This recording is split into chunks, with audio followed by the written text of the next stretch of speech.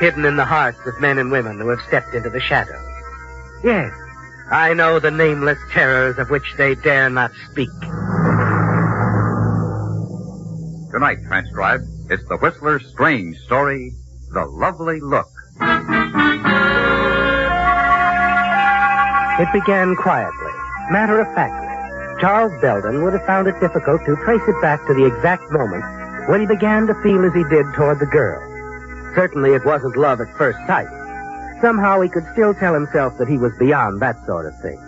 That as a respectable married man and the competent manager of the London importing firm, founded by his wife's father, he'd accomplished a certain reputation. But he did remember the first time they met. Some of the words they spoke. The way she looked at him. It was a Sunday morning, and out near the front gate the fog parted momentarily, drew back like a soft gray curtain, and there she was. She came walking up the road, hesitated as you discovered one another, silently, and then... Hello. Oh, hello. I'm sorry, but I've been walking forever, it seems. I wonder if you could direct me. I'm trying to find the Belden residence. Oh? Well, I'm Charles Belden. Oh, Mr. Belden. Of course you don't know me, but I came in response to the ad regarding a housekeeper. Oh. Or, you didn't write Mrs. Belden? Talk to her on the telephone? No. No, I thought it was best to meet her. Talk to her in person. Yes. Well, come along. I believe she's back from her morning stroll. A daily ritual with her, you know. Oh, here. I'll take your suitcase. Oh, you're very kind, Mr. Belden. Not at all. It's strange, isn't it, Charles? The effect of that brief moment of silence when you first caught sight of her. And a few minutes later, you find yourself oddly interested in the outcome of Helen's questioning. The interview with... Laurie, ma'am. Laurie Edgley. I read of your need in the Courier. I know I should have thought of references, but if you have no one else in mind... Well, we haven't. Have we, Helen? No. However, I'd appreciate a few days' trial, Mrs. Belden. Very well. We'll try it for a week. Oh, thank you, ma'am. And you, Mr. Belden. The way she looked at you. That's it, isn't it, Charles? Laurie's gentle, lovely look. It lingers in your mind, fading in and out of focus as you think about it. Consider its meaning. Somehow it's more than a grateful glance, Charles. You're certain of it. And it remains with you all through the days that follow, through the dull hours at the office. And then one night as you arrive home. Charles, in here. Why, what is it, Helen? Close the door. Charles, that young woman. We've got to get rid of her. Well, Laurie? Isn't she satisfactory? As a housekeeper, she's excellent. Well, then I don't understand. It happened early this afternoon. Oh, Charles, it upset me so. Mrs. Wilton drove up from the village. Oh, that busybody. She came to discuss the elections at the club. You know I'm running for the presidency, and I'm counting on her support. All right. Well, what happened? But Laurie didn't answer the door. I finally had to do it myself. Is that all? Why, Helen, the girl simply hasn't caught on to the routine of things. It isn't that. I'm trying to tell you. I spoke to her and Mrs. Wilton had gone. Charles, she asked if she did everything else to our satisfaction, would we mind if she didn't answer the door or take telephone calls? What? Naturally, I demanded an explanation. Well, did she give one? It isn't satisfactory. Not to me, Charles. What did she tell you? Oh, a wild tale. Something about coming out here to get away from someone. Oh? A man. He's in love with her. She professes to be terrified of him. Says that he's threatened to kill her. Oh, you don't believe her? Believe her? Of course not. Oh, Charles, you're not at all alarmed about leaving me way out here alone with her. Charles, I'll never understand you. You're careless of me, thoughtless, disinterested in everything. Even my father's company. Oh, Helen, please. No, you're going to talk to that girl. Charles, dismiss her. Oh, I'm sorry. I didn't It's know. all right, Laurie. Come in. I'm going to bed, Charles. Good night. Good night, Mrs. Belden. Laurie. Yes, Mr. Belden? Laurie, we've just been talking and... Yes? And Mrs. Belden told me how well you did your work today. And...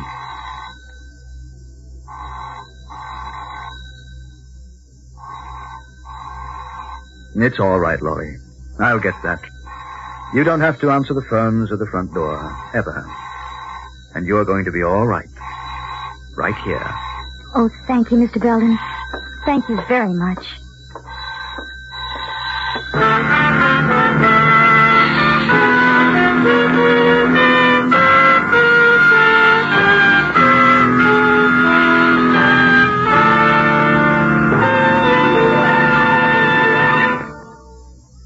In just a minute, The Whistler will continue tonight's story. All of us are proud of our hometowns, and rightly so. In this brief moment before we continue with our program, we'd like to offer a salute to one of our hometowns in America, New York City. Hometown to more people than any other in the world. Its history is pretty well known. How it was supposedly bought for $24 worth of trinkets from the Indians. How it started under the Dutch, went to the British, and passed to the young United States after the Revolutionary War. It was our national capital for 5 years, and George Washington was inaugurated there. Today, it's not only the biggest, but probably the busiest and noisiest place in the world. Much of its growth and prosperity is due to New York Harbor. The port clears more than 5,000 vessels a year and ships almost half of the entire trade of the United States. But New York City is many things to many people. It's not just San Francisco multiplied by 10 or Chicago multiplied by 3. It's Wall Street and Harlem, the Statue of Liberty in Greenwich Village. It's Broadway, otherwise known as the Main Stem or the Great White Way. More theaters are crowded in that area than any place in the world. It's the Empire State Building, the world's tallest structure. It's a parade up Fifth Avenue and a baseball game between the New York Yankees and the Brooklyn Dodgers. It's the Metropolitan Opera and Madison Square Garden. It's Rockefeller Center occupying 12 acres and 15 buildings. And it's the headquarters of the United Nations. It's the native New Yorker who never moves off his block and the immigrant who came from halfway around the world. It's the George Washington Bridge and the Holland Tunnel and Grant's Tomb. And when you've said all this, you've still only scraped the surface of what New York is like, what it's all about. But one thing is for sure. The people of New York are proud of their hometown and proud of the part it has played in the building of America. And now, back to The Whistler.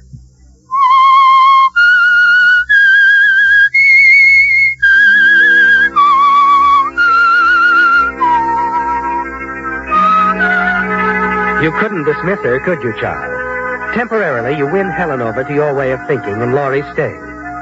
But week after week, the contest between you and Helen is renewed, and her patience reaching the breaking point. But it doesn't seem to matter, does it? Because you know that Laurie understands. And all the time, the strange, unspoken bond between you is increased, as she attends to your every wish, hangs on every word you say. You wonder how long it will go on, where it will lead. Then the answer finally comes in a phone call to your office. Mrs. Belden calling, sir. Go ahead. Yes, Helen. Charles, I want you to drop around to the employment agency sometime today and see about another housekeeper. Another? Helen, what do you mean? What's the matter with... I can't stand it any longer. I won't have Laurie around another minute. I've discharged her. What? I'm just not satisfied with this arrangement at all. But, Helen... Really, Charles, I don't care to discuss it any further, nor have I the time. I'm due at the club in half an hour. The elections, you know... Helen, will you listen to me now? No use, Charles. I've made up my mind. I've told Laurie she can stay just one more week, and that's all. For a moment, you sit there, stunned. Then slowly replace the receiver. And as you sit back, trying to think it out, you realize Laurie is everything to you, Charles. And just as she has tried to tell you, with every action, every look, you suddenly feel the urge to tell her.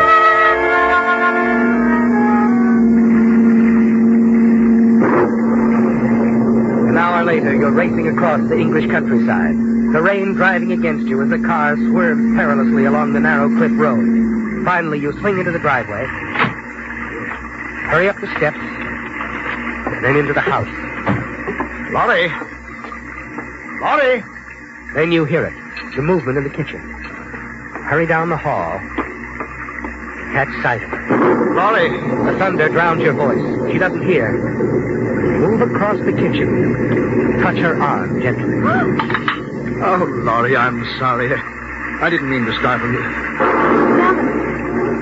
No, it's quite all right. It was silly of me to... Well, I always think it might be him. I know. Whatever are you doing home at this hour, Mr. Belden? Laurie, listen to me. You can't go away.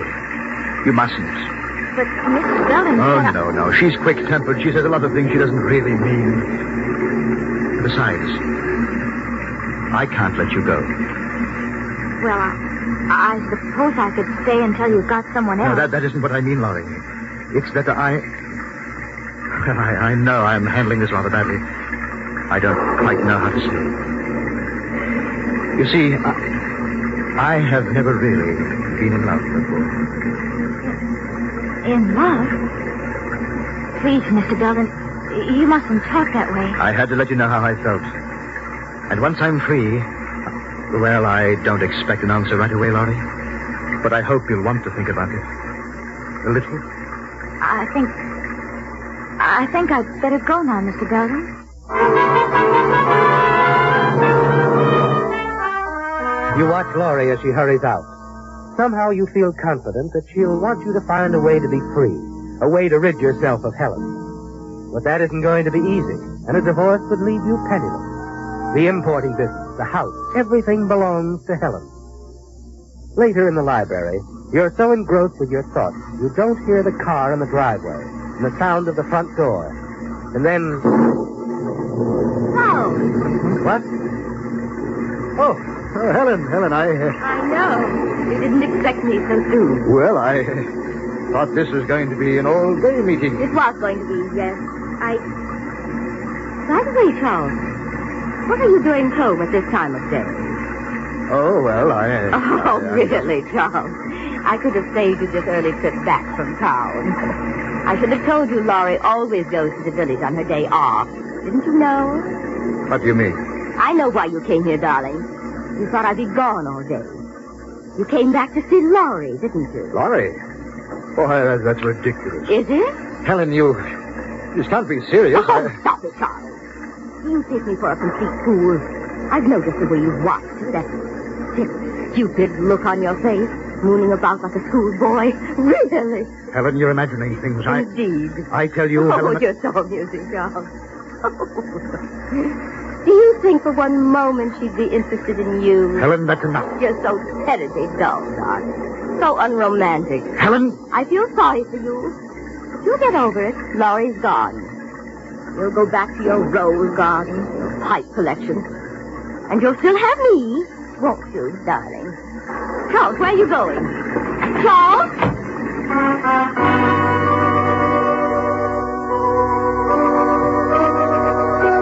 You wonder why you didn't kill her. Yes, with Helen dead, you'd be free to marry Laurie, wouldn't you? Suddenly, the answer to your problem becomes quite clear. You stop your car in the village and enter the tobacco shop. Morning, Mr. Belden. Good morning, Matthew. Seems like it's clearing up a bit, eh? What a storm we had last night. Yes, it was. What's going on over at the constable's office? I know there's quite a few people. Oh, there. Yeah, a bit of excitement we had. Constable and some of the lads brought a man down from the cliffs. Oh? The cliffs? Yeah, a tourist chap staying over at the inn. Decided he'd take a bit of a stroll early this morning and lost his footing. Yeah, lucky thing for him he wasn't killed. I see. Well, what'll it be, Mr. Belden? Well, the same as usual, Matthew. Small tin. Oh, no. Yeah, lucky chap, that one. Dropped some 15, 20 feet down to a ledge, he did. He was lucky, all right. There you are, Mr. Belden. Thank you. Mrs. Belden still take her walks along the cliffs every morning? Yes. Yes. She does. Yeah, better warn her. The cliffs are dangerous in this kind of weather. Never can tell what might happen, you know. You're quite right. You never can tell.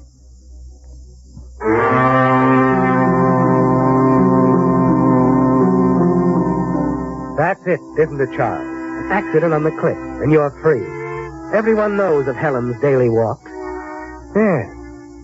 Late that evening, when you return to the house, Helen is already retired. You hurry to find Laurie.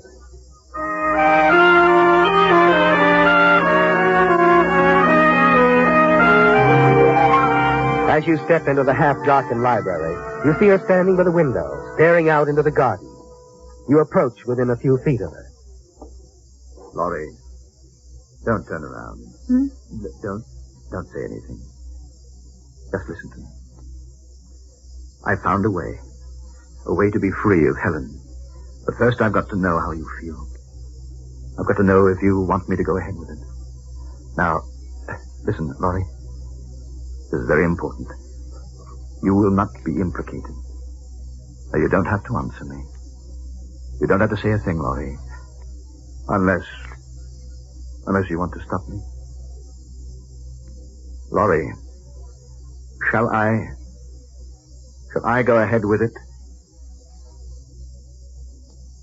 All right, darling. I'll do it.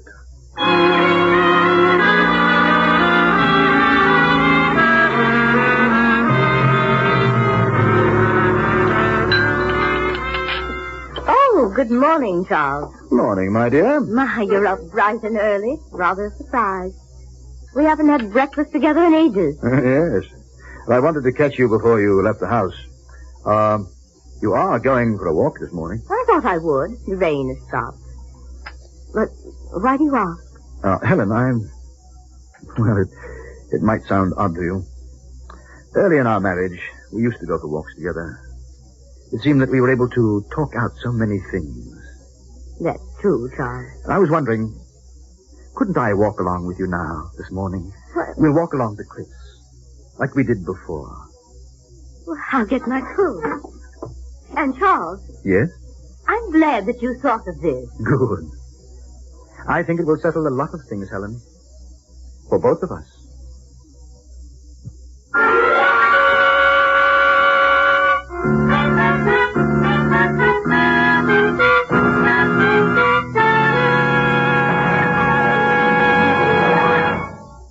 Don't be half right.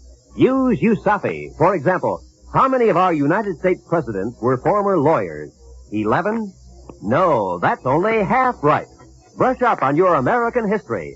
Tell your I&E officer you want to study with the United States Armed Forces Institute, USAFI. It's easy. It's simple. If you don't want to be half right, use USAFI.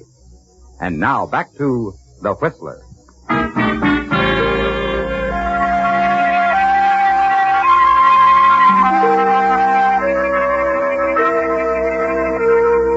It's all over now, isn't it, Charles? The walk along the cliffs with Helen is the last one you'll ever have to take with her. And as you turn away from the president, the fog moves in around you. And you hurry back along the path toward the house. You're anxious to see Laurie again, talk to her, gain the reassurance that sweeps over you every time she looks at you. There's magic in those moments, isn't there, Charles? An enchantment and beauty that cannot be denied. And after the weeks of waiting, you've settled it finally.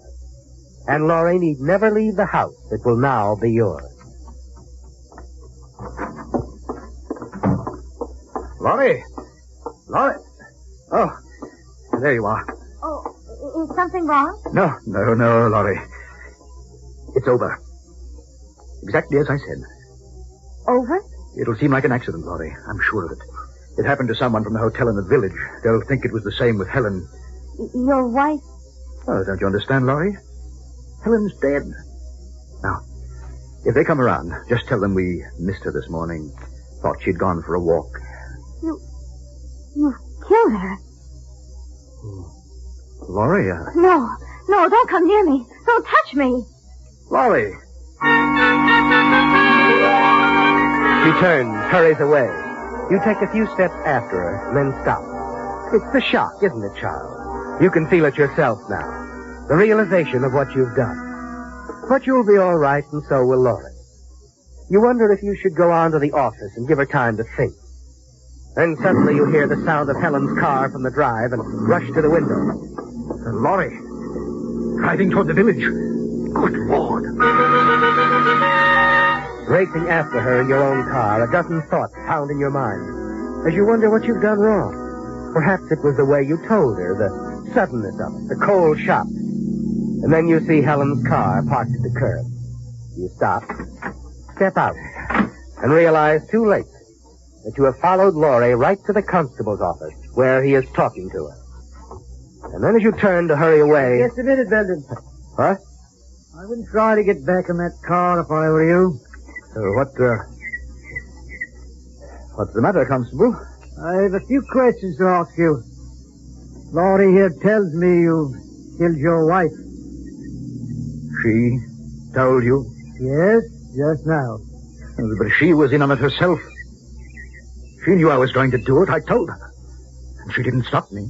No, that's not true. Laurie, last night in the library, you were standing by the window, looking out into the garden. The library? Last night? Why, I didn't even see you. But you heard me, Laurie. You must have. Just a moment, Belden. Laurie says she didn't see you. She couldn't have heard you. What? Don't you understand? That's why I couldn't answer the doorbell or the telephone. That's why I made up that story of the man who was supposed to be threatening me. Belden, haven't you ever noticed the way Laurie looks at you? Yes. A lovely look. She has a good reason for that look. You see, Laurie can't hear. And when she looks at you like that, she's reading your lips.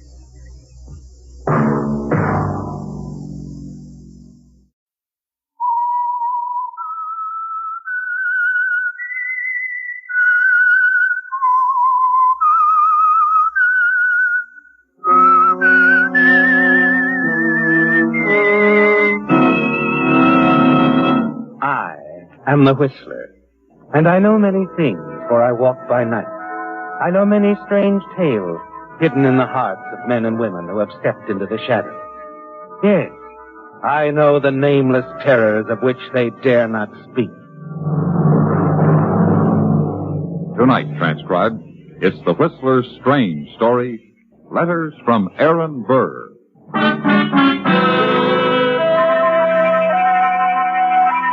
Beating down on the prison yard, the afternoon sun seemed to fade the grayness somehow, dwarf the height of the high wall. The prisoners, milling slowly about or standing in little groups, were talking quietly and smoking during their brief recess from the chores of the jute mill, the machine and print shops. Yes, it was a let-up in the middle of the afternoon, an easing of pressure on both the men in confinement and the guards who watched them. And in the far corner of the yard, there was one man who actually felt happy, pleased with himself as he talked with an older companion. You know, Pop, still kind of hard to believe. Guess I won't really believe it till I actually walk right out of those gates. Well, I envy you, son. I wish I hadn't pulled that last forgery. Figured it'd put me on my feet. Yeah, but you figured wrong, huh? Me, an artist who can duplicate anything. Ernie, I don't want to preach. Yeah, look, skip it, Pop. I'll manage. They tried to help you, the prison officials, people outside, too, but it's still the same. $5, a blue serge suit, and a pat on the back. Might as well be a shove. Yeah, sure. I like you, Ernie. You're all right. I want to make sure you stay out of here. So? So, there's somebody I want you to see. Mrs. Alden. Mrs. Alden? Oh, she's a fine, wonderful old woman. Tries to help people. Lives just for that.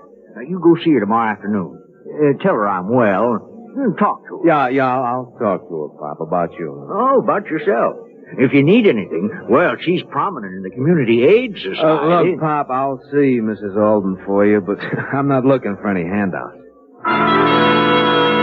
You forget Pop Wiley almost immediately, don't you, Ernie? Yes, because you've other things on your mind, other plans. Finally, as the big gates open for you, the guards call the last goodbyes and you walk through. There's a car waiting for you, and your old friend Joe Bennett reaches out to shake your hand and pull you inside. Hello, Ernie. Good to see you again. Real good. Yeah, thanks, Bennett, thanks. So you got my letter asking you to meet me, huh? Come on, get in, pal. Yeah, sure. Oh, say one thing. Take a look across the street there. Huh? What, the dame? Yeah. You know her? Never saw her before in my life. It's funny. Why? She's been hanging around ever since I pulled up. Kept watching the gate. Just sitting there in her car, watching, waiting. Oh, well. Hey, what do you want to do, Ernie? First, I mean, where do you want to go? Bennett, you just take me to the best men's store in town. And then? And then you can let me have a couple of $100. I want to get started right. Check. A few hours later, you enter the clothing store, don't you, Ernie?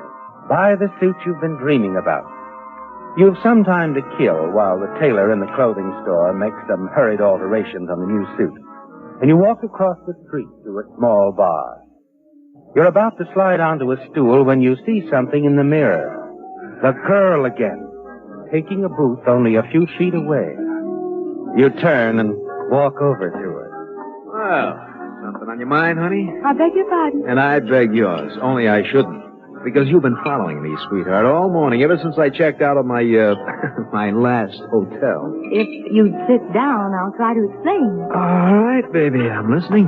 But you didn't listen to Pop Wiley and go to see Mrs. Alden, did you? Oh, you know Pop? Mrs. Alden does.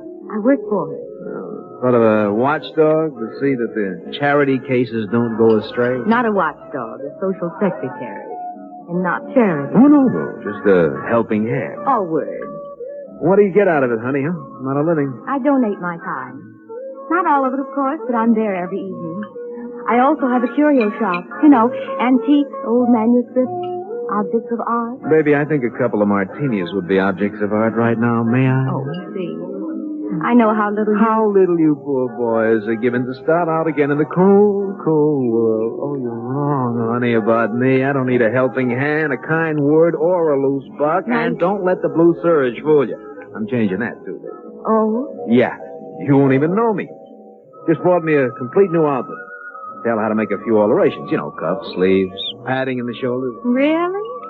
I'd have thought in your case they'd have to take a little padding out. Oh, well, baby, thank you. You're cute, too. Waiter. And never mind ordering for me. I think you can manage drinking alone. You seem so, self-sufficient. Okay. Your loss, honey. I'm sure of it. Goodbye. You ought to stick around. See me with the shoulder padding.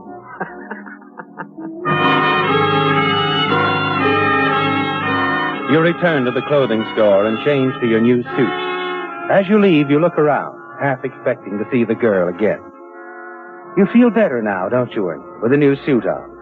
And it gave you a certain satisfaction to pay cash for it. Tell the tailor to throw your old one away or give it to charity. Half a block away, you stop and turn as you see someone crossing the street. It's the girl again, isn't it? She doesn't think you've seen her. You step back against a building and watch as she enters the store you just left. She comes out a few minutes later carrying something in a suit box. You hurry after her. The entrance to the alley, you stop as she reaches her parked car. You see her take the blue serge suit which you discarded from the box. A moment later, she tears at the lining with a nail file and takes something out. Hello, honey. What do you want? What do you got from the suit, I mean? My suit. Come on, let me see. Give me that. It's nothing. Well. Sort of a letter, huh? Signed by... What? Aaron Burr. It's just a joke. On who? Not Aaron Burr. Wait a minute. No letter smuggled out of the pen. I get it. Pop Wiley, the forgery artist. He's still at it, huh? No, that isn't true. Oh, it's the letter that isn't true, honey. Just a clever forgery, huh? Well, hey. Hey, that's pretty clever how you smuggle the stuff out of there on the backs of the poor unfortunate. You know, that's pretty neat, Miss... Fenton. Louise Fenton. Yeah, Fenton. Well, now. Fenton and Madden. No. I mean, Madden and Fenton. Well, that sounds kind of nice. Doesn't it, partner? All right, what's so funny? It's going to be a short partnership, Mr. Madden. This is the last letter. Oh? What's the matter? Pop's good old right hand getting shaky? No, but the sale of items like this is. Last one, huh? All right. Well, how much do I get? Half? Half. Oh, I should say about $5,000. 5,000, huh? Not bad at all. And now, partner, will you give me the letter so I can make arrangements for its sale? With pleasure, partner. And, when and where do I pick up my dividend? I'll have it for you. Where are you staying? The California Hotel, probably. I'll bring it to you there tomorrow. Good. Oh, and, partner. Yes. Don't get any ideas like this Aaron Burr guy had. I mean about pulling a fastie, shall we? Don't worry. Oh, but I will, baby. I'm going to be sticking close to you, honey, right up until you deliver those 5,000 wonderful green clams. Yeah. Till then, I'm going to think of nothing else.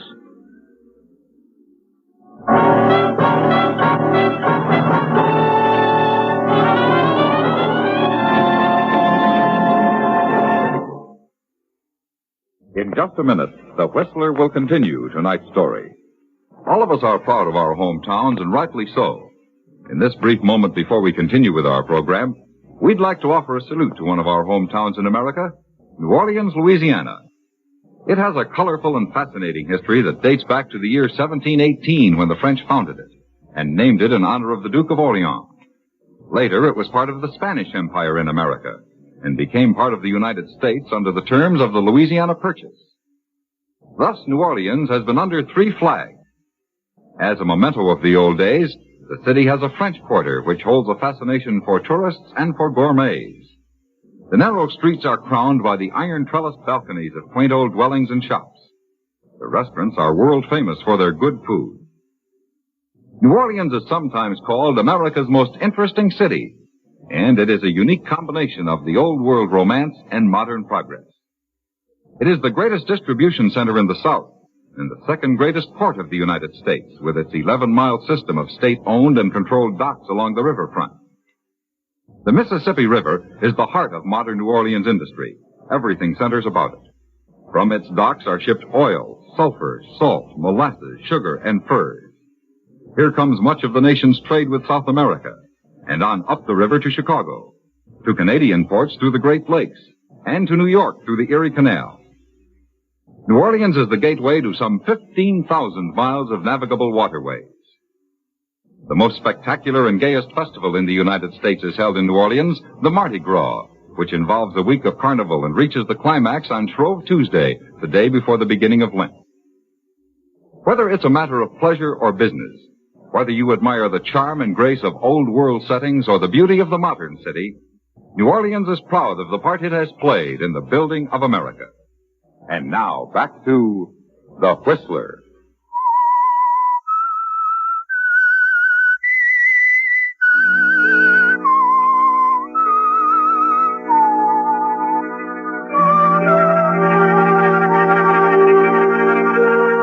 Well, Ernie, Pop Wiley wanted you to go to Mrs. Alden's house for another reason, didn't he? So that his accomplice, Louise Fenton, could somehow manage to get your suit in the letter Pop forged. The letter supposedly written years ago by Aaron Burr and worth quite a sum in the current collector's market. You decide not to take any chances. So that evening you pay a visit to Mrs. Alden's address and surprise Louise. I thought... Sorry, honey. I got lonesome. Want to talk some more. You shouldn't have come here. Why not? This is where Pop told me to come in the first place, see Mrs. Alden. She's upstairs asleep. I told you I'd bring you the money. I thought you just might have picked it up earlier. Well, all right, I did. Here, I have it for you. Just a minute. Well, that's better, honey. That's much better.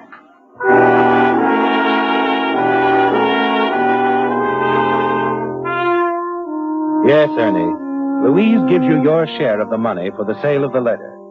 But despite what she told you, you decide to remain near at hand for any word that might indicate future possibilities in the transactions between Louise and Pop Wiley.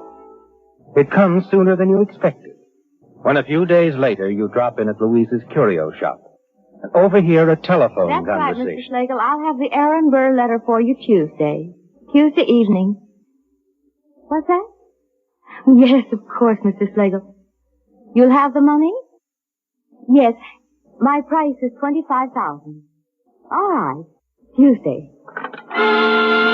Tuesday. That's all you need to hear. Louise Fenton lied to you, didn't she, Ernie? There is another letter, and you know just how it'll be smuggled out of prison. Yes. And that's why you're waiting outside the prison gates on Tuesday, bright and early, ready to intercept a certain party who's being released. Hello, Sid. Huh? Oh, Ernie Madden, what are you doing around here? I just came by to see you. Me? Yeah, I'm tied in with an outfit now. Oh, so long, kid. Wait a minute. This is legit. I'm working with a community aid society.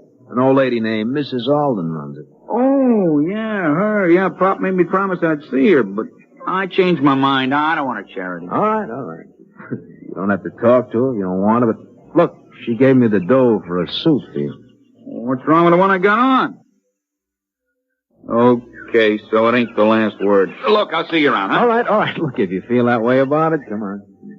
If you're going into town, I'll give you a lift. Huh? I got a car down the block. It's a free ride. You don't mind. A ride I can use. You get him away just in time, don't you, Ernie? Because as you round the corner, you see Louise's car pull up to the prison gate. You drive off before she can follow. Now you're alone with Sid. And you know it's not going to be easy getting him to part with his prison issue, the serge suit. A suit that's worth $25,000 because of the forged letter hidden in the shoulder padding. You've made up your mind, haven't you, Ernie? Yes. You're going to stay close to Sid in that suit he's wearing.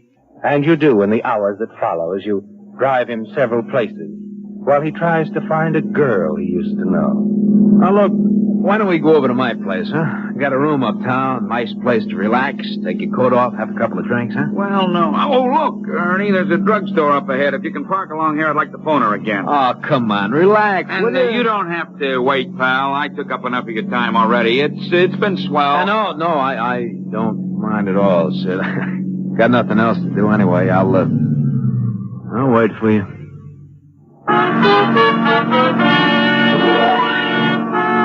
You find a parking place just around the corner from the drugstore. Light a cigarette, sit back, and wait for Sid to return. You've got to get that suit from him, and the letter you're certain is hidden in the shoulder padding. Yes. But how, Ernie? Quickly, you step around to the back of the car, the baggage compartment. Your hand closes over the heavy wrench. Slip it into your pocket.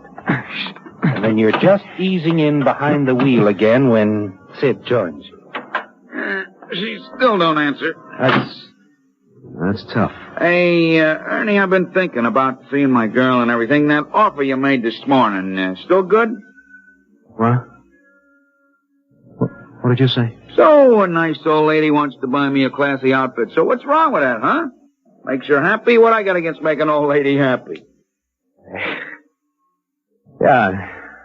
You're talking. Sure, so I let her buy me a suit. It's a smart thing to do. Sid, this is probably the smartest move you ever made.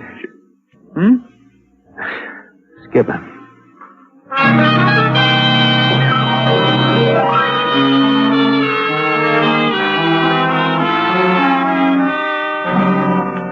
Yes, I think you'll really enjoy this suit, sir. Now, I'll have our tailor here in just a moment. Yeah, by the way, will it take long? Well, we've been rather busy, you know. I'd say the suit should be ready sometime tomorrow afternoon. Well, look, pal, maybe you and the tailor could get together, split this 20 between you, huh? And get the suit out to my friend Wiley Waits. Well, I think perhaps we can arrange that. That's good. The alterations are minor, really. Fine. Here, and this will take care of the suit. Oh, thank you, sir. Sure. Hey, you leaving, Ernie? I got a very important date. Look, here's a magazine you can read while you're in the dressing room waiting for the alterations. I'll take this blue serge of yours with me, Sid. Mrs. Alden, you know. She can give it to someone who could really use it. See you around, pal. Back at your hotel room, you rip open the suit coat. And there it is, Ernie, neatly concealed in the shoulder padding. The letter from Aaron Burr. The letter that you're sure is a forgery from the skilled pen of Pop Wiley. And it will bring you $25,000. It takes you a little time to find the man you're looking for. Mr. Slagle, the man Louise spoke to. But finally you find his phone number. Call his office. And then... Hello? Hello, is Mr. Slagle in, please? Hello, Ernie. Louise? Yes, Ernie. I've been expecting you to call. When I didn't hear from you, I knew you would call here. So I've already talked with Mr. Slagle. Oh, look, what's the idea? I told him, darling partner, that you'll be delivering the letter. You can meet us at my curio shop. You know the address? Okay. What time? 8 o'clock will be fine. And don't be late, Ernie. Mr. Slagle is a very interested buyer. Yes, well, Ernie, Louise has outguessed you, hasn't she? But it's still a windfall, and you'll still share in Mr. Slagle's payment. Shortly before 8, you drive across town and enter the curio shop. Come in, Ernie. Come in. Yeah. I want you to meet Mr. Slagle. Mr. Slagle, Mr. Davis, my associate. How do you do, Mr. Davis? Mr. Slagle. You have the letter, Ernie? Yeah. Yeah, here you are. Thank you. Oh, yes, that is it. And now, Miss Fenton, this envelope is for you, if you care to count the money. No, that won't be necessary, Mr. Slagle. Thank you. After all these years, the letter is mine. You don't know what this letter means to me, Miss Fenton, Mr. Davis. And you don't know what this envelope means to me. To both of us, darling. Of course, Ernie. To both of us.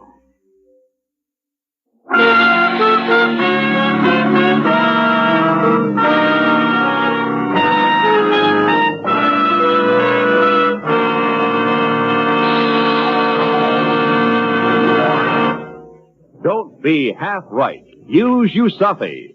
Are you interested in machines and electrical power? Would you say an ordinary-sized turbine could have as much as 5,000 horsepower?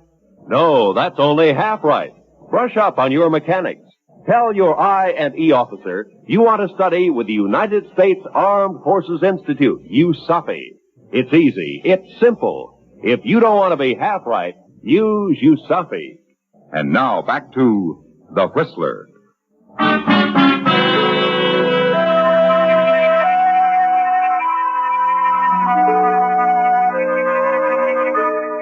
It's over, Ernie. You've sold the Aaron Burr letter to Mr. Slagle, and he's given you and Louise the $25,000. It's fantastic, isn't it? How you discovered the clever plot between Louise Fenton and old Pop Wiley, the imprisoned forger. But Louise caught on to you when you intercepted the second letter, unwittingly smuggled out by Sid Nolan. Yet it really doesn't matter now, because the money Slagle paid is enough for both of you. You smile as Mr. Slagle leaves the shop. But as he does, someone else enters. Hello, Madden. Hello, Sir Larry. What do you want? A word? In private, if you'd rather. No, it's okay. Miss Fenton, Lieutenant Solari, Police Department. How do you do? Hello. All right. What brings you around here, Lieutenant? Sid Nolan. Two of you got pretty chummy today. Spend an awful lot of time together. You ought to know we don't like a couple of parolees palling around. Okay. I was just doing him a favor. Anything else? I guess not, Madden. For now. Hi, Miss Collins and Mr. Davis. I just wanted to say if you ever run across any more original Aaron Burr letters... Pardon me, Mr. Slagle. Augustus Slagle. May I see that letter? Huh? You sure this is the real thing, Mr. Slagle? Real? Why, of course. It's funny, you're Mr. Davis here. His real name is Ernie Madden. His former cellmate, a man named Wiley, is an expert forger. Forger? You mean this letter's a fake? How about it, Ernie? Okay, Solari, so it's a phony. Ernie, don't. Give it, Louise. It's no use. Now when you call, I ought to know. Ernie, you fool. It's not a forgery. Don't you understand? Pop Wiley had to have something to work from. Oh, yes. I sent Pop a genuine, original Aaron Burr letter. This is it. The one we just sold to Mr. Slagle.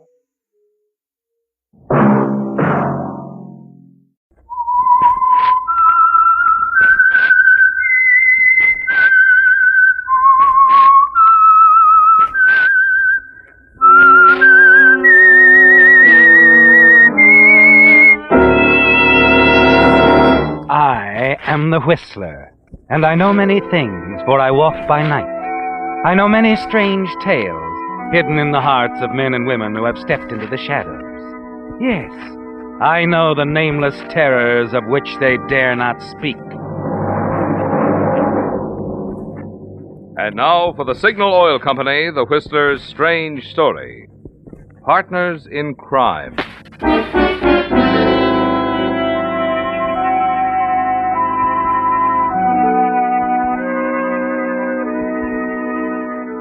The The fog clung in little patches of moving mist to the abrupt sides of San Francisco's telegraphed hill. The bungalow on the side of the hill seemed to cling even more precariously, though it had hung there for years. Below could be seen the twinkling lights across the bay. Inside the hillside house, a strange scene was in progress. A man lay stretched inertly across a couch at the far end of the living room. Elsewhere were the unmistakable evidences of a cocktail party. And through it all, a strange, ominous silence. It could be sensed outside by the two people standing on the front porch. They looked at each other and gasped in fear. John. Smells like gas escaping. I'll knock again. You don't suppose... Please, John, quickly. We've got to wake him up. Chris! Hey, Chris! Chris! Open the door, Chris!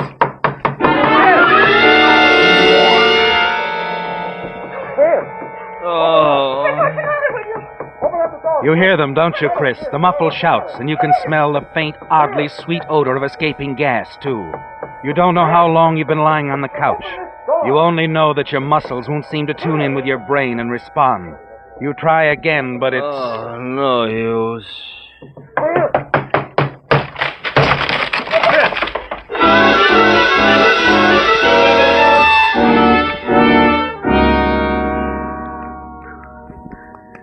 Come on, Chris. No. Chris, you're all right. Come on now. Come on. Hey, you got me out of there. Sure we did.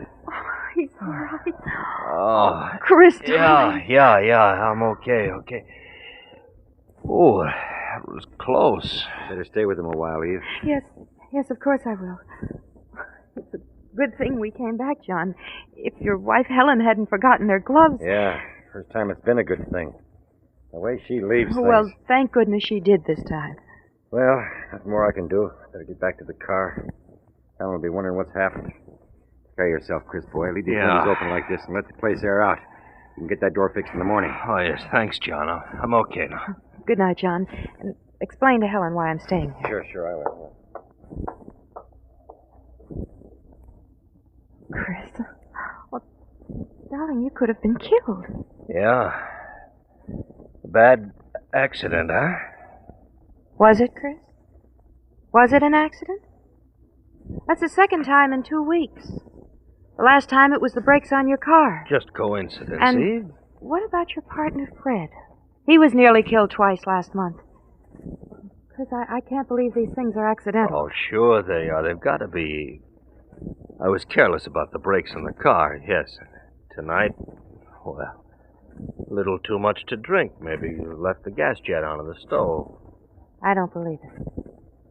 Well, I'm here anyway. Let's forget it. I can't forget it. You go on home now, honey. Get some sleep. You're upset, that's all. I am upset, Chris. I'm terribly upset. You'll be all right, darling. You sure? Sure. Perfectly all right.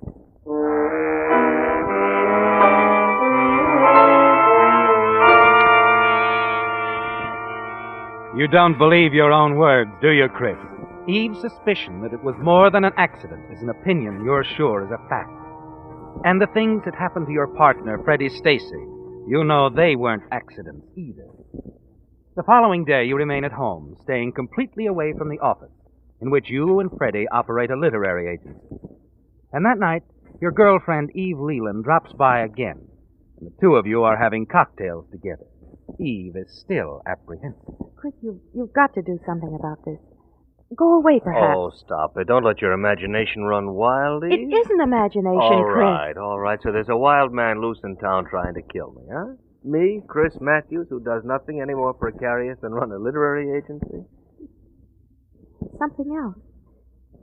Something in the air. Things that have been happening to you. Chris, I'm afraid.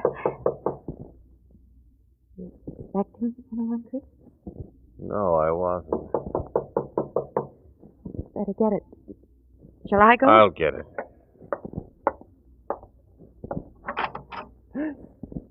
Captain Driscoll? Oh, no, it can't be. Sorry, Mr. Matthews.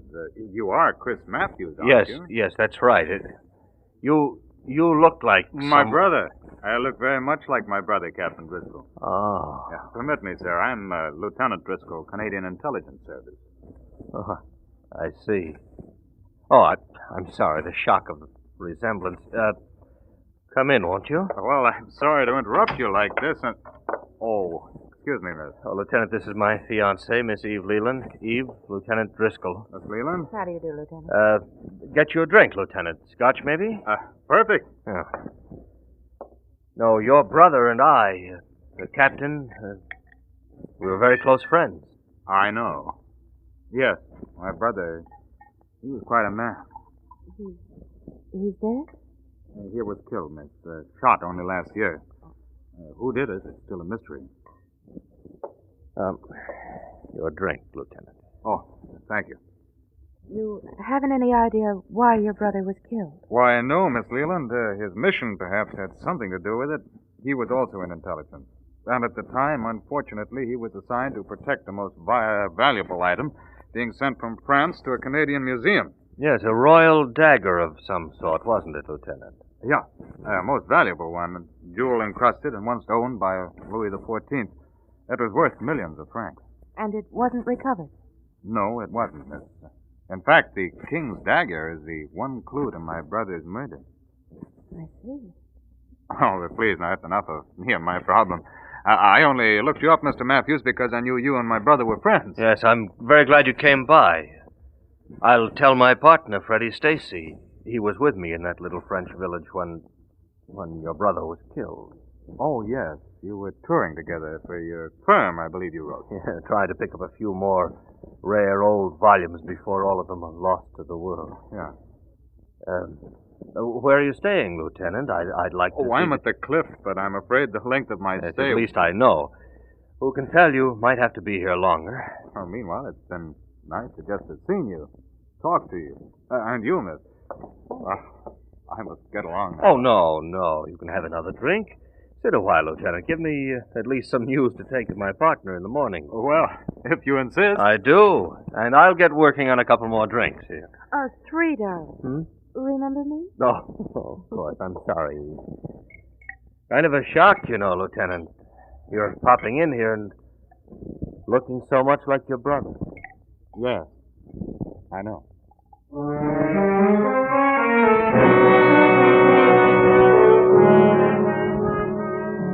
There's a reason you're not thinking of Eve, isn't there, Chris? Yes. And the conversation for the remainder of the evening holds little of your attention. So you're glad when they both leave. Next morning at the office, when you walk in on your partner, Freddie, and confront him with the news. Well, Freddie, last night our past came calling. Huh? Captain Driscoll's brother. Looking so much like him, I almost thought I was seeing a ghost. What does he want? What's he doing here? He claims it's official business. I hope it has nothing to do with the king's dagger. We've got to get rid of it as soon as it arrives. We've waited long enough. I wonder if we can ever wait long enough. Well, your idea of laying It low... was as much your idea. Well, arguing isn't going to get us anywhere, Freddie. You don't seem to be worried. What is it, Chris? Some idea turning around in that conniving brain of yours? Some way of making me the fall guy? Blood pressure, Freddie. You were always too excitable. And with good reason. Having you as a partner in crime. Partner in murder. Remember that, Freddie boy. It keeps us close. Close?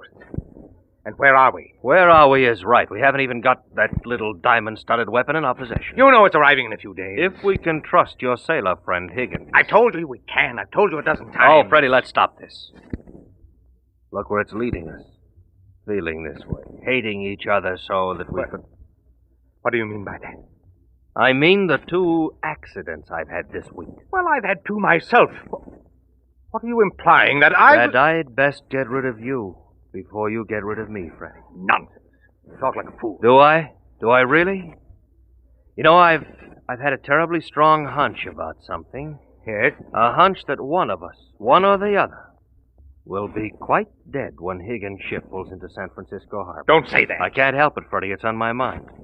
The thought that one of us will be dead. I wonder which one. Don't you, Freddie?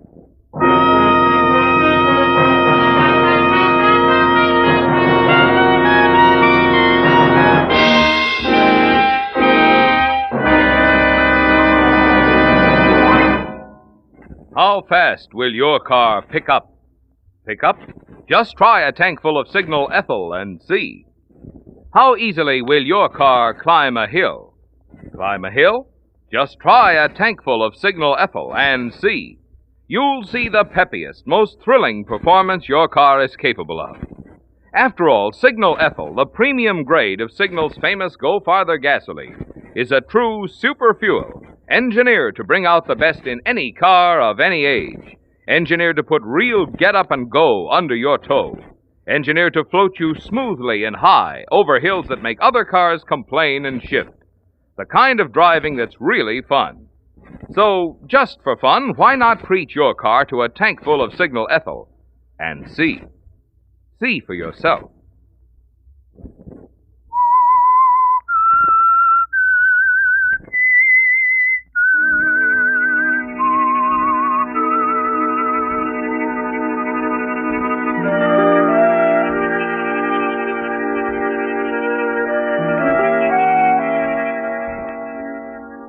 You weren't toying with your partner, Freddie, were you, Chris? When you made your grim observation that one or the other of you would be dead.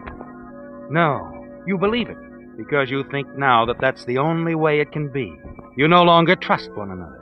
You watch each other like a pair of sentries, fearful that at the least expected moment the other will strike. That's the way it is for the next few days after you talk with Freddie about the brother of the man you two murdered.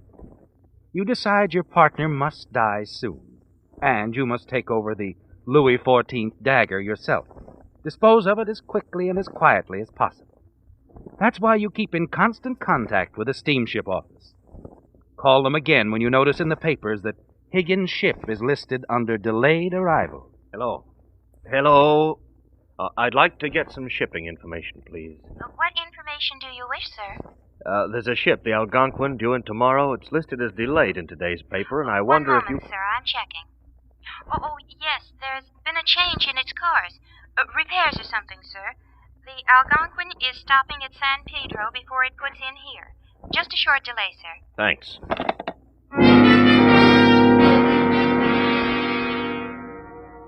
As you hang up and leave the bungalow, an idea suddenly occurs to you, doesn't it, Chris? Yes. And as you drive downtown, a plan begins to take shape in your mind. Before going to the office, you stop and send a wire to Seaman Al Higgins, care of his ship in San Pedro, asking him to phone you. Just before lunch, you're at your desk when the phone rings. Hello? That you, Mr. Matthews? Yes? Alfie Higgins here, Governor. What's wrong? Oh, Higgins. Nothing's wrong, nothing at all. Well, now, that's a relief to hear, that is. How did everything go? Smooth, Governor. No trouble at all. Oh, good. I hope this here delay isn't going to cause you any hardship, Governor. As a matter of fact, it does make things sort of awkward. But there's a chance we'll be shoving off late tonight or first thing in the morning. I'm afraid that's no good, Higgins. Now, you'd better wait for me there. Oh? I'll leave right away and meet you in San Pedro tonight. Well, it might mean I'll have to jump ship. Oh, you won't mind that, will you? Oh, no, I won't mind it a bit, Governor. Where'll I find you? You just ask for Alfie Higgins. They all know me along the waterfront. Now, let's fix a time and a place. Well, there's a little hotel not far from the docks. Now, wait. I've got a better idea. A friend of mine has a beach house in Redondo. Why don't we meet there? Nice and quiet. We won't be disturbed. Whatever you say, Governor. Well, the address is 81374 Coast Road. 817? No, 81374. You'd better write it down. I'll remember it. No, write it down. All righto. 81374 Coast Road. Got it? All right. I should be there around midnight. Midnight it is. Oh, and Governor. Yes? You'll have my money, eh? 10,000. Cash. That was the understanding. All right. You'll get what's coming to you, Higgins. Don't worry.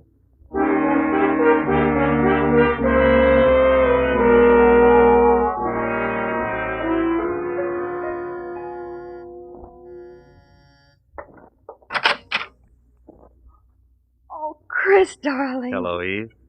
Oh, I didn't expect to see you at this time of day. I'm leaving town, Eve. What? No, wait. I don't mean for good. Just a short vacation. Don't scare me like that, darling. Just that I have to get away for a few days. But to take your advice and sort of get hold of myself. got nerves. You know, that affair at the bungalow the other night, it's sort of catching up to me. Oh, of course, darling, I understand. And, I was wondering, Eve, you know that beach house of yours in Redondo? That's still for rent, isn't it? Chris, that would be a wonderful place for you. It's so quiet and peaceful, the ocean at your front door.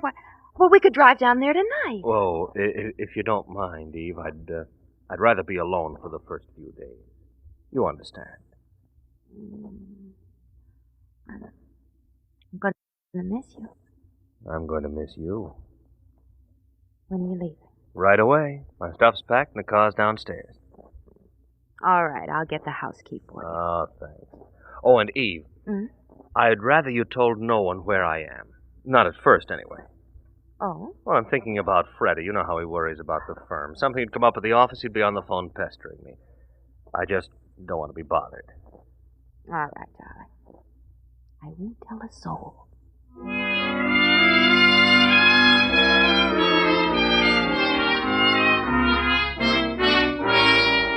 It's regrettable, isn't it, Chris, having to give up a girl like Eve? But she just doesn't fit in with your plans, does she?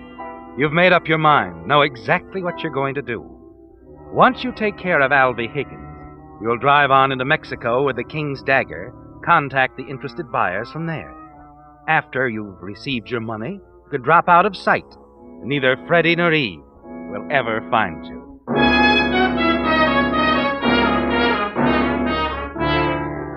You make excellent time on the road between San Francisco and Los Angeles, arriving at Redondo Beach an hour and a half ahead of schedule. You're eager to get it over with, aren't you, Chris? So you drive on to San Pedro on the chance that Higgins is still aboard his ship. Hello, you up there. Yeah? What can I do for you? I'm looking for Alvy Higgins. Is he aboard? No. Went ashore a little while ago. He did, huh? Yeah. Don't know when he'll be back. Said something about having a big deal cooking over in Redondo. Okay, thanks. You've missed him, Chris, and that means you'll have to go back to Redondo and wait for him.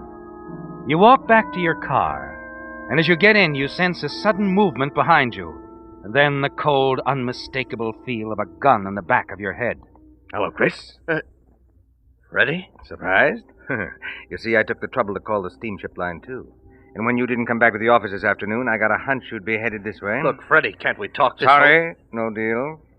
This, as they so often say, is the end of the line for you, old man. Start the car. Oh, Freddie, listen Start to... the car!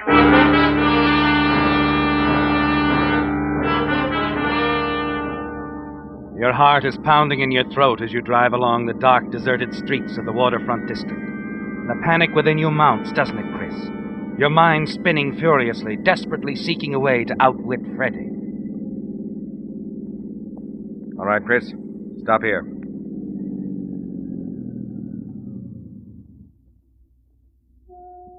Now, get out. Now, Freddie, wait a minute. Move. Go on, straight ahead out there on the dock and keep in the shadow. How'll you have it, Chris? In the back of the head? Just like you gave it to Captain Driscoll? Freddie, listen to me. Listen, you can have the dagger, my share of the money. If I let you live. And huh? the firm, I'll get out. I'll leave that to you, too. Oh, there'd be too many complications, too many papers to sign. You might change your mind. No, I swear I won't. No. It's much simpler this way, old man. A well-placed bullet and our partnership is dissolved. All right. This is far enough. Now, turn around. I'll turn around, all right. You lunge with a suddenness that takes Freddie completely by surprise. Then your fist catches him full on the jaw. He staggers back, crashes into some empty crates. In an instant, you're on him. All right, Freddie. I've got the gun now. So you have, old man. So you have. Now get up. Look, Chris, old man. Don't move. I don't suppose you'd be interested in a little proposition. No, I don't suppose you would be. You don't have much time, Freddie. As soon as that freight train is close enough to cover the sound of the shot, you're going to get the bullet you promised me. Me.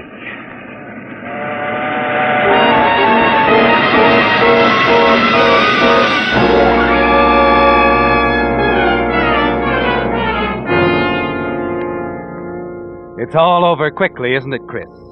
You stand there as the train rumbles past, staring at the lifeless body of your partner. Then you slip the gun into your pocket and hurry to your car.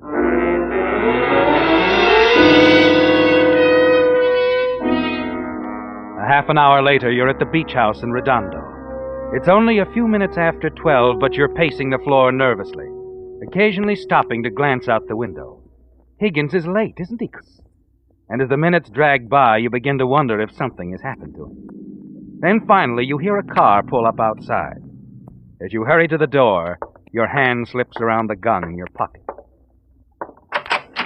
Evening, Governor. Well, well, Higgins, I've been waiting for you. Come in. Hey, look, Governor, Here now. What's the idea of the gun? Oh, I'll explain it all to you. Inside, Mr. Higgins.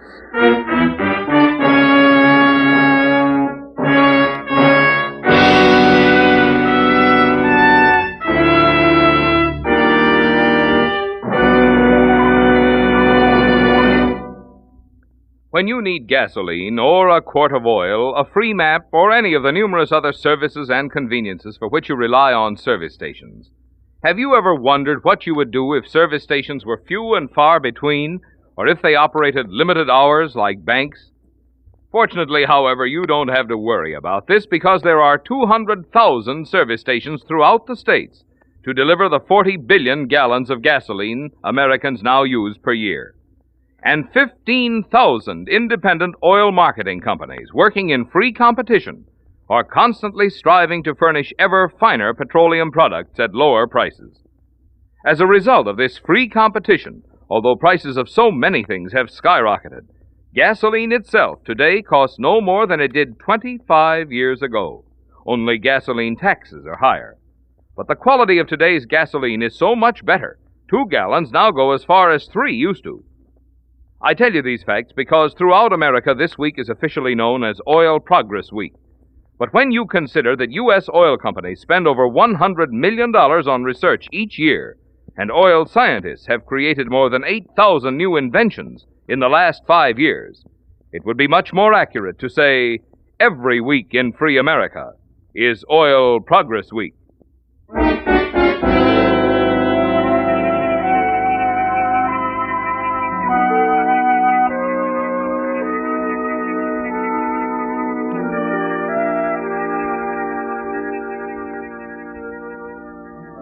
Your plan has met with great success, hasn't it, Chris? Yes, things have turned out much better than you believed possible.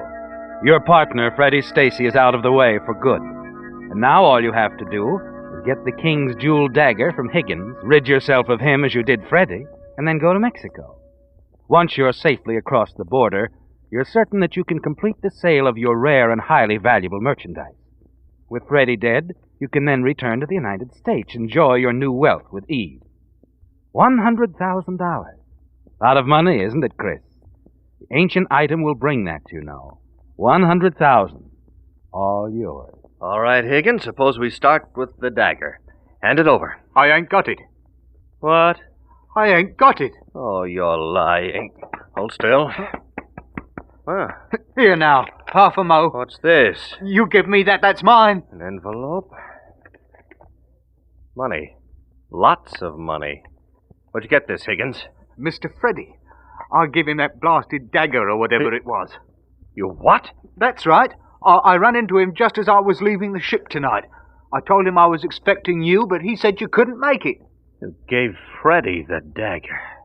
Well, I got to thinking about it after I left him that perhaps he was double-crossing you, so I decided to come out here and see if you were waiting. Had it with him all the time. If they haven't found the body yet, there's a chance I can Body? get it. Yes, Higgins. I killed Freddie with his own gun. Now I'm going to have to kill you with it, too. Now, I'll look here, need this Governor. 10,000 of yours, Higgins, in case the police have already found Freddie's body in the dagger. Now move. Move, I said. We're going to take a nice, quiet little walk along the beach. Hold it, buddy. Huh? Here from the sheriff's office. Drop that gun. Drop it, I said. There. That's better. Lord love a duck. This is one time old Alfie Higgins is happy to see the law. This bloke was going to kill me. That's the way it looked to us. How do you gents happen to get here? A man named Fred Stacy was shot to death over in San Pedro tonight. When we searched his body, we found this jewel dagger, all wrapped up in this paper. Just plain wrapping paper. But there's an address scribbled on it. 81374 Coast Road. That's this place right here. Higgins, did you? That's right. I wrote the address down, just like you asked me to. Remember, Governor? You insisted upon it, and, blimey, Alfie Higgins obliged.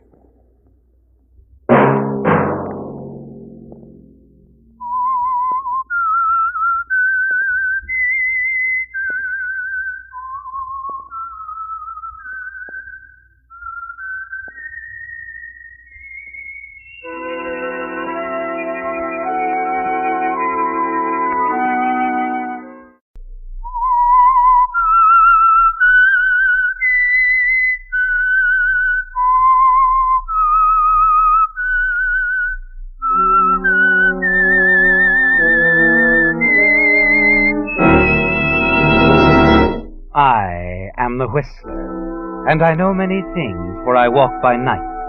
I know many strange tales, hidden in the hearts of men and women who have stepped into the shadows. Yes, I know the nameless terrors of which they dare not speak. And now for the Signal Oil Company, the Whistler's strange story. Two Smart People.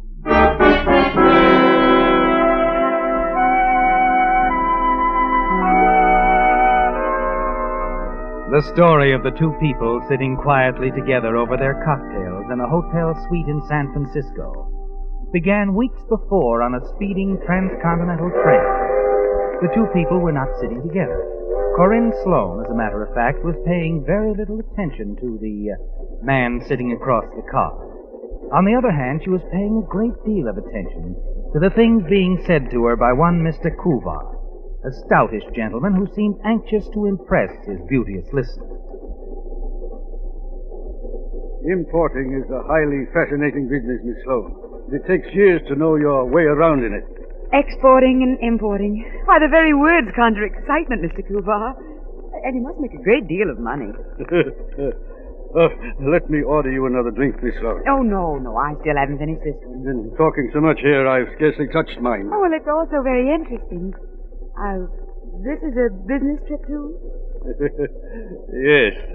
I would say that this little scrap of paper, this bill of lading, my dear, is an open sesame to quite a sum.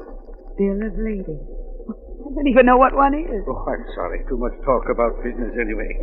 Just a paper covering an import shipment, that's all. And that's why you're going west? To San Francisco, yes. Oh. Interesting place. Always enjoy visiting it. I remember a time when I arrived there on a trip. You continue to look at him, don't you, Corinne? But you've stopped listening, because Mr. Kuvar has said the magic words you've been waiting for since nearly a week ago, when you chanced to overhear him in a mysteriously furtive telephone conversation from a Chicago hotel room adjoining your own. Those words come back to you now exactly as they did through the open windows of the hotel room. At that time, while he didn't realize it, Mr. Kuvar was standing only the width of a wall away from you and saying, My shipment is due to arrive in San Francisco Saturday. Huh? Yes, I understand. How will I make delivery? Huh? The Mid-City Hotel. What name? You'll be registered there? Good. I'll have what you want. And the payment to me, it will be in cash, 50,000, and I'll never be mentioned in connection with the transaction? Good. I'm leaving Friday to pick up the goods. I understand. Goodbye.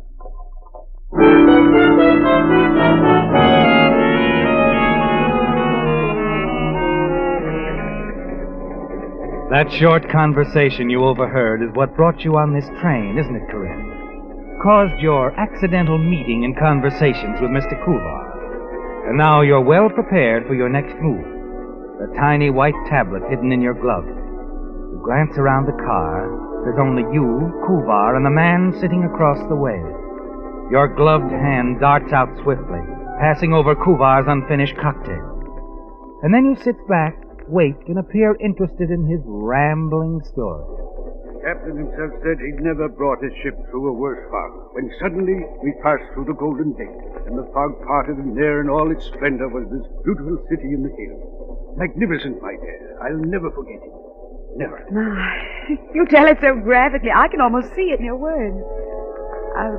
Mr. Cooper, you still haven't finished your drink. Huh? Oh, true, I haven't. That's what you need after all that storytelling. No, I think I've had enough. If you'll excuse me, Miss Sloane, I'm going back and rest a bit before dinner. Oh, but you can't do that. What? Huh? Oh, how dreadful of me after you've entertained me so. Perhaps I'll see you at dinner, Mr. Cooper. Oh, indeed you will. My pleasure. And now you will excuse me until, say, 7 o'clock. Of course.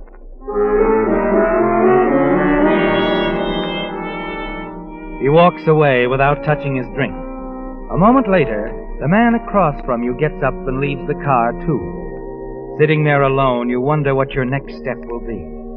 Decide that you'll wait until after 7.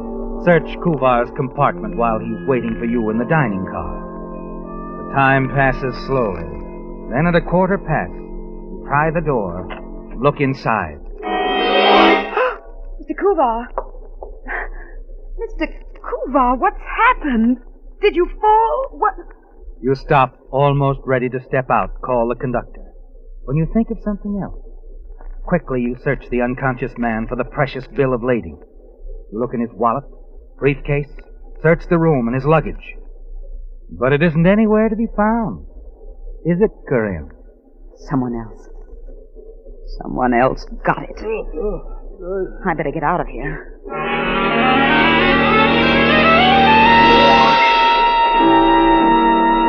Back in the club car, you sit down, dazed, wondering. Excuse me. Then realize that someone is speaking. The man who was sitting across from you and Kuvar earlier. Excuse me, but are you all right, Miss Sloane? Oh, certainly. Well, you didn't seem to hear me when I spoke. Well, it's nothing. So you know my name? Oh, I heard the gentleman you were talking with a little while ago call you Miss Sloane. Did you by any chance lose something? Lose something? Like what? Like this glove. I saw it near the chair when you were sitting with the stout gentleman. Oh, yes, it is mine, thank you. Oh, not at all, Miss Sloane. Hey, the train's slowing down. I think that we stopped here. Where are we? I'm sure I don't know. Oh, Porter. Yes, sir? Why are we stopping? They're getting an ambulance, sir. A gentleman in car 79's injured. Is it anything serious? Oh, no, ma'am, but we'd never stop here ordinarily. They're going to take him to the nearest hospital. I see. Oh, the poor chap. I think I'll go ask the conductor if there's anything I can do, even though I just met him. Met who, Miss Sloane? I don't believe I heard the injured man's name mentioned. Sorry, I'm confused. Excuse me. Certainly. No, I'm going to offer to help, too.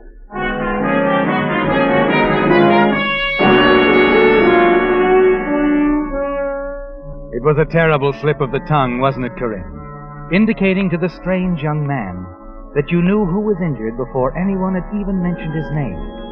Oddly, he didn't seem too surprised, but you feel that he believed your quick explanation, that you were confused. You hurry from the lounge car, and then, a moment or two later, you see him again in the small crowd that gathers near the steps as Mr. Kuvar's unconscious form is carried off the train. Going to be all right? Yes. Just give us room here, folks. Please, give us room. Let the doctor through. Now, lady, Mother? would you finish what you were just telling me? I don't know if it'll be of much help, Conductor, but it does seem as if this might be more than an accident. Well, this chap you saw entering Mr. Kuvar's compartment, what part of the train did he come from? The forward cars from the direction of the club car. Mm-hmm.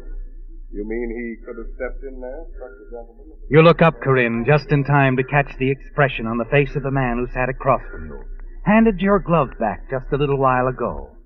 You see him flinch slightly, and suddenly you're certain about him. So certain that you detach yourself from the crowd on the station platform and board the train unnoticed. Porter. Yes, ma'am? That gentleman I was talking to a moment ago, he's in my car, isn't he? No, ma'am.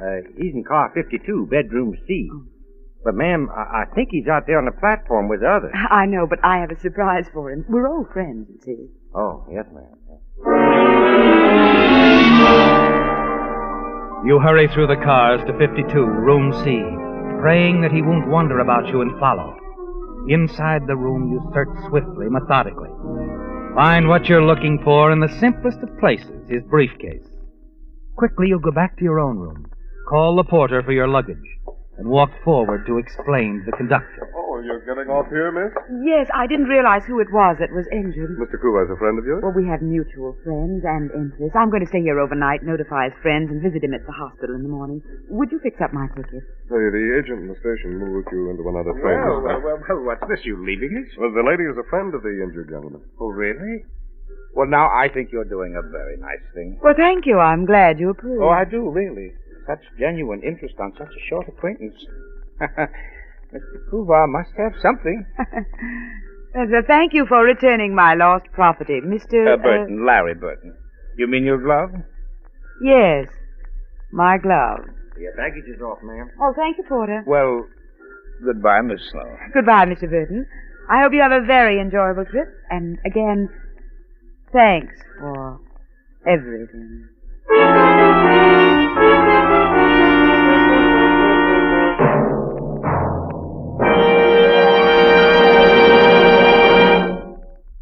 The high-compression motors of many of today's newer cars are designed and built to perform best on a premium quality gasoline, such as Signal Ethyl. But if you're driving an older model, maybe you think you wouldn't notice any difference in Signal Ethyl. Well, you'd change your mind if you just see some of the vintage models that fill up at the Signal Ethyl pump and hear the enthusiasm of their drivers. For instance, a chap who lives up in a hilly section was telling me, "You should hear some cars clatter and struggle when they try to pull my hill. But with Signal Ethyl, my 41 model walks right up in high." Another driver of a 39 model remarked, "On cool mornings, I hear some of my friends complaining about hard starting. But with Signal Ethyl, my car starts quick as a rabbit."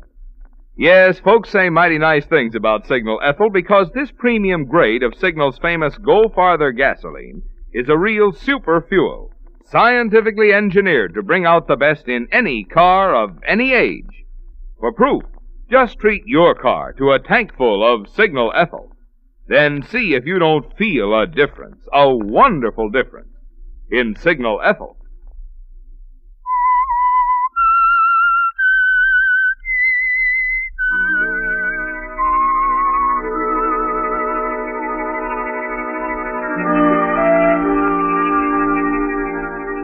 It was almost amusing, wasn't it, Corinne? The swift exchange on the train with Kuvar and Larry Burton. First, Kuvar's failure to drink the cocktail into which you had dropped the sedative. Then Larry's bold attack, which may even yet prove fatal to Kuvar. Larry must have been very confident that you didn't suspect him to let you out of his sight without checking the contents of his briefcase. He'll be confused and angry when he discovers that the precious little slip of paper, which seems to be worth so much, is missing. It's safe in your purse, isn't it, Corinne, as you board the next airplane west. At San Francisco, you check into a hotel, hurry to the steamer docks and the freight offices of the American-Italian Steamship Company.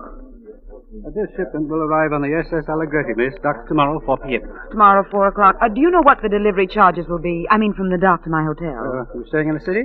At the Bayview, yes. Let's see. Charge won't be much. Well, I wanted to pay now and have the shipment sent there. All right, ma'am. I'll fix it for you. No trouble at all.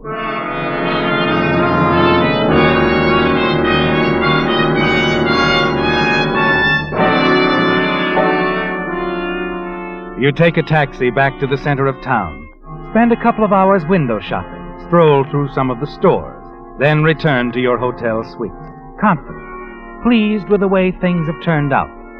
But the moment you step inside your bedroom, you know something is wrong, don't you, Corinne? Your suitcase on the floor, open, your things scattered about.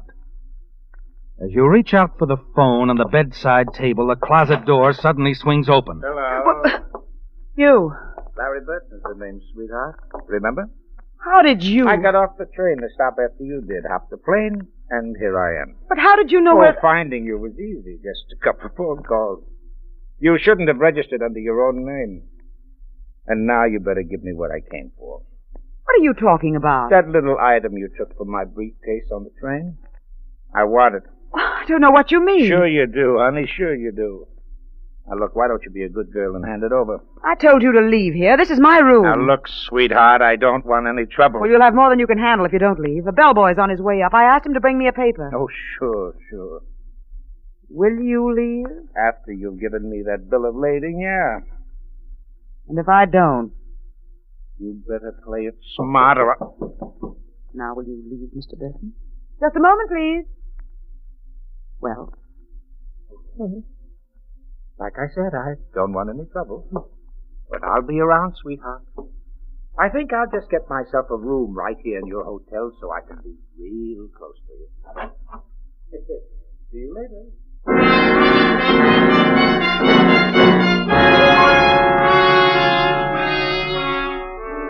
It was a shock, wasn't it, Corinne, finding Larry Burton in your hotel suite, when all the time you thought he was still on the train. Long after he's gone, you pace the floor, wondering what you must do, how you can outsmart him. Finally, you pick up the phone, call the steamship company, and ask them to have the shipment delivered to another hotel, the Carson House.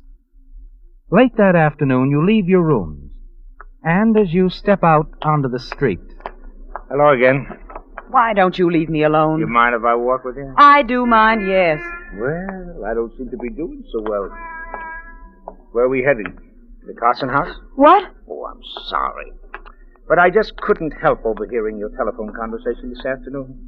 In fact, I'd been right outside for an hour hoping I would hear it. Open transom, you know. Should watch those things. Thanks for the advice. You're welcome. And I've got lots more advice for you, sweetheart. I'm not interested. Now, look. I've got a proposition for you. Yes? Mm-hmm. You know, Corinne, we'd make a great team, the two of us. Really? Mm-hmm.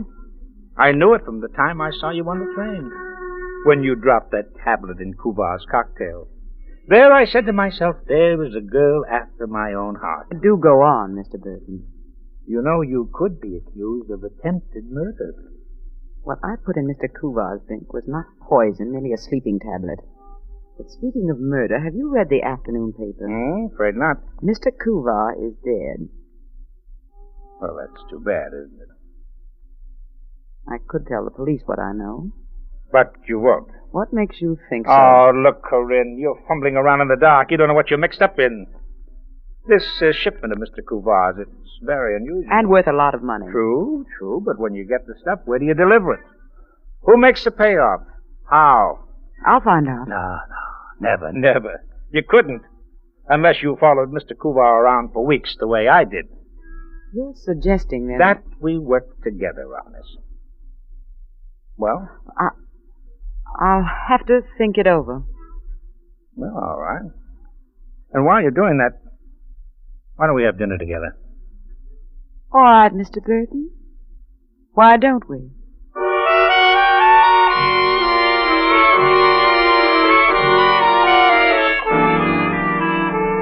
It's the smart thing to do, isn't it, Corinne?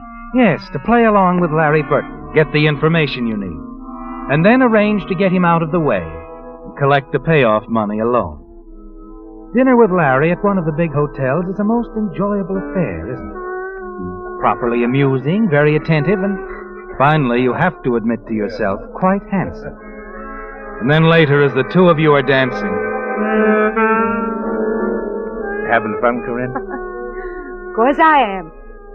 Dinner was superb. The music's just the way I like it.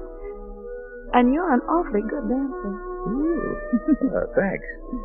You've been rather quiet all evening. I was just wondering if... I'm sorry. Just that I have something on my mind. Remember? You reached a decision yet? Yes. Well? All right, Larry. We're a team. You sure? Of course. You wouldn't be figuring on a double cross? No, Larry. The way I feel, I couldn't double cross you. Oh, that's what I've been waiting to hear, sweetheart. Come here. Larry, please, not here on the dance floor. Who cares, honey? Who cares? All right. Who cares?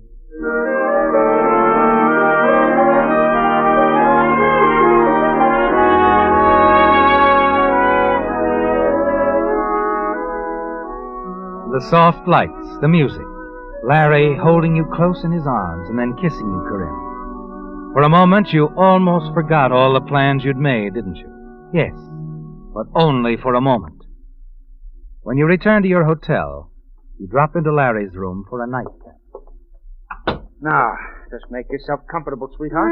Thanks. Now, what'll it be? Scotch or bourbon? Scotch, darling. All right, check. One thing. Huh? Who are we dealing with, anyway? You mean on the payoff? That's all right. As your partner, shouldn't I know? Well, I guess you should, sweetheart. Okay, it's a fellow named Arlington. J. Arlington. Staying at the Mid-City Hotel, isn't he? Yeah, right again. Well, here's your drink. To Mr. J. Arlington. Salute.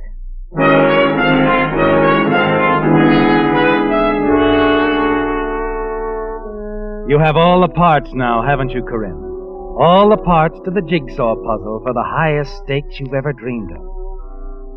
An hour or so later, that same night, back in your own suite, you put through a call to Mr. J. Arlington. Hello? Mr. Arlington? Yes. This is Corinne Sloane, a friend of Kuvar's. He's dead. And so I read in the papers. Shame. I was very fond of him. That's so? We worked together. I see. What's on your mind? Well, he was supposed to call you about the, shipment. That's right. So I'm calling you instead. Got the stuff? I will have tomorrow afternoon. All right. Have it delivered to me here at the hotel. You'll have the money. Yes? Good. See you tomorrow, Mr. Arlington.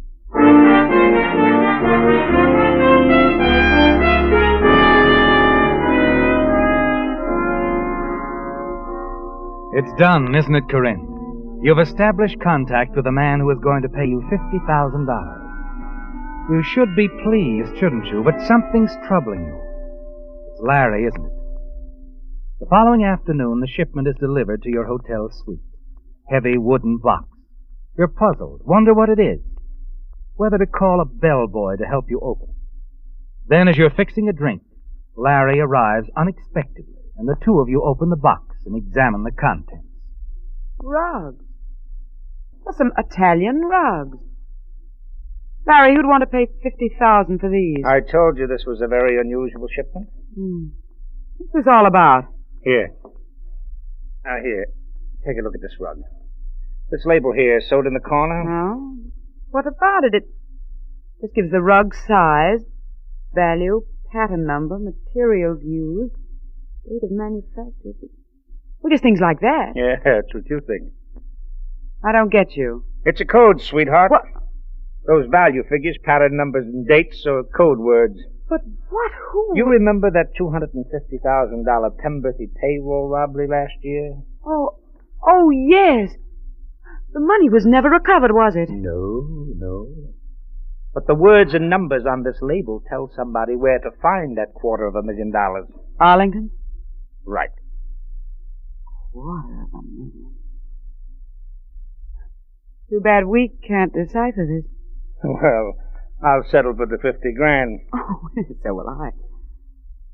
Do you know who sent these rugs and this code? You've heard of a gent named Despagos, haven't you? Chris Despagos, the racketeer? He was deported, wasn't he? Yeah, sure. But now he wants some of that dough.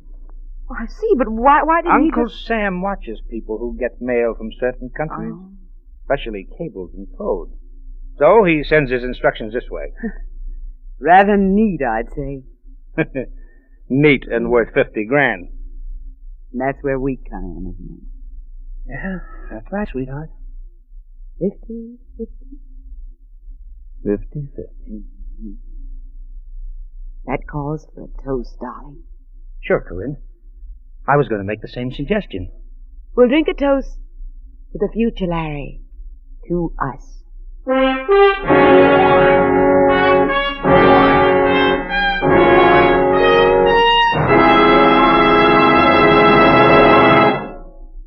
If you've ever tried to drive your car with even one spark plug missing, you know what a big difference some little things can make.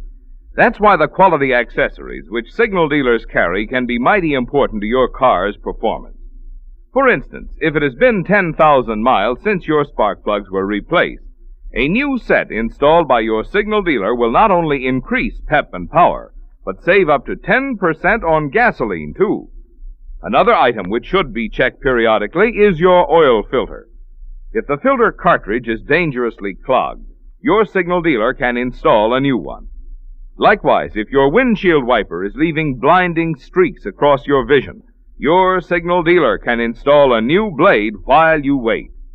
And other quality accessories he carries include guaranteed signal batteries, fan belts, radiator hose, light bulbs, polishes, and nationally advertised Lee tires. So remember, in addition to being headquarters for the famous Go Farther gasoline, signal dealers carry most everything you need in the way of accessories to make your car run better, look better, and last longer.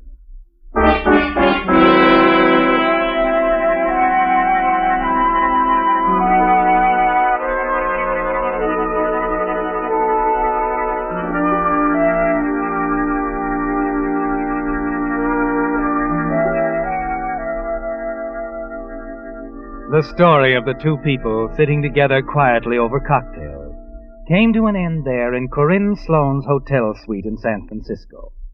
Homicide Lieutenant Davidson, still investigating this strange double tragedy, hours after its discovery, could fit only a few pieces of the puzzle together, answer but a few questions put to him by members of the local press.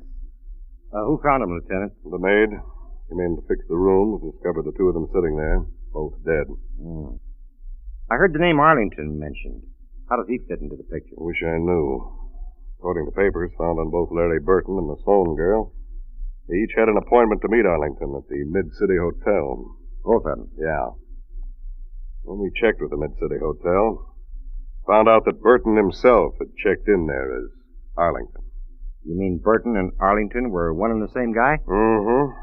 They said at the hotel he'd stayed there only long enough to get a phone call from some woman. The late Corinne Sloan, here. Could be. Well, who do you figure poisoned the two cocktails? Corinne Sloan or Burton? It's hard to say. Looks to me like each of them poisoned the other. Just two smart people who outsmarted each other.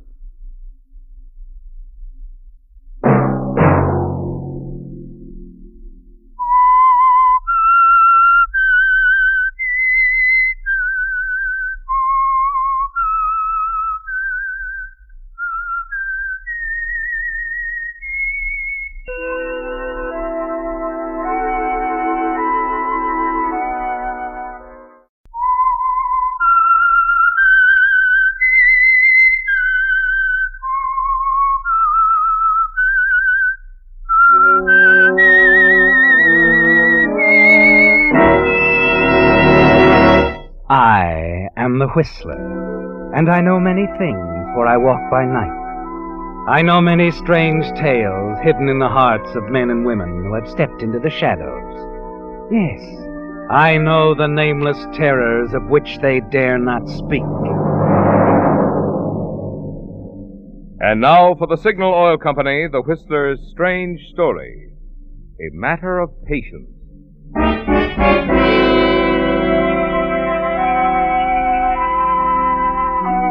When the big car swung in the drive, the front door to the house was already open. A woman on the front porch waiting to speak to John Granger as he stepped from the car and started up the porch steps. It was the housekeeper, and she was very excited, upset. John Granger could tell it even before she spoke, and he also knew that her excitement concerned his wife, Lillian. Mr. Granger! Oh, I'm so glad you're home. What is it, Mrs. Alberts? What's wrong? Is Mrs. Granger, yes. There's been an accident. She cut her wrist. Dr. Phillips is with her now upstairs. Well, I'll go right up. Oh, dear. Oh, here's the doctor. It's all right, Mrs. Alberts. Nothing to get excited about. Oh, hello, Granger. Is Lillian all right? Yes, scarcely a scratch. I've given her a sedative. Well, can I do anything? No. However, I'd like to talk to you a moment if we... excuse us, Mrs. Albert. Certainly. Call if you need me, Mr. Granger. And good night. Good night. Well, Doctor? And I'll come straight to the point, Granger. Your father-in-law asked me to talk to you. Frankly, DJ is very worried about his daughter. I see. Then you don't think Lillian cut her wrist accidentally? Well, she says it was an accident. But you don't believe it? Well, she's been upset lately over the diet I put her on. Seems to have an abnormal craving for sweets. They're bad for her. Yes, I know. Furthermore, I'm going to have to make her diet even more strict. No sweets of any kind. That won't be easy with Lillian. You're right. She should have a hobby of some kind, Granger. Get her mind off herself. I was wondering, as a girl, she used to like photography. Oh, yes. Do you think she should get interested in it again? Well, I think it would help greatly. Well, I'll certainly do what I can, Doctor. I mean, in seeing that she adheres to the diet and help her get started on her hobby.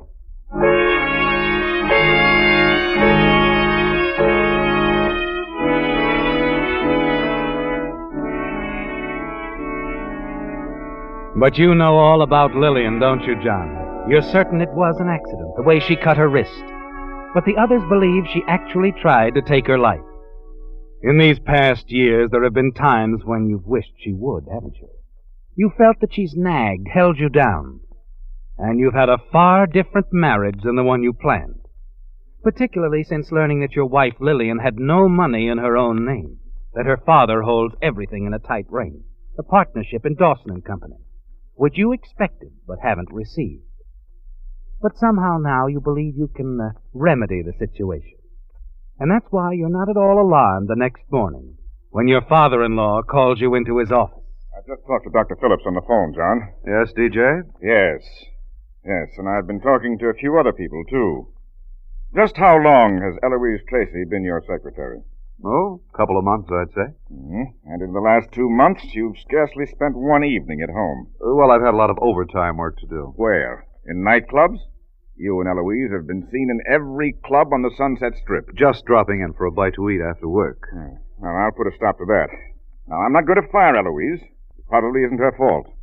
But I'll exchange secretaries with you for the present. You can have Miss Summers. Miss Summers? Well, she's been your private secretary for years. You couldn't get along without her. Perhaps not. But I'd make any sacrifice for my daughter's happiness. But do you realize that if this came to Lillian's attention, it would kill her? I'm not so sure about that. Well, I am. Lillian is a sensitive girl. That's a matter of opinion, DJ. Oh, she loves you devotedly. You're her whole life. Can't you see if anything happened to your marriage that Lillian might take the most desperate steps? Well, she'd stop at nothing. Has it ever occurred to you, DJ, that I might want to leave Lillian? What? I won't stand for it, you hear? I won't stand for it. Oh, now take it easy, DJ. Maybe we can come to terms. What do you mean, terms? I mean, make me a partner in the firm. And I'll agree to stay with Lillian. Anything you say. A partner? Why, this is practically blackmail. Yes, isn't it? I see. So our cards are on the table. All right. You will be a partner in the firm. However, the stock that I transfer will be placed in Lillian's name. A deal, John? A hard bargain, DJ. But a deal. Yes.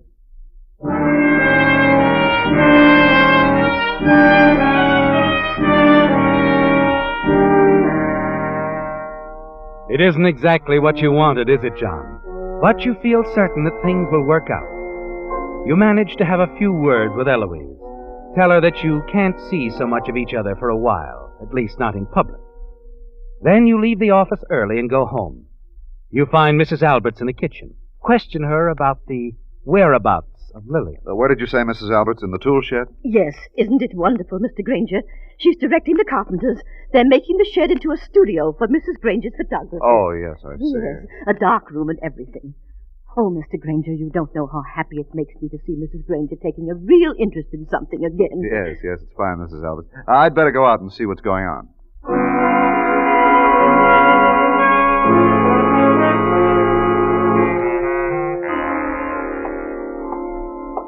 That's all we can do today, Mrs. Granger. Hello, Lillian. Men just finishing up, I see. Yes, they've been working so hard all day. They've really earned the rest. Good night, Mrs. Granger. Good night, Fred. They're so nice. Oh, Father called me. Just think of you becoming a partner in Father's firm. Well, your father's a very fine man, Lillian. He's very good to us. But you are actually the partner. It doesn't matter. As long as we're married, everything's for both of us, John. Yes. I've always felt that you and Father didn't like each other too much. Well, of course we do. How can we help it? When we both have your best interests at heart. I wish I could really believe that. Sometimes I've doubted that you really loved me, John. Oh, I'm sorry if I've seemed to neglect you, but it's been business. I've tried to make good in your father's firm by hard work. I've wanted to build a secure future. For the two of us, of course. And I'm going to try to do my part then by being more cheerful. I'm not going to let anything worry or depress me, and I'm going to work hard on my photography, and I'm going to diet very strictly. Oh, never mind that part. We can't let them bully you too much. We've had little secrets before. We'll simply have another. I don't understand. Well, here, darling, I brought you these. John, chocolates. My favorites, too. Yes, dear. I know what a craving you have for sweets.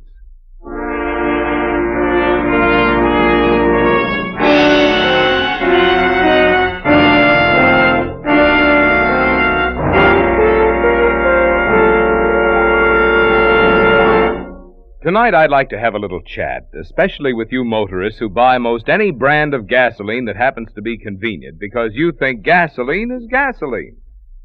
You'd change your mind in a hurry if you'd spend some time around Signal service stations, as I do, listening to comments of regular Signal customers. You'd hear them telling about records they've kept, which prove the good mileage which has made Signal famous as the Go Farther gasoline. You'd hear them bragging about their car's performance, its lively getaway, and the smooth, quiet way it walks up hills in high since they switched to Signal. What's more, there are now so many drivers like this who won't be satisfied with anything less than Signal. This summer has been by far the biggest summer in the entire history of Signal Oil Company. Well, friends, when a gasoline is increasing so in popularity, it seems to me you just naturally want to find out what it is about that gasoline which makes motorists prefer it. There's no better time to find out than with your very next tank full of gasoline. No better place to get it than at the very next Signal station you see.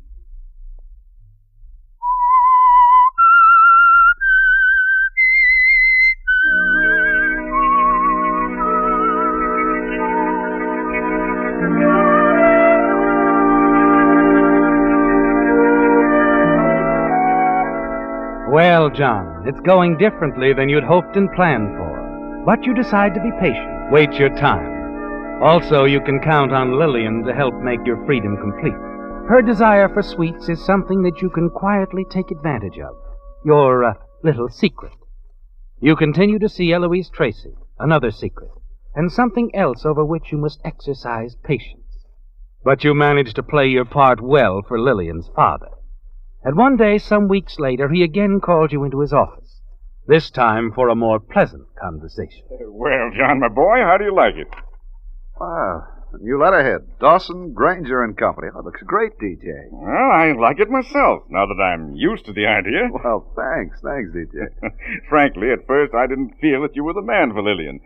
But I guess I was wrong. She seems very happy lately. She's become very interested in her amateur photography. That was a good idea Dr. Phillips had. He's greatly encouraged. I talked to him on the phone yesterday. He's still concerned about her general health, however. Oh, is that so? I think she's been sticking pretty close to the diet he gave her. Yeah, as long as she's happy, that's all that matters. You're so right, DJ. Well, I wanted you to be the first to see the new stationery.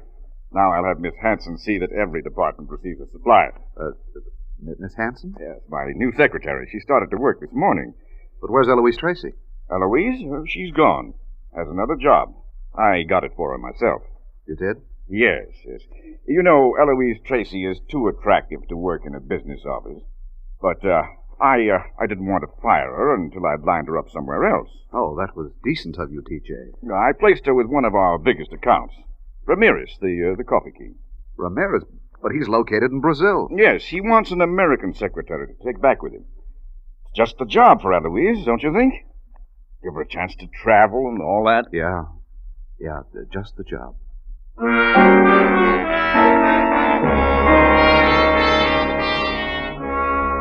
The news strikes you like a blow in the face, doesn't it, John?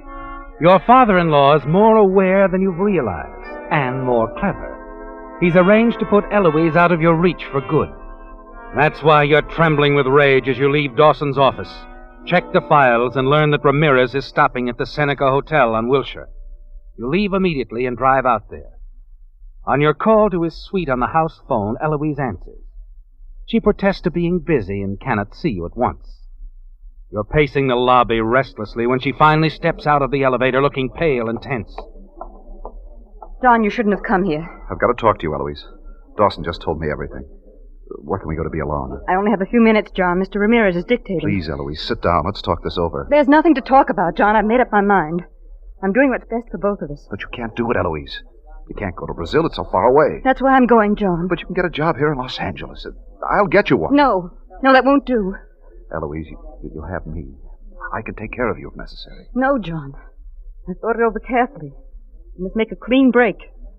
I can't live without you, Eloise. You know that. Oh, yes, you can, John. You'll have a good life. Your partnership in the Dawson firm, money, security. But, Eloise, if I can't share it with you, what's the use? Don't talk like that, John. You're not making it any easier for us. Please listen to me. No. Eloise. You've got to face facts, that's all. And I have to consider my own future. Mr. Ramirez will introduce me to people in South America, and... Well, they fixed it up very nicely between them, haven't they? Ramirez and Dawson. John. Can't you see? It's just DJ's trick to separate us. John, you're married. I intend to be someday. Oh, I see. The queen of a coffee plantation. Oh. And I with my nagging queen, Lillian. Oh, there's no use being bitter. Please, I have to go back up. When do you leave? We sail in 2 weeks. Mr. Ramirez has business here that he must take care of first. Then we'll see each other again. No, John. I don't think so. But, Eloise... We'll make it goodbye now. It's better this way. Goodbye, John. Think of me, won't you?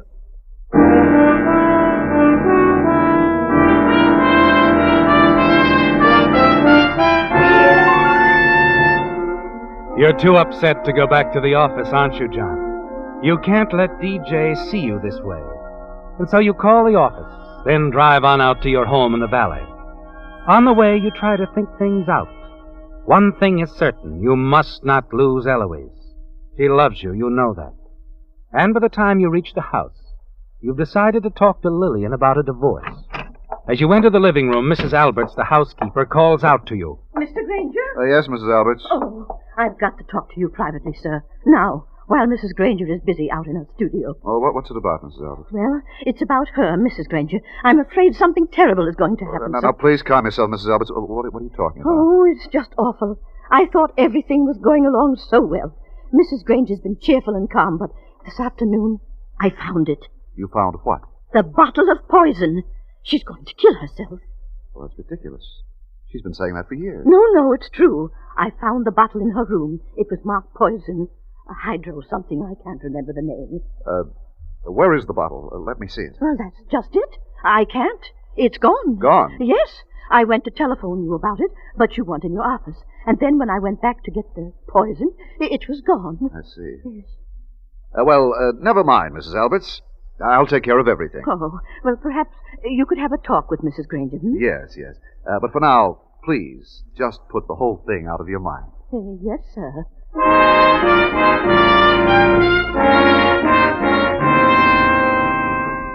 This changes your plans, doesn't it, John? And suddenly you decide not to mention divorce to Lillian, not for the present. Because you might work things out another way. But you have made another decision.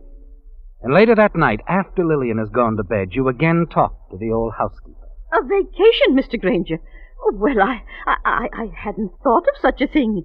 Do you think it would be wise for me to leave Mrs. Granger just now? Well, I'm going to take some time off from the office so I can be with her more, Mrs. Albert. Oh, now she'd like that, I'm sure. Yes, I'm going to spend the next couple of weeks showing her a good time. We'll go on some little trips together, and she can take some film with that new 16-millimeter camera. But what about the housework? Oh, we'll manage. Lillian likes to cook, you know. Oh, yes, she does. She always insists on making your desserts. Yeah, they're darn good desserts, too. Yes, she has a secret recipe. Still, sir, I don't like to take a vacation just Oh, now. now, it's all settled, Mrs. Alberts. Do you good. Well, I would like to visit my sister in Ohio. Yes, I haven't seen her for years, Well, see her by all means. Mm. The trip will be a present from us. Oh, thank you. Thank you, Mr. Granger. I'll give you my address, and if you need me, you just call. I'll come right back home.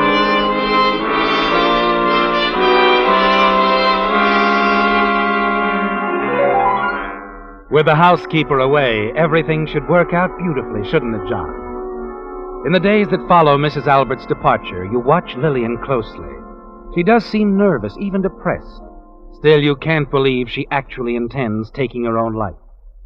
But the important thing is what the others think, isn't it, John? Yes. And you can't wait too much longer now, because in your few attempts to see Eloise Tracy, she refuses to talk to you. She'll soon leave for Brazil unless you change your plans. One evening, shortly before Mrs. Alberts is due to return, you and Lillian are finishing dinner. How did you like the dessert, John? Excellent as usual. What is it, Lillian? My secret recipe? You really do like it, don't you? Oh, you bet I do. Aren't you having any? No, I've had my sweets for today. The chocolates you put in my studio. Oh, well, there are only a few. But, you should stick to your diet. To tell you the truth, John, I've stopped worrying about it. These last weeks have been wonderful. I've been very happy. I'm glad, Lillian. Photography is very interesting, and I've all sorts of plans. And now for our trip tomorrow. I'm sorry, Lillian. I'm afraid we'll have to postpone the trip. I've got to go to the office tomorrow. Oh. Well, that's all right, dear. I have a lot I can do. I'll develop the film we took the other day, and then I can work on some redeveloping fluid. I've been intending to do that for some time. I bought the hydrocyanic acid several weeks ago.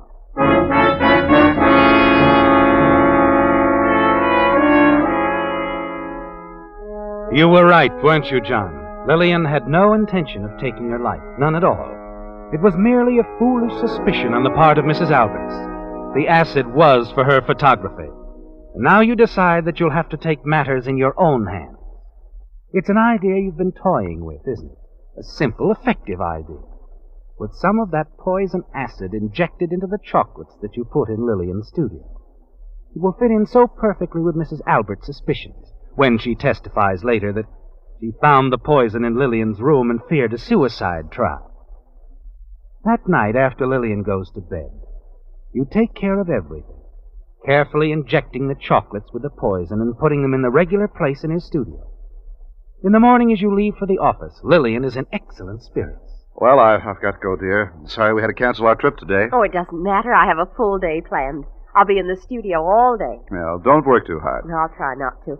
Oh, by the way, Mrs. Alberts is coming back this morning. Oh? Today? Yes. Well, isn't that sooner than expected? Well, I had a telegram from her a couple of days ago. I forgot to mention it. I see. What time does the train get in? At 10. She'll take a taxi from the station. She'll be here about 11. 11.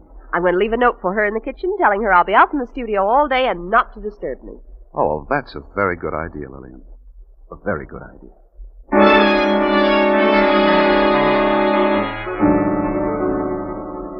The morning passes slowly at the office, doesn't it, John? You try to keep your mind on business, but it's out of the question as you wonder what's happening at home. Wonder if Mrs. Alberts arrived, if she saw Lillian's note. You toy with the papers on your desk, dictate a few uninspired letters. Finally, it's 12 o'clock, then 12:30, then 1. You decide to go out to lunch, but can scarcely eat. Then, as you return to the office, you meet your father-in-law in the reception room. Ramirez called while you were out, John. It seems he wants to reword one of the clauses in our contract. Probably just a detail. Ramirez. Oh, yes, he sails tomorrow, doesn't he? Yes, in the morning. You better drive out to the Seneca Hotel right away. Right away. If it's anything important, give me a ring.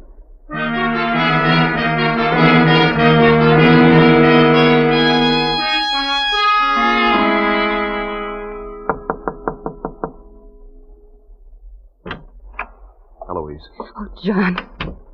John, I'm so glad you've come. But I've called you so often. I've wanted to see you. I know, but I thought...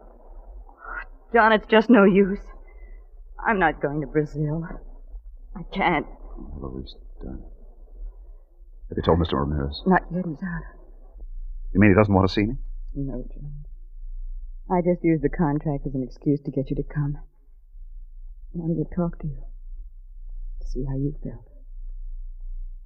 Darling, are you sure I'm doing the right thing by staying here in town? Yes, Eloise. I'm sure.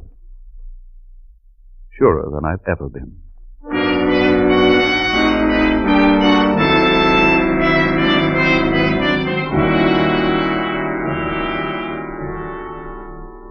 You go over matters in your mind as you drive back to the office, don't you, John? So that part at least is settled. Eloise will remain in town. When you enter your own offices, you know that something is wrong, that they've received word. There's a strained atmosphere which you can almost feel. And the voice of the receptionist borders on hysteria as she tells you that Mr. Dawson wants to see you at once. John. Oh, boy, John. Well, DJ, what's the matter? I tried to reach you at the Seneca and you'd left. Well, what is it? What's happened? It's Lillian, John. Lillian? She's dead. Mrs. Albert's phone. Lillian dead? I can't believe it. It's true. But why did she do it? She was in good spirits. I've tried. Oh, it wasn't that. It was an accident. An accident? Yes, a fire. She was working in her studio. Mrs. Alberts happened to look out of the kitchen window and she saw smoke coming out of the studio. But the fire, how could it have started? Oh, cigarette, they believe. She must have fainted and dropped a cigarette on some film. She suffocated. I simply can't believe it. Poor Lillian. And she was so happy. We were getting along so beautifully. I won't forget that part of it, John. You've been wonderful. You kept your part of the bargain. It wasn't just a bargain, DJ. Not anymore. We've been very happy these past weeks. I won't forget it, I promise you. You'll stay on as my partner. Whatever you wish, DJ.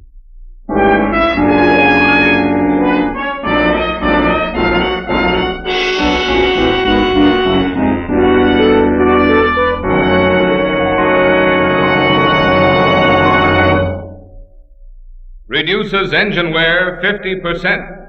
It's today's biggest news in motor oil. Reduces engine wear 50%. It's today's best news for motorists.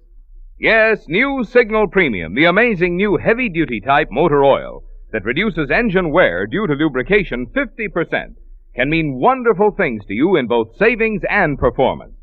Reducing engine wear 50% means your car can now run twice as many miles before needing an overhaul due to engine wear. So, new Signal Premium saves you on upkeep. Reducing engine wear 50% means that your car will keep its like-new pep and power twice as long. So, new Signal Premium increases driving pleasure. Yet this superior quality lubricant that gives you all these extra benefits is yours at no increase in price at Signal service stations. So remember where to get your next oil change, at a Signal station. Remember the oil to change to. New Signal Premium, the heavy-duty type motor oil that reduces engine wear due to lubrication 50%.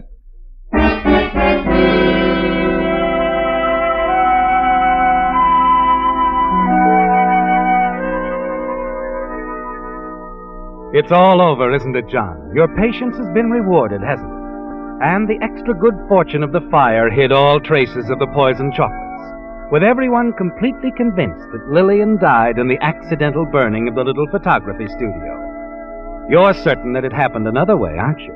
Yes, that she became dizzy after taking the poison candy, dizzy and unsteady, and that's why she dropped her cigarette from her shaking hand. But it doesn't matter now, does it, John? Even Lillian's father believes in you, intends a reward for your faithfulness to his daughter. And you know at last that you and Eloise will soon be together, and that you'll be able to afford all of the things both of you want. You're almost unable to hide the inner joy you feel as Mrs. Alberts comes in. Shall I take the train, Mr. Granger? Why, you've scarcely eaten anything. I know, Mrs. Alberts. I'm sorry. Oh, but you must keep up your strength, sir. Well, yes, I suppose so. Yes. Anyway, you did eat most of your dessert. That would have pleased Mrs. Granger. Yes, perhaps it would. She always enjoyed seeing you eat her secret recipe. Probably because she couldn't eat any sweets herself. Mm-hmm. I often felt guilty about it. I can just see her now, melting that candy. Melting candy? What candy? Why, the chocolates you put in her studio for her. She never touched a bite of them, sir. What? Well, she didn't want to hurt your feelings. She always melted your chocolates down and made them into your dessert. My dessert? Yes. Another of her secret recipes. Poor dear. Why, one of the last things she did this very afternoon was to bring in the candy and make that dessert you just finished eating.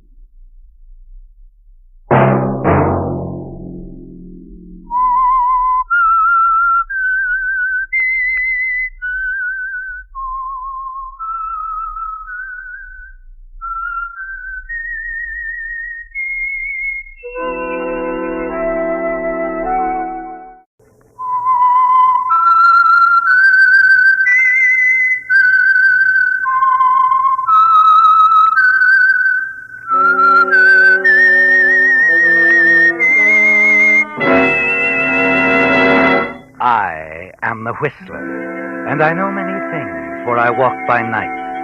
I know many strange tales hidden in the hearts of men and women who have stepped into the shadows. Yes, I know the nameless terrors of which they dare not speak.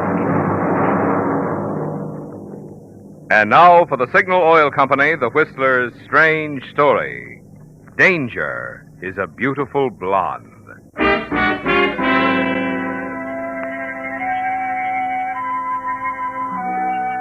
Like anyone else, Van Barclay gave little thought to the precarious nature of everyday living. Had he had occasion to probe the fact, he might have acknowledged that danger is always present and that it can strike quite suddenly. Only Van Barclay wasn't thinking about such things. Perhaps he was too restless to care. A young engineer, unmarried, can get restless. Working in a new, strange city, he can get lonesome, too.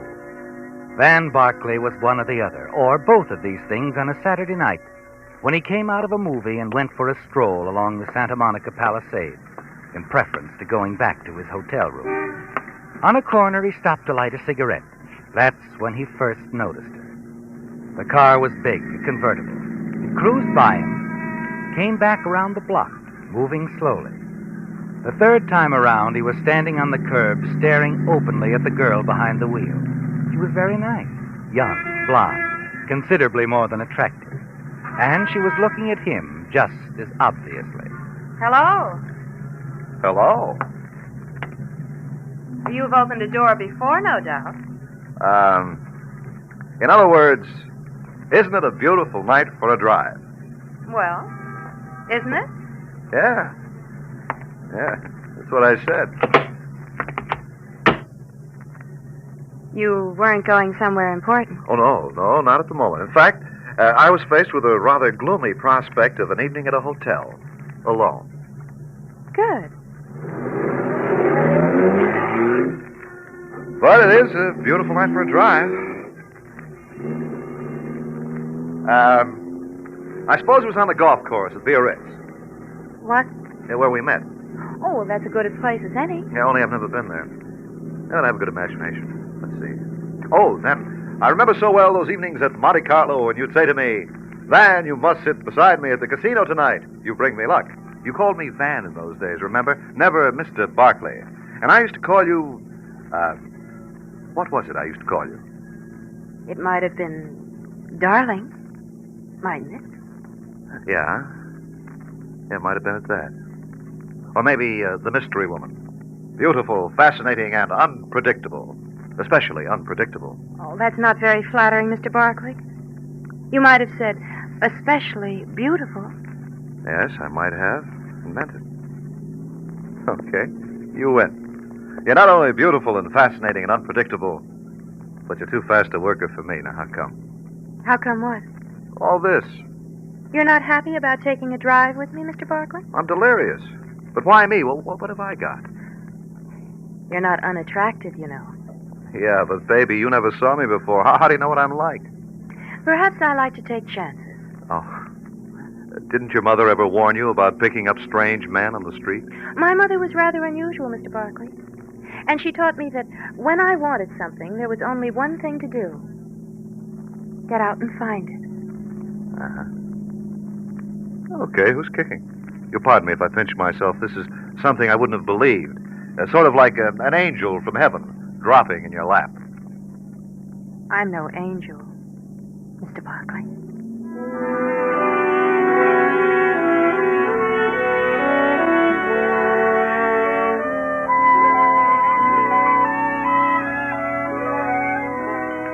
Well, then, interesting girl, isn't she? Anything can happen on a quiet Saturday night. As you look over at her, the motion of the car moving her hair excitingly, you ask yourself if you might not be dreaming. And the dream gets a little better, doesn't it? As she swings into a long, curving driveway and stops before a big, sprawling house and smiles over at you. Would you like a drink? Well, sure, you're driving. Well, then come on. We'll go on in. Hey, this is the swankiest roadhouse I ever saw. It's not a roadhouse. I live here. Come on.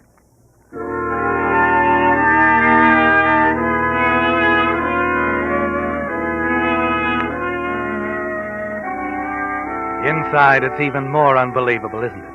The big hall, lush carpets, and on the walls, a treasure in fine art. Hey, this is not a bad little place to hang your hat. Oh, hang it then. We like it here. You probably have 2 or 3 scattered around the country. No, just a cabin at Bass Lake. I gather you're not worrying much about any wolves howling at your door. Not that kind, Hey, anyway. the guy that owns this must be a movie producer. My father. Oh. And he's not a movie producer, he's just an art collector. Perhaps you'd like to take a look around. We have some very nice paintings scattered all over the house. Do you think we can find our way without a guide? There's no one else here. That's what you mean. We only have one servant now, and this is her night off. Cozy, isn't it? The whole place to ourselves. All 50 rooms. It's not that bad. We'll take a look as soon as we have that drink I promised you. You feel like pinching yourself, don't you, Van? This is the kind of thing that just doesn't happen. But it's real. She's real. And she's even more attractive than she looked in the car. And it isn't the cocktails you've had. Finally, she leads you into the library. You like this room, Van? Oh, yes, very much. Always wanted something like this. The right sort of library is good for a man. I designed it myself. Oh, even no interior decorating. Well, you're pretty complete. Thank you. Van, fix yourself another drink. The decanter's over there. I'll be right back. Take your time. This is all very pleasant.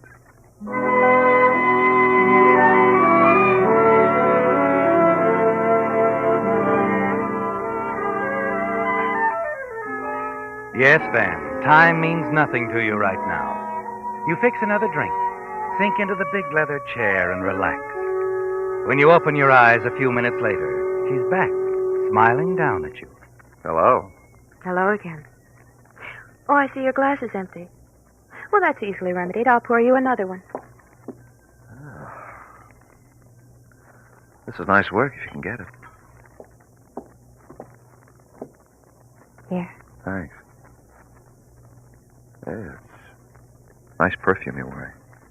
You like it? I like everything about you. Good. Then you won't mind doing something for me, will you? Anything short of murder. Walk over here. To the closet? Yes.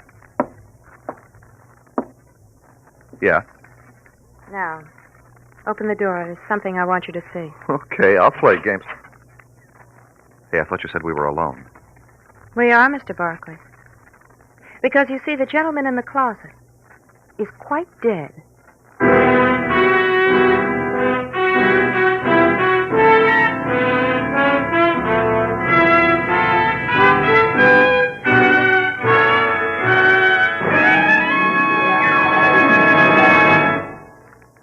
This wonderful West of ours is certainly filled with exciting places to visit. If you like mountains, you'll see 2 of America's most thrilling ones, plus a convincing demonstration of Signal Ethel's ability to minimize shifting. when you drive up toward Washington's majestic snow-laden Mount Rainier or Oregon's pointed conical Mount Hood. Perhaps you prefer to see great works of man.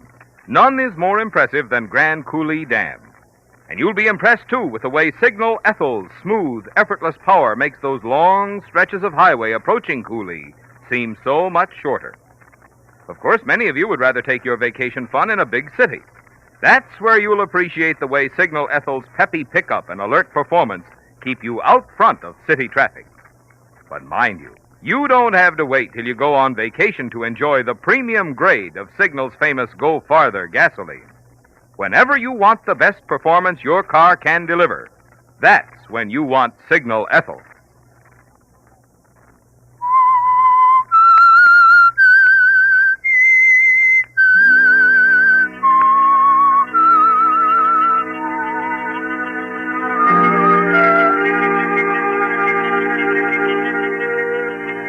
It's a great deal more than you bargained for, isn't it, Van? Yes. When you stepped into the car at the invitation of the beautiful Blonde, you didn't realize what kind of a ride was ahead.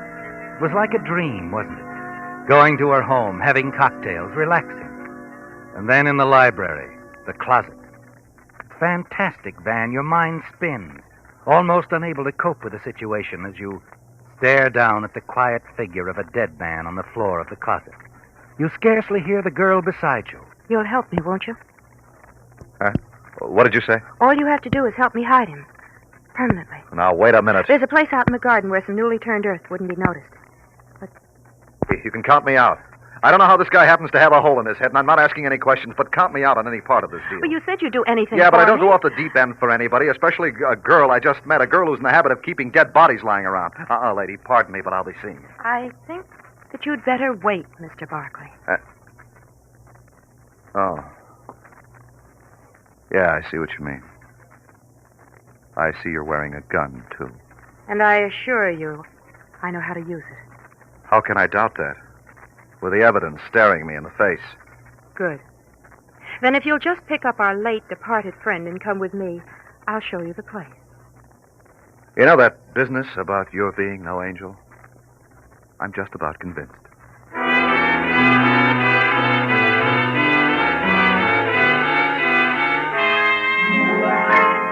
Well, Van, you're in, deep.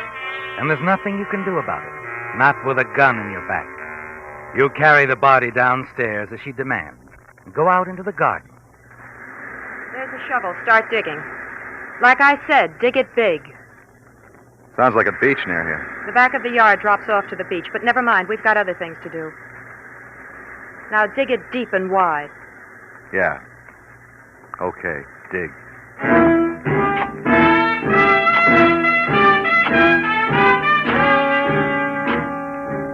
You dig, Van. But with each shovelful, you tell yourself over and over that you're next. Dig deep, she said. Big. And you're sure it's so there'll be a grave for two. Unless you do something fast. Fast and sudden. A heavy shovelful of dirt in her face knocks her off her feet. At the same time, you're leaping clear, racing for the drop-off at the back of the garden. It's a wild, frightening scramble down through the rock and brush until you hit the beach, running hard. There are no shots, no footsteps. You're away, Van. Free. Far down the beach, you work your way back to the highway, catch the bus for town, and the safety of your hotel room. You're too upset to decide what to do that night. You want to call the police, but the memory of that blonde hair and those pale blue eyes stops you. You want to be sure of her guilt before doing anything that might send her to the gas chamber. You turn in without deciding. Next morning, when you go downstairs, the desk clerk hands you an envelope. Good morning, Mr. Barkley. Oh, good morning. Oh, what's this, mail? Mm-hmm. A young lady left it late last night. Yeah, but there's nothing written on the envelope. She just told me to put it in your box. Oh. Well, thanks. Yes, sure. Wow. That looks awful green. Yeah, $100 bill. No note, no nothing? No. Wish I knew your secret, Mr. Barkley. You'd like to know that secret yourself, wouldn't you, Van? Now more than ever. $100 to pay for your silence. You catch the bus again. And as you approach the large house where you left the girl the night before, there seems to be quite a few people around. At the gas station on the corner, you find out why. All set, Mr. Armstrong. Anything else? Well, that's all, Joe. Thanks. Hi there. What can I do for you, mister? Run out of gas or something? No, I was just walking by and I saw there was some kind of excitement around here. I just wanted Yeah, more than we've had in a long time. They found a body down on the beach this morning. Oh, somebody drowned? Well, maybe so, but he got a bullet hole through his head first. Oh, a murder, huh? Yeah, it looks that way. Guy named Alfred Hamilton lives right up the street. Over in that house? Oh, Ridgely's? No. Used to be over there a lot, but he didn't live there. Well, I noticed there was a police car out front, and I thought... Oh, that's part of the excitement. Not only is this friend of Mr. Ridgely's bumped off, but Doris Ridgely's missing, too. Doris Ridgely? Yeah, Mr. Ridgely's daughter. And that's Ridgely, the art collector? Sure, you know. He's about the richest person in the neighborhood. Nice man, too. Yeah, and Doris, his daughter, I remember, I've seen her. Blonde, isn't she? Good looking? That isn't the word for that girl. She's a peach. She's beautiful. Yeah, but rather hard, spoiled. Doris? Nah. Why, there isn't a nicer girl in town. And I ought to know. I've been taking care of her car ever since she started to drive. I sure hate to see her mixed up in anything like this. And missing, too. She might be in the ocean herself, only her car's gone, too. They think she murdered this Hamilton guy? I don't know. But if you ask me, she couldn't have. She's too regular. If she did, she had a good reason. Hamilton was no good. Never could understand why Doris and old man Ridgely put up with him. Just Doris and her father live there? Yeah, Mrs. Ridgely died a while back. Gosh, I hope they find the girl okay. Just about kill the old man if anything happened to her. When was this guy murdered? Last night. And I can tell you exactly when. 10 minutes to 8 on the nose. How can you be sure? Because I heard the shot. You know, I didn't think anything of it at the time, but I did notice what time it was because I was just getting ready to close up. Would you tell the police that? Oh, sure. Where'd the shot come from? Oh, how should I know? It was just a noise. Maybe from the house over there, maybe from the beach where they found him. Oh, thanks. Thanks a lot. Say, who are you anyway? Oh, nobody important. So long.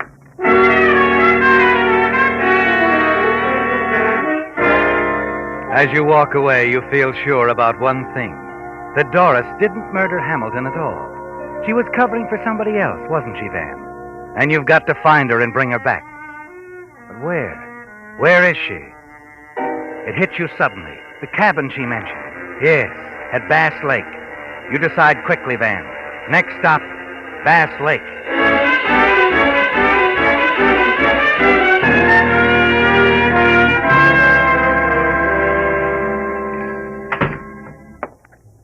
Hello there, young fella. What can I do for you? Got everything here body needs. Groceries, notions, drugs, fishing tackle. I'm looking for somebody, Pop. I thought maybe you could give me some directions. I'm the person to come to and tell you about anybody in Bass Lake. Who are you looking for? Doris Ridgely. She's got a cabin up here, hasn't she? Yep. Well, how do I get there? You don't. Why not? Wouldn't do you no good. Why not? Nobody there. Oh, well, but I'm sure Doris is up here, and I've got to find her. Well, if you got eyes in your head, you wouldn't have to go to no cabin. Huh? If you look across the street over there, you'll see a car in front of Ducey's lodge. She's inside eating. Oh, okay. Thanks, Pop.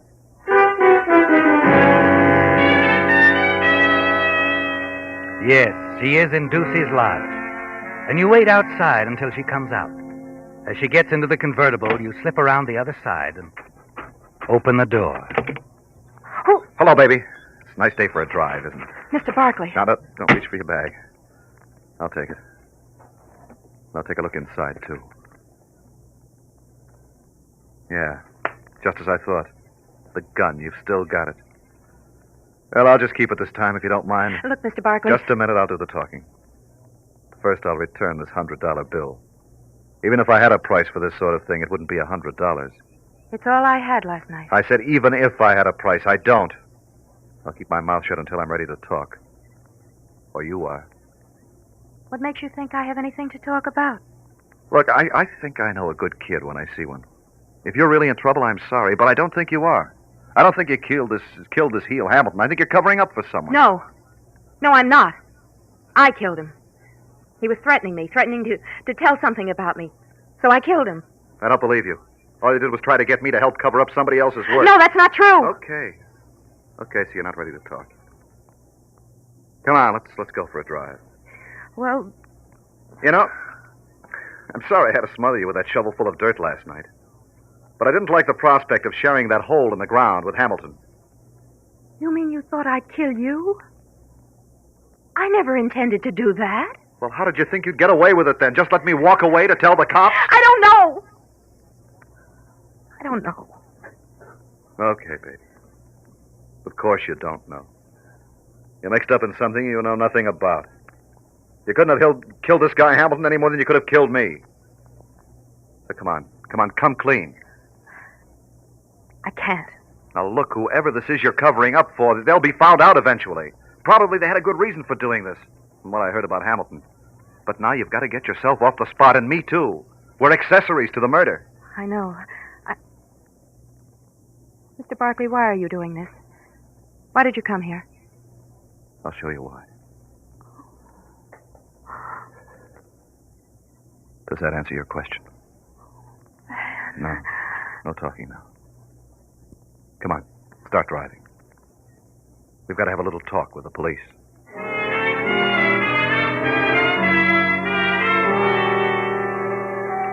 Well, Van, you found her, and she's grateful. You can see that. The way she smiles at you, weakly, wonderingly. And perhaps later, when it's all over, you can pick up the dream where it left off. You think about it as you drive back to the city with her. Then as she swings the big convertible into San Vicente Boulevard, she suddenly slams on the brakes, pulls up beside a police squad car. Hey, what's the idea, baby? We don't want a squad car. We want to go to police headquarters. Officer! Officer! Yes, ma'am? Arrest this man. He's wanted for murder. And be careful. He's got a gun. You can't believe it's happening, can you, Van? But it is. And later at police headquarters, your dream is turned into a nightmare as Doris pours out a wild story to the captain of the Homicide Bureau. They were both at my house last night. They left together. And then I heard a shot. When I went looking, I found Mr. Barkley standing over Alfred's body down on the beach. He'd taken his wallet. What? You'll find it in his pocket now. The officer already has the murder gun. Are you kidding? I haven't any wallet. I don't have any... Easy now. Well, seems you do have a wallet, Mr. Barkley. You see, Captain? Oh, but look, she put it there, slipped it into my pocket while we were driving. This is Hamilton's wallet, and this is the same caliber gun that killed him, Barkley. But I tell you, I didn't kill him. It's all a lie. Oh, hello, Ridgely. You sent for me, Captain? Yes, thanks for coming right over. I'm glad I did. The lad's telling the truth, Captain. He didn't kill Hamilton. Dad! It's no use, Doris. I appreciate what you're trying to do, but you can't protect me. Dad, please. Please don't say anything. I said it's no use, dear. You can release them, Captain. This young man and my daughter. I killed Hamilton. He was no good. I shot and killed him.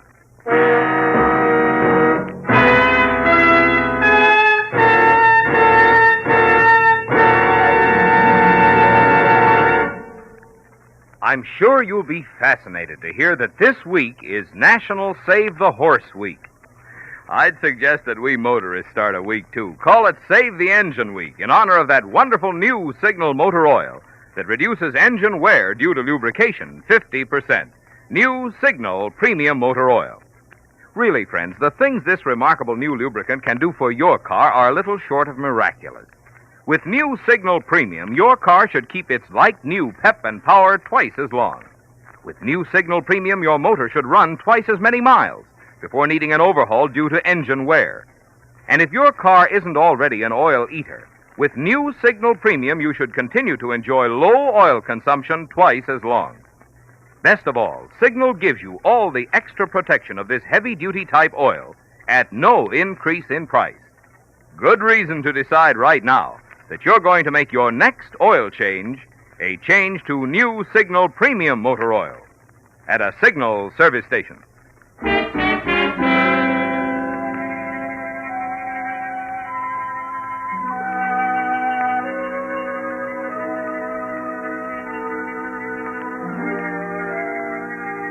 Well, Van, your adventure has brought you dangerously close to a charge of first-degree murder.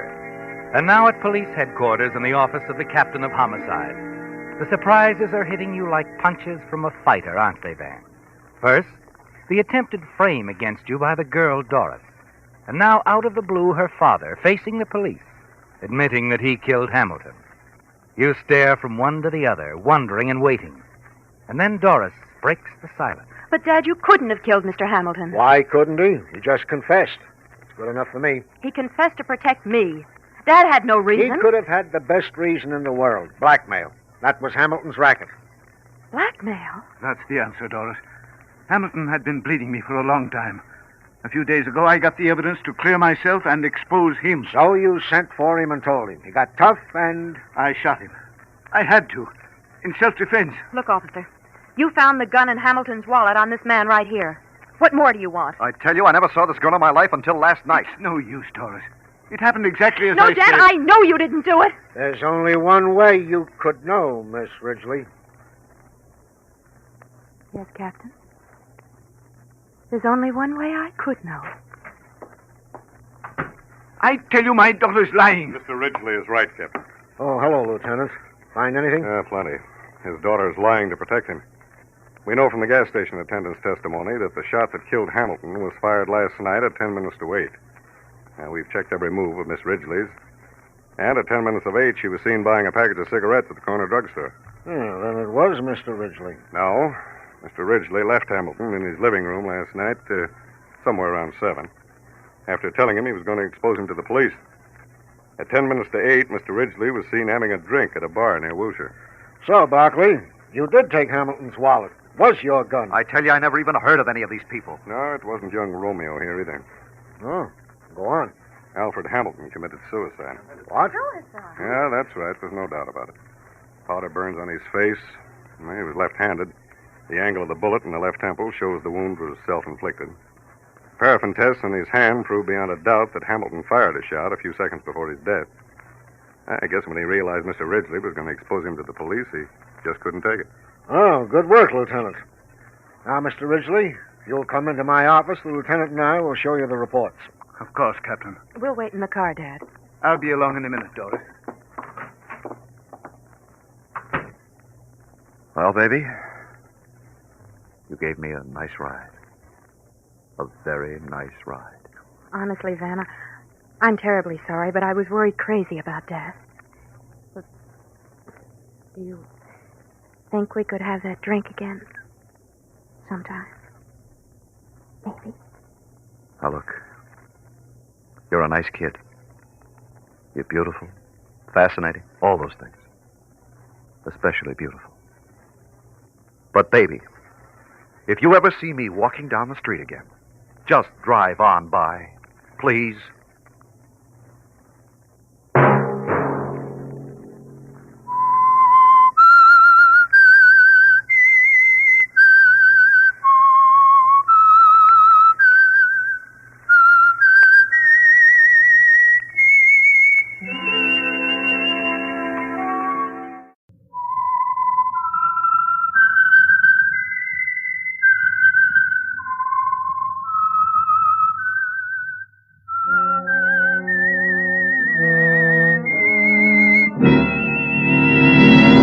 I am the Whistler, and I know many things, for I walk by night. I know many strange tales hidden in the hearts of men and women who have stepped into the shadows. Yes, I know the nameless terrors of which they dare not speak. And now for the Signal Oil Company, the Whistler's strange story. Autumn Song.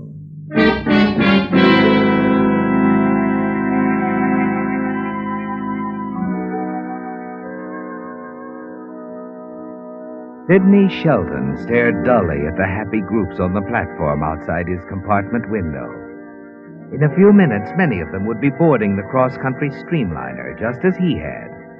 For most of them, it was destination New York for business or pleasure. For Sidney, it was destination New York, perhaps for oblivion. No one was there to see him off, wish him well, and tell him to hurry back to Los Angeles. Carlson at Mammoth Studios had handed him a one-way ticket to New York and told him never to come back to Hollywood. As the streamliner eased effortlessly underway, Sidney managed a sardonic smile. He was on his way out in the grand manner of Hollywood.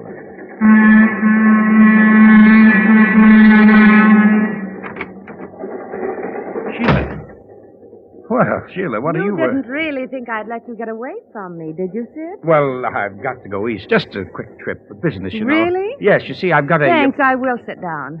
I've got a feeling the story's going to be good. Now, listen to me, Sheila. Why, Sid? I've listened to you for a long time. I don't like where it's got me. That career you promised me. What a publicity agent you turned out to be. Great. I'm glad you feel that way. Because I'm sick and tired of trying to palm off a no-talent doll like you as an actress. Look who's talking no talent. You've been tossed out of Hollywood. Here's a one-way ticket to New York. Take it and never come back. Unquote Carlson. Every studio in town has your number, and it's 0. And you know why? Because you fouled up every publicity stunt I've handled the past year. Whether it had anything to do with you or not, you always did a walk-on at the wrong time. And now if you're smart, you'll pull a walk-off this time. Right off of this train at the first stop. I'm not getting off, Sidney. I'm going to ride all the way. Chicago, New York. And even then, I'm still not getting off. What are you talking about? I'm talking about us. Neither of us can go back, Sid. You to the studios, or me to the husband I left for you. I didn't tell you to leave him. Not in so many words. Skip it. That part's my worry. It's all your worry. Now go on, beat it, Sheila. I've got my own troubles. I know. I'm one of them. Your biggest, I expect. I told you to beat it, to run along. All right, Sidney. That's the way you want it. If you'll feel differently later on, I'm in car 179. I can't hear you. And like I said, I'm not getting off. Nighty-night, Sidney.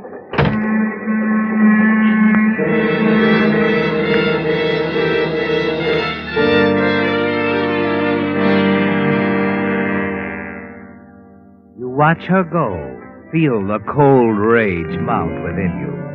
You try to tell yourself that Sheila's the real cause of all your trouble. But deep down, you know that's not true. Sheila's a problem, yes. You wish you'd never met her, made all those promises about her career. Now she's like a millstone around your neck. You'd like to strangle her, wouldn't you, Sidney? But after a while, you decide to try to forget about her, put her out of your mind. You go to the diner, order your dinner, and lean back slightly. React as you recognize the voice of the man sitting back to back with you. An important film executive, Sidney. E.J. Payton, imparting some very interesting information to his dinner partner. Yes, I suppose this craze for older stars started when Pinza made such a smash in South Pacific. Pinza did a lot for the so-called older star, all right. This chap Norman Hale you're going to sign in New York. I remember him. I remember I was a boy the first time I saw him. Oh, yes. The name of Norman Hale was a box office word. I'd prefer you didn't mention it around on the train.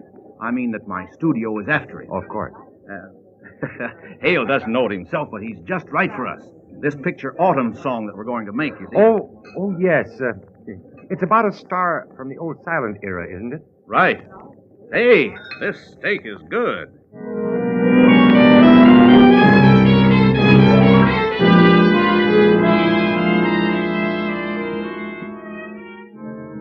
You almost can't wait to finish your dinner, can you, Sidney? But you realize that you might as well. Yes, because the streamliner won't stop anywhere that'll fit your plans before Albuquerque. Meanwhile, you've other things to attend to. Porter, can you help me a moment? Yes, sir.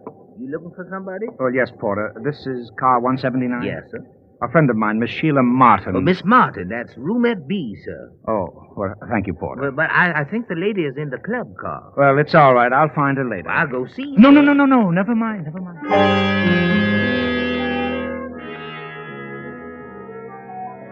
You start out of the car, turn in time to see the porter disappear into another room to make up the beds.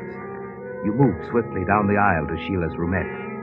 Inside, you find what you want in a matter of seconds, in her overnight bag, wrapped in a nightgown.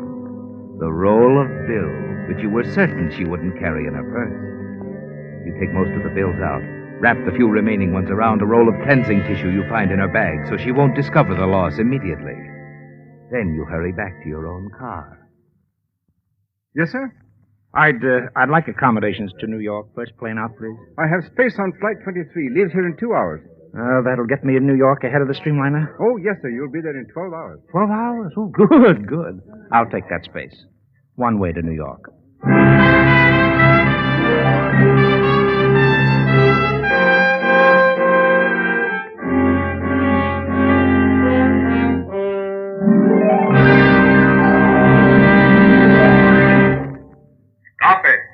Stop engine wear that can cut down your car's pep and power. Cut down your gasoline mileage. Stop it. Stop engine wear that can make your car become an oil eater, make it need an expensive overhaul. How can you stop engine wear? Why, simply by changing oil. Changing to amazing new Signal Premium Motor Oil that reduces engine wear due to lubrication 50%. Through newly perfected scientific developments, wonderful extra protection has been engineered into new Signal Premium. 1, it stops acid corrosion and rust. 2, controls and reduces harmful engine deposits. 3, keeps oil rings clean and free. 4, keeps hydraulic valve lifters from sticking. Yet there has been no increase in price for this superior quality, heavy-duty type oil at Signal service stations. So why not join the ever-increasing number of motorists who are keeping car expenses down and performance up by changing to new Signal Premium, the amazing new Signal motor oil that reduces engine wear due to lubrication 50%.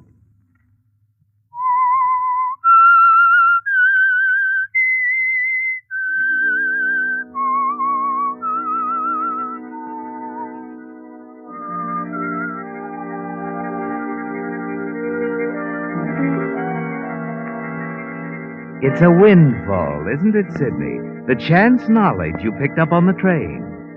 Yes, as you step from your plane in New York, you're many hours ahead of the train you left at Albuquerque, carrying E.J. Payton, the motion picture producer, who is on his way to search the city for Norman Hale, the one-time silent picture star. With luck, you can find Norman Hale first. That's why you no sooner check into a hotel than you begin the weary rounds of second-rate theatrical agencies. At one, you finally get a lead. Make your way out to an astonishingly good address. You wonder as you press the buzzer if perhaps they weren't all wrong about Norman Hale, that he might have saved some of his early fabulous earnings. As you stand there waiting, you pray that he didn't, hope that he's in a bad financial position. Yes? I'm looking for Mr. Hale. Norman Hale, the actor. Have you an appointment? Well, no. You see, The nature of your business, please. Well, frankly, I represent some motion picture interests who would like to contact Mr. Hale. Motion picture interests? My dear fellow, I don't believe Mr. Hale would be interested. You see, he wouldn't want to leave New York. The excitement, the glamour of the city, the close proximity to the theaters. Mr. Hale. What? I might have known. And posing as the butler. You were always pulling something like that. Please, Mr. Hale, may I come in? The name is Shelton. Sidney Shelton. Why, all right, Mr. Shelton. Enter. Thank you, sir.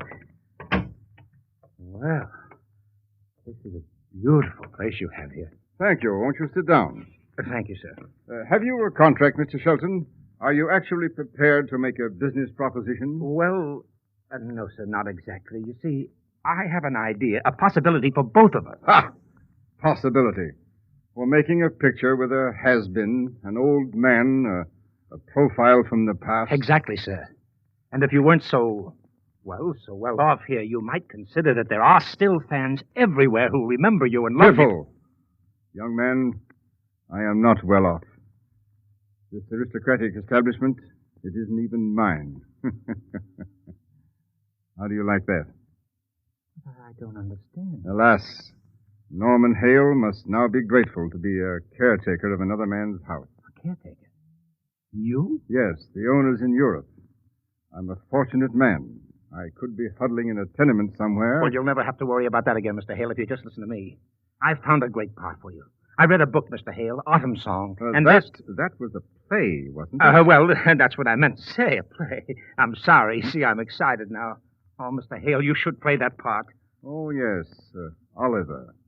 Oliver Wentworth. Oliver Wentworth. Oh, Norman, you are Oliver Wentworth. And I can get you that part. I know it. Will you believe in me? Will you give me the chance to make you believe in yourself? You're a persuasive man, Shelton, Here, but... Here, I brought a contract. I'll just sign there, Mr. Hale, making me your personal manager.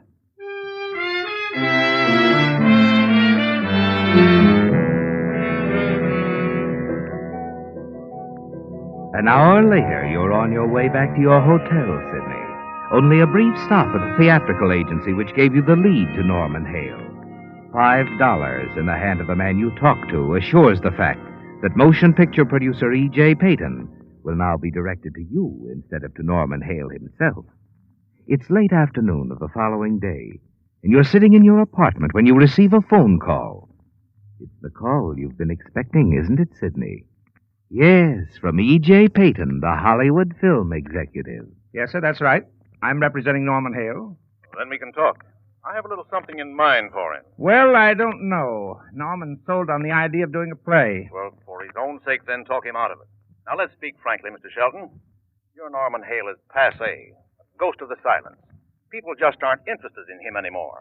You are, Mr. Payton? Oh, yes, in a way. Look, Mr. Shelton, I don't like to discuss business over the telephone.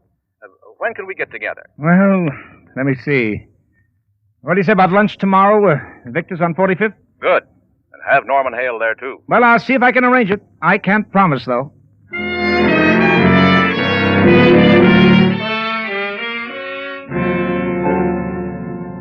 You're pleased, aren't you, Sidney?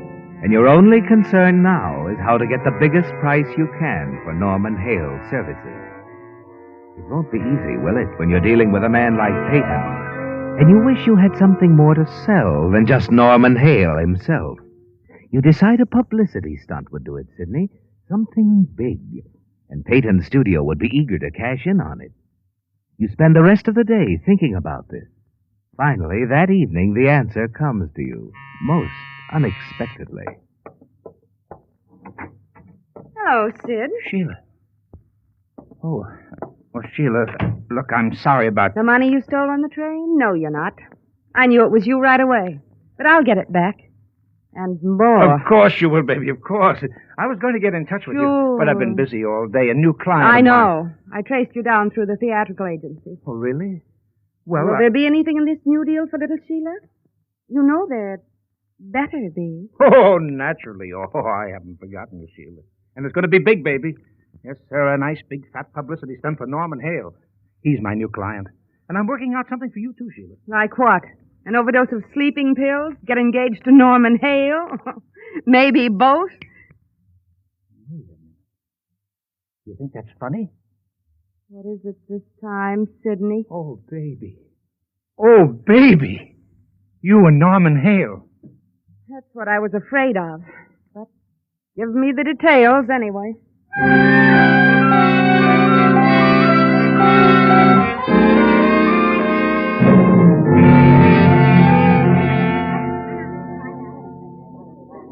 Can't we eat, Sidney? I'm famished. Well, let's wait for Payton, huh, Norman? Oh, he's late. It's 1:15 now. I know, Norman, I know. Are you sure you said Victor's restaurant? Yes, of course I said Victor's, and Payton will be here.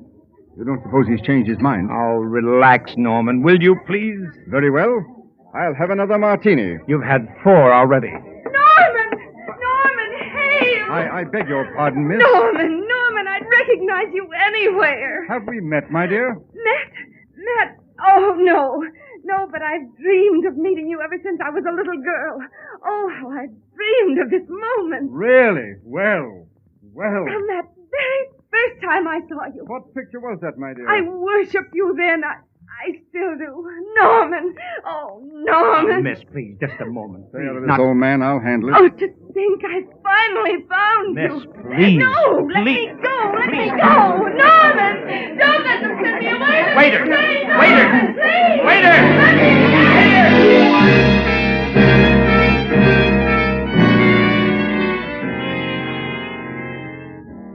You struggle to keep a straight face, don't you, Sidney, as Sheila clings desperately to Norman, pouring out her adoration for him. And during the confusion of the next few moments, you notice Payton standing at the door, watching it all. Then finally, when Sheila is led away, sobbing bitterly, Payton comes over to your table. Well, that was something, wasn't it? Oh, Mr. Payton, you saw what happened? Yes, I saw. Norman, this is Mr. Payton. Norman. What? Oh, how do you do, sir? That poor girl, so madly in love with me. Here, sit down here, Mr. Peyton. In love with me all these years. Did you hear her sob, Sidney? Did you? Yes, sure. She's really crazy about you, Norman. Yes, I'd say that was quite a performance. Quite a performance. Performance? For my benefit, eh, Mr. Shelton? You think this whole thing was staged? Wasn't it? How dare you suggest such a thing? Anyone can plainly see that girl is desperately in love with me. And why not?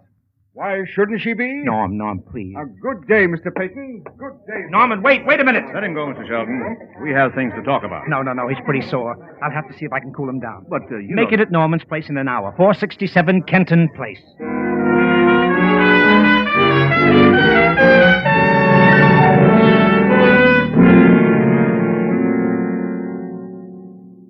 I'm sorry, Sidney. I shouldn't have lost my temper that way. Okay, let's forget it. Tell me something. That affair, it really wasn't staged, was it? Oh, Norman, of course not. I didn't think so.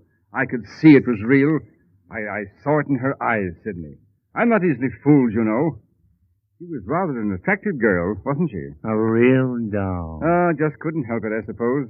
Falling in love with me, I mean. Have I ever told you about the Countess Delgado? Have I? No. But save it for some other time, will you please?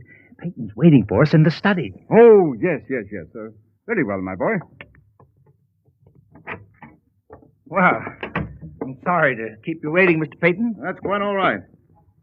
I was just admiring your paintings, Mr. Hale. Oh, nothing much, really. Picked them up here and there during my travels. This one, for example, I turned up in London while I was on a personal appearance tour. The English loved me, you know. Fine people, the English.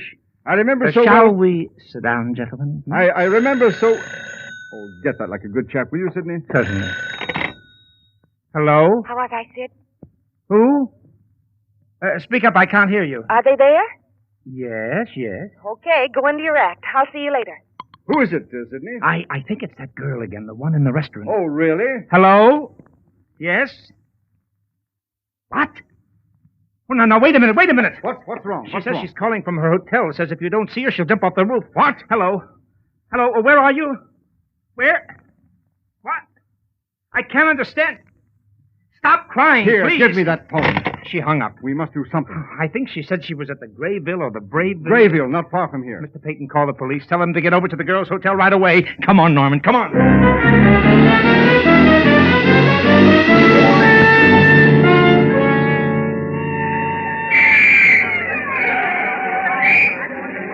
We're too late, Norman. There she is up there. Where? On the ledge, the fourth floor. Good Lord. What did you say her name is? Sheila. Sheila! Don't jump! Don't do it! She can't hear Stand you, back, Norman. please. Everybody stand back. Give room to the police and the ambulance. Clear that sidewalk over there. You hear? Clear it. What are we going to do? If only I could talk. Wait a minute, Norman. Wait. Did you hear that? Stand back. That policeman talking on the public address system. Yes, Move those but... people back over there at that Of corner. course, that's it! Come on.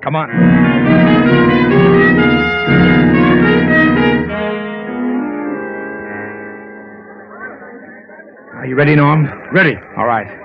Here's the microphone, Romeo. Now, there's your Juliet, up there on the ledge. Now, come on. Start talking and make it good. Sheila! This is Norman. This is Norman Hale.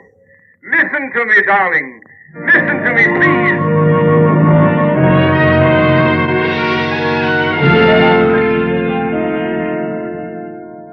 You stand back in the crowd. Look at the faces around you as Norman Hale begins to play the scene in his most dramatic fashion. And the crowd loves it. You're certain of that, aren't you, Sidney? And you know that close by, Peyton is watching, listening. Then finally the exciting climax as Sheila steps off the ledge and goes back into her hotel room. Peyton is very impressed. When can we talk, Mr. Shelton? In the morning, Mr. Peyton, over coffee and the headlines. All right. I must say you handled the situation magnificently, Mr. Hale. Oh, thank you. I wasn't the least bit worried, you know. I was certain I could talk her out of her madness. Sure. You can't help it, can you, Norman? I mean, because you're so attractive to women. You're so right, old boy.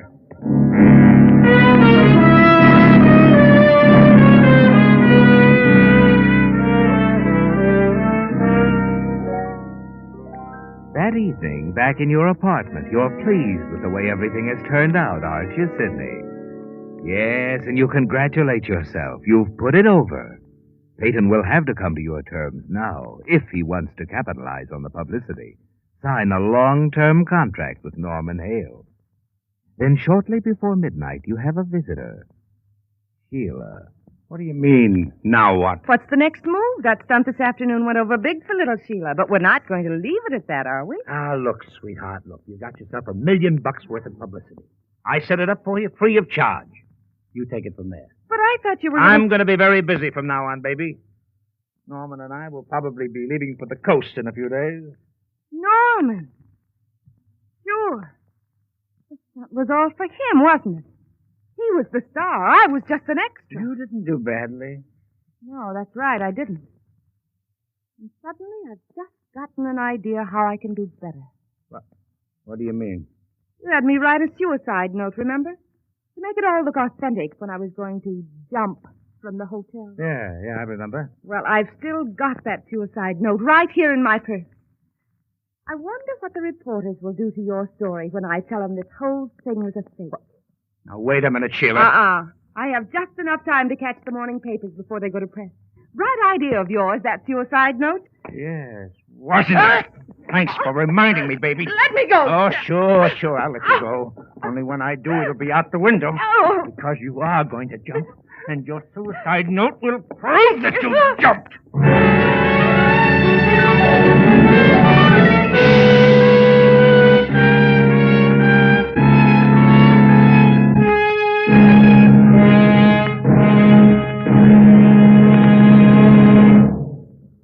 Try Signal Ethel. Try Signal Ethel. Try Signal Ethel. Sometimes I think try Signal Ethel is the most important thing I can say to you drivers, because once you try the premium grade of Signal's famous Go Farther gasoline in your own car, I won't need to say anything else. Yes, once you see for yourself how smoothly, quietly Signal Ethel floats you over hills, steep hills, in high, I won't need to say anything more about the super power in this great super fuel. Once you see how effortlessly it makes the miles of highway flash by, I won't need to tell you anything more about Signal Ethel's obedient smoothness. And once you see how swiftly it rockets your car ahead when the traffic signal says go, you'll know why we say Signal Ethel is engineered to bring out the best in any car of any age. Yes, all of these things and many more you'll learn about driving pleasure when you drive out of a Signal station with your first tankful of Signal Ethel. That's why I'm so eager for you to just try. Try Signal Ethel. Try Signal Ethel. Try Signal Ethel.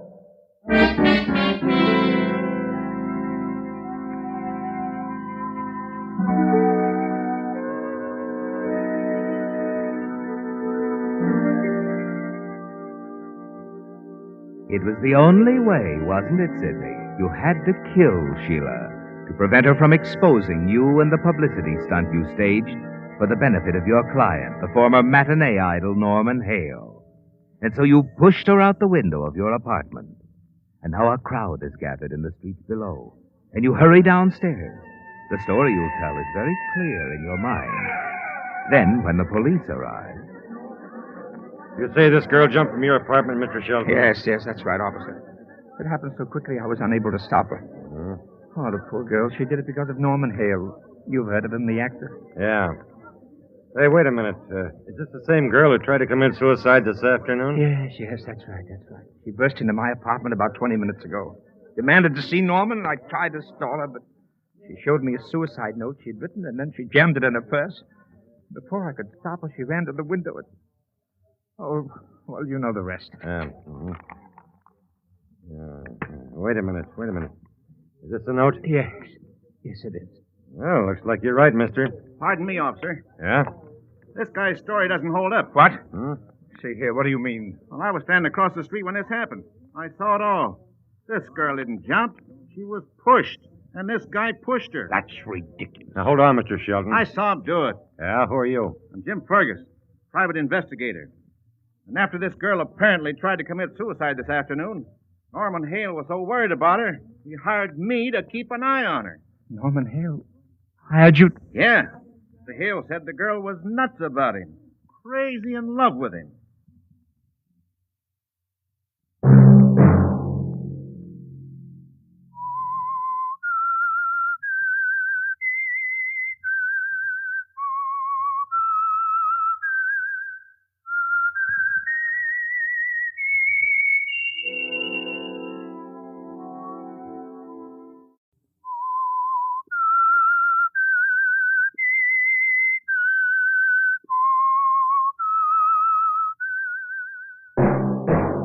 Signal, the famous Go Farther gasoline, invites you to sit back and enjoy another strange story by The Whistler.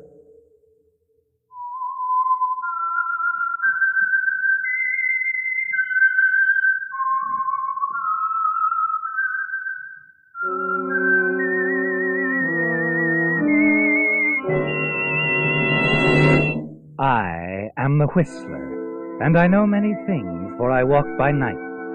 I know many strange tales hidden in the hearts of men and women who have stepped into the shadows. Yes, I know the nameless terrors of which they dare not speak. And now for the Signal Oil Company, The Whistler's strange story, The Witness.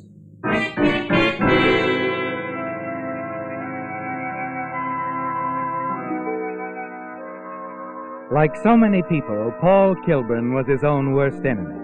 He had brilliance, charm, and youth, and he never let anyone forget it. When he graduated from college, he received the American Award for the most promising student of architecture at Andover University, and he never let anyone forget that either.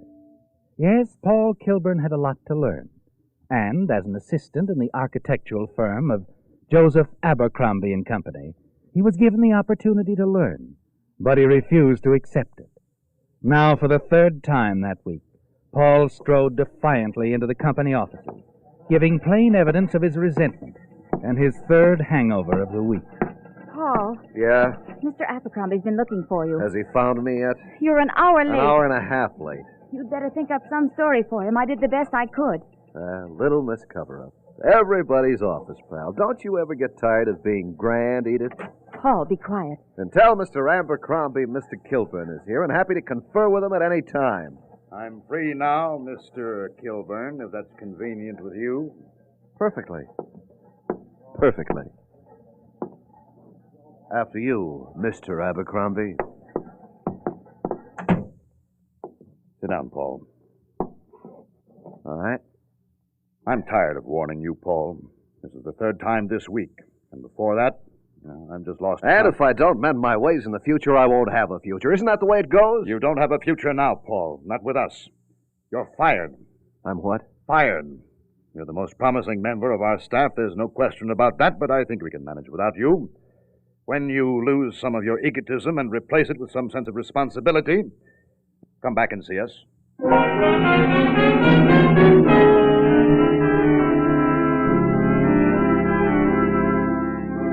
You didn't expect that, did you, Paul?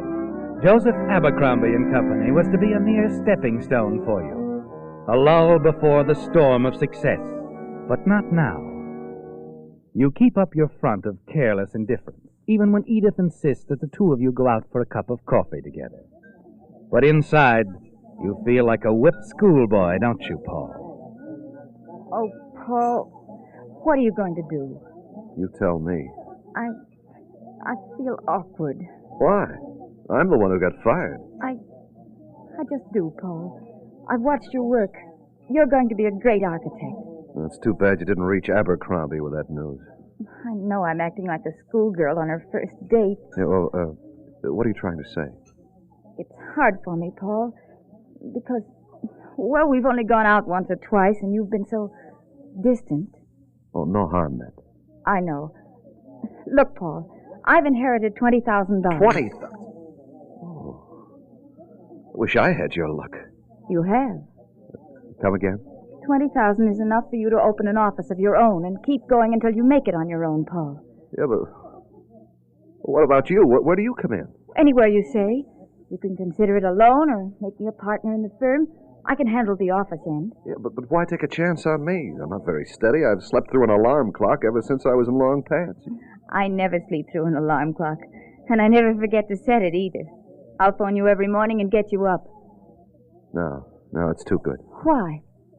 What else do I have to do for this backing? Nothing, except to stop drinking. My offer goes as I made it. I'm talking about you. Don't you want anything more out of this? Well, yes, I do. What? You. I want to marry you, Paul.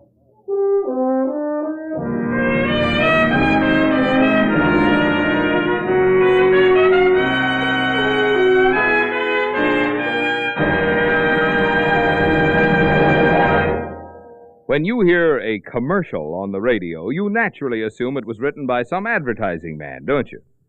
Well, frankly, friends, the best commercials about Signal Ethel are written by you drivers yourselves. Here's what I mean. All I have to do is spend a little time around a signal station. Pretty soon in drives the owner of a shiny new car who boasts, "That Signal Ethel sure brings out all the pep and power they build into these new high-compression motors." "Well," answers the owner of a 42 model, "this baby may not be new, but it sure runs like it with Signal Ethel."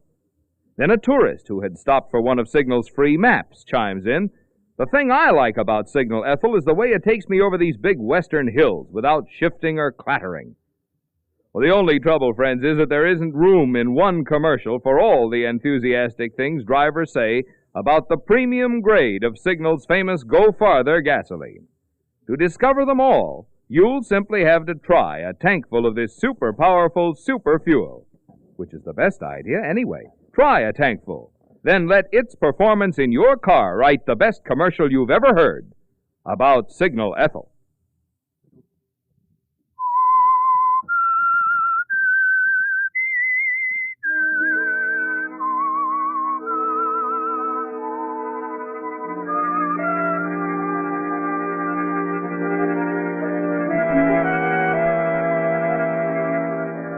You meet Edith just about halfway, don't you, Paul? You let her set you up in business all right, and you become engaged. But you conveniently put off the marriage to some future date, or, as you tell Edith, until you've proved yourself worthy of all she's done for you. And as time goes by, you're forced to admit that she has a wholesome influence on you. Your drinking stops, you adopt regular habits. But the instantaneous success you expected as an architect comes very slowly, doesn't it, Paul? Well, how about it, Mr. Crawford? What do you think of these plans? Young man, if there weren't a young lady present, I'd tell you exactly what I think of them. Why, what do you mean, Mr. Crawford? I mean, to be blunt, that these plans you drew up, Kilburn, are utterly worthless as far as I'm concerned. Now, wait a minute. And if this is your idea of what I need, then, young man, I don't need you. Good day, sir. But, Mr. Crawford... Let him go. But... All right, Paul. And don't worry, darling. We'll do this thing yet, together.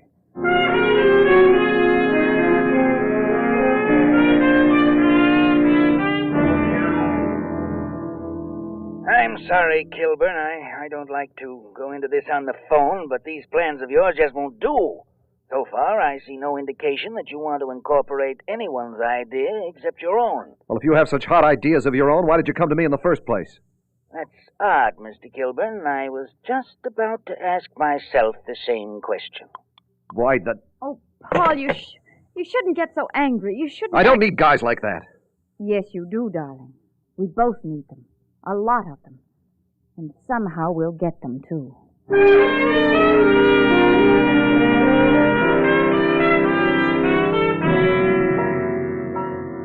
For the first time in your life, you begin to know what hard work is, don't you, Paul? You have to work hard. And Edith, beside you every step of the way, works even harder than you do. Nights, days, weekends. Until finally someone says the words you've waited to hear. Well, sir, Mr. Kilburn, I've seen everything. Is there anything I missed, Mr. Benson? Oh, no, not a thing, Kilburn. This is a work of art. You're a fine architect and an excellent architect. We're so glad you're pleased, Mr. Benson. Oh, yes, indeed. Well, I'll tell you one thing. If this is a sample of your work you'll never want for clients, if I can help it, I'm happy I had sense enough to hire you.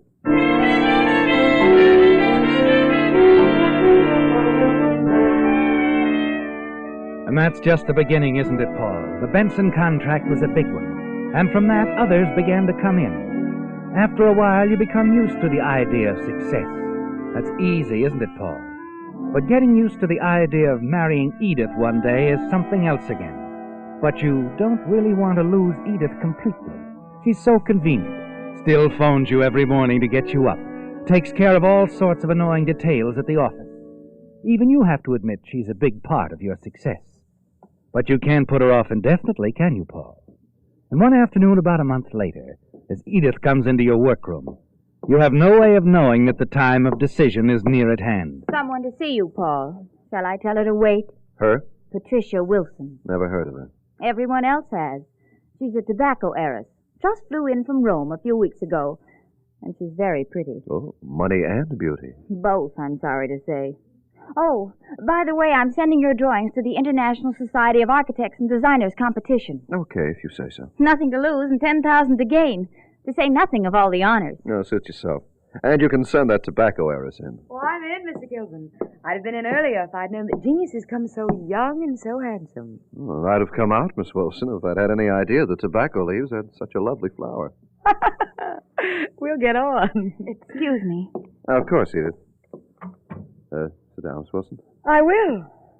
Now I know I want you to design me a house. That's good. Yes, it is. I know exactly what I want. And architecture's one of my hobbies. Can't you leave the architecture to me? Well, what would I do for a hobby, Mr. Kilburn? Find another one. Like, horseback riding, say. When? Well, let's see now. Excuse me, Paul. Yes, what is it? The contractor at Silver Lake House is on the phone. It's about some trouble with the pegged flooring. Why trouble? There's nothing to putting that in. Perhaps you'd better talk with him, Paul. No, not now. Tell him I'll be out there right away. All right, Paul. I'll call the parking lot and have them send your car Yes, around. yes, do that. I'm sorry, Miss Wilson. Not at all. I like spirit in my architects. Well, this contractor's always telling me something can't be done. I know all about pegged floors. Practically put them in my house by myself. Now, where were we? You just suggested horseback riding, and I just asked when. But I'm going to take back my question. Oh? Mm-hmm. Make a statement out of it. We'll go riding Sunday, Paul.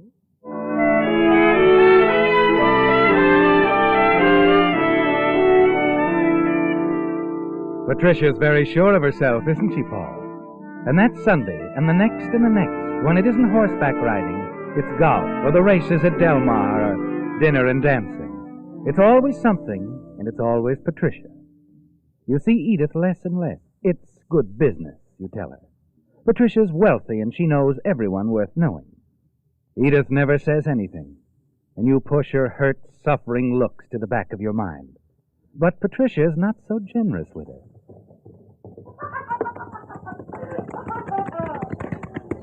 Oh, that was wonderful. Yeah, it was great. You won again. Oh, of course, darling. I always win. Didn't you know that? I've wondered. Oh, well, maybe not always at that. For instance, are you still engaged to that little mouse of a secretary of yours? Technically. Why? I told you why before. I don't appreciate having that plain little creature as a rival. Winning over her would be an empty victory, and losing would be unbearable. Well, what do you want to win? You don't know? I don't think so. Oh, now you're being insulting. Maybe. How do I know you haven't pulled this off in Rome, or Paris, or London? Pulled what off? A victory, and then left the sap holding his hand. You're not far wrong. Well, I don't intend to be another sap. You're not going to be. Does that mean you'll marry me? Yes. When? As soon as you break off with that little secretary of yours. No, I told you. I'll let her down as soon as I could. It better be very soon. I don't like waiting.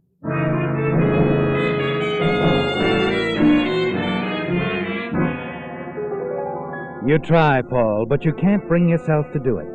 Too many people know how much Edith has helped you when you were down and out. And besides, deep down, you're too much of a coward to tell her the truth. And on Monday morning, you come into the office late, with a hangover. Good morning, Paul. Hello, Edith. I warn you, I'm about to do something I never did before. Yeah, what? I'm going to kiss you right here in this Oh, office. no, please, Edith, no. Stop it. All right. Maybe I should have told you about the telegram before I tried to kiss you. What, the telegram? Yes. Listen. Mr. Paul Kilburn, congratulations. The International Society of Architects and Engineers is pleased to announce that your designs have been selected as the most original and creative in the field of architecture. You have been named the Society's Architect of the Year. The award will be made officially on Sunday, July 15th at the Stratton Club in a banquet to be tendered in your honor. H.M. Wakefield, President. Do I get that kiss? Yeah. Oh, Paul, I'll be so proud when I watch them present you with the diamond pin and the $10,000 at the banquet. Of course. I'm sure you will.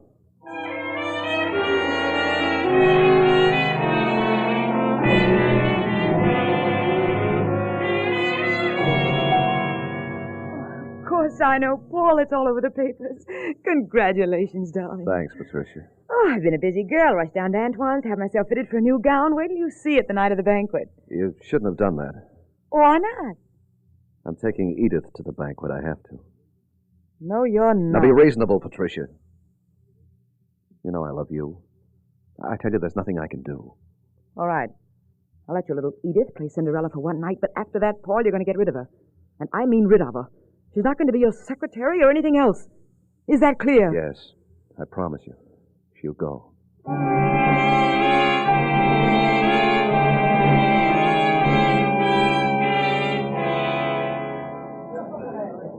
The banquet is a gala affair. You and Edith are in the seats of honor at the first table, and at the next table, staring coldly at you, Patricia with some obscure architect. And, as if further irony were needed, your former employer, Joseph Abercrombie, is selected as Toastmaster.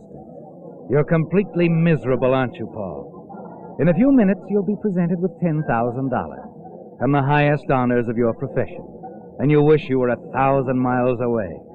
You take your usual form of escape, don't you, Paul? Waiter, another whiskey and water, please. Please, Paul, darling, no more. You called for me in your car, remember? You can drive if you think I've had too much. Ladies and gentlemen, before we officially present the award to the Architect of the Year, I'd like to tell you something about this year's winner. I know him very well. I had the honor, if I can use that word, of being the only man to have fired him. But I'm not ashamed to say that he proved himself a better man than I.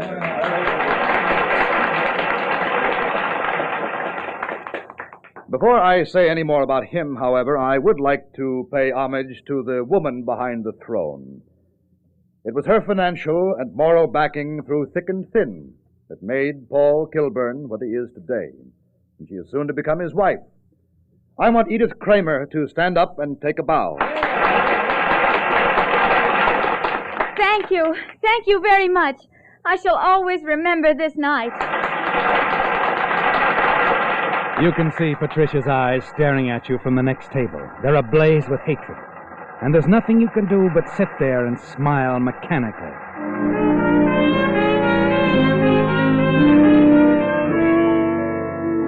You're called to the rostrum where the diamond pin is clipped onto your lapel, and you receive the check for $10,000. Suddenly, out of nowhere, Patricia is at your side.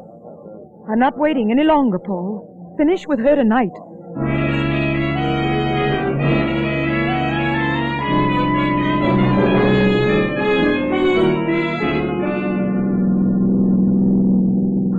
Please don't drive so fast. Look, you told me to go ahead and drive. Now don't tell me how to do it. All right, dear. Let's be happy tonight. It's such an important night, Paul. Oh, you're so blind, Edith. Can't you see it's over? Is it? You know it is. Oh, Paul, I'll stop that. You're the one who's blind, Paul. Don't you see she'll ruin you? In a month you'll be a drunkard and a bum. I'll take my chances. If you leave me for that Patricia, I swear I'll tell everyone. If that's the only way I can hold you, I'll make you look so cheap you'll hear me. Oh, stop it, Edith. That's not going to help. Paul, look out, that car!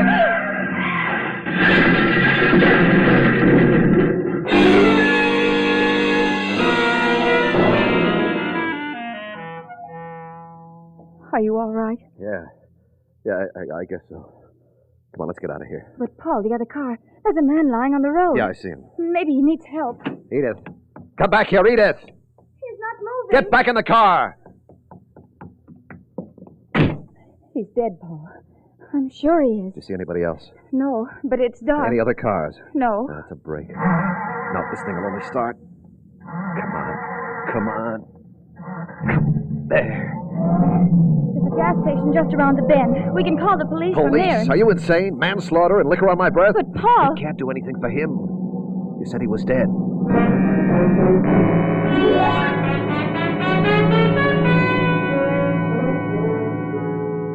A thousand thoughts race through your mind as you drive Edith home. Somehow you manage to get her car in the garage without being seen. And as you stand with Edith at her front door before walking to the corner cab stand, Edith gives you something else to think about. Someday you'll forgive me for loving you so much, Paul. Oh, no, not now, Edith. I can't think. You're going to forget about Patricia. Because I won't give you up now, Paul. Ever. What is this? I wouldn't do this if it were just for me. But it's for you, too. I'm a witness, Paul. The only witness to the accident. So? We're going to get married, Paul. Soon.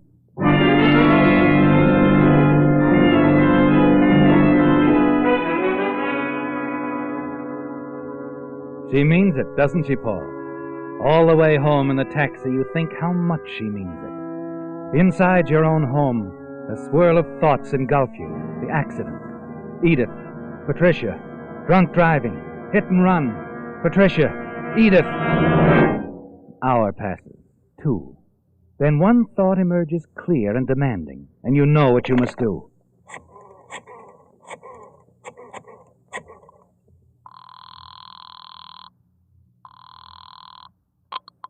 Hello? It's Paul, Edith. I want you to come over right away. Oh, what happened? Nothing. We're going to be married, that's all. Paul, it's 3 a.m. and you... I'm fine. I'll just throw a few things in the bag and grab a cab and come over. I'll pack my bag, and by the time you get here, we'll take my car and drive south. Darling. Oh, my. What's wrong? I just remembered. You have a 9 o'clock appointment with Mr. Healy in the morning. I've got my alarm clock set for 7, so I'll be sure and get you up. Edith, for heaven's sake. Oh, all right, darling. Forgive me. I'm not quite awake. And this is sudden. Oh, Paul, darling, I'll hurry.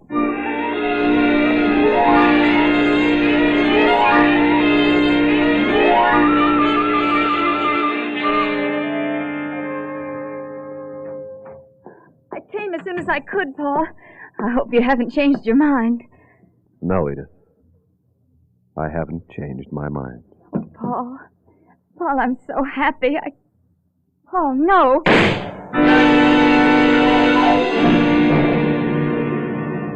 You work quickly, just as you'd planned it, Paul. Hurriedly drill the wooden pegs out of 3 of the heavy oak planks in your floor. Push them aside and stuff Edith's body in her suitcase into the 18-inch clearance underneath. This will do for now, won't it, Paul? Until you have more time to safely dispose of the body. You replace the planks, hammer in some new pegs. Then you reach for the phone.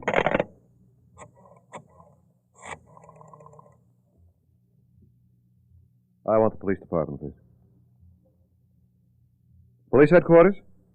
This is Paul Kilburn, number 4, Linwood Lane. Yes.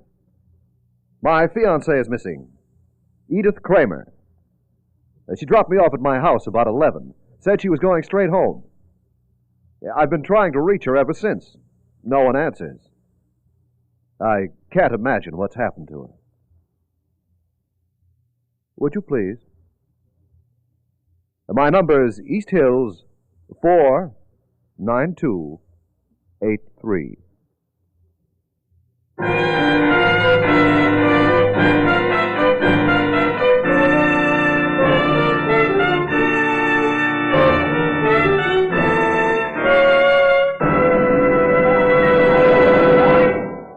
With cars costing as much as they do today and the future supply of new ones uncertain, most all drivers are interested in ways to make their cars last.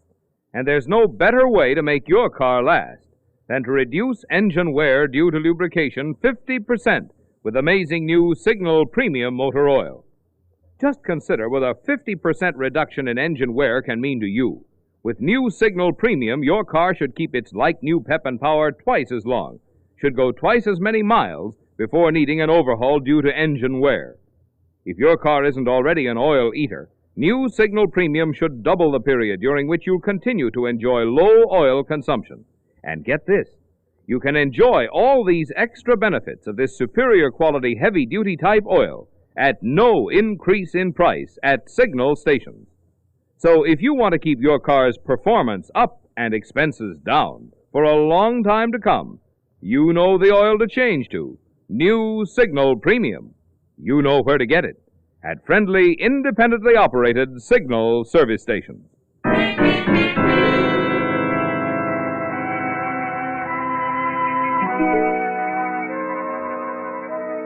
Well, Paul, it's all over, isn't it? Edith Kramer's dead.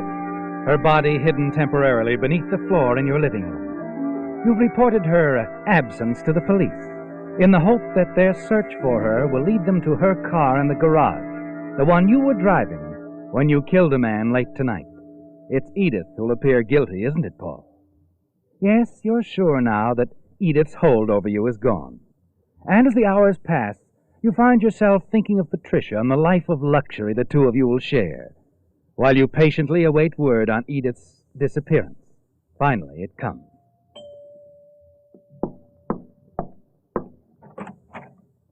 I'm Lieutenant Nicholas. You're, Paul Kilburn? Oh, that's right. Come in, Lieutenant. Have you found her? No, not yet. But I'd like to. Looks like she killed a man last night. What? Hit-and-run accident. Edith? Oh, that's impossible. Well, we found her car in her garage. It looks like an accordion. It's the car, all right. Oh, but where is she? Skipped out. At least her bedroom looks like it. But we'll find her, and we'll have you to thank for it when we do. Me? Yeah, if you hadn't reported her missing, we'd never have found her car. Oh, yes. Yes, that's right. What time do you have now? Now, just about 7 o'clock. Yeah, been a long night, hasn't it? Mind if I use your phone? No, not at all. What's that? My alarm clock in the bedroom. Oh, it doesn't sound like it. Wait a minute. Oh, it's right here, under the floor. I'm standing over it. The suitcase. What's that? Nothing. Nothing at all. What's an alarm clock doing under your floor? Well, you see, I believe I'll just find out for myself, Mr. Kilburn. Sergeant. Yes, Lieutenant? Come in, will you? I want you to help me tear up some floorboards.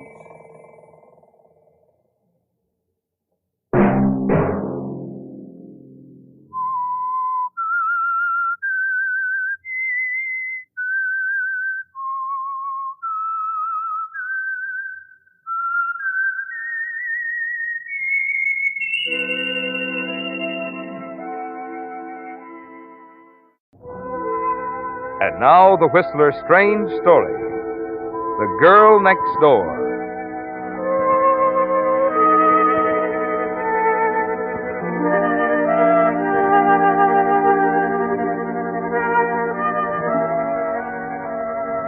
It was, in a small but very special way, a moment of triumph for Alma Germain. On the surface, of course, the matter was pretty small and unimportant.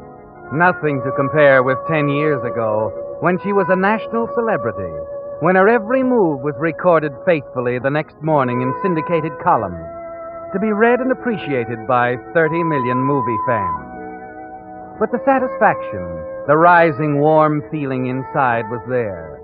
And Alma smiled across the black ebony desk at the puzzled face of Oscar Dahl, the producer, leaned back in the Chinese red leather sofa and flicked an ash into an onyx tray at her elbow. Alma, honey, maybe I'm subnormal this morning, but I'd swear I heard you say... I simply don't want the part, Oscar. Is there anything so puzzling about that? You don't want the part? I don't want the part. Period. Mind if I ask why? Should be very simple, Oscar. 6 months ago, you gave me a dozen good reasons why I should never act again. Oh, for heaven's sake. I retired at the top 7 years ago while I was the girl next door. Known and loved from Maine to California. Yes, I know. But I told you this part has nothing to do with the girl next door. This is a mature role. You're not an ingenue any longer, my dear. You're somebody's mother. And don't tell me you sat in a dark corner for 6 months and came to a reasonable conclusion, because I know better. Nobody, get it, nobody in this crazy town had more genuine reverence for a fast dollar than Alma Germain. There's only one reason you turned down $2,500 a week. Oh? Somebody's made a better offer, and I think I know who. Who? Neil Roberts. You're guessing, dear. You deny it? Well, not exactly. What makes you think it's Neil? Observation, my dear Watson. I've seen you out with the guy. He's as dull as they come, but he's got money and runs a newspaper. When I add that to the fact that you're stone broke, I smell orange blossoms and hear the wedding march from the distance. What makes you think I'm broke? I got that from the detective. Detective? Surprised, honey? What do you mean, detective? A private eye Neil's sister hired a month ago. He was around asking questions about your background. She's got her nerve. Oh, she's got more than that, Angel. Whether you know it or not, she owns that newspaper her brother operates, watches him like a hawk, gives him the go-ahead before he ever makes a move. She has nothing to say about whom he married. Oh, you just don't know Louise Roberts. If you ask me, honey, I don't think she'd like you for a sister-in-law. Now, if you act sensibly and take this job I'm offering you for a solid $2,500 a week for the run of the picture, well, after all, there are other actresses in town. Then by all means, find yourself one, Oscar. I told you I'm through with pictures. Are you through those cars with that 15-room house and the swimming pool? Of course not. Okay, Alma. Too bad, though. This part was made for you. And I hate to say it, honey, but I think you'll find the role of Mrs. Neil Roberts a little bit tougher to play.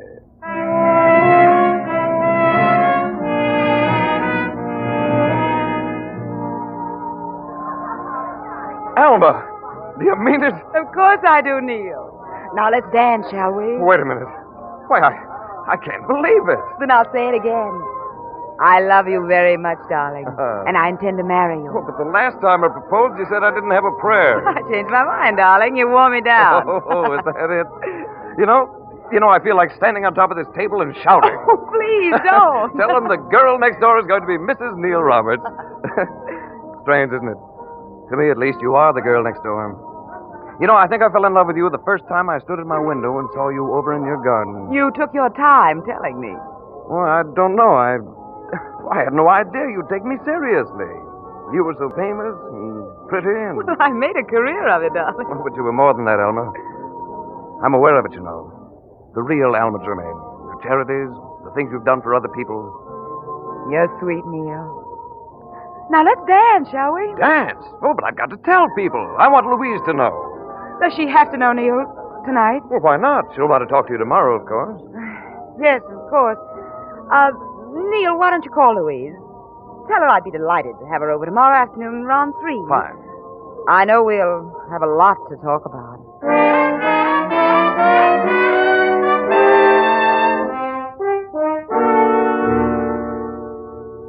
Nice to see you, Louise. Do sit down.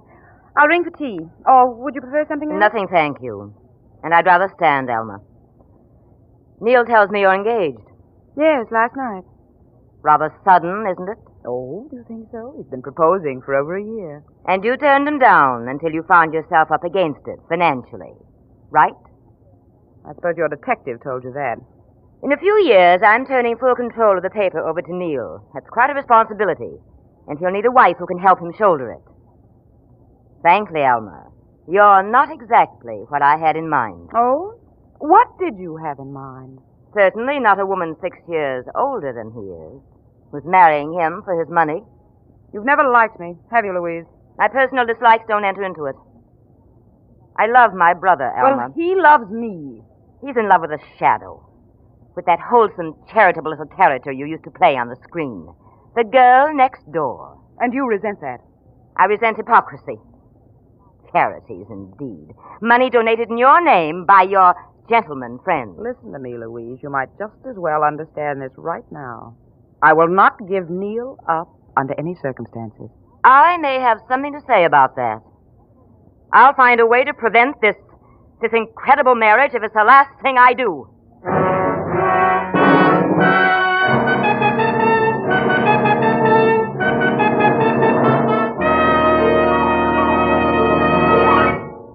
With the prologue of The Girl Next Door, the Signal Oil Company is bringing you another strange story by The Whistler.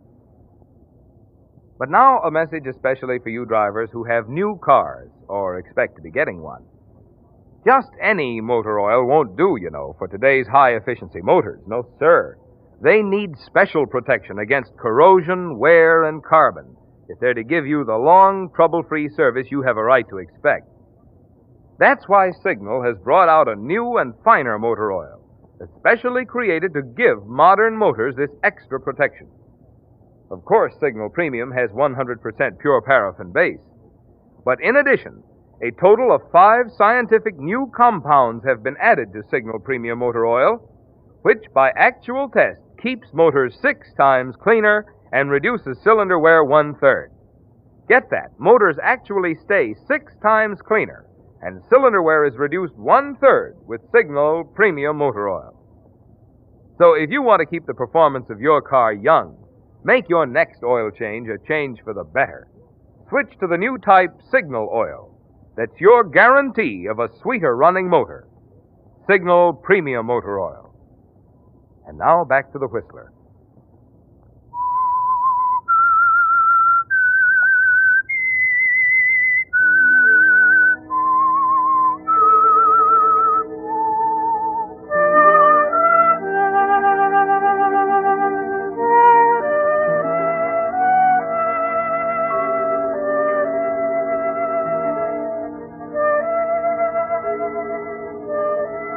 Well, the lines are drawn, aren't they, Alma? Louise Roberts knows you're marrying Neil for his money, and she's going to move heaven and earth to prevent it.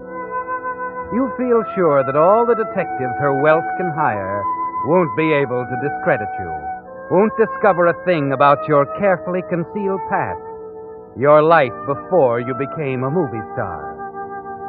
You decide to let things lie quietly for a few days, and then, a week later, you drop over to the Roberts home next door, smile pleasantly at Mrs. Ridley, the housekeeper, as she admits you. Good afternoon, Mrs. Ridley. Oh, Mr. Maine, come in, won't you? Mr. Neal's working up in his study. Oh, I hear Miss Roberts has gone away. Yes, till Monday. Maybe that'll give me a little time with Neil. I've hardly seen him the last few days. Oh, I know, and I think it's just awful. She's gone out of her way to keep him busy. If you ask me, she's jealous. Oh, why? Oh, she's too fond of him to say anything, but the way she looks when he mentions you, like she wanted to... Well, if it was me, I'd marry him right now while she's gone. Oh, I think I can cope with it. Well, just the same, I wish for your sake she'd stay in Indiana. Indiana? Yes. Is that where she went? Well, I thought you knew. Mrs. Ridley, you're sure that... Well, I saw the plane ticket. But why? Why would she go there? What business, I suppose? Oh, are you all right, Mr. Maine? Oh, yes. Yes, I'm all right. Elmer, is that you? Oh, yes, darling. Well, you know how it is, dear. That tyrant sister of mine keeps my nose to the grindstone. Doesn't she, though? But she's an angel. I'm lost without her. Yeah, how about some tea or something, Mrs. Ridley? Yes, sir. Mr. Maine should use a cup. Mm-hmm. Now then, darling. Neil, I want to be married right away. What? But we plan next month. Please, let's get married now. No? Tomorrow. Oh, but Louise won't be back till the day after. It only takes 2 of us, dear. Oh, Alma, I couldn't do that to my sister. Why, dear? She's taking our marriage so hard. Why prolong it? It could be all over by the time she gets back. You think it's better? Wait, kind of. Kind of. Well, that's so like you, Alma. We can have dinner with Ruth and Jerry, perhaps. Then it won't seem furtive. Tomorrow night we can fly to Yuma. Well, all right, if you say so. Neil, darling. Alma. You're such an angel, Neil. You'll never know what you've done for me.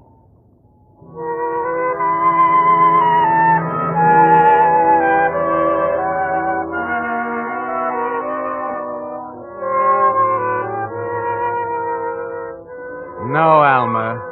Neil doesn't know what he's done for you. Doesn't realize that there might be some hidden meaning in Louise's sudden trip to Indiana. But you know the meaning of that trip, don't you, Alma? You know exactly what Louise might discover, and exactly how your own position will be threatened if the scandal concerning you and the late James Choate comes to light.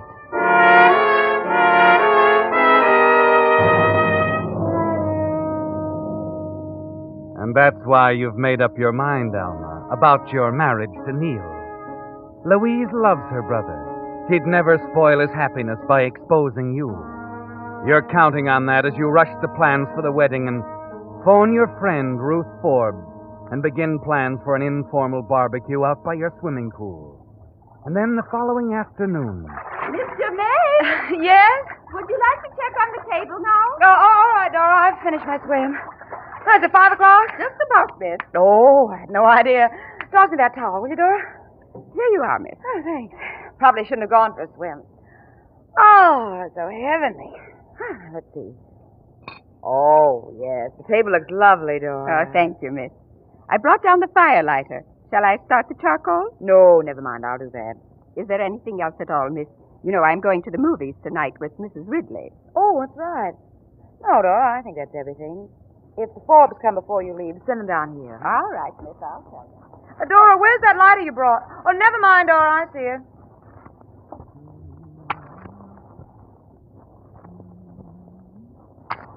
Oh, I say, Dora. She's gone, Alma. What? Louisa, I didn't know that you... No one does. I just arrived. We didn't expect you until... Late tomorrow. Yes, I know. But it didn't take me long to find what I was looking for. In Indiana. I don't follow you. No, I followed you. Right from the time you made a mistake in a magazine interview. You mentioned a town in Indiana. So, of course, you flew right down there, the busy little bee. I was busy, all right, reading old newspaper files. That's how I learned about James Choate. Well, what if you did? So he was found dead in a burning shack. That doesn't prove anything. Oh, did I miss something? That isn't what I read at all. But what? No, I read about Choate being found in a hospital in a very critical condition. They were trying to contact his wife, a pretty 17-year-old named Alma. You're lying. He died in that fire. I saw him. I assume from your agitation that you set the fire. What are you saying? Jim's dead. You can't prove anything, Louise. You're trying to keep me from Neil, but you can't do it. He'll believe me. You say Jim's dead. Yes, I suppose he is, in a way. What do you mean? He's in a state institution. He didn't die. No, Alma. Your husband didn't die. Louise, you haven't told anyone about this. You haven't... I've told no one. I'll make some excuse to Neil, I mean. I'll give him up to you if you'll just keep this to yourself. He'll never quite be all mine again. I can't forgive you for that, Alma. You don't want a scandal. You know you don't. What difference does it make now after you've done to me? I'm going to show you up, Alma, tomorrow on page 1. No, you can't do that. I won't let you. No one lets me, Alma. I do as I please. No. Do you hear? This is one time you won't. Alma, leave. stop it. What are you... Alma!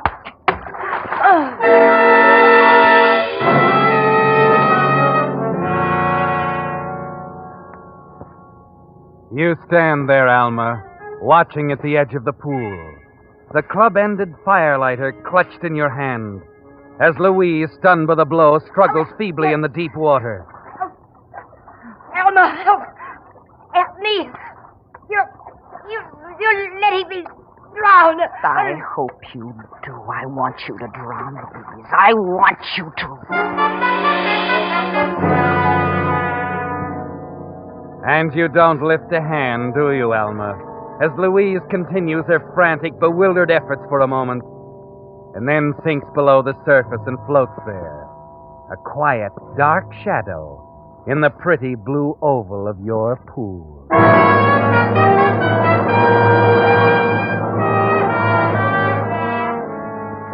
And then slowly your blind, unreasoning hatred passes, and something far off wakens you to the danger of your position. The others, Alma, your guests, they've arrived. They'll be coming down here. You're panicky now, and your only thought is to conceal what you've done, to get Louise's body out of sight. You look around wildly. Behind you is the open door of the bathing cabana. With a last shattering effort, you drag the wet, sprawling shape from the pool over to the cabana and thrust it inside. You're slamming the door shut as the others come down the walk to join you. Oh, Ruth, Jerry. Hi, Alma. Aren't you people early? Maybe a little. Neil came and got us. He's bringing the drinks down. Well, darling, what's wrong? You look exhausted. Well, I didn't realize the time. I was swimming, and when I heard you coming... Hey, I wouldn't mind a swim myself. How about you, Ruth? Oh, love it. Have we time, darling? Why, I suppose so, only... Silly of me, but I locked the key inside the cabana. All the suits are in there. Oh, I have a key. You what? Remember? You gave me one so we could use the pool when you're away. I think it's here in my purse. Look, really, there isn't time. The charcoal's ready. Well, you know how it is with stage. Yes, well, here we are, everybody. Ah. Or tall. Well, maybe you can persuade Alma to allow us to swim, Neil. No, she being selfish. I think she must have a man locked in the cabana. Jerry. Oh, don't pay any attention to him, darling. Just a joke. Of course we won't swim if you'd rather not. Here, have a drink instead. Oh, thanks, Neil. And Alma, don't worry about that man in there. Your secret's safe with us.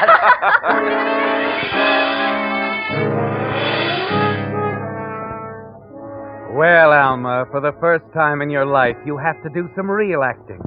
To be the easy, gracious hostess, and to avoid that questioning look in Neil's eyes. You can't announce the wedding plans now, can you? Secretly, you curse that first wave of panic that blinded you to the easy way out. To the simple fact that it could have looked like an unfortunate accident. But now you can't use that explanation, can you? They'll know the time of death, Alma. The police can determine that. So your removal of the body will point to one thing only, the guilty knowledge of murder. Your desperate purpose now is to get your guests away from here. Make some excuse to send them home so you can think. Finally, you manage it.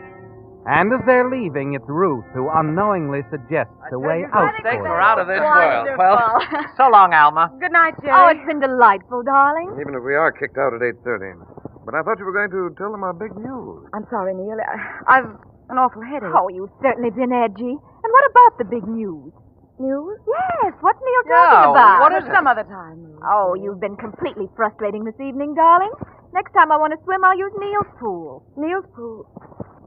Yes. Neil's pool. That's a good idea. Oh, she's just being cruel, honey. Hey, Neil, you driving us? I'll be right with you. Au revoir, darling. Bye. Dearest, what is it? Why didn't you tell them about us? Neil, I was wrong. We can't get married without telling Louise. But you said... Yes, I know, but we really should wait. I've thought about it, dear. Now run along. I'll see you tomorrow. Well, you think it's best. I know it is.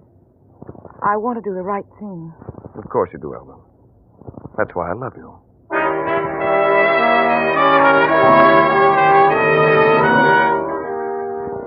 Yes, Alma.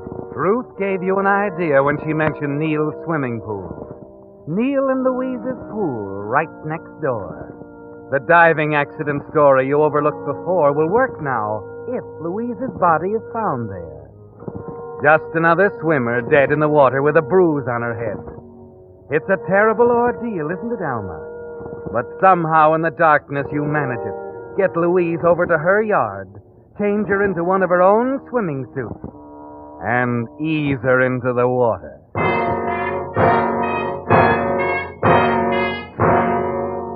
A short time later, you answer the insistent ringing of your front doorbell.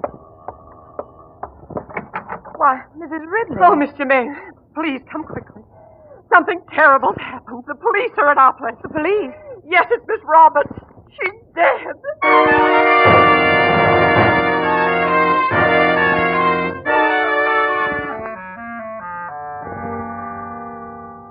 Lieutenant, I don't understand you. If you say it wasn't an accident... I didn't say for certain that it wasn't an accident, Miss Germain. Still, I'm hard to satisfy you. Miss Roberts was, she a careless sort of woman in dress and so forth? Certainly not. She was well-groomed and quite correct in everything. Yes, is very correct, lady. Went swimming in a sunsuit. Sunsuit? That's right. Seems like a little thing, maybe, only it's a masculine kind of mistake. You're not suggesting that Neil... I know. They were a devoted brother and sister. No apparent motive at all. Still, Roberts wasn't very definite about where he was around 5 yesterday. He was calling for Mr. and Mrs. Forbes. He brought them over to a party at my home. Yeah, but he could have killed his sister before he went after them. We couldn't have... I know he couldn't. You love him very much, don't you, Miss Germain? Well, it isn't just that. I know because I saw Louise alive. Saw her? Yes. She was in her pool swimming. Just before Neil and the others came. Well, she waved over to me. Oh, and you didn't tell her brother she was home? Why, it didn't occur to me. I thought he knew. Well, in that case, Miss Germain, I won't detain you any longer. It must have been an accident, Lieutenant. Does look like it. Anyway, I'll check with the gardener. Gardener? Yes, Robert says he was working around the grounds all afternoon. If the gardener's story checks with yours, well, that'll be it. Good night, Miss Germain.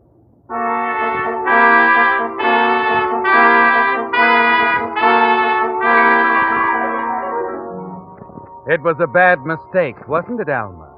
In your murderous haste, you dressed Louise in a sunsuit instead of the bathing suit she'd naturally wear. But it will all be all right, Alma. Everything. If only he doesn't know for certain that Louise wasn't swimming in her pool. It seems forever, doesn't it, before the lieutenant is back again? Well, Miss Germain, I couldn't reach the gardener, but I talked to the housekeeper over there, Mrs. Ridley. She says the gardener can't be of much help to her. Oh? Seems that he was driving Mrs. Ridley and your maid Dora to the movies at 5 o'clock. He couldn't have seen Miss Roberts in the pool when you did. I see. Then does that mean... That I'll have to take your word for it? Yes, it does. As far as I can make out, it was an accident, like you said. Sorry to bother you at this late hour, Miss Germain, but thought you'd want to know. Of course, it's no bother. I'm so relieved. For Neil's sake.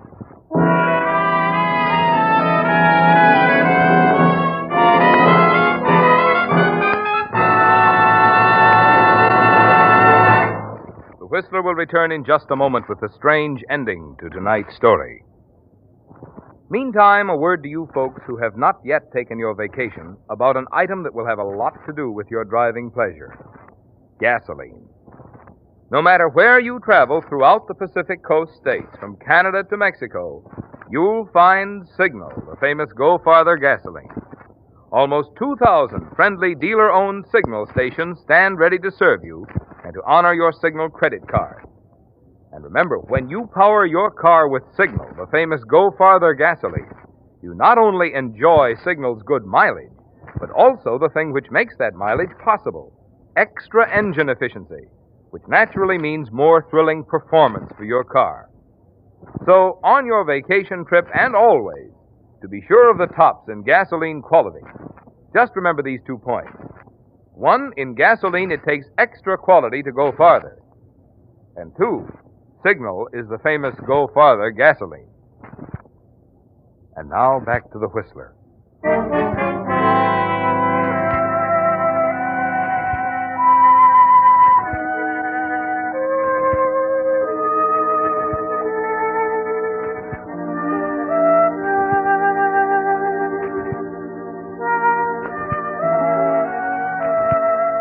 And now, Alma, your expensive little world is safe again. Neil's in the clear now, free to marry you without any interference from his sister. Yes, Louise Roberts is safely dead, and your whole murderous past with her. It was a desperate few hours, but the absence of motive and your one efficient lie convinced the lieutenant that it was a tragic accident, nothing more. That's why you're surprised the next afternoon to find the lieutenant back at the door again, walking in, sitting down in the luxurious house you thought was yours, past all jeopardy. Well, frankly, Lieutenant, I thought we were rid of you. I know. I'm funny. The boys at the department rib me about it. Even when I'm sure, I always have to check. And what are you checking now? The gardener. I finally caught up with him today. But I thought Mrs. Ridley said That part's okay. He wasn't near the pool around 5 yesterday, and he didn't notice the body at 10 when he came back. Well, then what's so important? Very important, because after talking to him, I changed my mind about Miss Roberts' death. It wasn't an accident at all. It was murder. What are you saying? Why'd you lie to me yesterday, Miss Germain? What? Why'd you tell me you saw Louise Robertson swimming? I did see her. Stop it. You're all finished, Miss Germain. You killed her and put her in that pool yourself. Thought it'd pass as an accident. Then you saw her brother and his money slipping away when we put the finger on him, so you tried to cover by saying you'd seen her in swimming. This is outrageous. I don't know what you're talking Why'd you about. lie to me? No one but an idiot would have dived into that pool yesterday afternoon. But why? Because the gardener changed the water in the Roberts pool yesterday, Miss Germain. And at the time you claim you saw Louise Robertson swimming, there wasn't a drop of water in the pool.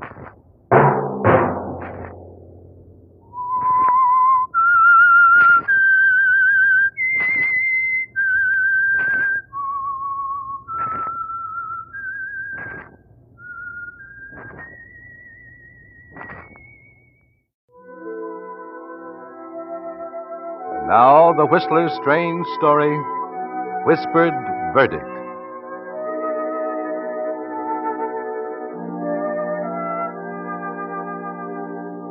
She sat at the big, shiny table, nervous, fighting a closed-in feeling that made it hard for her to breathe, sensing always the hundreds of eyes boring into the back of her head, the low, suspicious whisperings from the townsfolk in the spectators' gallery. And she knew that this time she couldn't shrug it off, that the chips were down, and she, Edith Glenby, was on trial for her life.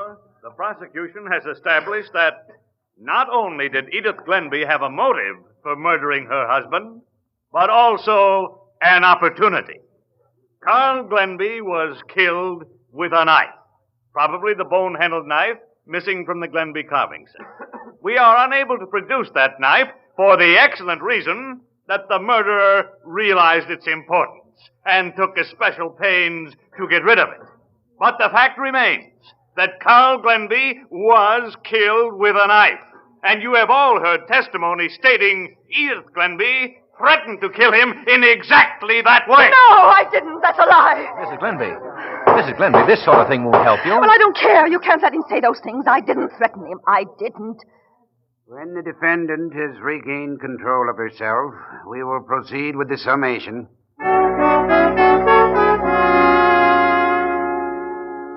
But it isn't easy to control yourself, Edith.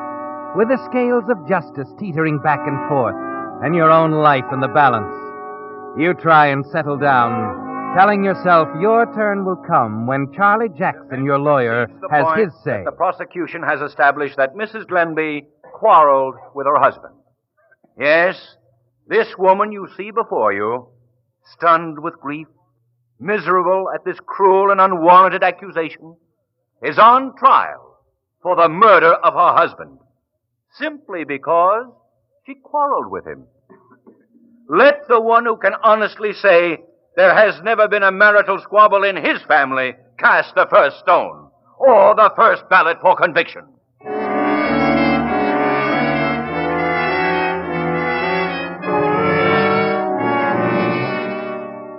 You were smart to retain Charlie Jackson, weren't you, Edith? His young, honest face, his candid eyes, the sincere delivery that's so important now as he sums up to the jury. And you were shrewd with Charlie, Edith, about that last quarrel. He knows just what he ought to know, nothing more.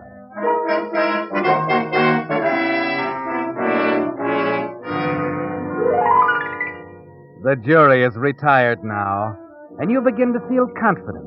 Manage to appear casual as you glance around at the spectators, the people Carl was so proud to introduce you to just a year ago, when he brought you to the big white house on Manfred Street as his bride. There's Andy, the gardener, sitting next to the cook, a plump, middle-aged Irish woman named Kate. That Mr. Jackson's a fine lawyer, Andy. He'll get her off. You wait and see. Oh, I do hope so, Kate. The poor woman. Look at her there, so pale and pitiful she is. And on the other side of the courtroom, John Felden, the executor of Carl Glenby's estate, muttering something to his wife, Agnes. I wish I knew what to make of that woman, Agnes. It's pretty simple to me. She married Carl for his money. When she found he wouldn't hold still for it, she put a knife in him. Well, I suppose that's for the jury to decide. Fortunately, though, I can make my own decision about the money.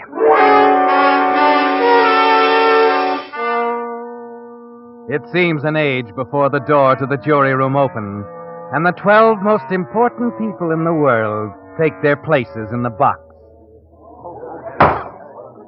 Ladies and gentlemen of the jury, have you agreed upon a verdict? We have, Your Honor. Will you hand it to the clerk, please?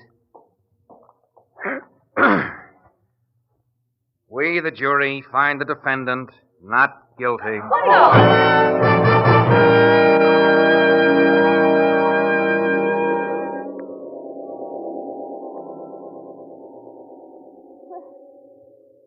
Where am I? In the judge's chambers, Mrs. Glenby. You collapsed when the verdict was announced. Oh, Charlie. They acquitted me. You did it. I'm safe. I never had a moment's doubt you would be. It's really over. They can't try me again. No? No matter what they find out? Is there something to find out? No. I only meant if somebody should trump up a piece of evidence. Like the murder knife, I suppose? Well, maybe. You know, Mrs. Glenby, there's another court, higher than the one that just cleared you. It's public opinion. Sometimes its verdict carries heavier penalties than the one you've just escaped. Well, I don't care what people think of me in this town. You don't intend to stay here? After the way these yokels have treated me, the sooner I can sell the house and clear out, the better I'll like it. Under the circumstances, I think you're wise. What does that mean, John? Whatever you want it to mean, Mrs. Glenby. Good day.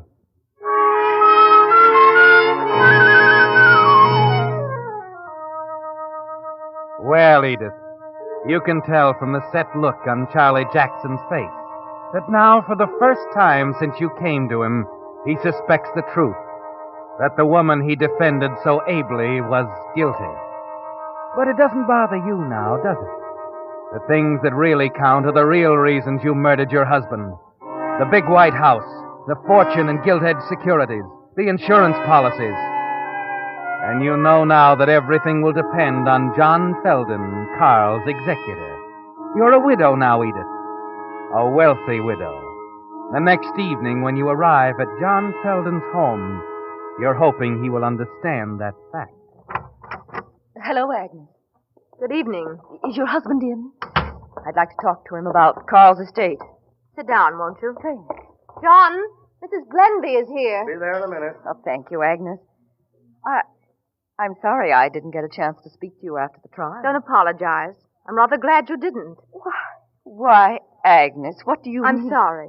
You may as well know how I feel. What do you mean? Well, Edith, I've lost a great deal of faith in the courts. Agnes, you can't possibly think I was guilty. Not after the jury... It isn't only what I think. It's what everybody thinks. It's all over town, Edith. If your innocence had been clearly established, so many people wouldn't feel that... Good evening. I only dropped in for a moment, John, to see how soon you could arrange for the sale of the house. You're very prompt. Apparently, you've lost confidence in the jury system, too. Perhaps. However, as executor of Carl's estate, I'm forced to treat your late husband's affairs as a matter of sound business, Mrs. Glenby. I'm aware of that. Good.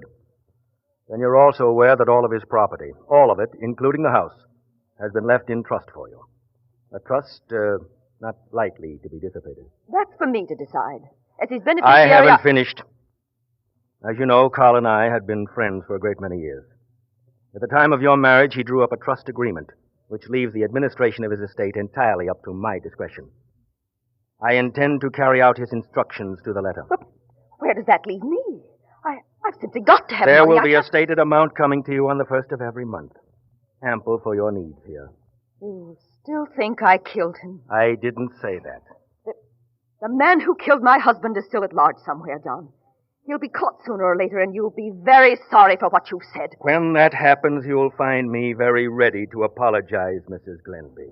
To put it bluntly, then, I don't get the money until you're... Until I'm completely convinced of your innocence. Exactly. Very well, John. I guess the next move is up to me.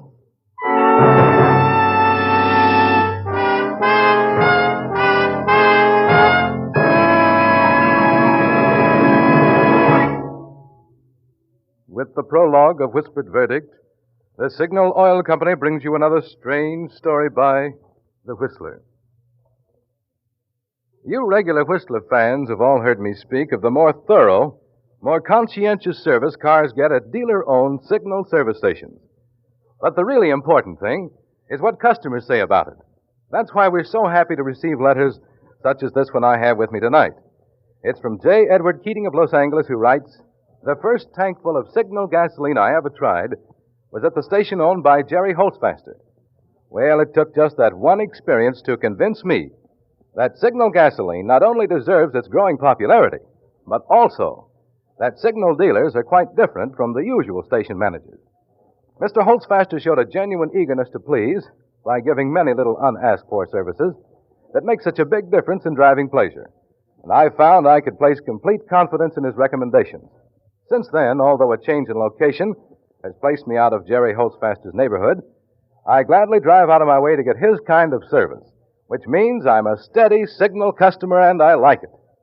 Well, Mr. Keating, if Jerry was listening to your very kind words in the Whistler just now, I'm sure he was as happy and appreciative as we at Signal Oil Company were when we received your letter. It's such commendations from customers that we're constantly receiving, which makes signal dealers strive to do an ever better job of making today's cars run better and last longer. Now, back to the Whistler.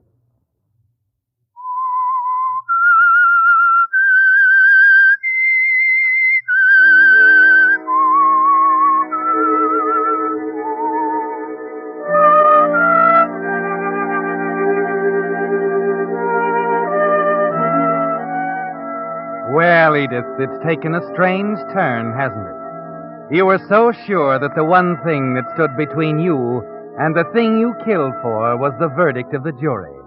But there's another verdict. A whispered one voiced in the stores, in the churches, wherever the townspeople congregate. And you know until you're acquitted in the mind of your husband's executor, John Felden, your legacy is out of reach. So it's up to you, Edith. The next move is yours. It's several days later when you finally arrive at the answer. You call Kate in one evening before dinner as you sit at your dressing table. Kate? Yes, Mrs. Glenby. Have you seen anything of that gold necklace of mine, the one with the little round locket? Your necklace? Why, no, Mrs. Glenby. It's gone? Yes. Oh, I'm sure it's been mislaid. But there hasn't been anyone in the house except me and Andy, Mrs. Glenby. Not since... Since Mr. Glenby was killed. Or perhaps not. But there was someone here that night. I didn't know anything was missing since the trouble. That is, except Mr. Glenby's wallet. If that man broke into the house to rob, he just might have taken along a piece of jewelry as well as the wallet. Of course, 'tis possible. Too bad you couldn't give the police a better description of the robber you said killed your husband. Well, if the light had been on, I might have. Oh, goodness. I hope I didn't brush it off into a wastebasket or something. I think I'd have seen it if you had. Unless it was mixed in with some papers or something. Tell me, Kate, do you always burn the rubbish out in the incinerator? No. Andy usually does that, but Kate, if you don't mind, would you rummage around in the ashes out there sometime? You know, just in case.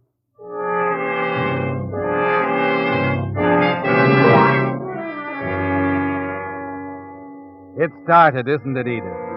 Your move to divert their suspicion. Yes.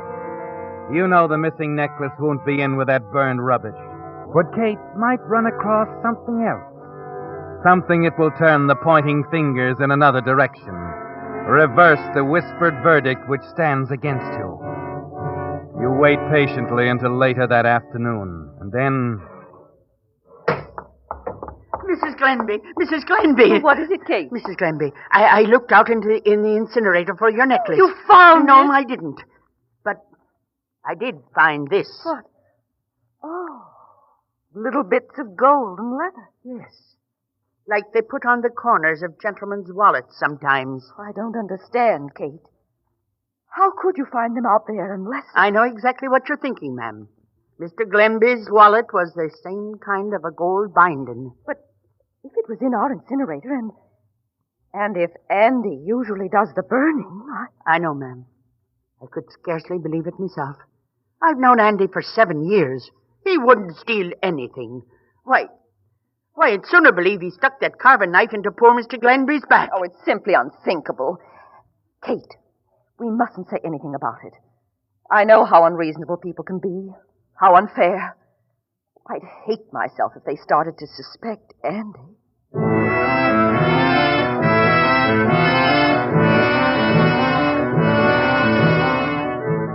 You're trembling with excitement now because your plan is working.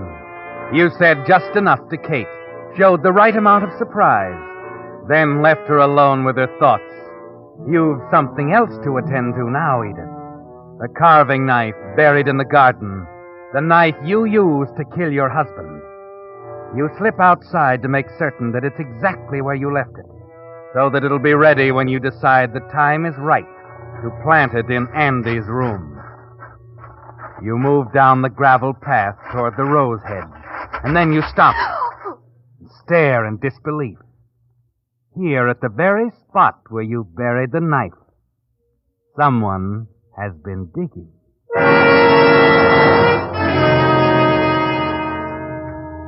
Oh, Mrs. Glenby. Oh, Oh, Andy. Oh, you gave me such a start. I guess you surprised me, too, ma'am. Not used to seeing you here out in the garden. Oh, Mr. Glenby thought so much of these tea roses. Goodness, who's been digging around them so? Oh, Goldie, I expect. That collie sometimes forgets where he's buried some old chunk of bone, so he goes hunting for it. Oh, but Andy, he shouldn't be rooting up Carl's favorite roses.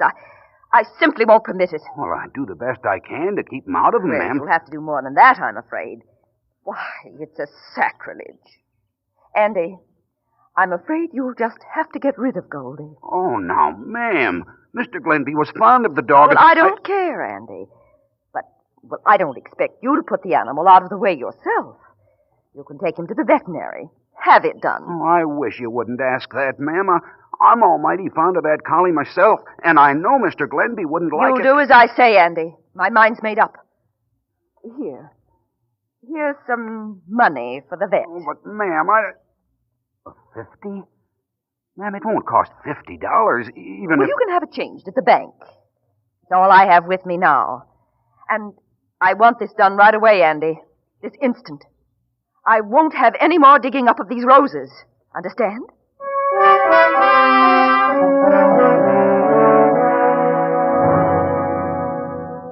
You leave Andy staring after you in hurt bewilderment.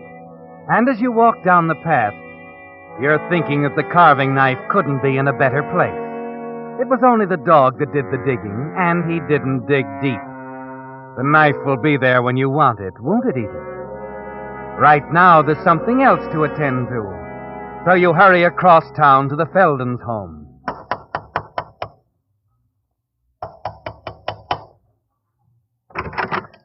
Oh, Mrs. Glenby. Agnes, I must talk to you. I need advice. I believe my husband has paid a salary to give you... Look at this, Agnes. Gold and bits of burnt leather. I don't understand. But they're the corners off Carl's wallet. The one he had when that robber killed him. Kate just found it in the ashes of our incinerator. Your incinerator? Who could have burned it there? Well, Kate blurted out that it must have been Andy. Of course, he's the only one on the place besides Kate and me, but I simply cannot believe The burnt that... wallet. Yes. If it had been Andy, that would account for nobody seeing any strangers near your house that night. It would, yes. But Andy said he wasn't around either. Well, we haven't any proof except these burned bits of leather. Still, I'm so distressed about it, Agnes. I wish I knew what to do. Kate thinks we ought to notify the police. I know she does. But until there's something more definite, I'd hate to mix poor Andy up in this. He's been so faithful and all. I know. Look, why don't you let me call John at the bank? He won't be there now, but I can reach him later. Oh, would you ask John? I'm sure he'll know what to do. After all, it's to all our interests. Oh, yes. Yes, it is. Oh, Edith, I don't quite know how to say it, but perhaps John and I have been rather hasty in our judgment, but you see... Of course, dear, it doesn't matter. All that's important now is that we straighten this thing out. I'll be waiting for your call, Agnes, at home.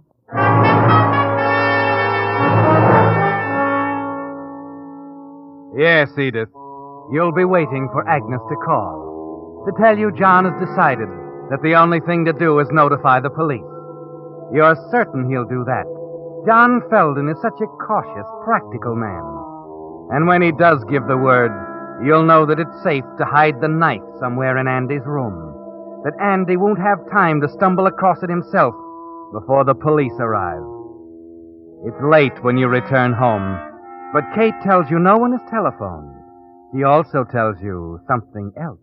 Faith, and I'm glad you're home, ma'am. Seems like things are always coming up when folks are away. Well, what is it, Kate? The plumbers, ma'am. They were here while you was over to the Feldons. Plumbers? What for, Kate? I didn't send... Andy sent for 'em. Pipes in the garage are all clogged up. Well, he didn't say anything to me about it. Expect he had something else on his mind. Anyway, I didn't want to let them go ahead digging up the garden where the pipes go until they'd given you some idea what it would cost. Well, I should say not. I don't want people all over the place digging everything up. Well, that's just what I just said to him, ma'am, but you see, Oh, we'll talk about it later, Kate. Yes, ma'am. I think that's Mrs. Feldon calling. Hello? Edith, I just talked to John. He's working late at the bank tonight. What does he think we should do? Well, he insists on calling the police right away. He wants them to make a search of Andy's things. Oh, Agnes, I hate to let them do that. They mustn't. I'd feel simply terrible But if you won't have a single thing to do with it, Edith. John is sending the officers entirely on his own responsibility because, Yes? well, Andy came into the bank this afternoon with a very hangdog expression and asked to have a $50 bill changed. A $50 bill? That's a lot of money for Andy to be carrying. And John wondered if Carl had any 50s in his wallet that night, Agnes. Would you remember? No, I wouldn't. Carried large amounts of cash from time to time, but Well, don't you fret about it. The police will find out. Oh, Agnes, can't we at least wait until Andy comes home? It doesn't seem right going into his room. Well, if they don't find anything, he may not even have to know, Edith. Now, you leave it all up to John. He knows the district attorney personally. Oh, I feel terrible about it, Agnes. I don't want to be here if they arrest him. If you don't mind, I'd like to come over and be with you. Come right ahead, Edith. I understand. But I'll leave right away. Yes, Edith, you'll leave right away. That is, after you take care of one more detail. The trap is all set for Andy, but now it must be baited. That part will be simple, won't it, Edith? All you have to do is get the knife from the spot where you buried it near the rose hedge and hide it in Andy's room. John Felden and the district attorney will do the rest. They'll fit the parts together. You know there won't be any doubt of Andy's guilt as you think of the district attorney's words in the courtroom. The murderer realized the importance of the knife, and because of that fact, took especial pains to get rid of it. That's all they need, isn't it, Edith? All they need to find the murderer is to find the person with a knife. Going out again, ma'am? Well, I have to run back to the Feltons for a few minutes, Kate. Oh? Now, let's see. Did I drive the car into the garage? I think you did, ma'am. Oh, yes. Well, I'll have to get it. And when Andy gets back, Kate, would you ask him to wait here in the house for me? I want to talk to him. Well, begging your pardon, ma'am, I don't think Andy'll be back. You don't? No. Well, but why, Kate? Why don't you think so? Something he said when he went away with Goldie, ma'am, the collie dog. Something about if there wasn't a place here for the master's dog, there wasn't room for his gardener either. Oh. He said nobody should be too surprised if he didn't show up around here again. I'd have told you before, only there were other things on my mind, and... Kate, I wish Andy hadn't done that.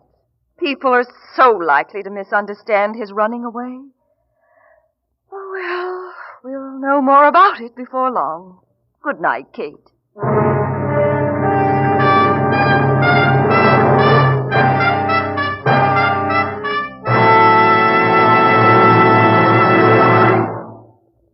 The Whistler will return in just a moment with the strange ending to tonight's story. Meantime, a word to you drivers who want to be sure you're getting the tops in quality when you buy gasoline. Just consider the facts. The only way any gasoline can put superior performance into your car is by helping your motor run more efficiently. And when your motor runs more efficiently, naturally you get better mileage. So better quality in gasoline not only means better performance, but also better mileage. That's why we're so proud of Signal's good mileage. And it's why we say, to be sure of tops in gasoline quality, there are just two things to remember. One, it takes extra quality to go farther. And two, Signal is the famous Go Farther gasoline. Now, back to the Whistler.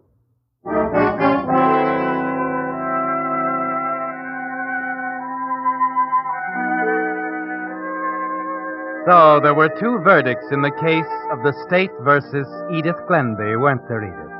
The juries and the publics. And you're sure now that in a matter of hours, the suspicious whisperings around town will become apologies, with John Felden the most humble of all.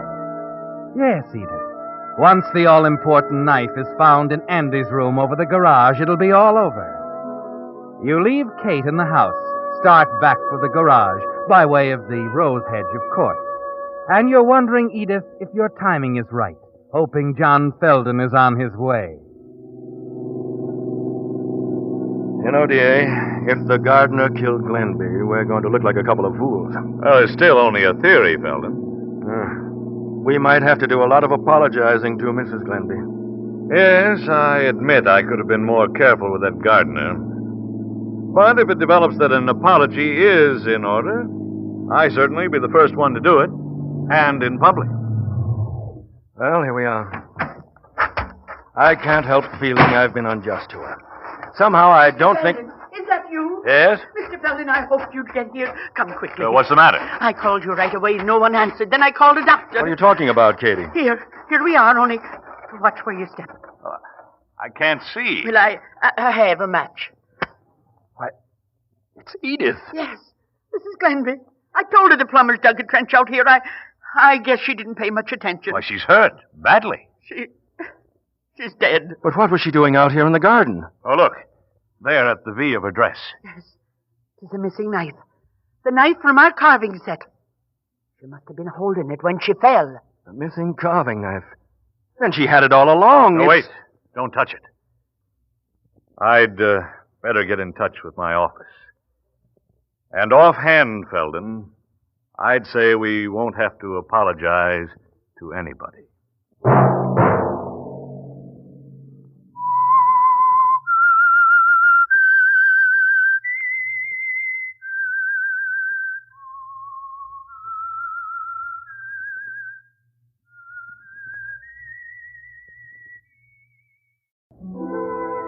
And now the Whistler's strange story. Dark Future.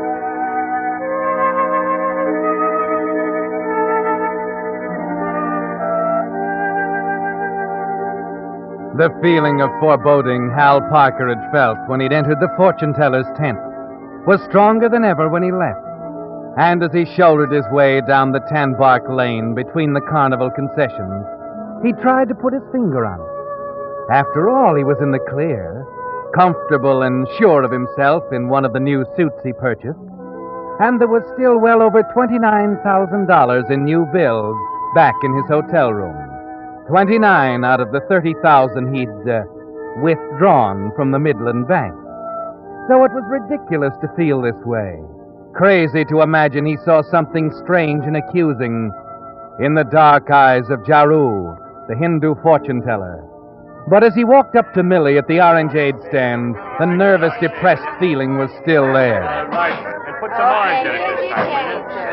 Okay. Well, what's the matter with you? Nothing. Why? You look like some bad man stole all your marbles.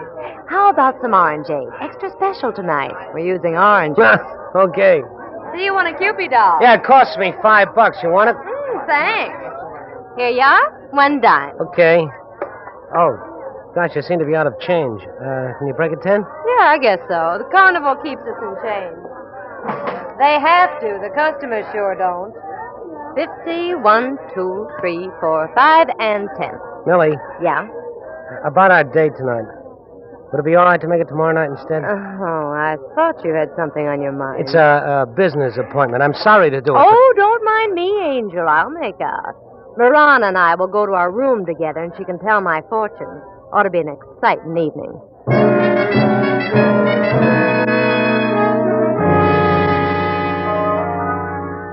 Of course, you couldn't tell her what made it so important, could you, Hal? That when Jaru, the crystal gazer, suggested you see him after closing time, there was a look in his eyes, something in his deep, quiet voice that cut through the gloom of his tent like one of the oriental daggers hanging on the wall. The lights of the carnival concessions are winking out, one by one, when you walk up to the entrance to find Jaru waiting. Salam, Sahib Parker. I am grateful you have decided to honor me once more. You said you had something more to tell me. Yes. Here is the inner chamber. You will sit on the chair, please. What is it, Jaru? Perhaps it is not important, but then that is for the crystal to tell. Go on. As you wish, Sahib. When you were here before, I tell you many things. I see in the crystal a house of money. Is that so important? Patient, Sahib. Also, crystal gave me name of bank. A name like Midland Bank, yes? The crystal? Why don't you be honest, Jaru? I mentioned it to Millie Olmsted. She told her roommate Marana. Marana told you. So let's forget the hocus-pocus about the crystal, shall we? Your manner has changed since you were here before, Sahib. But we will go on. I see now in crystal the face of another man who worked in same bank. I see also a name like, how you say, Macy? John Macy? What about him? He is being punished for stealing much money, $30,000. Yeah. That was in the paper 6 months ago, so what? You spend much money, Sahib. Too much for man who work for other man. That is funny thing, yes? Is that all you have to tell me? For the present. But Jaru is hopeful you will be interested in further reading. The crystal never rests. Are you asking me to come back? Tomorrow night, at this hour? Sorry, Jaru. I'm afraid You will be here tomorrow night, Sahib? I see. What do I owe you for the reading? Nothing, Sahib. This is, how you say, on the house?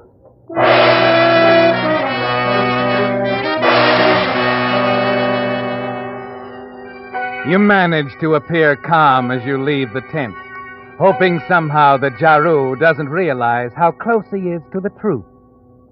It's unbelievable, Hal, that now, 6 months after you told yourself it was all over, 6 months after you watched John Macy go to prison for the money you embezzled, this man can smile across the table and tell you things that no one, even at the height of Macy's trial, even suspected.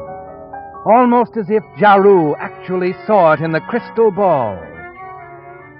The next afternoon at the bank, Mr. Wilsey, the manager, called you into his office, and you find there's a more concrete basis for Jaru's revelation. Yes, Mr. Wilsey. Oh, Hal, this is Inspector Dale. How do you do? Inspector? And Mrs. John Macy. Mrs. Macy? Yes, how do you do? My husband, John, he told me a great deal about you, Mr. Parker. Yes, we were good friends. I know. That's why I suggested to Mr. Wilsey that you'd be the best one to help us. Oh? Inspector Dale here's run onto something, Hal. I want you to take this list of serial numbers, have it mimeographed, and distributed to all the tellers. Yes, sir. Now, you don't have to tell them why, but all currencies to be checked against the list immediately. And if any bills are taken in carrying those numbers, I'm to be notified right away. Of course. Mr. Wilsey, I don't mean to be inquisitive, but... Oh, I'm sorry, Hal. We didn't intend hiding anything from you. These serial numbers were taken from some of the stolen bills. The first we've been able to locate. Don't you see, Mr. Parker?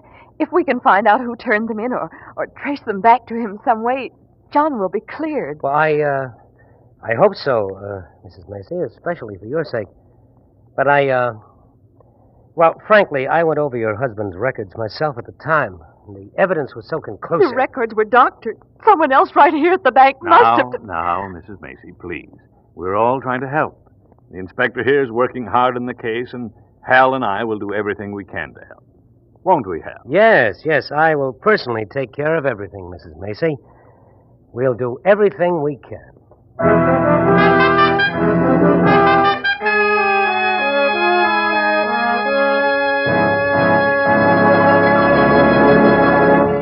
With the prologue of Dark Future, the Signal Oil Company is bringing you another strange story by The Whistler. But now here's some hot weather mathematics for drivers. Take the temperature of the day, add 2,800 degrees, the temperature inside the cylinder head of the average motor. That adds up to a lot of heat. Good reason why the cooling system of your car has to be in top condition for summer driving. If yours hasn't been checked recently, why not drop by your Signal dealers for an inspection? Perhaps your radiator has become choked with sludge and rust. If so, Signal stations have special radiator cleaning compound to restore cooling efficiency. To stop small leaks, Signal dealers have radiator sealer. And even new cars should add rust preventive to the radiator to guard against future corrosion. Also, Signal dealers have finest quality fan belts and radiator hoses, and will install them while you wait. You see, Signal stations are much more than places to fill up with Signal's famous Go Farther gasoline and Signal Premium Motor Oil. Wherever you see Signal's circle sign in yellow and black, there you'll also find complete Signal service and fine quality accessories to help your car run better, look better, and last longer. And now, back to the Whistler.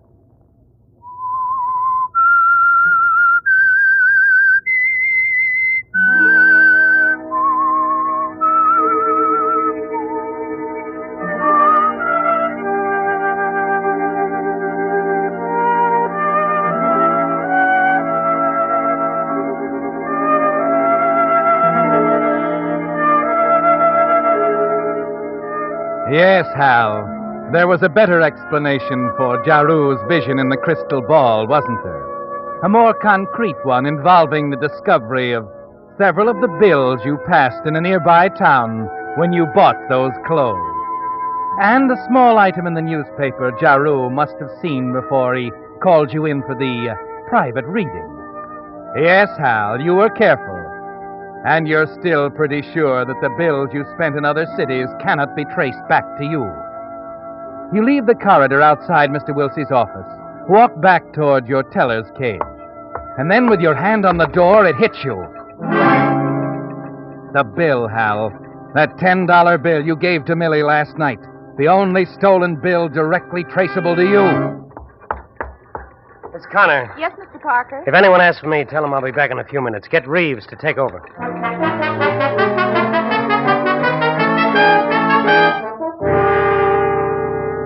The carnival is just beginning to come to life, making preparations for opening when you arrive 15 minutes later and run up to the orangeade stand.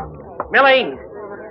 Hal, what are you doing here in the daytime? Millie, will you do me a favor? Huh? You remember the orangeade I brought here last night? Yeah. I paid for it with a $10 bill. Oh, broke, huh? Well, it serves you right. No, listen, I've got to have it back, that bill. I'll give you singles for it. But I don't carry cash around with me. What did you do with it? Think, Millie, what did you do with it? All right, I'm trying. See, that's 10. Oh, I know. I gave it to Marana. Marana, your roommate, you gave it to her. Well, what's so terrible about that? She had a lot of change, and she wanted to change it for a 10. Why? How should I know? Why not ask her? Here she is now. Marana? You want to speak with me, Mem Saib? Yes, Marana. Remember that 10 spot I gave you last night? 10 spot? The $10 bill. Oh, yes. Have you got it with you?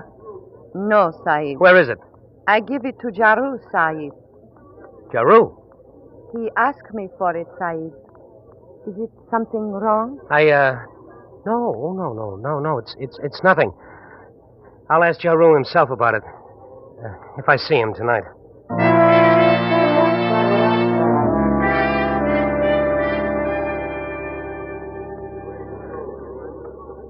Well, Sahib, you have honored me for third time. I'm grateful. You asked me to come back. Suppose we don't waste time on this Hindu magic. What do you got to tell me? I will not, as you say, waste time. It is my business to read future in crystal, but... Yeah. But in your case, Sahib, I find future is not clear. You see, trouble is not child of future. She is child of past. And crystal shows past very clearly. I see. Much more clear than last night, Sahib. I see last night man taking money. Perhaps man was Macy. Perhaps man was you, Sahib. Now it is clear. Man was you. You might be making a bad guess, Jaru. No, Sahib. Jaru only tells what he sees. Is that, all you have to tell me? Perhaps. I think, Sahib, police will have more faith in crystal than you. Sorry, I'm not playing. Is this reading on the house, too? No, Sahib. There is a charge. How much? $15,000. You must be crazy. For such money, crystal will show brighter future for you. I don't know what they call this in India, but it's blackmail here. Over here, you gotta have more to go on than a crystal ball, so I have more than crystal balls, Sahib. Oh? I have $10 bill. In late paper tonight, you will find list of numbers. The police are seeking further clues, Sahib. Perhaps this will... All right, wait a minute. All right, you win. When do you want the money? Perhaps at an early hour tomorrow. I'll have it here tomorrow night. What about 7 o'clock? That would be a quiet time. We could be alone. Is this the end of it now? How do I know you won't be back at me again? You know that? Because you trust me. Yes, Sahib. In the crystal I see after tomorrow night, for you there is bright future.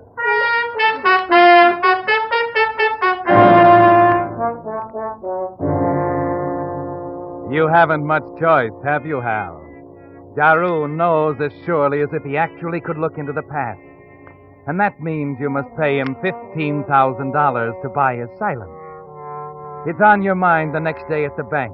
You're nervous, jittery, almost unable to do your work. But somehow you get through the day. And that night at 7, you arrive at Jaru's tent as agreed. The evening rush has not yet started, and the carnival grounds are almost deserted.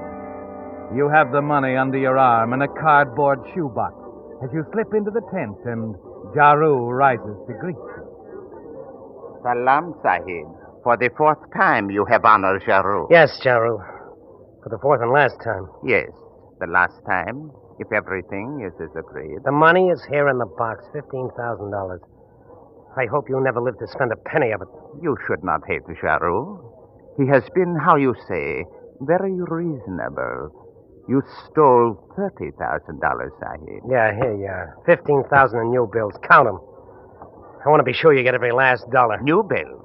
But no, Sahib. These are the same bills you embezzled. Naturally. But I cannot accept this. What? I cannot be in possession of stolen money, Sahib. I could never spend it. No, Sahib, this will not do. Well, it'll have to do. I can't pay any other way. I am afraid you must find another way, Sahib. How? Where can I get $15,000 in different bills? In the bank, where you work. You can make, how you say, an exchange. What do you take me for? That'll be a dead giveaway in my finish. No, that's out. It is the only way, unless you desire to go to prison. Oh, if I don't do as you say, you'll go to the police. You leave me no choice, Sahib. You've gone too far, Jaru. I'm caught either way. You give me no choice. Sahib, no. Put down that knife. Convenient to you to have these daggers hanging around your tent, Jaru. Perfect for what I have to do. Stop. You are insane. Get away. Oh, Jaru, you saw too much in that crystal ball. Much too much. No,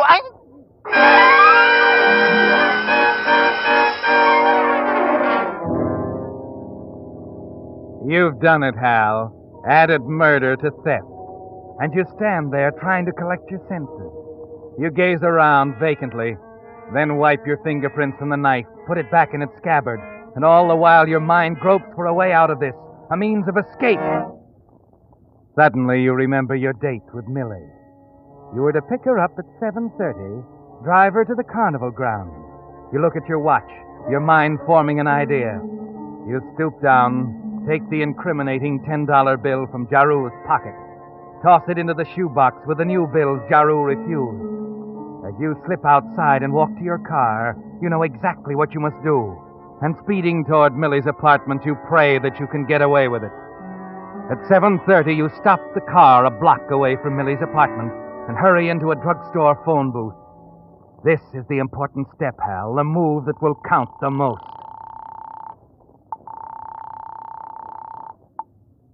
Hello? I wish to please talk with Mem Sahib, Mirana. Mirana? Oh, sure, just a minute. Mirana, it's for you. I think Jaru. For me? Thank you. Hello? This is Mirana. Salam, Mem Sahib, Mirana. This is Jaru. Jaru? Yes, Mem Sahib. I'm calling from what you call drugstore. The one near the carnival. Yes? I have appointment with Sahib Parker for crystal reading at 7 o'clock. Oh? It is now 1:30. Have you seen him, Marana? No, Sahib. But he is to be here soon. Then Sahib Parker did not intend to keep appointment. Jaru does not like it. Shall I say you call? It is of no matter. Goodbye, Mem Sahib. You smile as you hang up, don't you, Hal? Because the trick, your imitation of the dead Jaru, seemed to work perfectly. And you've established the fact that Jaru was alive at 7:30. It could be impossible for you to have killed him and then called for Millie far across town only a few minutes later. You hurry to your car, drive the 1 block to Millie's apartment, Your hand trembles as you knock on the door. If Millie and Marana are convinced that it was Jaru they spoke to, you've nothing to worry about. Oh, come in, Hal. I'm almost ready. Ah. I'll be with you in a moment. Oh, you coming along, Marana? No, I have called for taxi cab. What for? There's plenty of room in the car for three, No, and I'm... Sahib. You have proverb here. Two is company, three is crowd. Nirana, take taxi. It will be here soon. Marana's teased at you, Hal. Oh? What is it? What have I done? Tell him, Marana. To me, Sahib, you have done nothing. To Jaru, you have failed to keep appointment. He's angry. Oh, I'm sorry about that. I forgot, and then I had something to do at my apartment, and before I knew it, it was past 7. I barely had time to make it here. Jaru phoned Marana a few minutes ago. He said you didn't intend to keep the appointment. Oh, well, I'll apologize when I see him. I will leave you now. Taxi will be waiting. Okay, Marana. See you in about half an hour.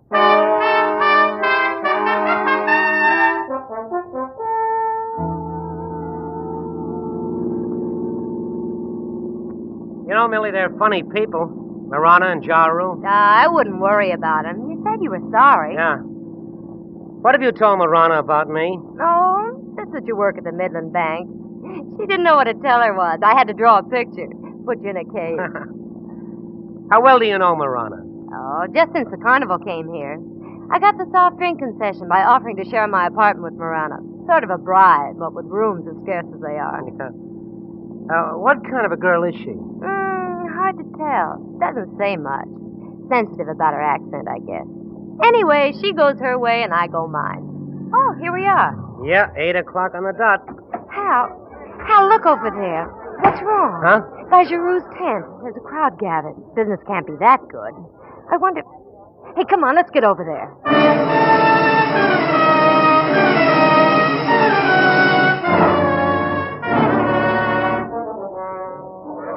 Hey, please, will you let us through? Thank you.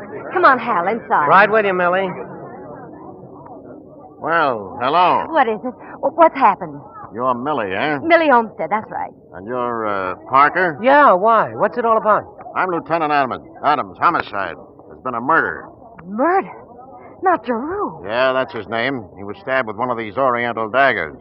Happened sometime within the past hour, as far as we can tell right now.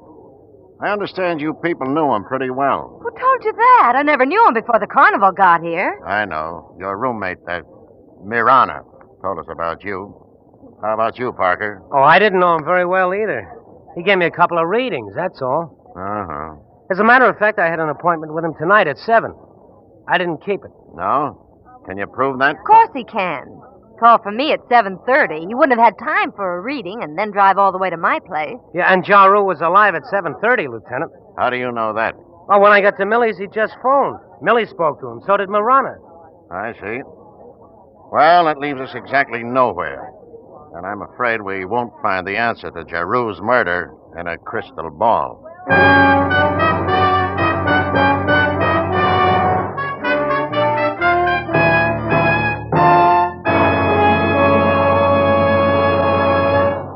The Whistler will return in just a moment with a strange ending to tonight's story.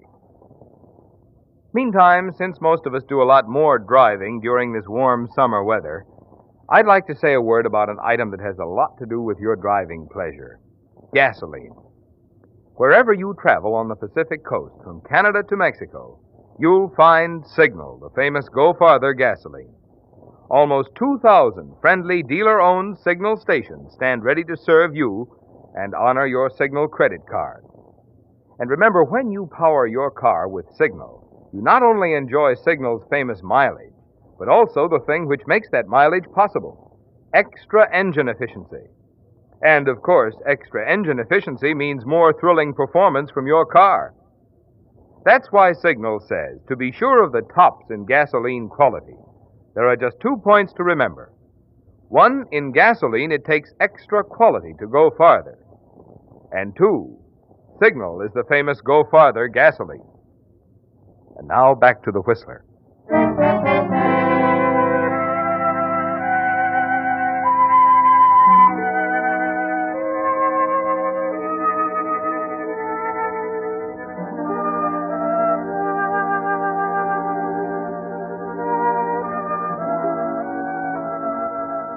It's almost over, isn't it, Hal?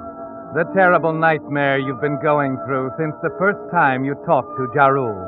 Discovered that he knew of your embezzlement at the Midland Bank. That he would turn you over to the police unless you gave him $15,000. A little more than an hour ago, you were here in the tent with Jaru. But Lieutenant Adams doesn't know that. And you're certain that he never will know, aren't you, Hal? Because your imitation of Jaru's voice in a phone call to Millie and Marana brought the dead crystal gazer to light, placed the time of his murder a half hour later than when you actually killed him. And that half hour gave you time to get back across town to pick up Millie. And so you've won, Hal. The lieutenant has eliminated you as a suspect. You stand by calmly, watching as he continues his routine check. The lieutenant leaves and you talk quietly with Millie. Then the lieutenant returns with Marana. Oh, glad you waited, Parker. I have a few more questions, if you don't mind. Oh, not at all. I'll do whatever I can to help. Now, on this appointment you had with Jaru, why didn't you keep it? Well, I was late. I had to be at Millie's by 7:30. Uh-huh. He was there right on time, Lieutenant. At 7:30 sharp, huh? Just before Jaru was murdered. That's right. Like I said, Jaru called Millie and Marana here. He was talking to them practically as I arrived. Isn't that so, Marana? It would seem to be so, Sahib. What do you mean, seem? You were annoyed at me because of what Jaru said. You wouldn't even ride down here with us. Marana was more than annoyed, Parker. She was puzzled. After that call, she wanted time to think, figure things out for herself. That is right, Sahib. I have to know why this was done. Why what was done? What are you saying, Marana? You talked to Jaru, didn't you? No, Sahib. I talked to you. What? Me? I don't talk like Jaru. You did on the telephone, Parker. What was it he said, Marana? He say, like Jaru always talk, Salam, Mem Sahib Marana. I am calling from what you call drugstore. But Hal doesn't talk like that. What are you telling us, Marana? Yes, that's ridiculous. Couldn't have been anyone else but Jaru. You better explain, Marana. All these people, Sahib, you will make them step back. Sure. Jim. Yeah? Move the crowd back, will you? Get them away from here. I don't know what this is all about. What Jaru said, that's exactly how he talks, isn't it, Marana? Sure, to the general public, but not to me, you dope. All this lingo's been an act with us. He'd never talk like that to me. His name wasn't Jaru, it's Joe Thompson, and he was my uncle.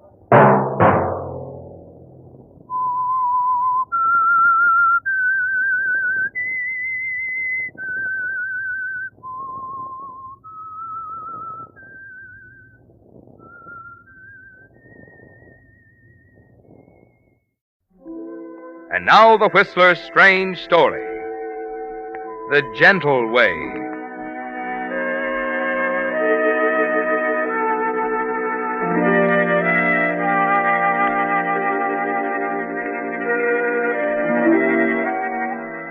The clock on the white wall showed 11:45. A half hour since Bruce Reimer had arrived in response to the summons. He was nervous now, unable to concentrate any longer on the scientific journals on the table beside his chair. It wasn't like Dr. Fenshaw to keep him waiting this way. And something in the man's voice had told him there was important news. That for the first time in the 11 years since Bruce Reimer had come to the Barker Institute of Biological Research, he was about to get a break. And it had been a long time coming. Yes, Reimer was a patient man. But there were moments during those 11 years when it looked like the breaks would never come. When he was forced to stand on the sidelines, smile politely, and congratulate the new, younger man who came and worked and picked the fat promotion. But he felt now that it had come, that now at long last Dr. Fenshaw, chairman of the board, had decided it was Reimer's turn. Would you come in, Reimer? Oh, yes, of course, Dr. Fenshaw. Sorry to have kept you waiting, Reimer. Not at all.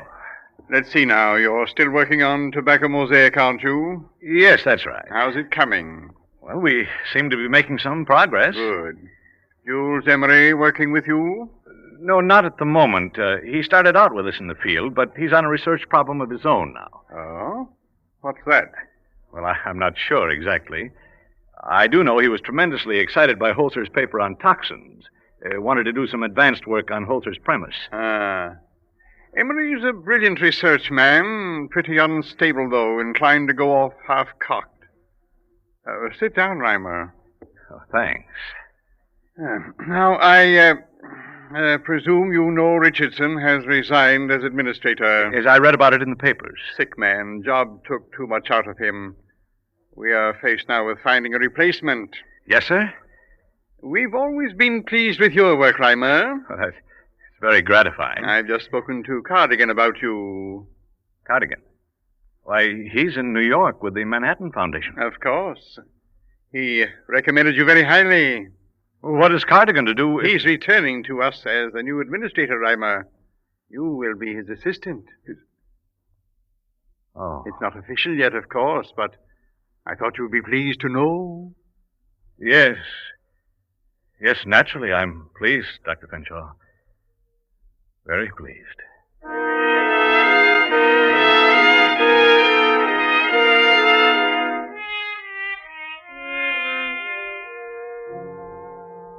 So it's happened again, Reimer. And of all people, it had to be Cardigan, who twice now has moved past you into executive positions you wanted and deserved. Cardigan the charmer, the diplomat, the fair-haired boy. Yes, Reimer, of all of them, it had to be Cardigan.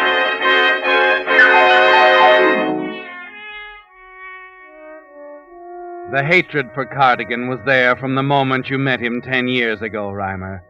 You sensed from the beginning that he had more poise, more talent, more integrity than you, that he was a better man for any job, and you hated him for it. Yes, and it's during those next few days, at a point you can't even place, that the hatred wells itself into something more concrete, into a decision to kill Cardigan with an unusual murder instrument, in a clean, efficient way which could leave no trace. And the weapon you've chosen, Bruce, is a man, a highly temperamental human being named Jules Emery. Busy, Jules? Oh, Bruce, come here a minute.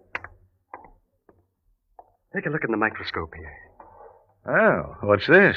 A culture. Recognize it? No. Bacillus botulinus. 24 hours ago, it was something else. This fluid in the test tube here. I see. But what are you... Don't you see, Reimer? It's exactly what Holzer tried to prove. This toxin is simply a stage in the life cycle of the bacillus. Well, you're certain of this? As certain as I'm standing here. I tell you, Bruce, this is going to change the whole concept of toxins. You told Cardigan about it? I will in a week or two. As soon as I can have my notes typed up. I wouldn't if I were you. Why'd you say that? Oh, I don't know. You and Cliff Cardigan are pretty good friends? Well, not especially. Why? Well, somehow I had the impression you'd known him for a long time, long before you came to the Institute. Well, he used to go with my wife before we were married. Oh, that explains it. Explains what? What he told the board of directors when... Oh, that's silly. Anyhow, congratulations on this, Jules. Well, I'd better wait a minute. What did Cardigan tell the board? Let's forget it. Oh, Bruce, will you stop talking in riddles? What are you getting at? Well, it's only a rumor, but do you remember when Cardigan left a year ago to go to Manhattan Foundation, and you were up for administrator here? I was up for administrator? Well, I thought you knew. No. Huh. Anyway, you'd have had it if Cardigan hadn't pulled for Richardson. At least that's what I've heard. You mean he stopped me from getting it? Oh, don't say it's true, Jules. And Richardson was an outsider, a stranger. That's why I say it's probably only a rumor. After all, Cardigan's a friend of yours. Or, anyway, a close friend of your wife. Well, I was never told I was even being considered. Well, of course you knew it this time, didn't you? No. That's funny. Well, I heard you were to be administrator and I was to be your assistant. Then Cliff Cardigan came back to town. Deliberately to take the appointment from me, is that it? Now, take it easy, Jules. That had nothing to do with it. Cardigan simply told me he was lonesome in New York, so he came back. It seems he had a friend here. Some young lady. Oh, but I talk too much. See you at lunch, Jules. Bruce? Yes? You don't think that... Oh, nothing. Forget it. All right. And Jules, you forget it too, will you?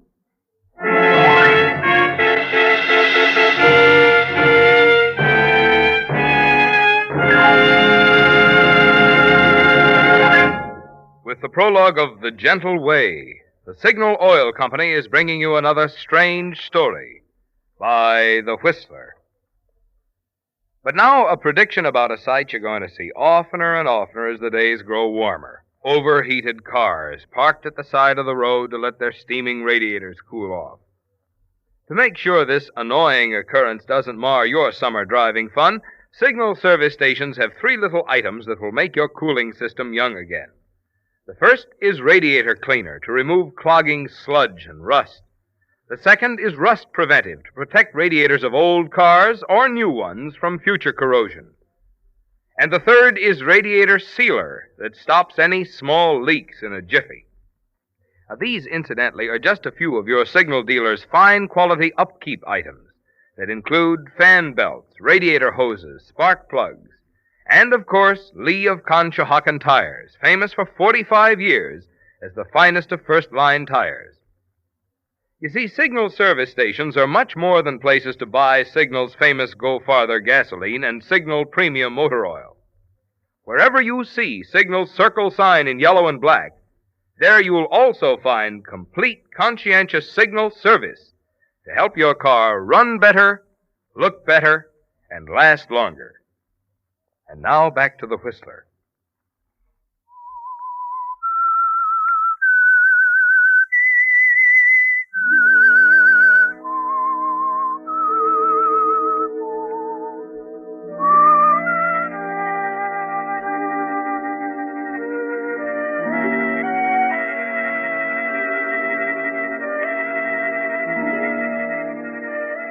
It was like planting a seed, wasn't it, Bruce? The casual remarks you dropped to Jules Emery. And you could sense as you talked to him that the seed had dropped in fertile ground. That the doubts you left in his mind would soon be suspicion.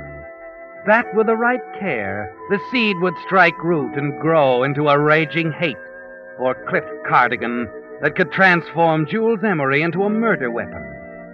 And the beauty of it all, Bruce, is that you've taken the gentle way. And in the eyes of the law, you're an innocent bystander. It's only a few days after Cardigan takes over his post as administrator that you see an opportunity for move number 2. Cardigan, what's this about Fairfield? You were saying... Just a second. Here, I have a cigar. Oh, thanks. Right? Got it? Well, there we are. Bruce, it seems the fruit growers around Fairfield are pretty hard hit with scale this year. Thought I'd send someone down there to make a survey. What do you think about lions? Well, how long will it take? Oh, a couple of weeks. A couple of weeks. Well, the lions is okay, but I'd suggest Jules Emery. The poor guy could stand a little fresh air. Been shut up in his laboratory for weeks working on that toxin theory of his. Toxin? Botulinus. Seems to have hit something important. Do him good to get away for a while. Well, if you think so. Tell him he leaves at the end of the week. Well, it'd be better if you'd tell him. He's been here a long time, you know. I think he rather resents taking orders from me. Well, that's odd. I tell you what. I'm giving a little dinner at my apartment tomorrow evening. Why don't you come along? Both Jules Emery and his wife are coming. Well, fine, Bruce. I'll be happy to come. Be nice to see Grace again. She and I went to high school together, you know. We'll have a lot to talk about. Yes. Yes, I imagine you will.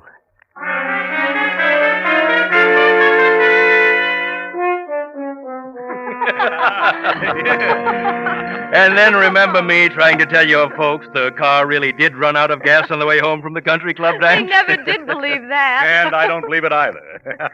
Here, you better have another cocktail. Oh, no, thanks, Bruce. I haven't finished this one. She can't talk and drink at the same time like I do. Thanks. And Jules? Huh? No, thanks, Bruce. Jules is thinking about his work again. Come on now, relax, Forget darling. your botulinous toxin for once, Jules. Well, Grace, here's to the dear dead days beyond recall. Excuse me. Was that the phone? Oh, I didn't hear anything. Well, I'd better check. Help yourself if you get thirsty. Well, what happened in New York, Cliff? Oh, wonderful city. Had an interesting job, nice salary, met some important people, but... But what? Oh, I guess my heart belongs right here. Ever going back? Oh, too lonesome. Mind if I smoke, Grace? Of course not. Have a cigar, Jules? I don't smoke cigars. Nonsense. Go ahead, try one. I don't want to encourage a habit I can't afford, Cardigan. You see, I don't have a nice salary. I'm not a big shot who runs around with millionaires. Why, Jules. Say, Cliff, has Dr. Fenshaw a personal secretary named Edith Evans? I believe so. Why? Oh, that's funny. She says Fenshaw wants to see Jules and me at his home right away. Well, this time of night? Don't look at me. I don't get it either. Oh, come on, Jules. Let's go.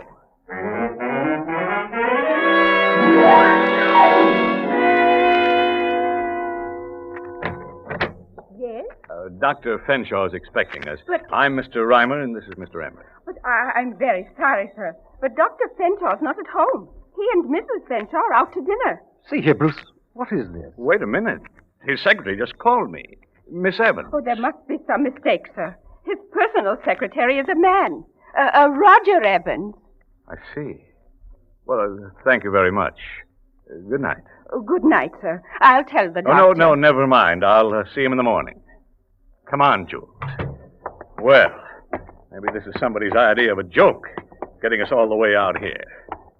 Who do you suppose called me? Why don't you ask Cardigan? What do you mean? Pretty obvious, isn't it? I'm sorry, Jules. I He had that girl phone you, so he'd be alone with my wife. Don't be ridiculous. Why is it ridiculous? Well, for one thing, if Cardigan really wanted to be alone with Grace, he could do it a lot smoother than that. He'd send you away on a field trip, for instance.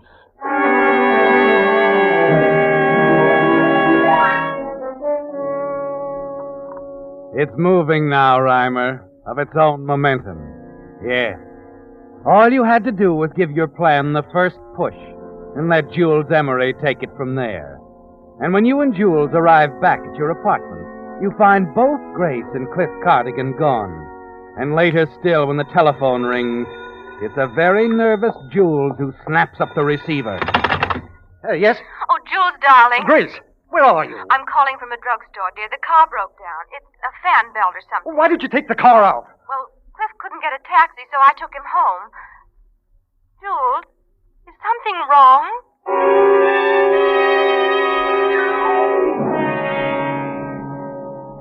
The gentle way, Bruce. The easy, guiltless way. Yes. You couldn't have found a better weapon than Jules, could you? The following night, he arrives home unexpectedly. Is that you, Jules? Of course. Why? Whom did you expect, Grace? Why, nobody. Only I thought you had an appointment with Bruce Reimer at the Institute this evening. I did. I waited an hour for him, then he called and said he couldn't make it. By the way, who's your appointment with? Mine. Or are you going to tell me you've dressed up just to sit around the house and wait for me? I dressed up because I thought I'd go to a movie. Jules, what's the matter with you? Is something wrong? You can answer that question better than I can. I don't know what you mean, darling. Is there any reason why I shouldn't go to a movie? I do it all the time when you work late. You know that. All right, skip it. But, Jules... I said skip it. Where's my pipe?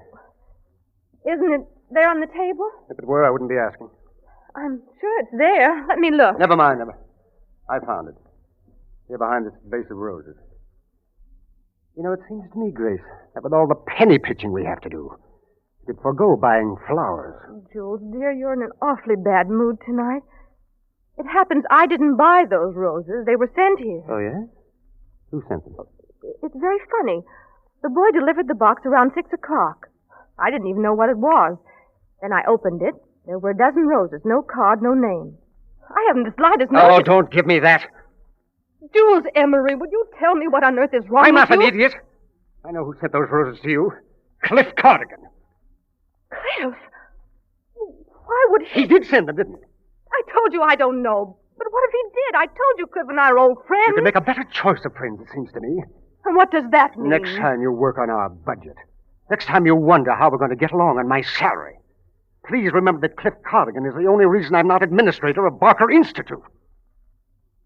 Jules, how long have you been brooding on this? Never mind that. You had a date to meet him tonight, didn't you? That's why you're all dressed up. That's why he sent you flowers. Oh, Jules, listen to me, Oh, darling. don't lie to me. Don't lie to me, or I'll answer it. Hello. Oh, hello, Jules. This is Cardigan. Yes? Hey, I forgot to mention it before, old boy, but I'm sending you out of town on a little field trip.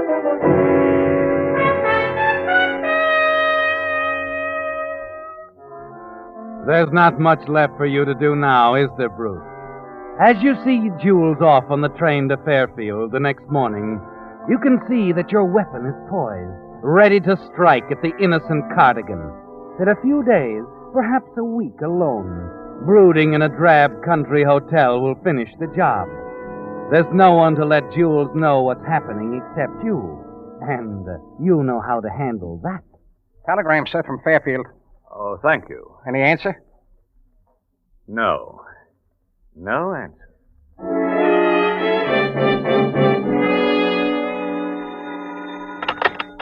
Yes? Fairfield calling. A person-to-person call for Mr. Bruce Reimer. Oh, I'm sorry. Mr. Reimer isn't at home.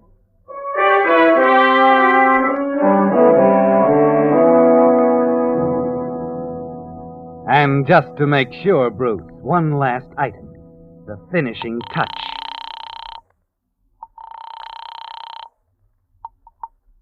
Swell Press Association. Oh, good evening. This is Dr. Harvey Williams of Barker Institute. I thought perhaps you might be interested in an important discovery we've made. Why, of course, Doctor. Thank you very much. Well, it concerns a very deadly type of toxin called botulinus.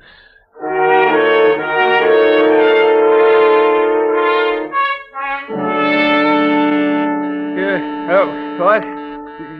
Oh, yes, just a second. Who is it? It's Jules. Jules Emery. Jules, what in the name I've got to talk to you, Bruce. It's 2 a.m. What are you doing in town? I just got in. Where's Grace? Grace? Yes, where is she? What's been going on? Why didn't you answer my wire? Well, I told you once, Jules.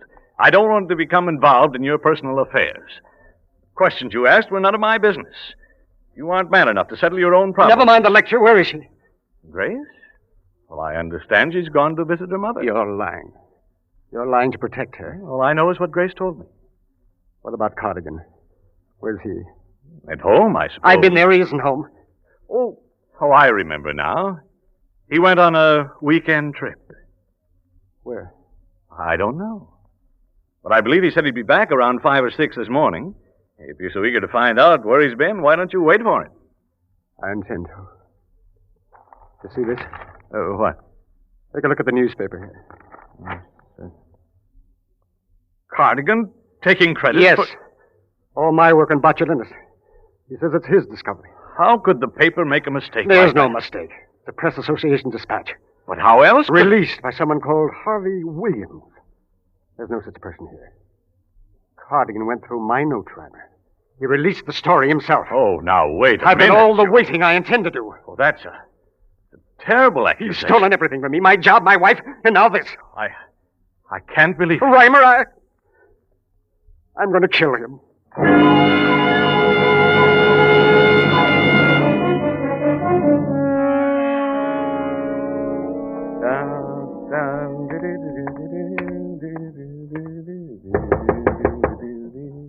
I'm in. Well, Dr. Fenshaw, I didn't expect to find you here in Cardigan's office. Where's Cardigan, by the way? Sit down, Reimer. Huh? What's the matter? I've been waiting for you. Something terrible has happened. What do you mean? Cardigan is dead. What? He was killed last night. Some passerby found him in front of his apartment. Cranial injuries, a blow on the head or something. Good heavens, I just can't believe it. I know. It's left me a little shaken, too. Got a cigarette? No, I'm sorry. I left them on my desk in my office. But Cardigan keeps some good cigars here somewhere. No. Oh, here they are. No, thanks. His brand was always too strong for me. I'll pick up some cigarettes on the way downtown. Due at a meeting. Business as usual, you know. Cardigan. Poor devil. You may as well stay here in Cardigan's office, Reimer. Have to take over his work for the time being. Oh, yes, of course. Might be a week or 10 days before I can get the board together. And I'll have you officially appointed administrator. I'll be happy to do what I can. I appreciate that, Reimer. I'll try to look in again sometime this afternoon.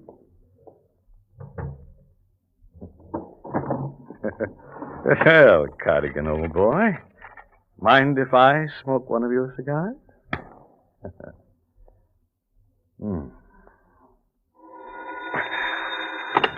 Bruce this is the administrator's office. Is this Mr. Cardigan's office?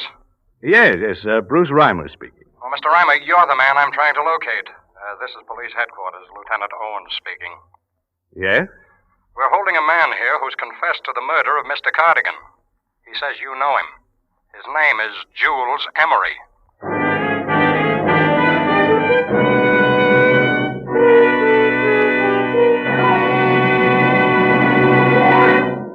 The Whistler will return in just a moment with the strange ending to tonight's story.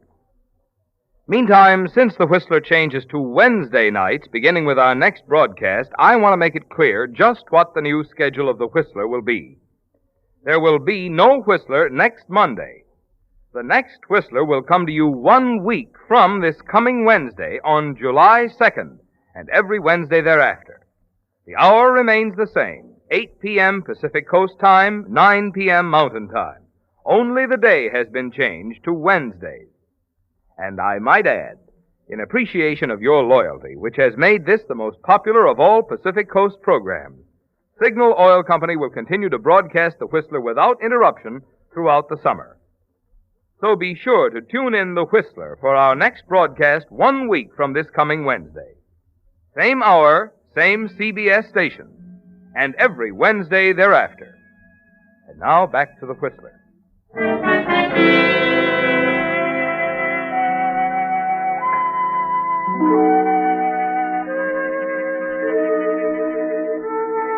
Yes, Bruce. It was the gentle way that did the trick. And everything you wanted is yours now, with no strings attached, no embarrassing questions, no way the law can touch you. Jules Emery is a confessed killer now. Cardigan is dead. And Dr. Fenshaw himself has promised you your appointment as administrator. And it was so easy, wasn't it? A word here, a hint there, a box of roses, a few unanswered telegrams. And here you are sitting at Cardigan's desk, smoking one of his cigars, ready to tell Lieutenant Owen how you tried to reason with Jules Emery, tried to convince him he should forget his raging jealousy and go back to Fairfield. Go on, Lieutenant. Well, about this guy, Jules Emery, we don't know what's wrong with him, but we're calling a doctor for a checkup. A doctor? Yes, he certainly tells a weird story. We're holding him on a charge of intent to murder. Intent? But you just said he confessed. He did. He was sure he'd murdered Cardigan. Didn't seem to know Cardigan was run down in front of his house by a hit-and-run driver. What? I'm afraid I don't understand. How do you know it was a driver? Because we got the driver and he confessed. The reason I called you, Mr. Ryder, you're in Cardigan's office now, aren't you? Yes. Emery just told us he invented some kind of deadly poison. Botulinus. That's it. He says one drop would kill a regiment. I just wanted to warn you. Warn me? Yes. Don't smoke any of Cardigan's cigars. They're full of that poison.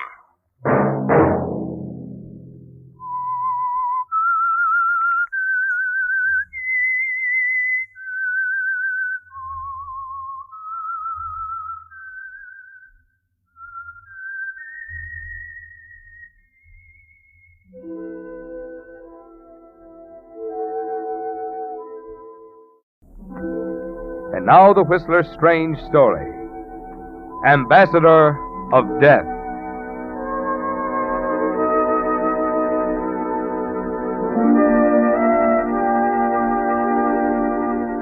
The majority of the guests in Mrs. Helena Forsythe's elegant drawing room looked upon the party for what it was, a highly important marker in the Washington social season.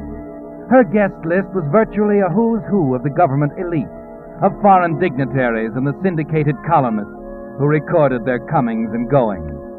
But to Gerald Sanders, consular officer in the diplomatic service, it was even more than this. Mrs. Forsythe was charming. She was a widow, and her influence extended well beyond social affairs. Oh, Mr. Sanders, I've been looking for you. Oh, Mrs. Forsythe. I was about to pay my respects.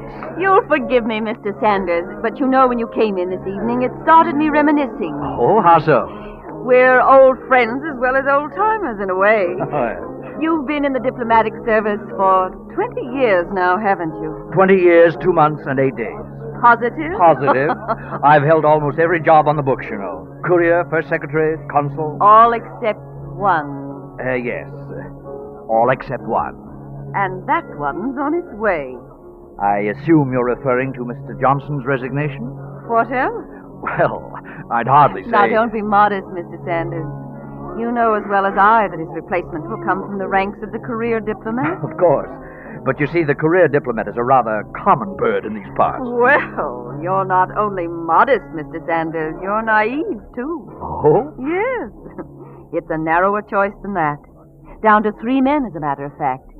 You, Eric Thomas, and, let's see, that outsider. Donald Wilkins? Of course, Donald Wilkins. Oh, but he really doesn't have a chance. Mrs. Forsythe. Still Mrs. Forsythe? Why not Helena? Helena, then. Your sources of information would do credit to the intelligence department. I shall take that as a compliment. The way it was intended, I assure you. You're a clever woman, Helena. I've always admired you. Have you? Well, I've admired you too, Gerald.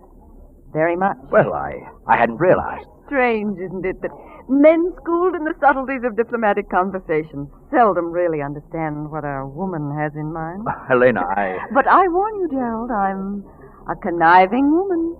How do you mean? Nothing is more important to me than seeing someone I admire and respect successful. Oh? You must get that appointment. You think I have a chance? It's between you and Eric Thomas. I know it. Poor Wilkins is out of the running, and... I'd be sincerely grateful for anything you can do. Well, I'll do what I can, but most of it's up to you, Gerald. Eric Thomas is the fair-haired boy, but you have the seniority. He's clever. Of course he is. Look at him over there, playing up to Stanton Edwards, the columnist. Yes. Frankly, though, I'm not too worried about Thomas. Perhaps later on I'll have a chat with him.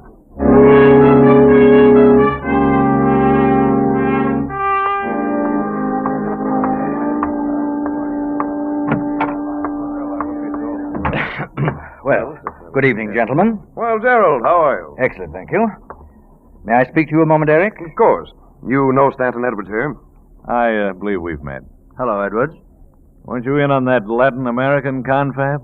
I'm sorry, Edwards. I can't talk to the press until the department issues its report. Or to be more frank, you won't be sure of what happened there until you read the papers.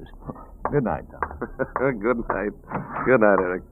I despise that impertinent upstart. Well, I'm sure he's never mentioned you in his prayers either. What's on your mind, Gerald? The new appointment, of course. Foolish of me to have asked. Frankly, I want that post, Eric. I've served the department faithfully for 20 years, and I think I deserve it. So? Need I go on? Perhaps you'd better. Very well, then.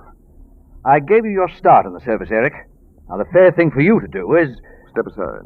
Yes, exactly. I see. I'm not ungrateful for the start you gave me, Gerald.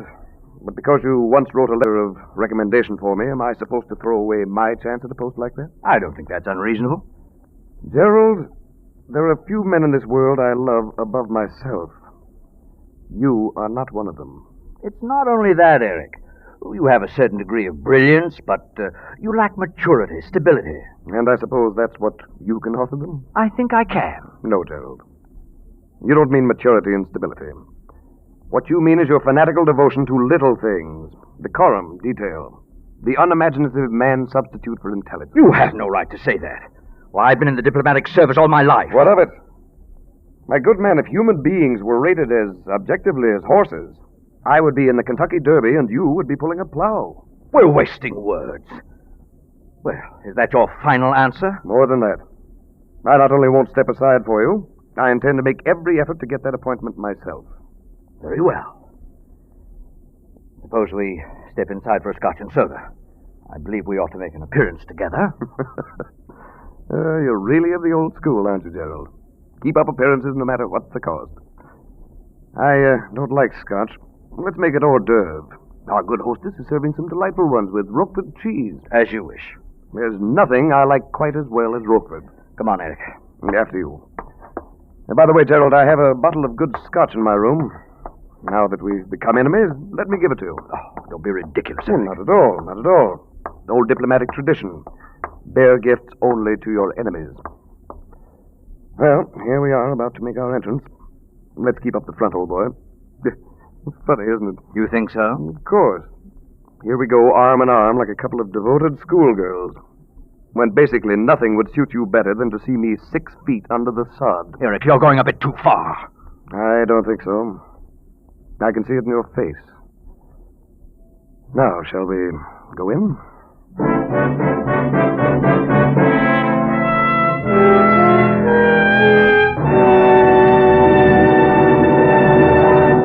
With the prologue of Ambassador of Death, the Signal Oil Company brings you another strange story by The Whistler. But now, since vacation time is here, I'd like to say a word about an item that'll have a lot to do with your driving pleasure: gasoline. No matter where you travel throughout the West, from Canada to Mexico, you'll find Signal, the famous Go Farther gasoline. Almost 2,000 friendly dealer-owned Signal stations stand ready to serve you and to honor your Signal credit card. And remember, when you power your car with Signal, the famous Go Farther gasoline, you not only enjoy Signal's good mileage, but also the thing which makes that mileage possible: extra engine efficiency. And of course, extra engine efficiency means more thrilling performance for your car. So on your vacation trip, and always, to be sure of the tops in gasoline quality, just remember these 2 points. 1, in gasoline, it takes extra quality to go farther. And 2, Signal is the famous Go Farther gasoline. And now back to the Whistler.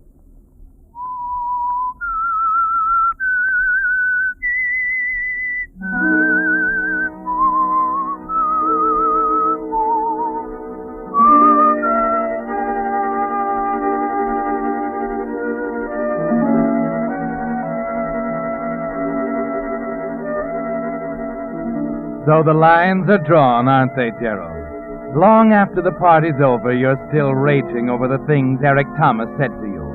That you were dull, unimaginative, fit to pull a plow. And he was right, wasn't he, Gerald? When he said you'd love to see him under 6 feet of sod. Yes, for the first time in your life, you feel quite capable of killing a man. You're determined now to let nothing stand in the way of that appointment. And during the next week, you do everything possible within the limits of propriety and drop hints to people of influence in and out of the department. Pass subtle, cutting remarks about Thomas where you know they'll be repeated. Then on Thursday, about 10 days before the appointment is to be announced, you discover that Thomas has been working too, in a more effective way. I'm sorry, Gerald. It's right from the chief. But I tell you, it's out of the question, Bailey. I'm not running off to San Francisco at a time like this to speak at a trade convention. You want me to tell that to the chief? Who's behind this? Don't ask me. I think I know, Bailey. Eric Thomas engineered this to get me out of town till that appointment is. Oh, good Lord, Sanders, don't be ridiculous. It's true, I tell you. That man is capable of anything. All right, think so if you want to. It's no skin off my nose. Contemptible, underhanded. Oh, cheer up. You'll have a wonderful time in San Francisco. Nice room at the Grandview Hotel. Probably a room full of samples from the trade representative. No, that stuff. I always give it to the bellboy. I'd examine it first if I were you, Sanders. Knowing you as I do, old boy, I wouldn't be surprised to see someone send you a time bomb. Bon voyage.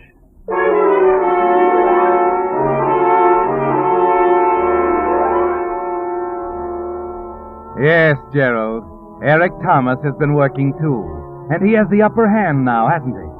There's no way out. You're under orders from the chief to spend the next few days, the most crucial days in your career, in San Francisco, leaving Thomas a free hand in Washington. You rack your brain all morning, groping for an answer, but there simply isn't any. And that afternoon, when you go downtown to pick up a few things for the trip, you're ready to admit that Thomas has you licked. And then, for some strange reason, something in the window of a fancy food shop strikes your eye. A gift package of imported cheese. You stop for a full minute thinking. There's nothing I like quite as well as Roquefort.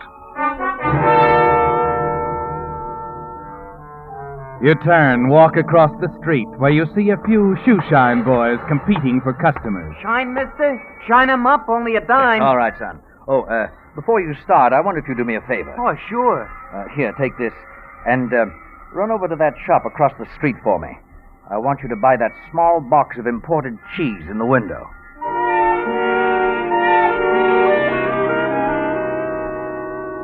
Yes, Gerald, there is a way out.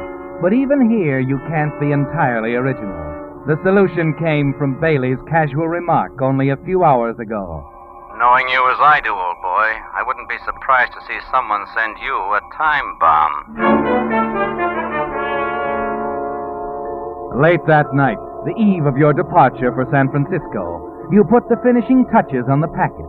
Address it not to Eric Thomas, but to yourself, to Gerald Sanders, Grand View Hotel, San Francisco. And in the upper left corner, the return address of a friend of yours in San Francisco, a man named Fred Oliver. It's ready now, Gerald, with enough poison in each of those jars of cheese to kill a dozen men like Eric Thomas.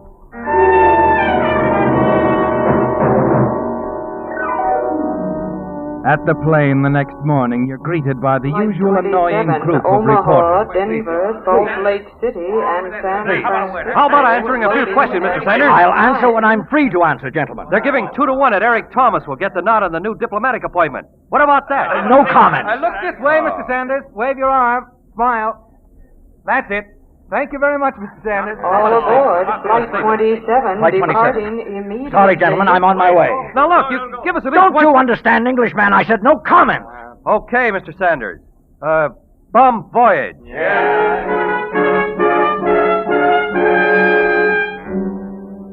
The plane trip to San Francisco is uneventful. You land at Mills Field and ride into the city to the Grand View Hotel. That same afternoon, you attend the trade convention. Even enjoy it when your speech receives a handsome ovation.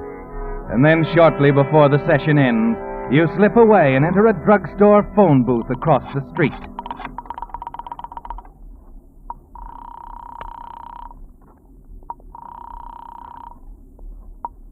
Grandview Hotel. Mr. Gerald Sanders, please. I'll ring his room, sir.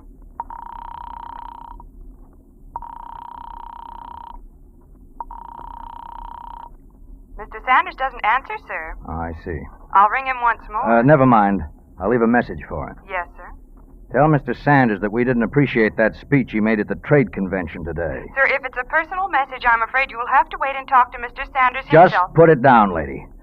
Say that he'd better make a public retraction in time for the morning papers, or else. Oh, but just a moment, please. I'll connect you with our... Now, we'll see what happens. And you don't have to wait long, do you, Gerald? No. Soon after you arrive back at your hotel, the manager comes up to your room. He's a very worried man, properly concerned for your safety. Or else. And that's exactly what he said, Mr. Sanders. It alarmed the girl on the switchboard, of course, and I naturally thought... That I should be notified, eh? Well, I appreciate that, Mr. Connors, but in this work of mine, that sort of thing occurs quite regularly. Yes, I suppose it does. Yes. Oh, frankly, though, I must admit this fellow sounds serious. If I weren't leaving tomorrow, I'd be more concerned. I hope on your next trip out you won't let the incident reflect on us, Mr. Sanders. Oh, no, not at all. Oh, and I'd like to leave my forwarding address with you. There just might be some mail or something sent to me here. Of course. I'll be glad to attend to it myself. Ah, fine. I generally get my mail at my club, the Carlton. That's Gerald Sanders, care of the Carlton Club, Washington 12, D.C.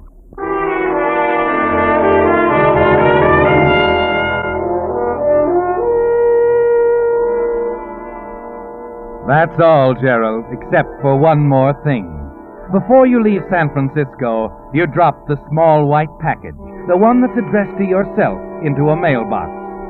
You know that it won't be picked up and delivered to the Grandview Hotel until after you've left, and that it will have to be sent on to you in Washington. That's exactly what you want, isn't it, Gerald?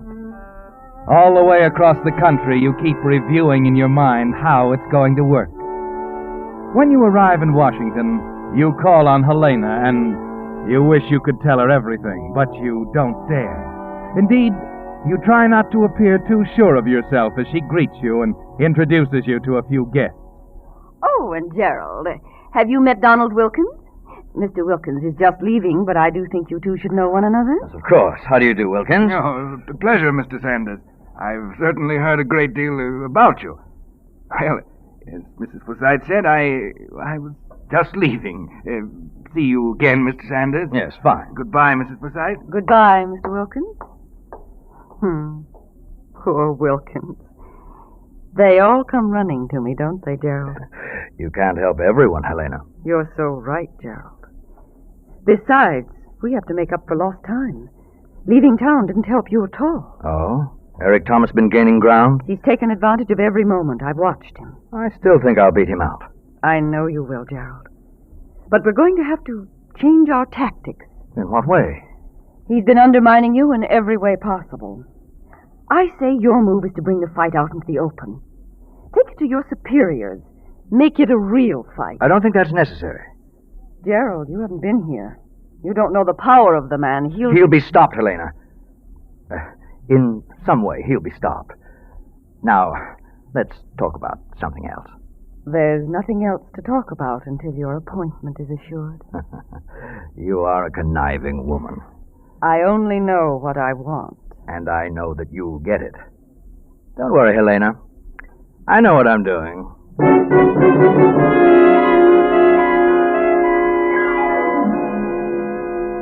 Yes, Gerald, you know what you're doing, and it's all working out. On Wednesday, when you arrive at the club, you see Eric Thomas stretched out in front of the fire in the drawing room, as usual. Before joining him, you approach the service desk. Any mail for me? Why, yes, Mr. Sanders. I have a few letters and a package forwarded airmail special delivery from San Francisco. I'll get them for you. Oh, no hurry. Have a page bring them to me in the drawing room, please. Oh, yes, sir. Oh, how are you, Gerald? Good evening. How are you? How was the trip, Sanders? Very fine, thank you, Mason. Good evening. Good evening. Glad to see you again. Well, Mr. Gerald Sanders, how is my dear friend? Come, friend, draw up a chair. Yes. Thank you, Eric. I will. Sit down. Make yourself comfortable. I trust you had a good trip? Oh, excellent. And, in my absence, I trust you've been working hard? Day and night. And not without some little show of success, I assure you. I don't doubt that. Your mail, Mr. Sanders. Oh, yes. Thank you. Yes, sir. Excuse me a moment, Eric. Anytime. Yeah, what's this? Package forwarded airmail from San Francisco. Must have missed me there. Well, Fred Oliver sent me a package of imported cheese. Cheese? To you? Oh, yes. Why couldn't it have been cigars again, or even a crate of oranges? Oh, well, I guess this is just something to give the page boy. Wait a minute, old man. Any Roquefort in there? Huh? Oh, that's right. You do like Roquefort cheese, don't you? Let's have a look. Yes. Yes, there is a jar of it here. Not a very big one, though. Any amount of imported Roquefort will be gratefully received. Here you are. After all, you did give me some scotch. Cast it upon the waters and... Ah, Gerald, you are indeed a friend. I'll think of you when I try this with my tea later on. Oh, please do, Eric. I'd like you to be thinking of me.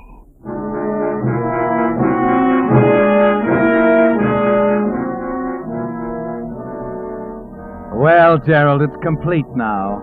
The contents of the little white package have been delivered to the proper party. Only a matter of hours and the appointment will be yours. The next morning, you sit down for breakfast in the club restaurant. The waiter brings a paper to your table, spreads it out.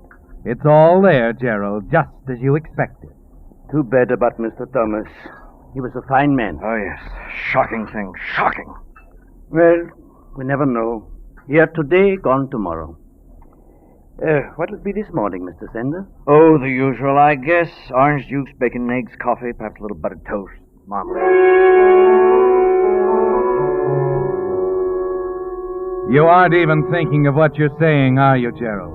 No. Your mind is busy now framing answers to the questions that you know will come. You can see a police lieutenant fumbling a little at having to ask you questions.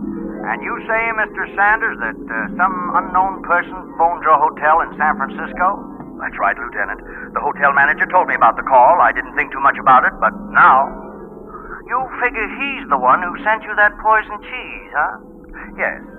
Some way he must have found out the name of a friend of mine and put it down on the return address. That's why you didn't hesitate to hand the package over to Mr. Thomas. Why, certainly. Neither of us had any way of knowing that it was prepared by some maniac. Of course not. You did a perfectly natural thing, Mr. Sanders. A perfectly natural thing. Is your breakfast satisfactory, Mr. Sanders? What? Oh, yes, waiter. Everything is, perfect.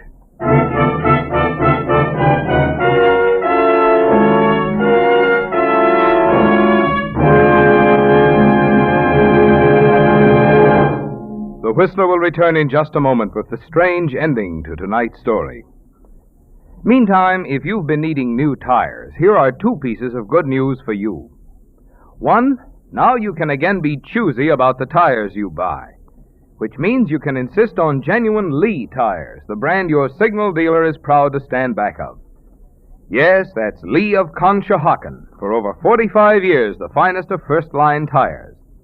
And today's Lees are the greatest ever, with new post-war features for extra safety, wear, and riding comfort, including Lee's patented double-life rayon cord. And now that second item of good news. Prices have just been substantially reduced on Lee tires, and your signal dealer can now offer you a generous trade-in allowance on your present tires.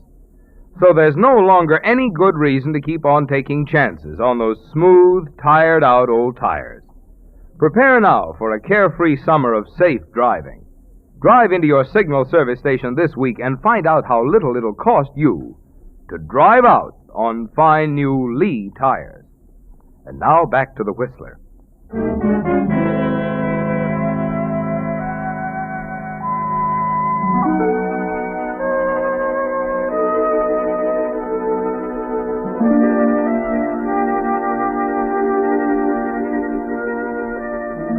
Well, Gerald, the late Eric Thomas was right, wasn't he? Bear gifts only to your enemies, he said, and that's exactly what you did.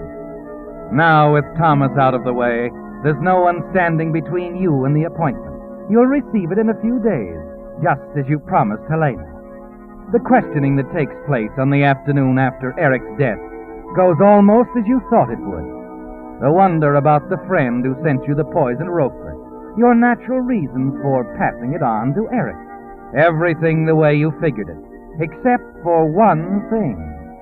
The man who was doing the questioning is not a police lieutenant, but Stanton Edwards, the columnist, who knew you both so well. Now, see here, Edwards, it's one thing to gather news, but I prefer to make my statements to the police, that is, if they decide it's necessary.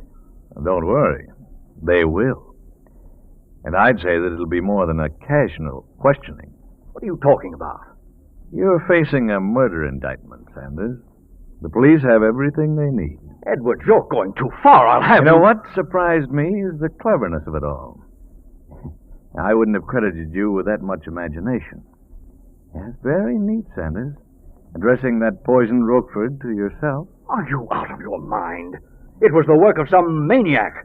Someone who wanted to poison me. Yeah, hardly a maniac, then. Why, I never saw that package before last night. And I won't stand for these accusations. I'll have you know Stop that... it, Gerald. It won't work. You see, I remembered your picture in the paper. I have an excellent memory for people I dislike. My picture? At the airport last week when you left for San Francisco. You were standing outside the plane waving your right hand. In your left, you were carrying an overnight bag and a small white package. Huh? I could see the package quite clearly. You had a finger hooked through the string. Why, yes, of course. It was a box of candy, a gift for a friend. No, Sanders. I ran down the negative on that picture. It was quite sharp. especially in the enlargement we made up for the police. The printing on your gift box came out nice and large and clear. You're lying. No. The picture showed that the printing read, "To Mr. Gerald Sanders, Grandview Hotel, San Francisco, California." That picture was taken here at the airport. And that means you wrapped that package and addressed it to yourself before you left Washington. No, it's not true. Oh, yes, it is. And the really horrible thing about it, Sanders, is that it was all so unnecessary. You shouldn't have been so naive about Mrs. Helena Forsythe. Leave Helena out of this. Too bad you didn't, old boy. You fell right into line for her. What do you mean? Oh, it's a shame to tell you this now, Sanders. But you weren't the only one she worked on. She was driving Thomas, too. That was her little plan. Plan for what, Edwards?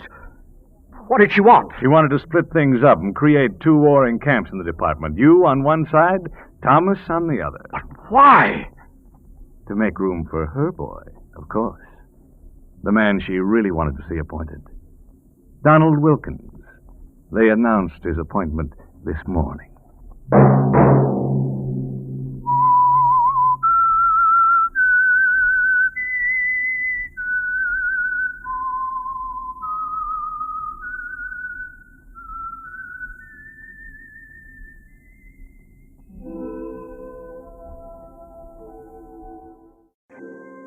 And now, the Whistler's strange story. Bulletproof.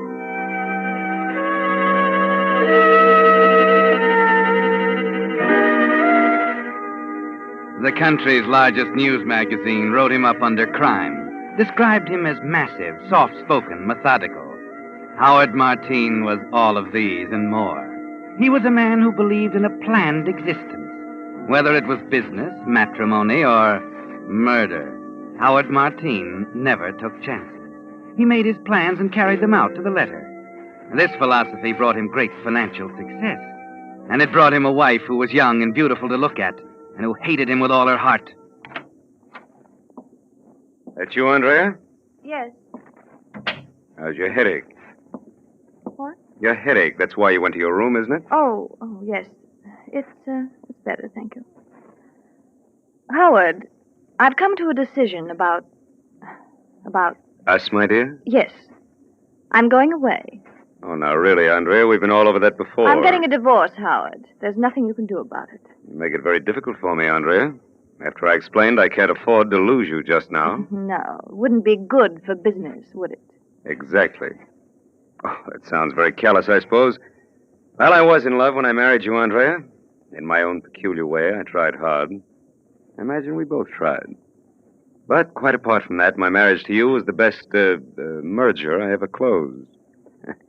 When we met, I was a fly-by-night bond salesman. Now you own a corporation. No, we own a corporation. Don't worry, you can have my share. Now, that's very generous of you, my dear. Typically feminine. But I'm afraid without you, there wouldn't be any share. What do you mean? One of your most endearing charms, Andrea, is the fact that you have a great many rich friends. Naturally, when you married me, they felt called upon to make some sort of gesture, to show that I was being accepted as one of them. So they entrusted their investments to the firm of Howard Martine Incorporated. And very wisely, too. Now, what do you suppose would happen the moment the news got around that you were divorcing me? Well, I don't think it has anything to do with it. Well, don't be naive, Andrea. You think I'm going to lose everything I acquired by marrying you? I'm afraid you didn't protect yourself very well, Howard. It would seem so, wouldn't it? I'm sorry. I'm leaving in the morning. If you sue for divorce, Andrea, you'll make a fool of yourself. You're bluffing, Howard. You've no grounds for contesting. You can't prove a thing. I can prove enough to stop you cold. Hey, if you don't believe me, come here.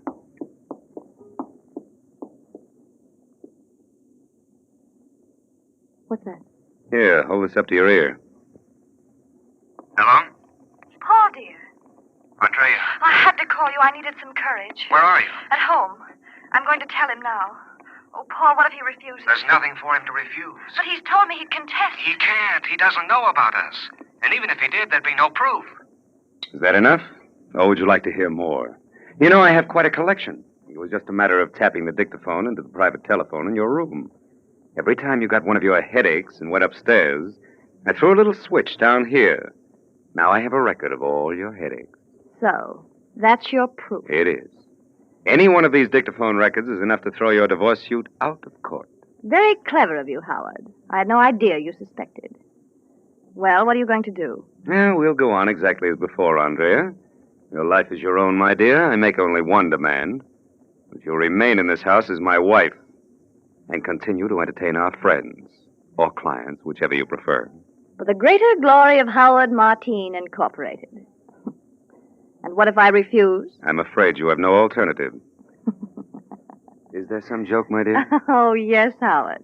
And it's on you. I'll show you what alternative I have. When I get through with you, you'll beg for a divorce. That's a rather embarrassing prospect. I'll go to them, Howard. I'll go to every one of my rich friends, as you call them, tell the entire story. The truth, Howard. How you married me for their money. How you recorded my phone conversations. Yes, I'll even tell them about Paul. Don't be a fool, Andrea. Would I? Remember, they're my friends, loyal to me. They gave you their business for my sake. You said that yourself. And when I tell them to take their business elsewhere, they'll do it, whether I'm married to you or not. That would mean exposing yourself. You wouldn't. Oh, wouldn't I? Let me see. Who's your biggest account? Martin Whitford, isn't it? Well, Marty and I grew up together. He'll do anything for me. What do you think will happen to your precious corporation when the others discover Whitford's pulled out? I could even phone him now. Wait, get away from that phone. Well? Let me think it over. I'll, take those dictaphone records first, if you don't mind. They're in that box. Thank you. Well? Oh, you can have your divorce. Only give me a week to work things out. Look, you can afford to be generous now, Andrea. You're going to marry your Paul. You've won. Well, all right. But you've got to stay here as if nothing happened. Otherwise, the story will come out before I can do anything to prepare the ground. Very well. I'll stay. But no longer than a week. Thank you, Andrea. That'll be time enough.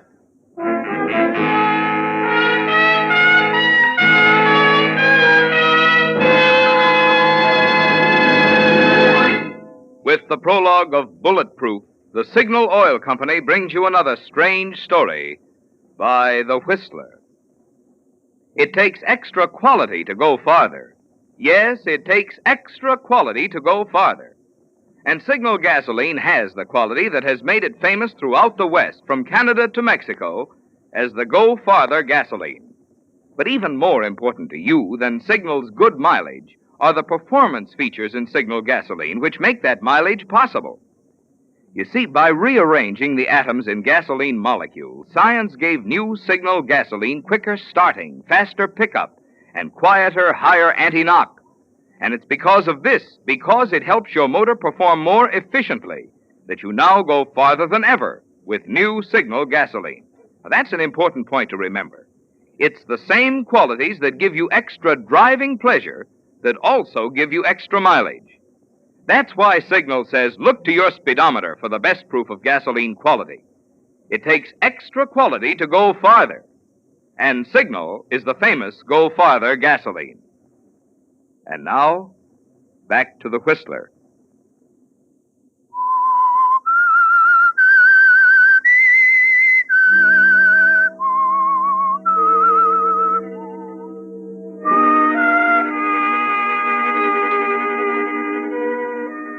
It was like a game of chess, wasn't it, Howard?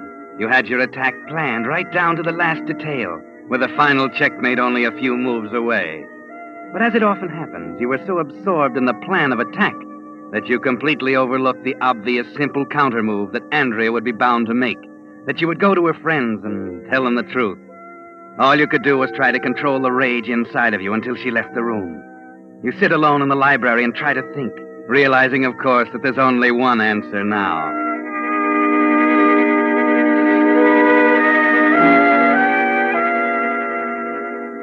It's midnight when you decide you'll have to stop thinking about it for the time being. You have a week left, and your brain will be clearer in the morning.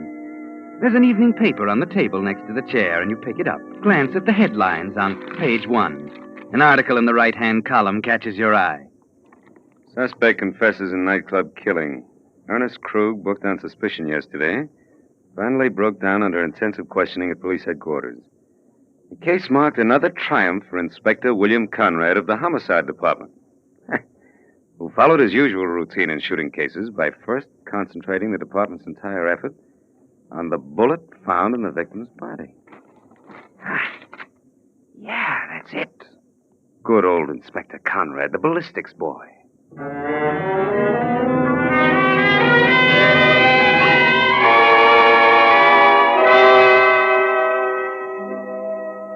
Well, you have a plan now, haven't you, Howard?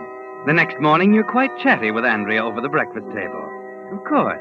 There's no point in holding grudges, is there? Particularly since the poor girl hasn't much of a future. You begin by dipping into your past, the shadowy past of a one-time confidence man named, not Martine, but Marin, Joe Marin. That was your name in the old days when you used to play around on the fringe of the law, always ducking out just in time to let the other fella take the rap. As Joe Marin, you pay a visit to an old friend in his dingy little gun shop in the slums of the city. What'll you have? Hello, Sam. You went up on me, mister. Oh, you're not forgetting your old friends, are you? Marin. Joe Marin. That's better. It's been a long time, Sam. Almost 8 years. From where I said it felt longer. Oh, that little stretch of yours hasn't seemed doing you any harm? Nah, I had the time of my life. Kept wishing you was with me. Oh, I got out from under Sam, and you didn't quite. After all, I didn't tell everything I knew, huh? If I did, you might have got the chair. That's why I want you to do me a favor. You're killing me. I can pay for it, Sam. Enough to buy back 8 years? You always were a man for a grudge. But you're an expert gunsmith, and I need you. I want you to fix this 45 so it'll shoot 22 caliber slugs. It's, for a friend of mine. I'm learning something new every day. What's the idea? You're not supposed to know why, Sam. Only how. Well? Looks like a waste of good gunmetal to me. Let's see the rod. Can you do it? Yeah, I can do it. But I ain't gonna. No? Why not? I ain't exactly my own boss. I gotta be careful. Oh, yes. I know all about that. You know, that's why I'm so sure you're going to do this for me? I don't get you. Well, being on parole kind of fences a guy in, doesn't it? What does it? Listen, Marin, I don't know what you're talking about. I ain't done anything to violate my parole. That's not the way I heard it. Well, I'll try somewhere else. See you in a little Wait a minute. Well? Shakedown, huh?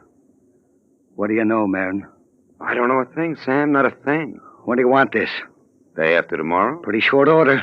It'll be worth your while. Okay, Mr. Big.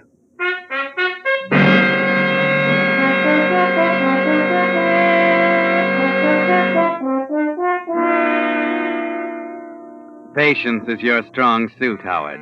2 days of waiting. 2 days in which your seeming nervousness is interpreted by Andrea merely as concern about your precious corporation. Finally, you return to Sam's place and pick up your package. Andrea arrives late that evening and goes straight up to her room without a word to you. You wait alone in the library until you're sure the servants are asleep in their separate quarters. Then you walk quietly up to Andrea's room.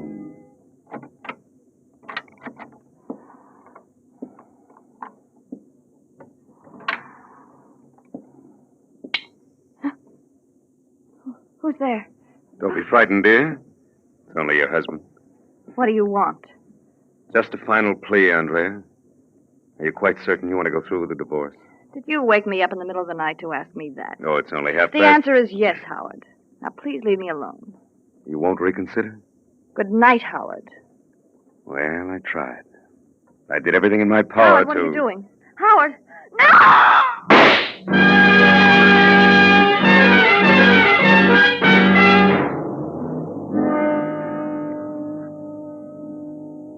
What's the verdict, Doc? It was instantaneous, Inspector. About 10 hours ago. Uh-huh. 22 through the left temple.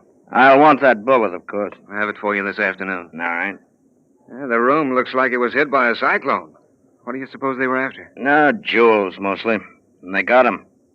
Oh, by the way, we're not saying anything about the jewelry to the papers. Well, Inspector, here's another one for you to crack in your ballistics laboratory. Yeah. You know, Doc, they used to laugh at me at first. They called me a nut. Bullets on the brain, they said. But they're beginning to find out now that the big story in every shooting case is written in those little rifling marks on the bullet. Plainer even than fingerprints a lot of times. Excuse me a minute, Doc.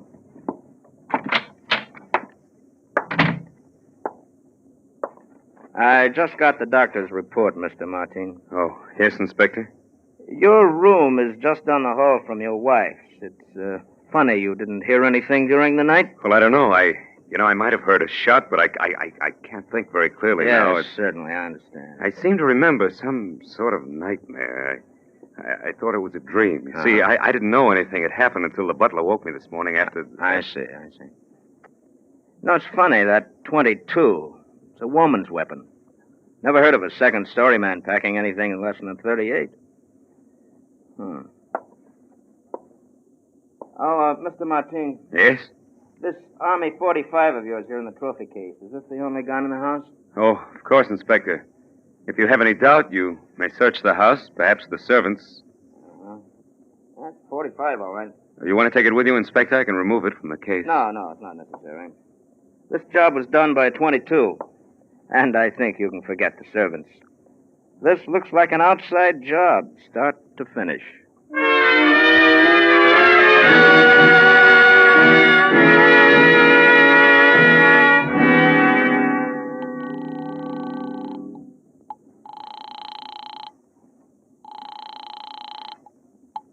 Homicide, Conrad speaking. Oh, hello, Inspector. Howard Martin. Oh, yes, Mr. Martin. I'm sorry I haven't been much help to you during the past few days. Well, I understand. I just called to see how you were coming along. Well, I'm afraid we haven't much news for you yet. We'll really get a move on, though, once the killer dumps those jewels. And he'll have to do it sooner or later. I see. Well, thanks very much, Inspector. Call me if there's anything I can do, huh? I certainly will. Good night. Good night. So far, so good. Pardon me, sir. Yes, Edward, what is it? There's a gentleman in the library. Who is it? I don't know his name, sir. He was quite insistent. All right, Edward, thanks.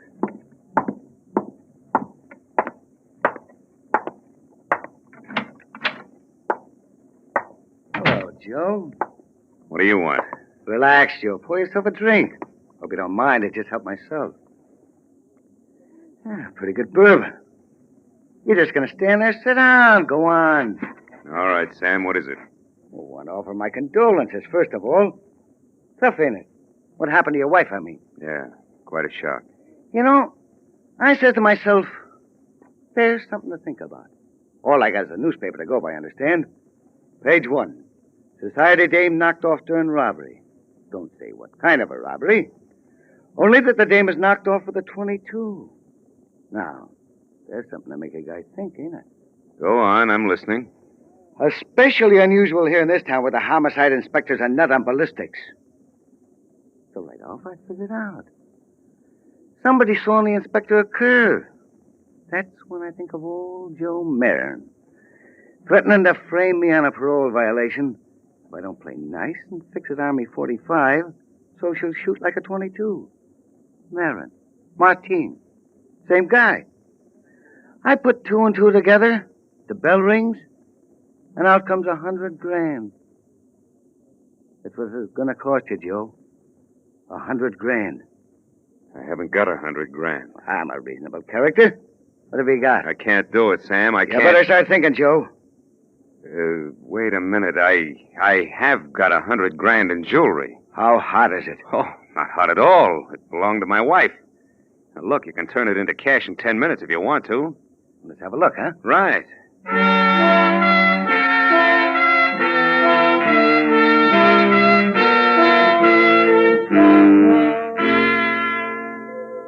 There's a way out of this one, too, isn't there, Howard? The paper said nothing about the stolen jewelry. And by the time Sam finds out, he'll be behind bars as the #1 suspect. Meantime, you can find another gunsmith somewhere and have the incriminating .22 caliber barrel removed from the .45 Army automatic in your trophy case. Then it won't matter how much Sam talks. He has a record. He was caught with the goods. No one will believe him in a million years. Yes, Howard, you found a way out. Well, what do you think, Sam? Diamond brooch? Pearls? If it's hot, it's a Help me, I'll kill you. Oh, don't worry. You won't have any trouble. You'll get more than your $100,000. Thanks. Okay, that's it. I'll let you know how I come out, Joe. Yeah, you know where to get me. Yeah. Oh, one other thing. I'm taking your custom-built 45 along with me. Just in case I need it to back up my store. Wait a minute, you double-crossing... Shut up, Joe. I'd hate to pull the trigger at a time like this. Good night, Joe.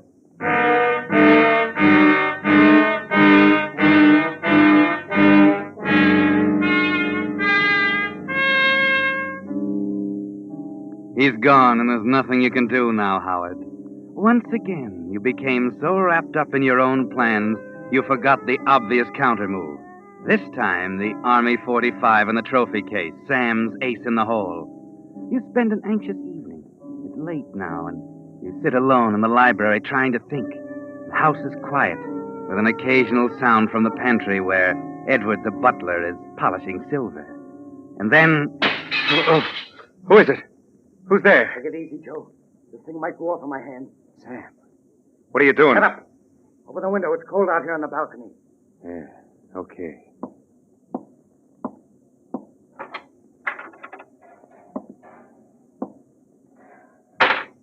You dirty, double-crossing skunk. It wasn't hot, huh? Now listen, Sam, You knew that jewelry was hot? Knew it was bait to catch your wife's murderer. Pretty neat. Lucky I knew the fence. He tipped me off.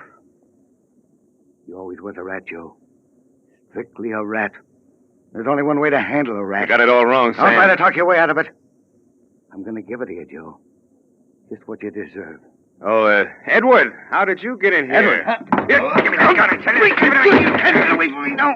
Now, just what were you saying, Sam? Okay, it's an old one, Joe. I guess it's still good. Yeah. By the way, where is Edward? It doesn't concern you. I'm going to kill you, Sam. Self-defense, made to order.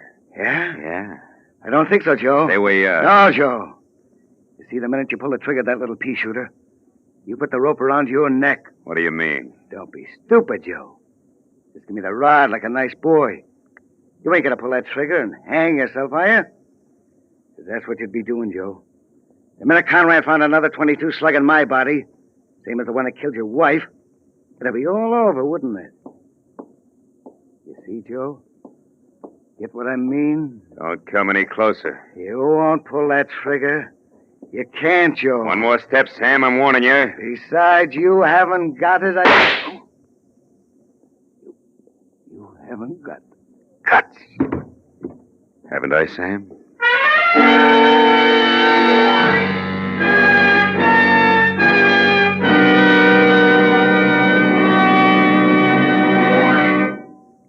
The Whistler will return in just a moment with the strange ending of tonight's story.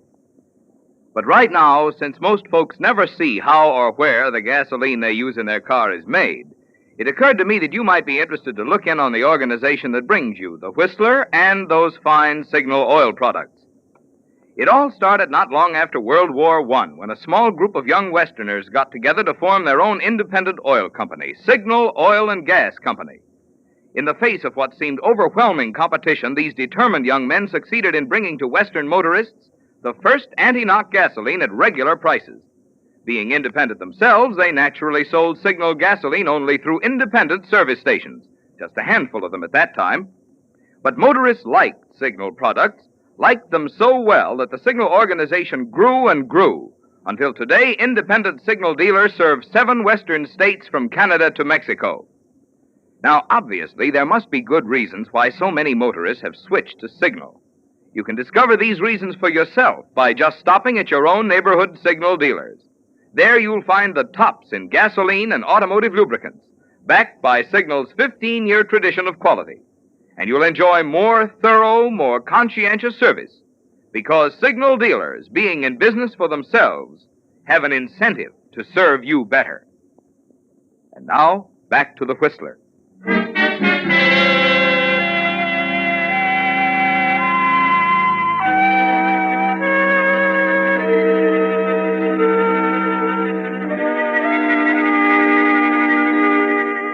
Well, Howard, he's dead now, isn't he? Quite dead. And shooting Sam down with the same gun you used to kill Andrea was just like writing a confession to Inspector Conrad. Yes, he'll find the .22 slug in Sam's body, and it'll all be over. Unless you can get rid of the body first. Yes, it's your only chance.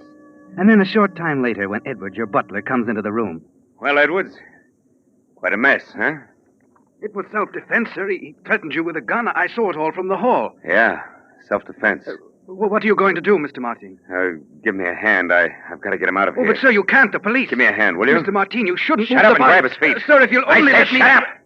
Now go on, grab his feet. Martin, all right. Out that way. Go on. Kick the door back. Now, this way. Down the hall. We can take him down the back. Mr. Martin, I don't understand... Will you shut up? I'll hold him up so I can... Conrad. Well, what's going on, gentlemen? What are you doing here? Maybe your butler can answer that one, Martin. I've been trying to tell you, sir. After I heard the crash of broken glass and saw this man come into the room with a gun, I called the police. What's this all about, Martin? Okay, Conrad, I guess you might just as well know the whole story. You'll know it anyway when you dig the slug out of his body. It'll be a .22. A .22? Your wife was killed with a gun. Yeah.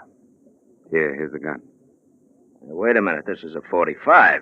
I had it rigged to shoot a .22. Sam, he's the guy on the... Well, he fixed it for me. So that's the way you worked it, huh? Maybe he came to see you tonight for a little dough to keep him quiet. And you shot him with the same gun you used to kill your wife, huh? Yeah. And it's too bad you couldn't have used another gun on him. Might have been a nice case of self-defense that way. Sure. But I knew when you found the .22 slug Yeah. Now, let's see how your buddy fixed this gun. What's the matter? I think you're going to be in for a rather unhappy surprise, Martin. What do you mean? You shouldn't have been so quick to spill your story. Apparently, your friend Sam here realized it wasn't such a good idea to carry a rigged .22 job around. So he changed it back to a .45. What? That's right. The slug you pumped into this man wasn't a .22, Martin. It was a regular .45.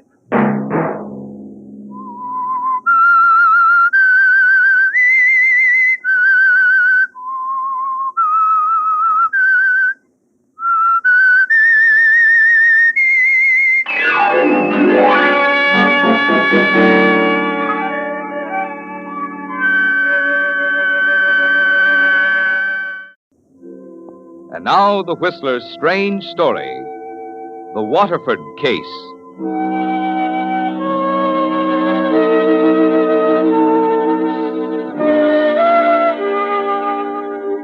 Like all murders, it had a vague, intangible beginning.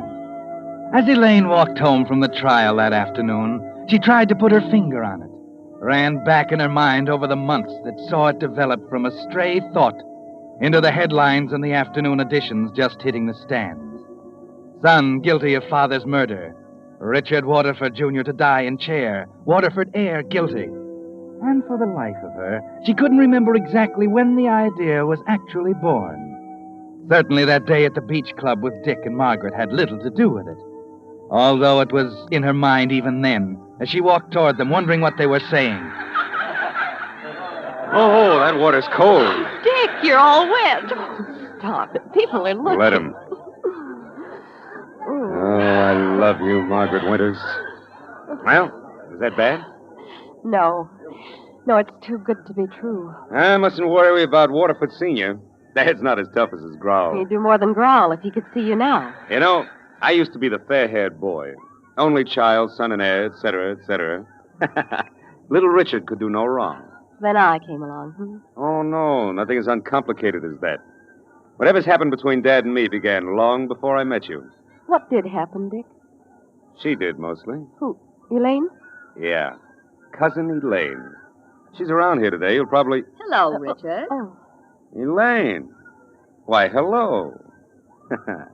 Nice of you to drop in. We were just talking about you. Say, that's a funny thing, Elaine. You always manage to show up Don't when forget your manners, Richard. What? Oh, sorry. Meg, this is my cousin, Elaine. Hello, Elaine. I was most anxious to meet you, Miss Winters. Richard has spoken of you so often at home. How did you know you'd find us here, Elaine? I thought I'd camouflaged our trail pretty well. Really, Richard, I hope you don't think I've been following you. The fact is, I was on the boat this morning, and I decided to take a stroll along the beach before going home. I saw you from the boardwalk. You should have Richard take you out to the boat sometime, Miss Winters. Very pleasant and much more secluded. Well, I'd love it, but I'm allergic to deep water. Can't swim a stroke. Oh? Well, I've enjoyed meeting you, Miss Winters. Likewise. Oh, what a beautiful ring. Oh, thank you. Family heirloom, I suppose. Well, it may be someday, I hope. At the moment, it's just an engagement ring. Oh. Wish us luck, Elaine. I'll see you at home, Richard. So long, Elaine. Wow. Well, that did it. What do you mean? Oh, she'll go straight to Dad. I know it. Oh, it doesn't matter, darling. Sooner there's an understanding, the sooner you and I can set up housekeeping. And this is as good a time as any.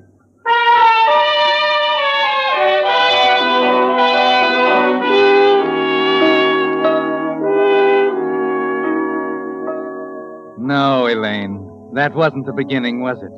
The feeling has always been there through all the years you've spent with Dick and his father in that great gloomy tomb of a house. Years spent in a careful campaign of subtleties, half-truths, outright lies. So that now the affection between father and son has cooled into a kind of forced cordiality. There are lots of possibilities in the situation, aren't there, Elaine? Now that you have the kind of ammunition you've been looking for. Stop prowling around the room and sit down, Elaine. Dick will be here directly. Uncle Richard, how can you let that Winters girl and her father get away with everything you've worked for all your life? Why are you so worried? You'd lose nothing either way. I'm a Waterford. Your brother was my father. He worked himself to death making your millions for you. You think I want them to go to her? Your father was stupid, but he was talented. I was sorry to lose him. If it hadn't been for his brains, you'd be penniless, and you know it. Yes, and I suppose my gratitude should take the form of a handsome bequest to his daughter. Or perhaps you feel that the entire Waterford estate should rightfully belong to you. Avarice is a good thing, Elaine, but only when you know how to hide it. I don't know what you're talking about. You rang, sir? Tell Mr. Richard I want to see him at once. At once, sir. What are you going to do? Bought her an engagement ring, has he? They wanted me to be the first to know. Wanted my blessing. I hope you wish them every happiness. What are you going to do? Disown him. What? You'd like that, wouldn't you, Elaine? My only other living relative. If I disowned my own son... You'll probably will the money to a cat hospital. Good idea, girl. I'd never have thought of it. Come in. Evening, Dad. I'm glad you... Oh. Hello, Elaine. You're looking nice and sleek this evening. How does it taste?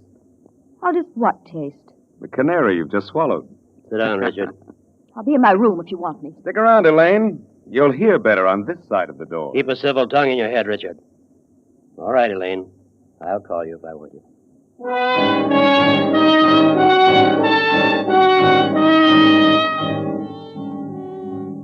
You leave the library door ajar, walk up the stairway to the landing and stand there, listening to the voices of Dick and his father growing louder and angrier. Watching Simpson, the butler, walk across the hall and stop to listen too.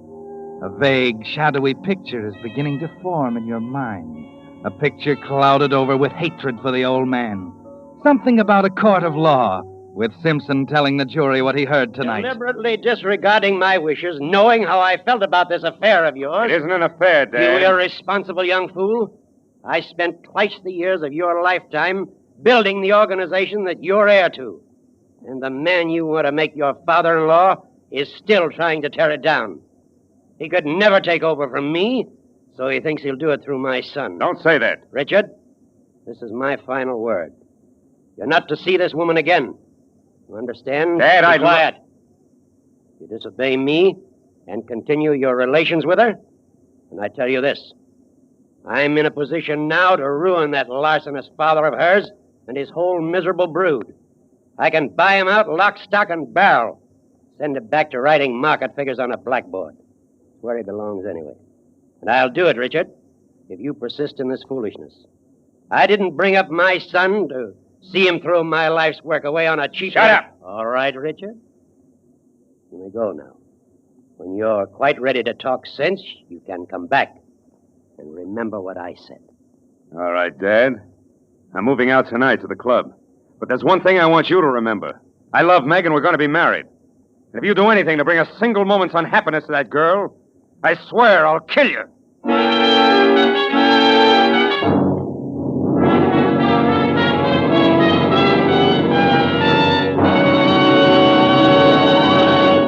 With the prologue of the Waterford case, the Signal Oil Company brings you another strange tale by The Whistler. Keeps motor 6 times cleaner. Reduces cylinder wear 1/3. Keeps motor 6 times cleaner. Reduces cylinder wear 1/3. Keeps motor 6 times cleaner. Reduces cylinder wear 1/3. Yes, everybody's talking about the amazing new Signal motor oil that keeps motor 6 times cleaner, reduces cylinder wear 1/3. Signal Premium Motor Oil. So different, it can't even be compared with old-fashioned straight motor oils. Contains 5 scientific new compounds developed to meet a demand of the Army and Navy for finer lubrication than a straight motor oil alone can provide. Signal Premium Motor Oil. Yes, just as today's finest foods are fortified with vitamins and minerals, Signal now fortifies today's finest 100% pure paraffin base oil with these 5 scientific new compounds to give you Signal Premium Motor Oil, the improved post-war lubricant that outperforms even the finest of uncompounded oils, barring none. Want proof? Just stop by your Signal dealers. Look at his unretouched photos of laboratory and road tests covering hundreds of thousands of miles.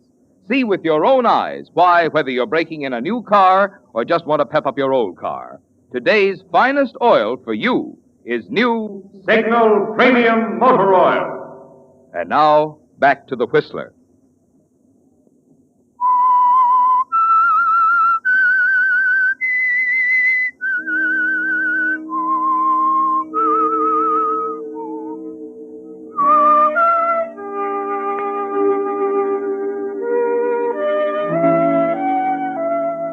Yes, Elaine. It had come about gradually.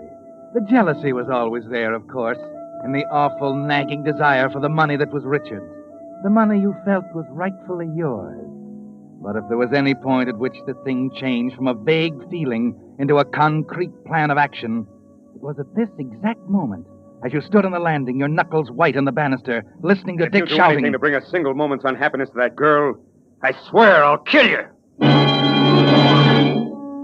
Simpson hurries away, and Dick comes out of the library like a dark cloud, grabs his hat, stomps out of the house. Elaine? Elaine! Yes? Come in here. Yes. Get the pad on the desk.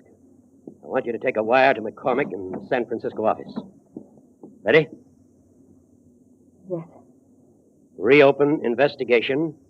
Possibly obtain controlling interest. John Winters Corporation. Do not use Waterford name. Advise soonest. Is that all? Yes, send it. You think that'll stop the marriage? Winters is in Europe. They won't marry until he returns, and by that time I'll have him over a barrel.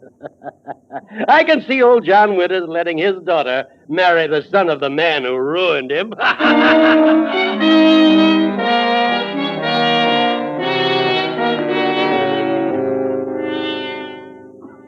Well, Elaine, your mind is made up now, isn't it? There's no hope that the old man will disinherit his son for defying him. He was one jump ahead of you, wasn't he? The inheritance is slipping out of reach, Elaine, unless you do something about it, and quickly. Perhaps a visit with Dick at his club. It's open. Good morning, Richard. Well, I didn't expect to see you so soon after last night. I brought you your shaving things. Thanks. What do you want, Elaine? You didn't come here just to make sure I wouldn't grow a beard. You are a bore, Richard. He wants to see you. Dad? Yes. Wants to see me? Yes, Dad.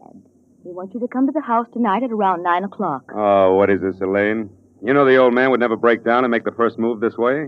It isn't like him. Is this some private scheme of yours? Please, Richard. You mean to tell me he sent you to tell me Well, this? of course. Oh. Well, I suppose I better humor him, huh? What time did you say? 9 o'clock. Okay. 9 o'clock.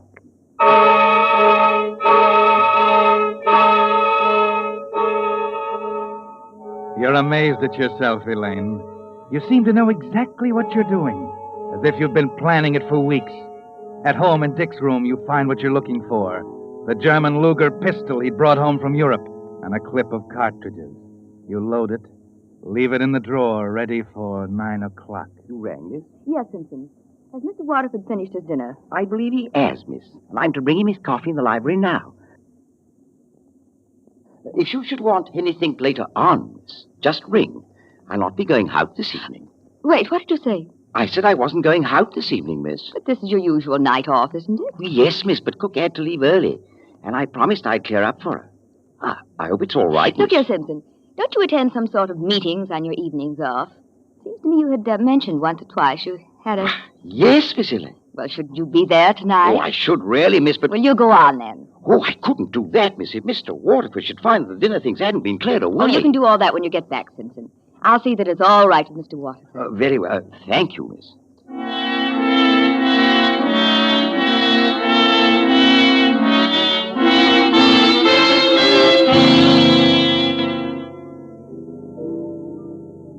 You listen in the hallway until Simpson leaves. The old man is sitting in the library now, stuffed and dozing, with the radio going full blast like it always does. 20 minutes to 9. Dick would have left the club by now, but must make sure. A phone call.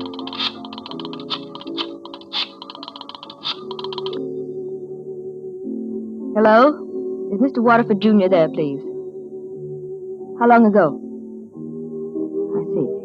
Did he take a taxi, do you know, or did he drive his own car? Well, never mind, it doesn't matter. What? Oh, his own car. Thank you. Thank you very much. His own car. Good. No taxi driver to serve as a possible alibi. No time to be lost now. You put on a pair of gloves and get the Luger from Dick's room. Carefully, you wipe off all traces of fingerprints. Downstairs, you open the library door quietly. The old man is slumped in his chair, snoring softly. Silently, you edge over toward him. The radio blaring away in the corner, loud enough to cover even the sound of a gunshot. You raise the gun. Take careful aim. You can't miss. It's point blank. You lay the gun on the floor where it can be easily seen. Leave the radio blaring away and slip out of the room, closing the door after you. Upstairs now. Quickly. You glance at your watch. 3 minutes to 9. I'm ready.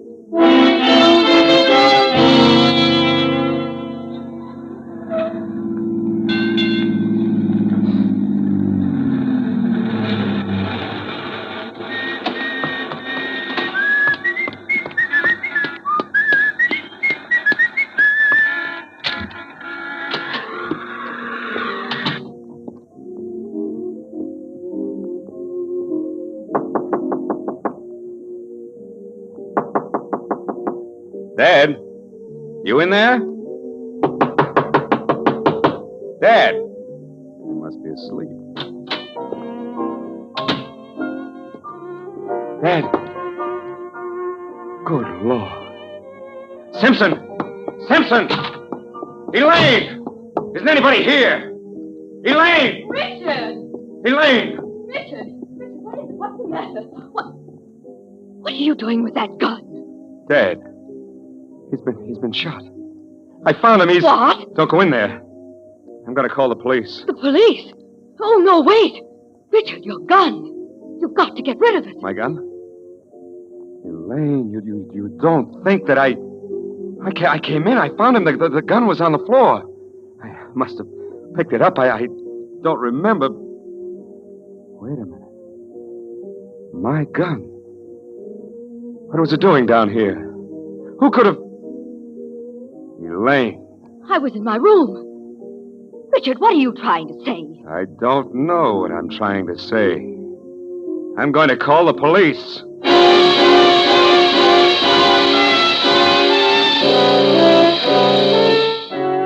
The Honorable Mr. Richard Waterford, Jr., a murder charge staring him in the face, insisting on calling the police. He's playing right into your hands, isn't he, Elaine? The rest of the pieces fall into place like a jigsaw puzzle. Go on, Miss Waterford. I was in my room. I heard the radio playing and Richard shouting.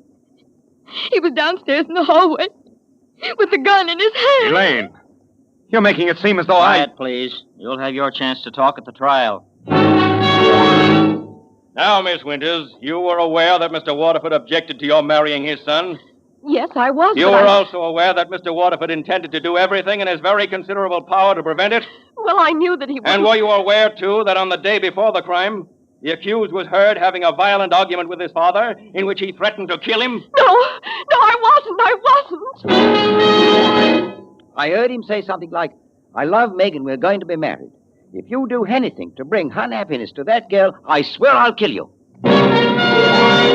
Gentlemen, the jury, have you reached a verdict? We have, Your Honor. We, the jury, find the defendant guilty as charged.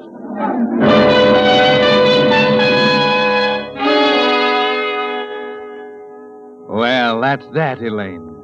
For a day or two, the headlines howl like banshees.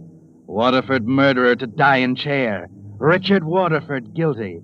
Inherits father's fortune, but won't live to spend it.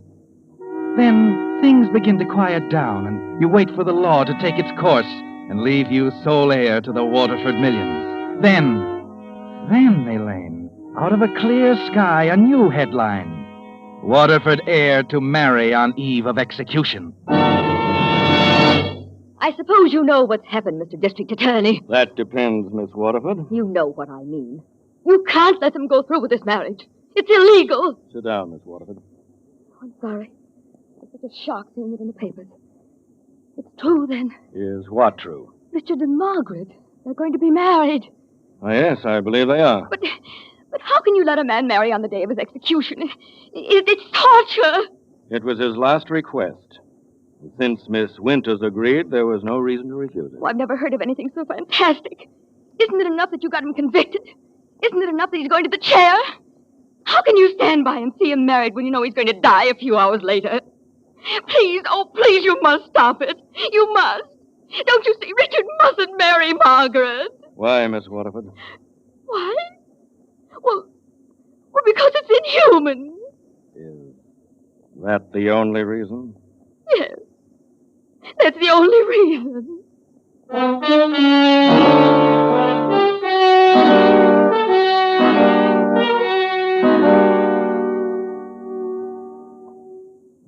suppose you've read the papers, Elaine. Then it is true.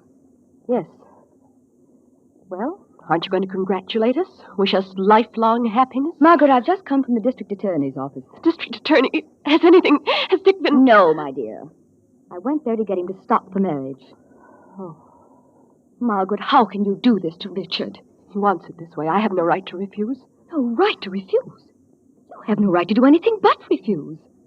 Richard is sitting in the death cell this very minute. Don't any of you see what a marriage ceremony would do to him? How can you be so inhuman? The least you can do... Please. What do you think it's doing to me? Do you think I want it this way? Do you think I want to become Dick's widow 3 hours after I become his wife? Oh, Elaine. Oh, how cruel of me, my dear. Of course, I'm sorry.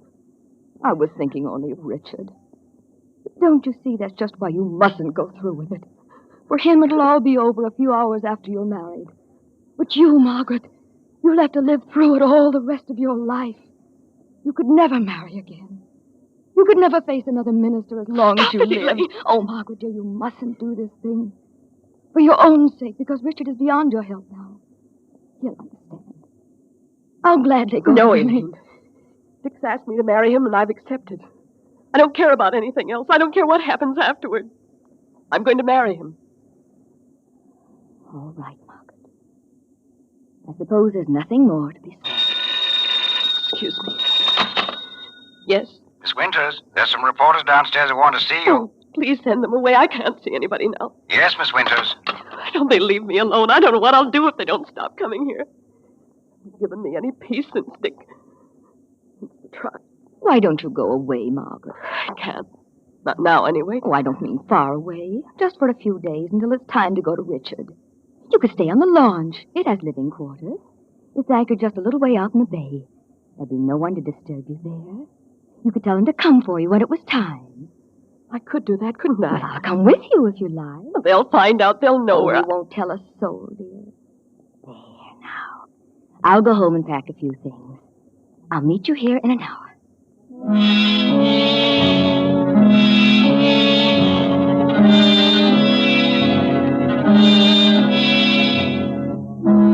Well, Elaine, she jumped at the notion of staying on the launch. If you fail now, the entire Waterford estate will go to Margaret as Dick's widow. But you won't fail. It'll be easy. No moon tonight. No one will doubt you when you tell them she's committed suicide. Everybody knows the state she's in. Who wouldn't commit suicide under such circumstances? I'm glad you thought of coming here, Elaine. I knew it would help. So quiet. Darkness is like an ointment.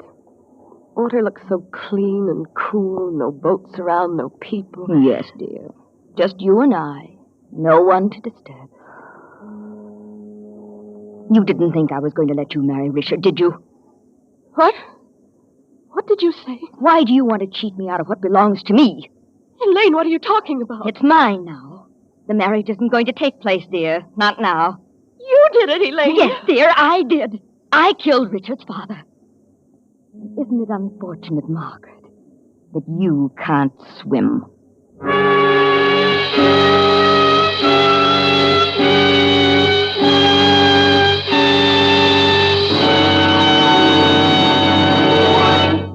The Whistler will return in just a moment with the strange ending of tonight's story. But now, here's a little lady who seems to have a perplexed look on her face. What's the question, Miss Margate?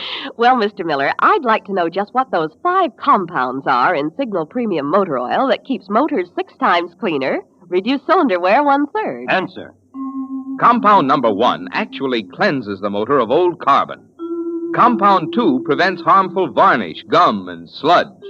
Compound 3 improves oil circulation to vital engine parts. Compound 4 keeps oil from thinning out when your motor's hot. And Compound 5 protects costly bearings from corrosion. Well, no wonder Signal Premium is so much better than old-fashioned oil. And no wonder drivers who want sweeter performance and longer motor life are saying... I'm making my next oil change a change for the better. A change to... Signal Premium Motor Oil. And now, back to the Whistler.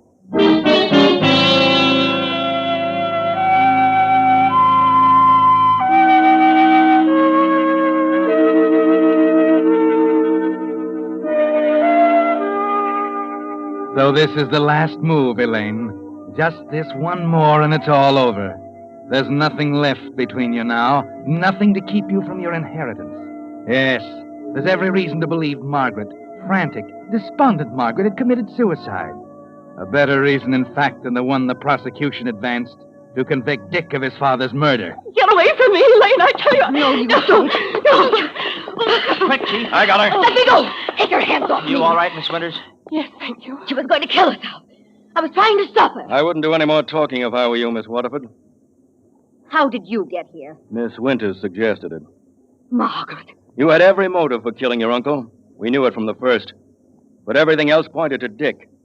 Quite unofficially, we decided to give you the opportunity of either clearing yourself completely or convicting yourself. You mean Richard and Margaret? The marriage? There wasn't going to be any marriage. We wanted to see if Margaret was right. If the loss of the Waterford millions would force you to try a second killing. You're wrong. I wouldn't talk anymore if I were you. You're under arrest for murder.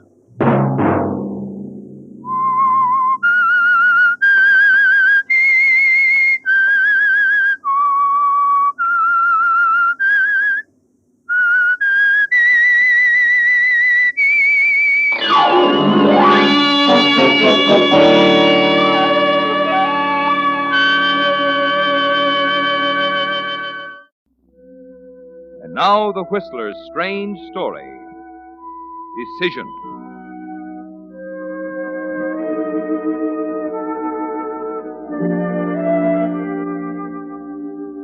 Months later, when he finally got a chance to think about it clearly, he decided that if it hadn't happened so suddenly, it might not have happened at all. It was April, of course. That might have had something to do with it. The rhododendrons were blooming in Golden Gate Park. The kids playing ball on the green lawn. And spring sifting in the open window of his office on the 20th floor of the Hamilton Building. As Dr. Paul Evans sat looking at an uninspiring assortment of x-rays of Mrs. Harrison's chest cavity. Excuse me, Dr. Evans. Oh, what is it, man? There's a phone call from Mrs. John Cameron. Can you see her today? Is it important? She says so. Well, they all do. When am I free? Well, there's 12:30. All right, I'll see her then. But what about lunch? I'll have to skip it. Mrs. Cameron's heart is undoubtedly more important than my lunch.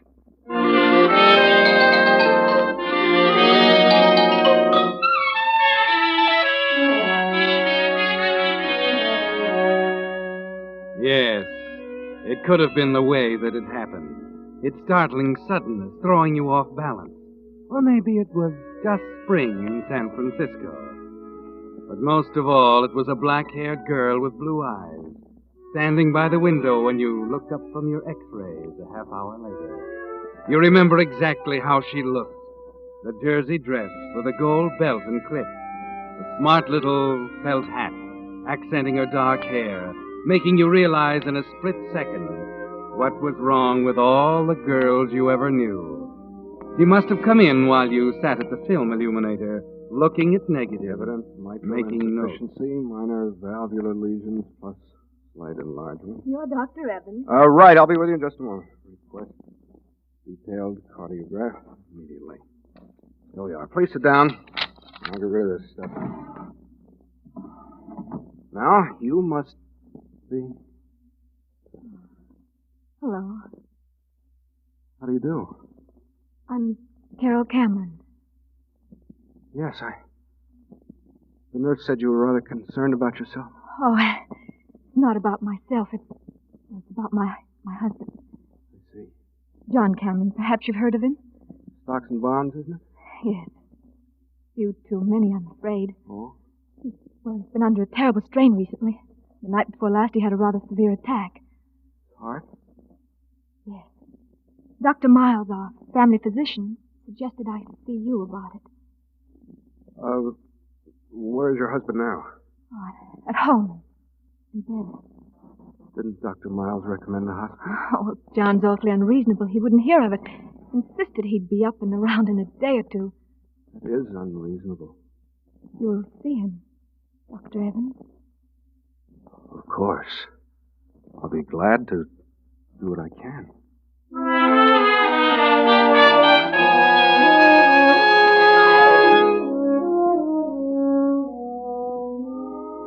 Just like that, Paul. A minute or so and she's gone.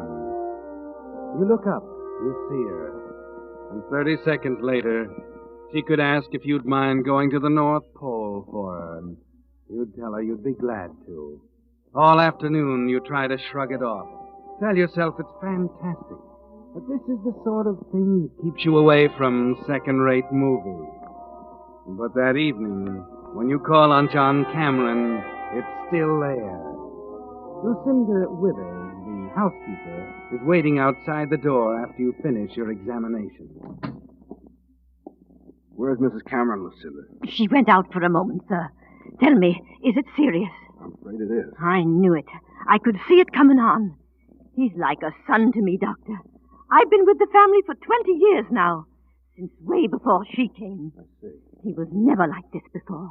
What do you mean by that? She's not good for him. Worries him. Makes him nervous. Keeps him thinking about the 15 years between them. I'll have a prescription sent over in the morning. I better be going now. My taxi's waiting outside. Keep him as quiet as you can, and I'll check him again tomorrow. Very well, Doctor. Oh, Dr. Evans, just a minute. I wondered what happened to you. You're just about to go. I left instructions with the maid. How is he? Angina pectoris. It's rather serious, I'm afraid. Oh, he hasn't been taking very good care of himself. He's got to now. I see. Must you go right away? I'm afraid I'd better. My taxi's waiting. Oh, I thought it was waiting. It doesn't seem to be there now. It's odd. I told him to wait. I didn't even pay him. Oh, I'd be glad to take you. I can't understand. Oh, the car's down at the curb. Oh, no, I couldn't. It'll only take a minute to call Oh, another. please let me. Really no trouble. All right. I'll get my coat.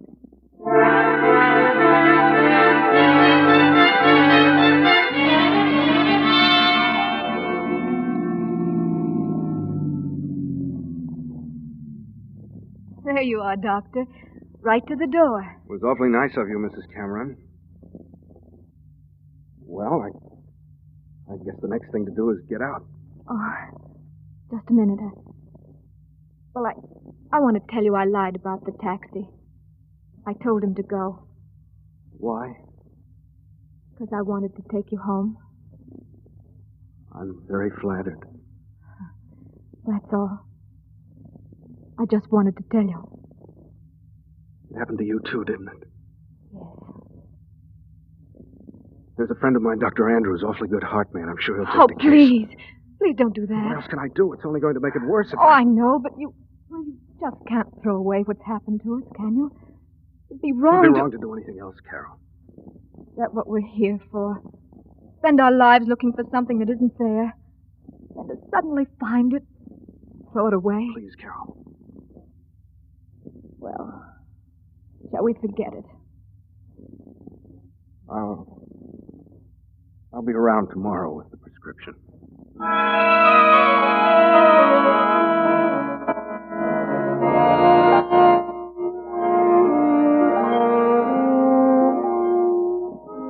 So that's the way it started, Paul. Yes, it was easy to analyze it, to list a million reasons why it was wrong. But the trouble was that when you were all through analyzing, it was still there, stronger than ever. You visit John Cameron the next day, and the day after that, and before you know it, the days have grown into weeks.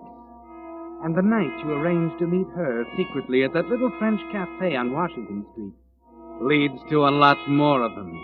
The two of you at the little corner table Pierre reserved especially, not saying much, just watching the flickering candles all around the room, listening to the music. Well, it's been over a month now, Carol. Yes. Hard to realize it. Are you happy? Happy and miserable. Did you expect anything else? No. I knew it was going to be this way. Oh, it's just that I feel so helpless. I'm glad you could come tonight, Carol, because Because what? Because I think this is going to be the last time. I was afraid you were going to say that. Don't you see how impossible it all is? We're both beating our heads against a stone wall. You're right, Carol. We are helpless. The only thing we can do is try and be square with ourselves. It just won't work any other way. I suppose not. He'll probably go on like this for years. He might if he's careful. Oh, it's terrible to feel this way. What way? I can't help it, Paul. I almost wish he'd... Oh, it's true. I never loved him, Paul. My family thought he'd be good for me. I didn't want any part of it. I know. You don't have to tell me. He's unhappy, sick and miserable. It'll always be that way. Why should Please, he... Carol. This is going to be the last time. I mean it. I think I can get Andrews on the case next week. Look at me, Carol. It's going to work out somehow. In the right way. Will you believe that?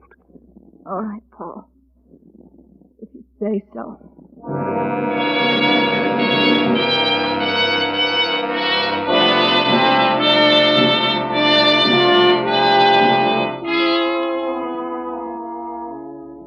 Yes, Paul. It was the only thing to do. The honorable thing. Approved 100% by the Medical Association.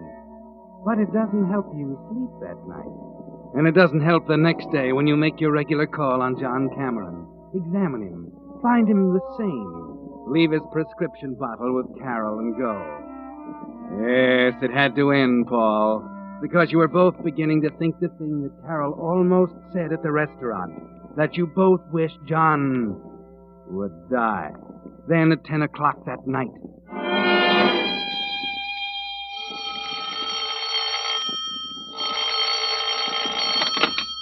Hello? Dr. Evans? Yes? You must come at once, Doctor. Mr. Cameron's had an attack. I'll be right over, Lucinda. Now listen carefully. There's a bottle of amyl nitrite in the medicine cabinet in the bathroom. Break up a tablet and a handkerchief and make him inhale it. Is that clear? It's too late for that, Doctor. I'm afraid he's dead.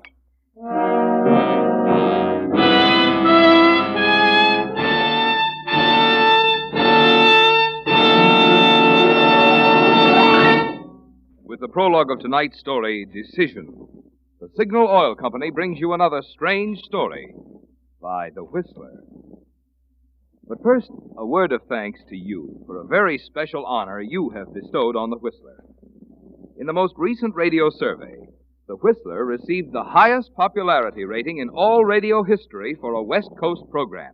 Not just top popularity, mind you, but by far the highest popularity rating in the entire history of West Coast shows. That's an honor never before received by any other program. An honor for which we of the cast and all signal dealers who bring you The Whistler want to thank you. For after all, we realize it's your loyalty to The Whistler that has made this honor possible. And believe me, with such an incentive, you can count on all of us to keep every performance our very best performance. So you'll continue to tune in the Signal Oil program, The Whistler, each Monday night. And incidentally, next time you're out driving, we also hope you'll stop at one of the friendly service stations displaying Signal's familiar yellow and black circle sign. And try that other current Signal success, the new Signal gasoline. There's no better way to tune in top performance for your car than with that power-packed new super fuel that now helps you go farther than ever. New Signal gasoline. And now, back to The Whistler.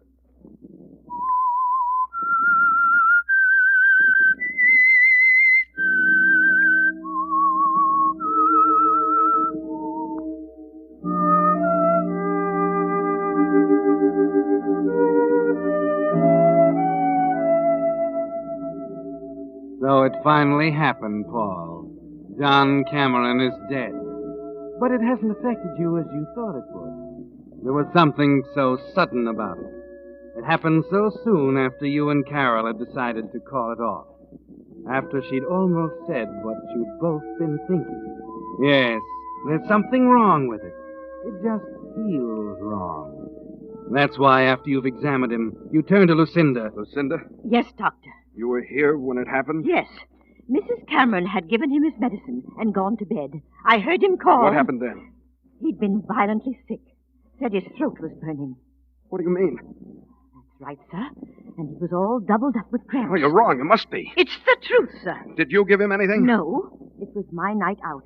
And I'd only just come in when I all of a see. sudden... Excuse me a minute. Well, Paul, Don't go in there. There's nothing you can do now. I know. Well, it's over. Carol. Oh, don't say anything, Paul. I don't want to talk about it or think about it anymore. We've got to think about it. I know. You don't have to tell me. Oh, he was all right this morning. Just as well as could be expected. All right, Carol. What happens now? I won't say any more.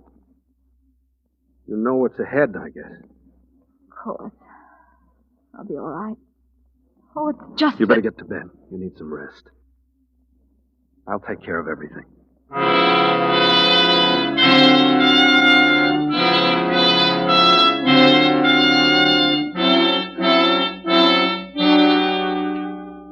It's almost midnight when you get back to the office and take the prescription bottle out of your pocket, the one you took from Carol's medicine cabinet. You forget to take off your hat and overcoat as you throw a few pieces of laboratory equipment together, dissolve the powder in water, and make a test.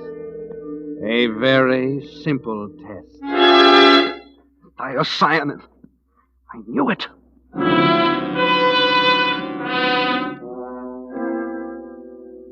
Poison. Well, Paul, it's quite a decision, isn't it? You look down at the blank death certificate on your desk until the letters burn into your brain and you can see them when you close your eyes. It's the most important decision you'll ever have to make, Paul. Is that what we're here for? To spend our lives looking for something that isn't there? Then to suddenly find it and throw it away? 2:00, 3, 4. All you can do is sit and stare at the desk, trying to think it through. Your medical certificate's on one wall, the Hippocratic Oath in a neat black frame on the other. 6:00, 7, 8. Then your nurse arrives. Why, Doctor, you've been here all night? Yes, had an important case. Cameron. He's dead. Well, it was only a matter of time. Yes, I guess it was. You were filling out the certificate? You can fill it out for me. Death from natural causes. Angina pectoris acute.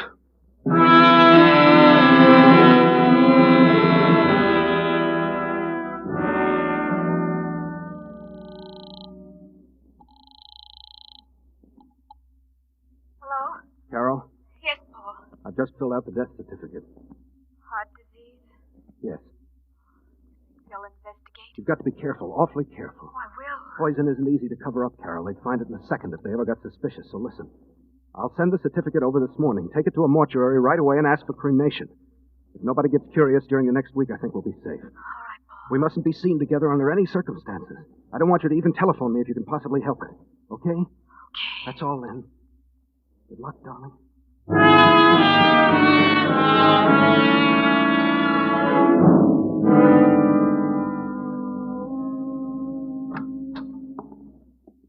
Hello, Evans.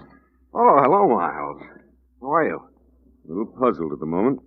Thought I'd drop in for a minute. Sure, have a chair. Thanks. About Cameron. I've had a rather distressing experience. Oh? You know, I've been their family doctor for some time. I didn't know Mrs. Cameron before she married John some years ago, but I've always thought her a rather charming person. She seems to be.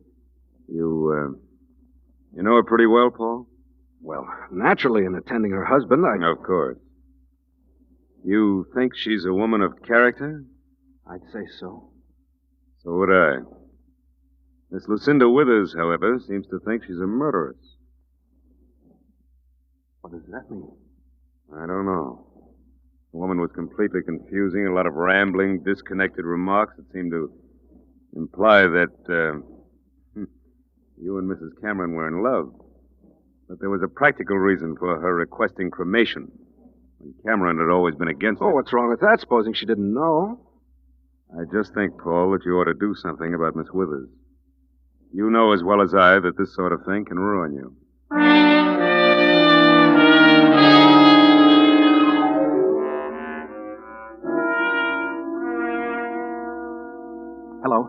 Hello, Carol. Listen, darling. You've got to get Withers out of town. Yes, I know it'll make it look worse, but it's the only thing we can do. Where's her family? Idaho. Good. Tell her she needs a rest. Anything. I know it sounds crazy, but it's better than sitting around waiting for the axe to fall. That's it. Good luck, darling.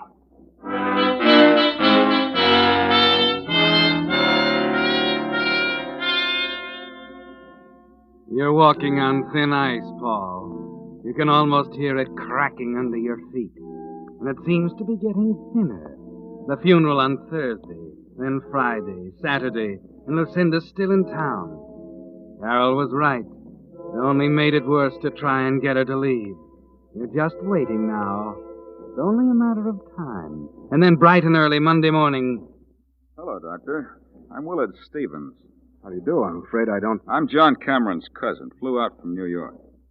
Let's see.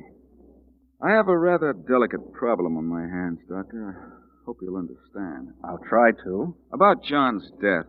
I had a letter from him indicating he planned to make certain changes in his will. It arrived just a day or two before he died. Does that suggest anything to you? No, I'm afraid it doesn't. You naturally ascribed his death to his heart condition. Yes, naturally. Well, I realize it would be embarrassing for me to contest your diagnosis.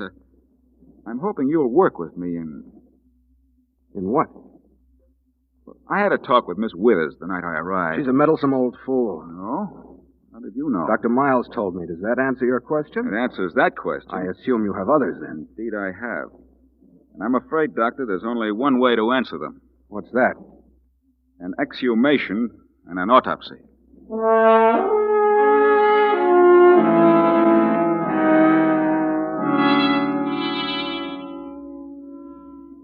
So that's it, Paul. It's all over now but the trial. The next decision is easy, isn't it? It would be useless to try and run away. It would never lead to anything. You and Carol could never find happiness with an axe hanging over your head. So the next day, during the autopsy, you sit at home quietly in the chair by the phone, waiting for it to ring. Hello? Hello, darling. Is it over? Yes. They're waiting downstairs to take me to the coroner's office. Paul, would you do me a favor? Anything, Carol. Will you leave now? What do you mean? Oh, look. If it's going to happen, there's no reason for it happening to both. Oh, that's about the most ridiculous thing you ever Oh, said. please, Go with them, listen Carol. to me. I'll be down there in an But hour. Carol, there's only one thing in the world right now. When that's gone, I don't want to be here anymore. I hoped you'd say that. Keep your chin up, darling. I'll see you in an hour.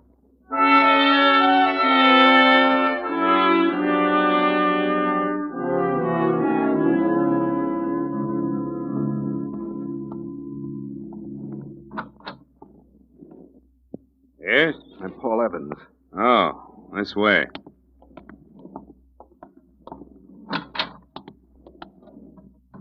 All right, Lieutenant. There he is. Just a minute, Miss Withers. Make him admit it. He's in love with her. It's been going on I for... said just a minute. What about it, Dr. Evans? It's written all over his face. All right, all right. I'm in love with Mrs. Cameron. So what?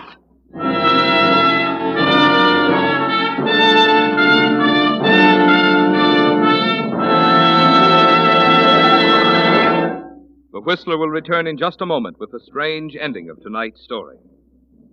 But first, a question.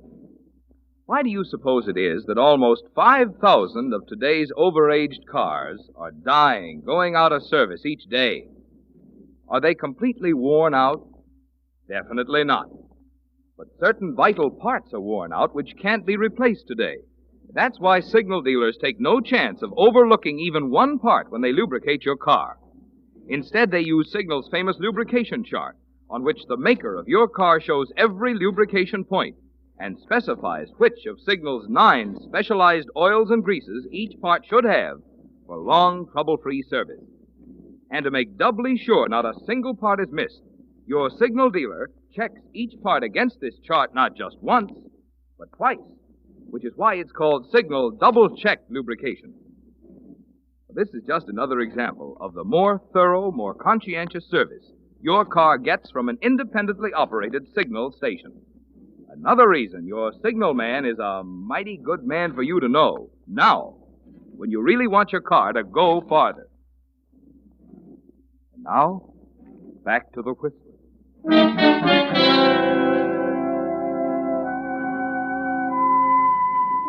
So you stand there, Paul, shouting to the high heavens that you're in love with Carol, with all of them clustered around you like vultures. It doesn't seem to matter anymore, does it? There's a long silence, and then the police lieutenant slowly walks over to Lucinda Winter. All right, Miss Withers. Now that we're all here, maybe you'll tell us why you tried to frame Mrs. Cameron. I don't know what you're talking about. On April 5th, you bought 100 grains of thiocyanin at the Black and White Pharmacy on O'Farrell Street, right? I did no such thing. You signed Evelyn Jones on the register. That's a lie. Is this the woman, Mr. Thurston? That's the woman. I make a practice of remembering the faces of people who buy poison. Oh, excuse me, Lieutenant. I'd like to sit down. Oh, sure, Doctor. Take a chair over there. Now, Miss Withers, why did you try to frame Mrs. Cameron? Why did you put poison in the medicine you knew she had to give him? I didn't do it. Don't lie to me. What did you do with the bottle? I didn't do anything with it. I left it in the... Oh. You did have the bottle, huh? Now, why did you try to frame Mrs. Cameron? Why did you try to frame her? She killed him. She killed him just as surely as if... As if she put the poison in the bottle instead of you. That's it, isn't it? She didn't love him. She never did. He was as good as dead. So you thought you'd finish the job and hang it around her neck? I got to see Mrs. Cameron, Lieutenant. Where is she? In the next room, lying down. Oh, go ahead. Now, Miss Withers, we're going to take this all down, Carol. Darling, I'm a fool. I thought all the time that you'd killed him after what you said. Oh, I know you had every reason. When I think how I acted after it happened, but I thought it was you. You gave me his prescription that morning, and an hour after I gave it to him, he was dead. So Lucinda killed him. She thinks she did. They say they'll have a better case against her if they let her confess it first, before they tell her. Tell her what? Well, when you brought the new prescription that morning, the old bottle was still half full, and that's the one she put the poison in. What? That's the way it happened, Paul. You see, I used the new one the night he died. That's why I was so sure you did it. But the prescription was perfectly all right. There was Of nothing. course it was. I was so sure he was poisoned. Those symptoms. Oh, Lucinda was lying, Paul. About the burning in his throat and the cramps. Don't you see? Then the autopsy was okay. There was no murder? They're going to charge her with attempted murder, Paul.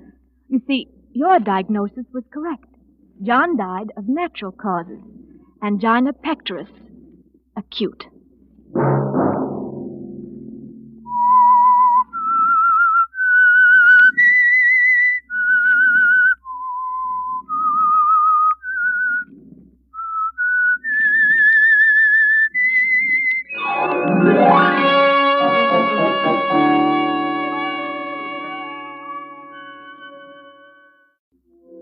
And now, the Whistler's strange story. The Stray Dream.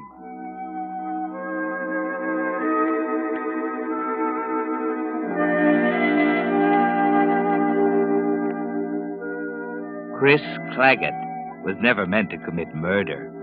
He knew it the minute he did it. But of course it was too late then. The minute it was over and he looked down at Steve Robinson lying there on the floor, he knew that nothing would be the same afterward. That no matter how perfect it was, no matter how thoroughly he outsmarted the police, the big battle was going to take place inside himself, in the middle of his mind. He felt it even stronger 2 hours afterward as he paced the floor of his apartment, waiting for the telephone call that was bound to come sooner or later, trying to read and throwing the magazine aside, mixing drinks and pouring them down the sink, lighting cigarettes he was too nervous to smoke, waiting. Kathy was bound to call. She had to discover it sooner or later. 5 minutes of 2 the night before Easter, Steve working late at the florist's shop. But she'd know he couldn't be working that late. She'd go down to see what was keeping him. And then she'd call. Chris was ready for it an hour ago with just the right amount of surprise and shock. But now, at 5 minutes of 2, he didn't know. The waiting was getting him. And the silence. There it is, Chris. No, wait a minute. Let it ring. Now. Hello? Chris, this is Kathy. Oh, Kathy, dear, you know better than to call me at this time of night. Chris, listen to me. Something terrible has happened. Huh? What's the matter? Steve is... He's dead, Chris. What? He was working late tonight at the flower shop. When he didn't come home, I went down and found him. I just called the police. Police? Yes, he's been murdered, Chris. Good Lord. Can you come down right away? Of course. Let me call the night editor first. I'll be right over.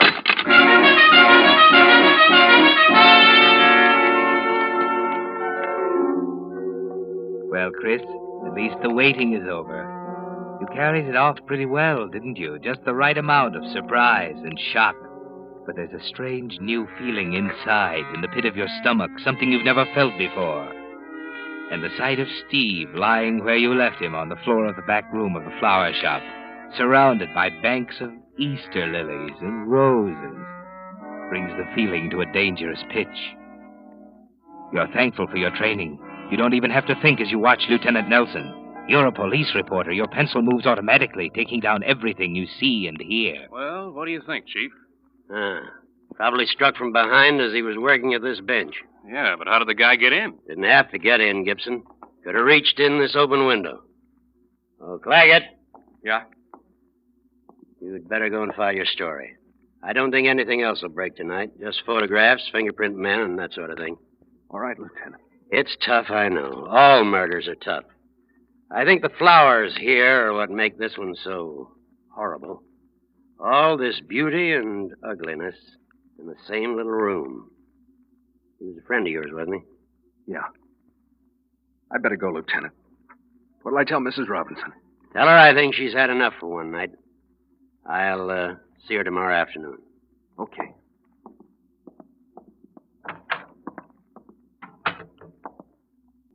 Well, Chris? It's pretty terrible, Kathy.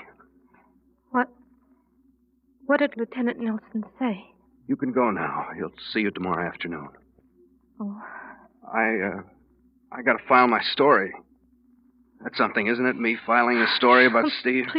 please, Chris. I'm sorry. I just... I know. Chris, I don't know what I'd do if you weren't here. I'll always be here, Kathy. Remember that, will you? Sure, Chris. I'll remember.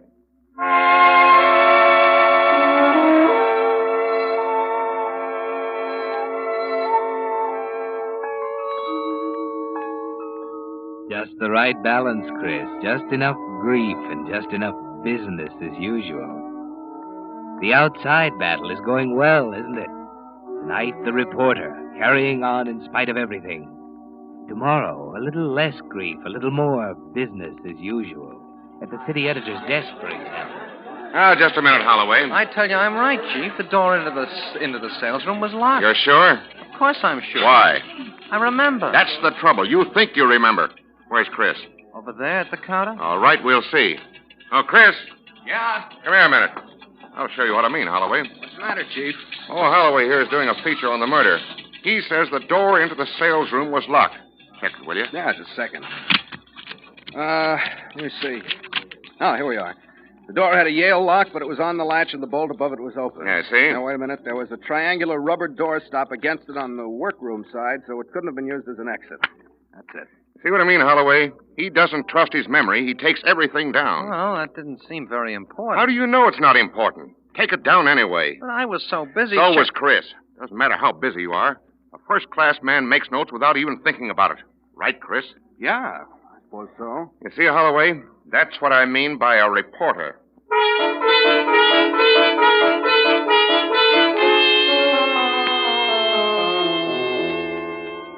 Yes, Chris, you're an expert, a precision machine. Accurate to a millionth of an inch, never wrong on a fact, never guilty of bungling errors like the other reporters. And because you used the same methods to kill Steve Robinson, the outside battle was over before it started. 3 months later, the case is shelved. Kathy's yours, Chris. She's Mrs. Claggett now. You have what you set out to get. Why don't you forget about the battle that's still going on inside? Chris? Yeah? Chris, where are the roses I put on the mantel? Roses? Yeah, on the green vase on the mantel, dear. Oh, yeah, well, they're kind of wilted. I threw them out. Wilted? Oh, Chris, I just got them from the florist yesterday. Why must we always have flowers, Kathy? Well, because I like them. Well, I don't. What's the matter, dear? Ever since we got back from our I just honeymoon... don't like flowers, Kathy. Is there anything wrong with that? Oh, don't jump at me. I'm sorry. What's wrong, Chris? You used to send me flowers before Steve and I know it. You don't have to tell me. It's very simple, Kathy. I don't like flowers because they remind me of Steve. That's why I want them. Huh? They remind me of Steve, too, Chris. I like to think of him once in a while. Why? Because I loved him. Kathy, don't you understand? I was fond of him, too. He was my best friend. But we're not living in the past. Keeping him in front of us all the time isn't going to help. Well, is that why you objected to living here? Of course. He's here in the house with us. Everywhere I turn, I see him. Knickknacks of his all over the place. His picture on your dresser. Well, I thought you understood when we were married. I guess I didn't. Oh, excuse me, Kathy. I'm going to bed.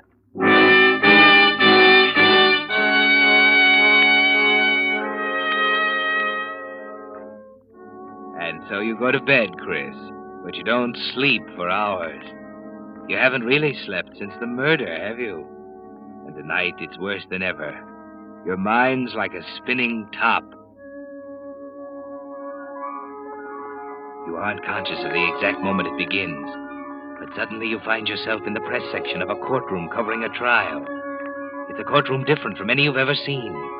Roses are everywhere. They cover the walls. They flow down over the judge's bench and up the aisles. The scent of them is almost sickening. There's a strange, cold feeling inside you as you take in all the details. The judge, the jury, the counsel for the defense, and the prosecution. Then your heart almost stops as you realize that the man on trial for murder is you. Wait a minute. Let me explain. You got me all wrong. No, listen.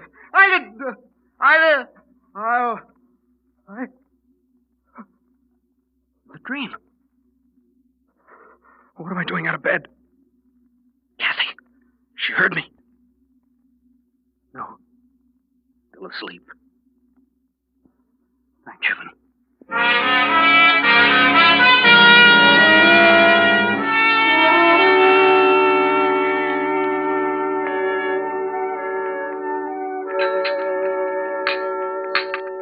More coffee, Chris? No, thanks. Oh, you usually have 2 cups. I think I'll cut down a little. I didn't sleep too well last night. Oh? Must have been something I ate. You hear me tossing around? No, I was dead to the world. I had the feeling when I woke up this morning I've been talking in my sleep.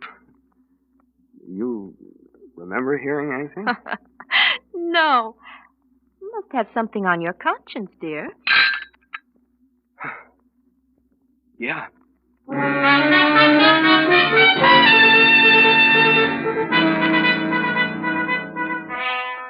Well, that's a relief, isn't it, Chris? It's a good thing Kathy sleeps soundly.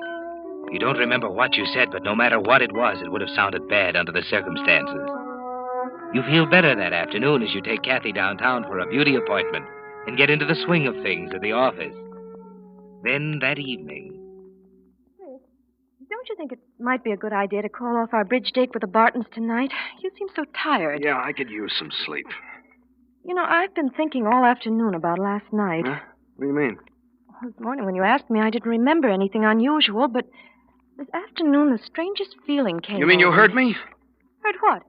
Oh, well, you remember I was telling you I had some crazy idea. I'd been talking in my sleep. No, I didn't hear anything. Oh. I was just sitting here reading when I suddenly realized I had a funny dream. Oh, yeah? Maybe it's because of the roses. Roses? Well, yes, you remember we talked about them before going You to mean bed. you dreamed about roses? Well, yes, all mixed up with something about a trial and a courtroom. Court? Kathy, are you sure? What's the matter, Chris? Is that all? Well, that's all I can remember. Chris, what's the matter? I don't know.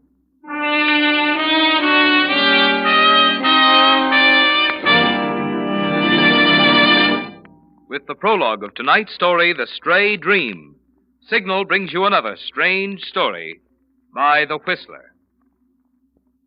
In place of the message about Signal gasoline, usually heard at this time on The Whistler, Signal Oil Company has asked me to talk with you about something much closer to the heart. About someone you may have forgotten to put on your Christmas list. I'm talking about a serviceman. One who won't be able to be home with his family and friends this Christmas because he's in a hospital, recovering from wounds he suffered, fighting for his country and for you. Can't you imagine the happiness it would bring some serviceman on Christmas morning to receive a gift he wasn't expecting that would tell him, as nothing else could, that he hasn't been forgotten? It needn't be a large gift, but it should be something appropriate, something he could use. And the Red Cross is ready to help you by suggesting the right gift for the right man. Just call the Camp and Hospital Committee of your local Red Cross and tell them you'd like to send a Christmas gift to a serviceman. They'll give you the necessary information. And on Christmas morning, you'll be twice as happy because you'll have brought a ray of happiness to someone who gave so much to give us the best Christmas gift of all, peace. Remember, the place to call is the Camp and Hospital Committee of your local Red Cross. Don't put it off. Call tomorrow, won't you?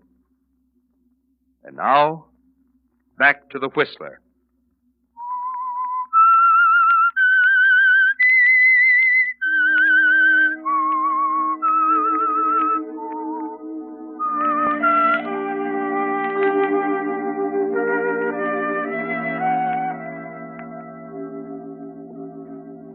Well, Chris, for the first time in your life, you're beginning to lose faith in yourself.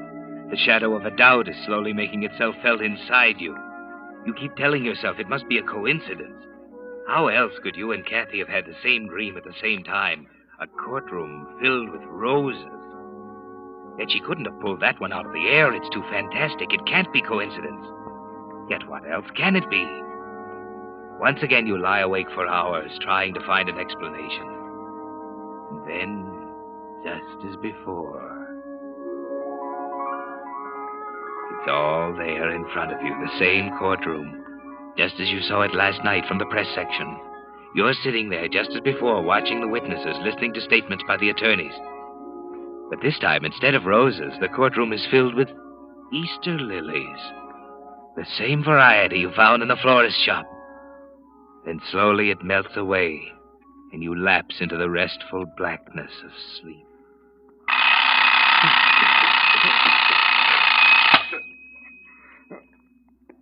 7 o'clock. Kathy? Kathy? Yes, Chris. Where are you? I'm in the living room, dear. I'm coming. What's the matter? When'd you get up? 4 o'clock. 4? Why? I couldn't sleep. You mean you had another dream? I don't know what's the matter with me, Chris. It's so real. Did you have another one? Tell me. Why, Chris. I'm sorry. Tell me about it. It was just like before. The courtroom and the judge, but... But what? It wasn't roses this time, Chris. It was Easter lilies.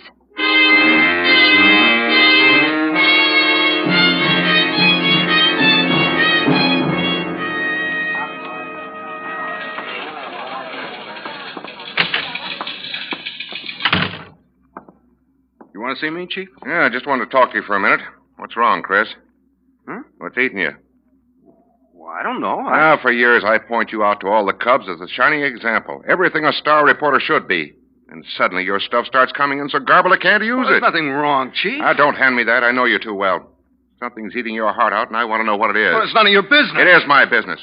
When the best man on my staff turns in a story on the shake-up at the City Hall full of scrambled references to roses and Easter lilies, you can bet your shirt it's my business. What was that? You heard me.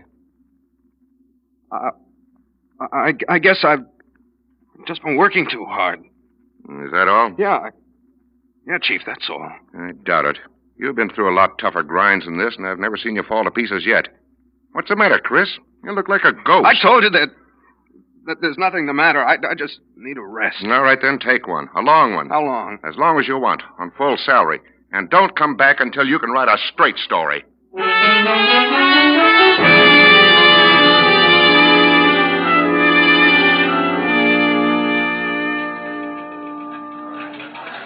Holloway? Oh, yeah, Chris. Holloway, didn't you do a story once on a professor over at the university? Something about experiments on extrasensory perception or thought transference or something? Yeah. His name was Duncan, I think. What did he do? What was it all about? I don't remember very well. I think they'd line up a batch of students at one end of a room and have them concentrate on numbers. Yeah, that was it. Mm-hmm. And then another group would try and write the numbers down. What's his name again? Duncan. Charles Duncan.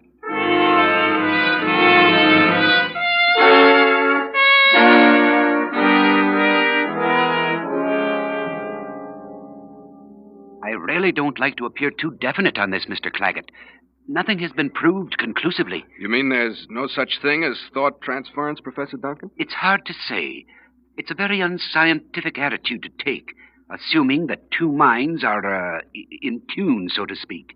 But we have found rare cases in which there seems to be no other conclusion. I see. Does distance seem to make any difference? Oh, yes, I would say it cuts down the possibilities considerably. Uh-huh. Thanks, Professor.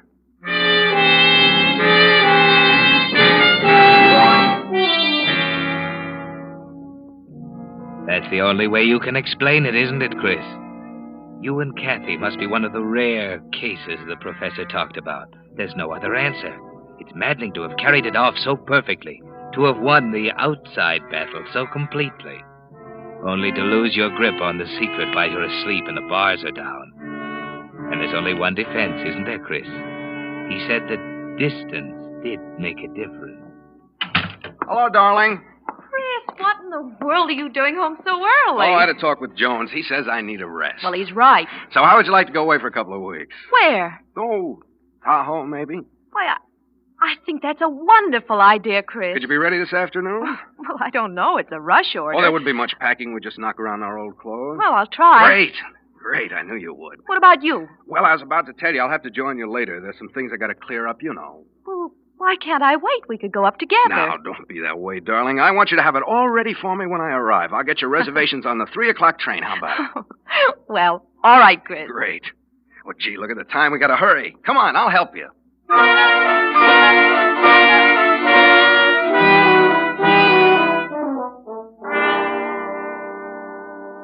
Well, Chris, she's out of the way for the time being. You're relieved for the moment, but the old tension returns that night as you lie down to sleep in Steve's house among Steve's things. She's at Lake Tahoe, Chris, 250 miles away. You keep telling yourself that distance will make the difference, just as the professor said. You try not to think of it as you lie there. Try to make your mind a blank. But the same impressions come back again and again. He's there, Chris. Steve is there in the courtroom with the flowers all around him. You sit in the press section, you can't take your eyes off him. He's smiling at you, Chris, as he gets slowly out of his seat and walks toward the witness stand, stepping carefully over the rows of roses and Easter lilies. You're going to talk, Chris. You realize there's no other way out now. Then you find yourself on your feet, shouting your lungs out, telling the court you killed him. I killed him! I admit it! I can't stand this any longer. I killed him. Because I loved his wife. I thought I'd be happy, but I was wrong. I don't care anymore. I don't care. What? Good Lord. Oh, good Lord.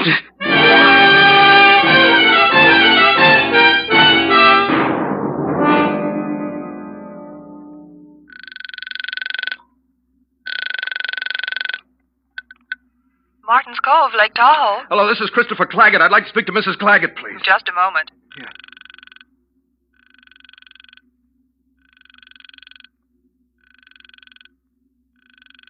I'm sorry, sir. She doesn't answer. All right, I'll call back.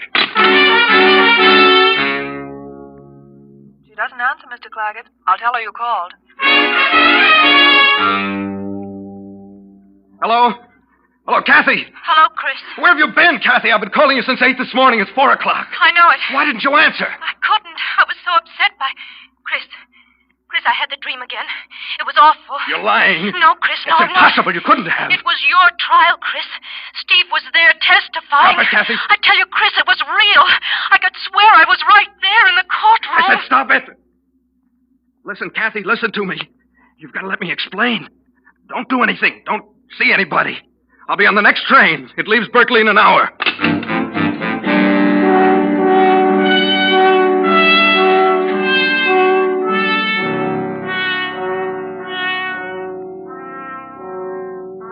There's only one way out now, Chris. It's you or Kathy. You did it once and got away with it. You're wondering now whether you can do it again. But there's no alternative, is there? It's you or Kathy. That's why, at 5 minutes past midnight, you're at Martin's Cove walking through the darkness, behind the row of hotel cabins. You know Kathy's in number 16, and at this hour she'll be sleeping. You keep well in the shadows of the trees at the edge of the cabin area. 14. 15. 16, this is the one. The window's open. You can see her head on the pillow. You pull out your revolver. You wish there was some other way, but there isn't. Just a moment now. Hey, what are you... Drop that gun. I got him. Let me go. I said drop that gun. All right, Claggett. Nelson. You can come along peacefully, or you can come feet first. At the moment, I'm not particular.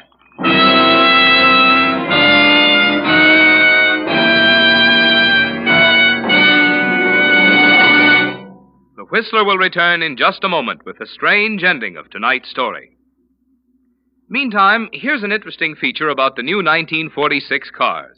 One of the leading sixes advertises 25 to 30 miles per gallon. And throughout the field, auto manufacturers are stressing increased mileage.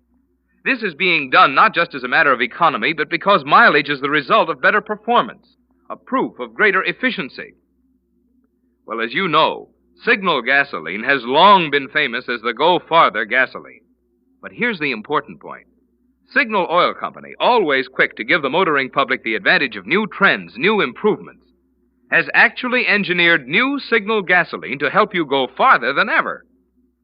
How Signal did it involves a long scientific explanation about rearranging the atoms in gasoline molecules to give amazing new power to new Signal gasoline.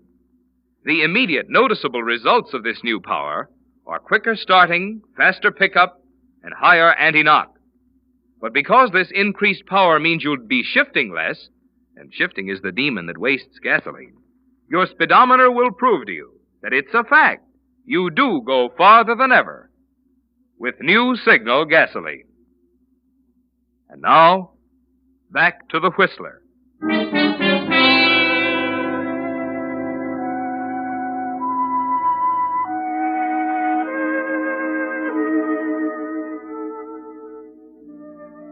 So you finally lost the inside battle, didn't you, Chris? There in the shadows with Gibson pinning your arms to your sides and Lieutenant Nelson standing in front of you with a gun in his hand. You realize it's all over. You had the feeling from the first, didn't you? From the moment you killed Steve Robinson in the rear of his flower shop, you knew it was a losing battle. But it was too late to change anything. You should have known that it wouldn't go, Chris. How did you know? Your wife called us. Thought so. Not until you confessed, of course. Confessed? Yes, all written out pretty as you please. 10 pages of it in your own handwriting. Garbled up with a lot of nonsense about roses and Easter lilies. What are you talking about? You didn't really think that you and your wife were dreaming the same dream, did you? My error. You must have, or you wouldn't have tried to kill her. She wasn't asleep on that first night, Chris. She watched you get out of bed, take one of your spare notebooks out of the dresser drawer. I was writing. It was real. Well, the writing was real, at least. You almost had us stumped, though, when you sent her up here. We had to wait 3 hours until you went out for lunch to get into your house and find the notebook. She couldn't answer you when you called, of course, until we got to her by telephone and told her what she had dreamed last night. Well, that's it, isn't it? You were too good a reporter, Chris. A guy who can take notes without thinking should never take a crack at murder. Especially if he walks in his sleep.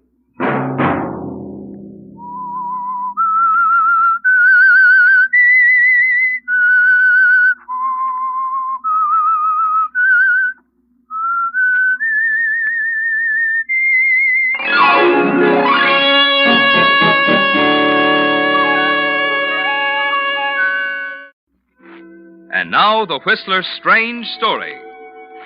Coincidence.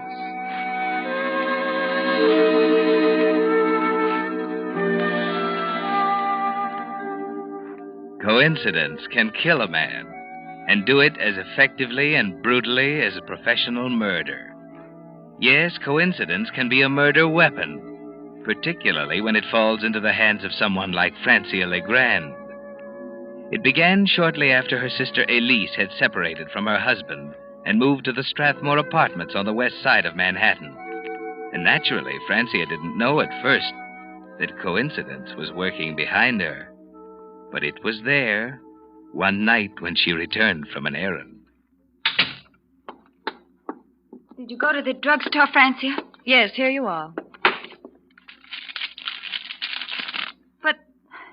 But that isn't what I want. I'm sorry, Elise. It's the best I could do. They were out of the other kind. What are you writing? A letter. You can take your hand off it, dear. I won't look over your shoulder. Cigarette? No, thanks. You are wrought up, aren't you? Shall I sit down? If you'd like. I seem to be as welcome as the Black Plague. I'm sorry, Francie. Oh, don't apologize. I understand perfectly. You don't want to see anyone. Your husband is gone. Life isn't worth living. Please, Francie. Ross isn't coming back this time, Elise. I know he's gone. You don't have to tell me. You're afraid to face it, aren't you? Why don't you admit it? You've made a mess of your life, Elise. You had everything you wanted and you chucked it out the window. There's no one to blame but yourself. Francie, stop it. Why do you keep throwing it up to me over and over again? What difference does it make to you? It's my life. It's my marriage. That's where you're wrong. Not yours anymore. What do you mean? It's my turn now, Elise. Your turn? I'm not going to make the same mistake you did. Why? You love him, don't you? Of course I love him. Well, take him. He's all yours. You don't have to tell me I've made a mess out of my life. I know it. I've always known it. But I couldn't do anything about it. Don't you see? I'm no good. You're right. Everything you've said to me over and over again is right. Now get out of here. Go on. Get out. Just a minute. I want you to know Ross had nothing to do with it. There's never been anything between us. I know. I'm sorry, Francie. It's all my fault. And I admit it. Perhaps you can make him happy. He deserves it. I hope so. Now, please go. Annette? Annette? Yes, madame? Please get Miss Legrand's things. She's leaving. And, do you suppose that you could spend the night with your sister? But of course, madame, if you wish.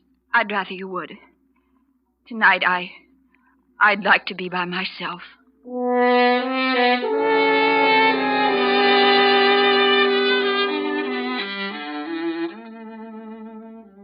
Well, Francia, she's defeated, isn't she? It's taken 5 years, 5 frustrated, maddening years. And now, at long last, you've accomplished what you set out to do. That's why you're elated as you go into a phone booth in the lobby downstairs.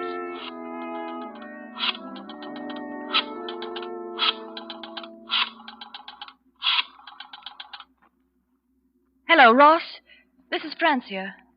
Ross, I've been up to see her. It's simply no use. I tried to patch it up. Well, I'd rather not discuss it over the phone. Suppose I pick you up at 79th and Madison in a half hour.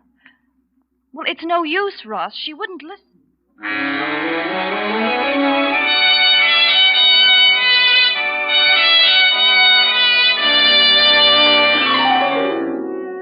It was at that moment, while you stood in the phone booth talking, that coincidence moved into the picture, Francia. First in a taxicab pulling up to the main entrance. Take the side entrance, driver. I can't park here, Chief. Don't argue with me. Pull around the side entrance. Yeah. Okay. Second, just 1 minute later in the elevator, not far from the booth where you're talking. 12-4, mister. What do you mean, 12? I told you 10. Oh, I'm sorry. I wasn't thinking. Don't hand me that. Take me back to 10. I haven't got all night. Yes, sir.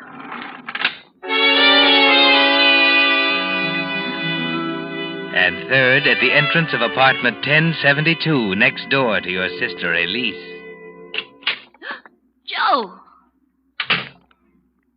Hello, Marie. Are you crazy, Joe? What are you doing here? What's that detective doing at the main entrance? I don't know.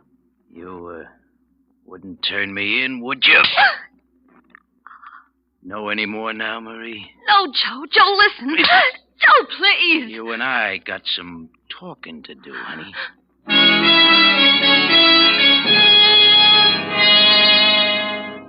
Yes, Francia, that's where coincidence moved in.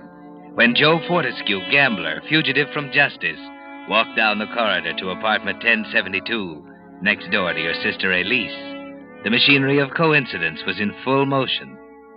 But as you drive through the park, you have no way of knowing that now. All you can think of is Ross. Did you tell her what I said, Francia? Yes, she wouldn't listen. Maybe it's just as well. What did she say?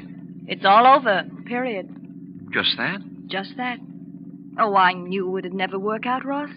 She's not your kind of a girl. She never understood you. Maybe I expected too much. No, it wasn't that. It's hard to figure out what it was looking back at it now. Maybe it was those awful, ugly quarrels. You know, Francia, it almost seemed as if I were married to two different women. I know. Yeah, I guess you do. Ross, now that it's all over, I want to tell you something. Yes? Those 5 years were difficult for me, too. Standing on the sidelines, seeing you married to someone you didn't love. What? Are you going to make me say it, Ross? Yes. Say it. I wanted to for so long, but I couldn't. She was always there between us. I do love you, Ross. What? What's the matter? How could you do it? What do you mean? The pieces all fit together now. It makes sense for a change. Ross. You were always there beside her, weren't you? The pal, the faithful sister. Oh, you're wrong. I didn't... Don't lie to me. I've got to hand it to you, Francia. You did a great job. Magnificent. Never made a slip. You don't understand. I'm afraid I do. She was two people, wasn't she? She was herself, and she was what you made her, with your vicious, insinuating remarks. I only hope I can put the pieces together again. Let me out. I have an important phone call to make. In the middle of the park? I don't care where we are. Pull over, will you? Oh, Ross, aren't you going to let me explain? You've explained enough. It wasn't only a stab in the back, sweetheart. It was an insult. I'd have to be pretty desperate before I'd fall in love with you. I could kill you.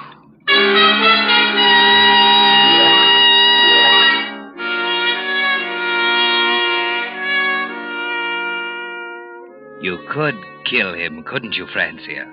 5 years of careful, deadly planning gone for nothing. It was an insult, he said. If he weren't so bitter, he would have laughed at you. You drive through the park thinking, it's all over, isn't it? You've driven them together this time, done them a favor. Elise would never believe you this time. Or would she? You decide to take a chance and turn your car toward the Strathmore apartments again. Elise is probably still up, finishing her correspondence. This time, there's no other way, Ross, dear. Killing oneself is wrong. I know. I only hope you'll try to understand. Goodbye, darling. Elise.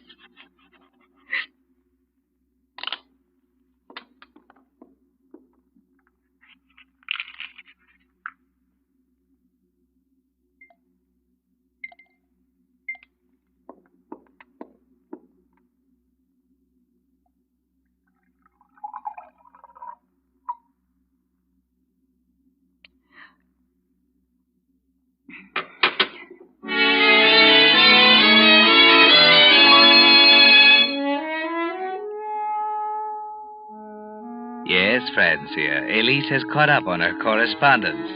And now she stands at the window looking down into the street 10 floors below. The telephone rings in the bedroom, but Elise pays no attention. She isn't even conscious of the argument between Joe and Marie in the apartment next door. Nothing to do with it. I ought to kill you, you lying little rat. Why don't you admit it? I wouldn't double-cross you, Joe. Why should I? What good would it... What's that? Holy Christopher. Look down there. Oh. Somebody just fell out of a window.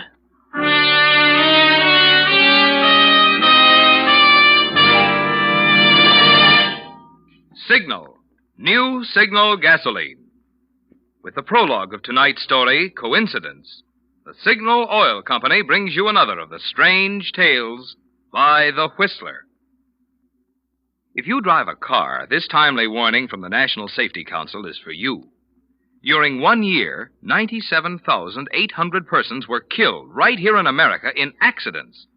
Of the deaths caused by autos, 1 out of 5 occurred when roads were wet or slippery. 1 out of 5 when drivers' vision was obscured. Fortunately, precautions can be taken to help prevent these two types of accidents. For instance, tires that are worn smooth tend to skid more readily.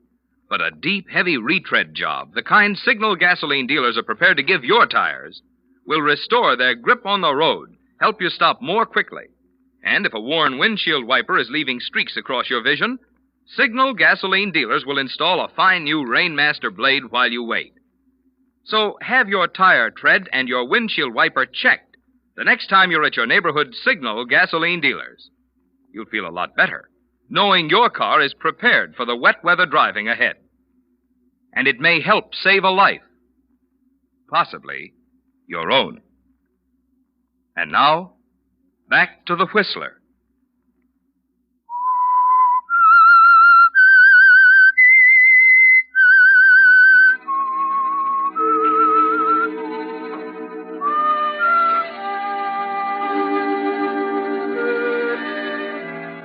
Yes, Francia, coincidence can kill, particularly when there's someone to help it over the humps. The suicide of your sister Elise is the center of it, of course. And the other threads are beginning to weave together now.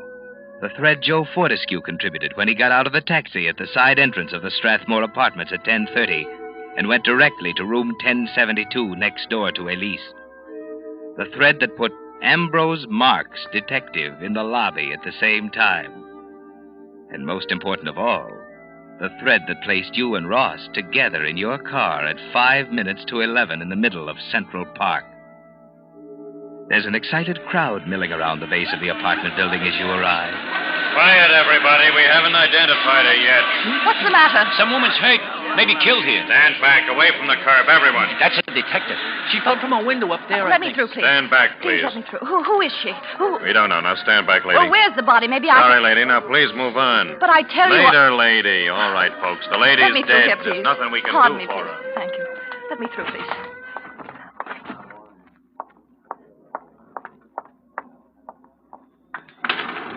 Going up? Yes.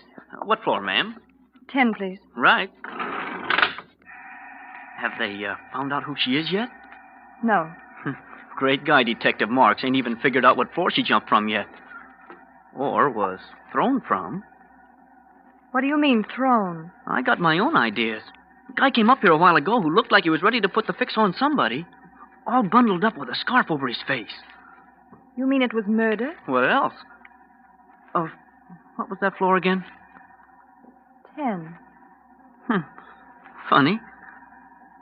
That's where he got off, too.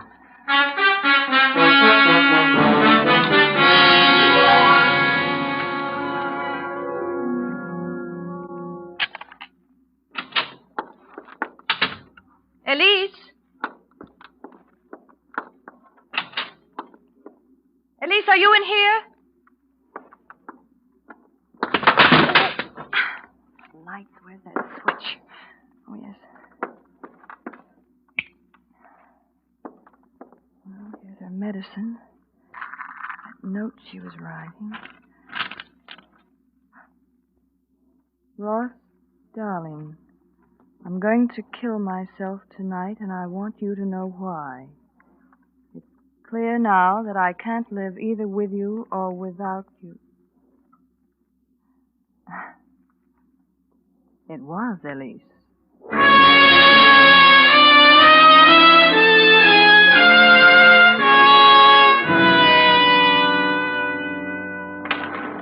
Going down. Main floor? Yes. I was right, you know. About what? The guy in the tan coat. Wasn't I just talking to you? Oh, yes. You mean the man who was angry? Yeah, the guy in the tan coat and the muffler. Dame on the ninth floor's really got the goods on him. Heard him and the girl fighting upstairs right over her apartment. 2 minutes later, boom, she's on the pavement.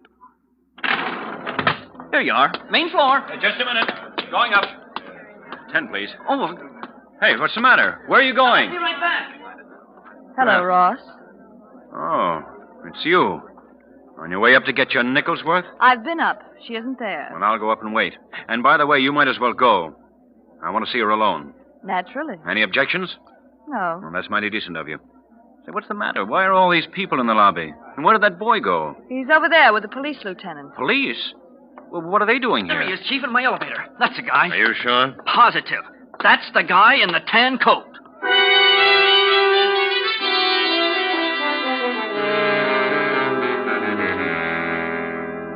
Well, Francia, that throws a new light on things, doesn't it? For the first time in your life, you have Ross where you want him. And you smile to yourself, thinking of the suicide note, tucked away in your purse. You could clear him in a second, couldn't you, Francia, if you wanted to?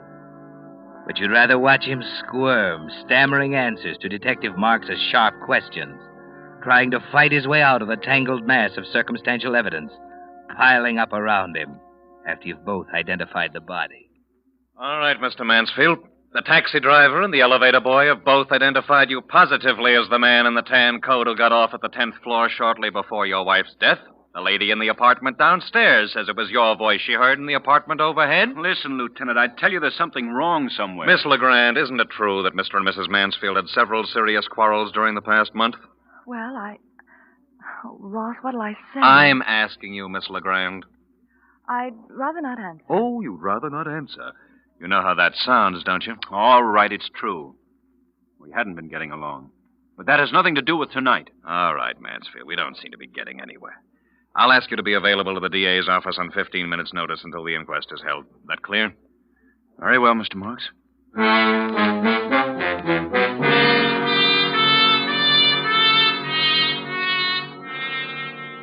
It's pleasant, isn't it, Francia? Ross is really squirming now, desperately trying to get out from under. You follow the papers carefully during the next few days, full of the man in the tan coat. Headlines screaming of Ross Mansfield, prominent architect, suspect in wife killing. The district attorney refusing to comment, stating an indictment should be forthcoming soon. And out of the welter of guessing, out of the quotes from informed sources, out of the analyses by crime experts, there comes one significant fact. The only thing that can save Ross Mansfield is an alibi. That puts it up to you, doesn't it, Francia? You have the power of life and death over him now. You can kill this man with a single statement.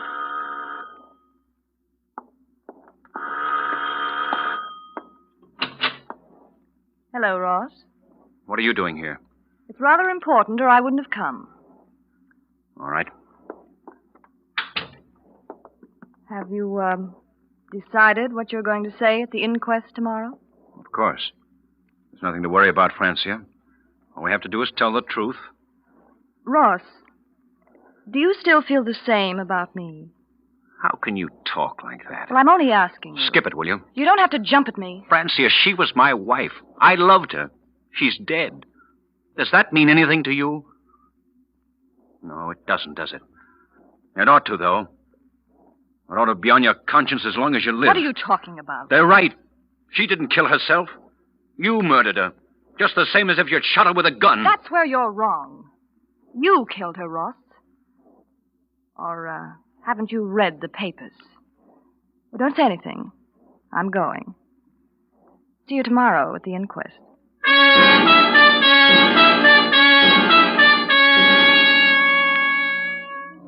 You decided then and there, didn't you, Francia? You're tired of watching him squirm now. You're going to put him out of his misery.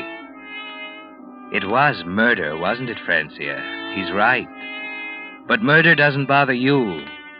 You watch the flames creep slowly across the suicide note, the only other thing that could save him, and smile as you think of the inquest. Order, please. Order. Lieutenant Marks, are you ready with your first witness? Yes, Mr. Coroner. I'd like to impress on the jury the fact that the testimony of this witness is perhaps more important than that of any other in this case. For that reason, I'm calling her first.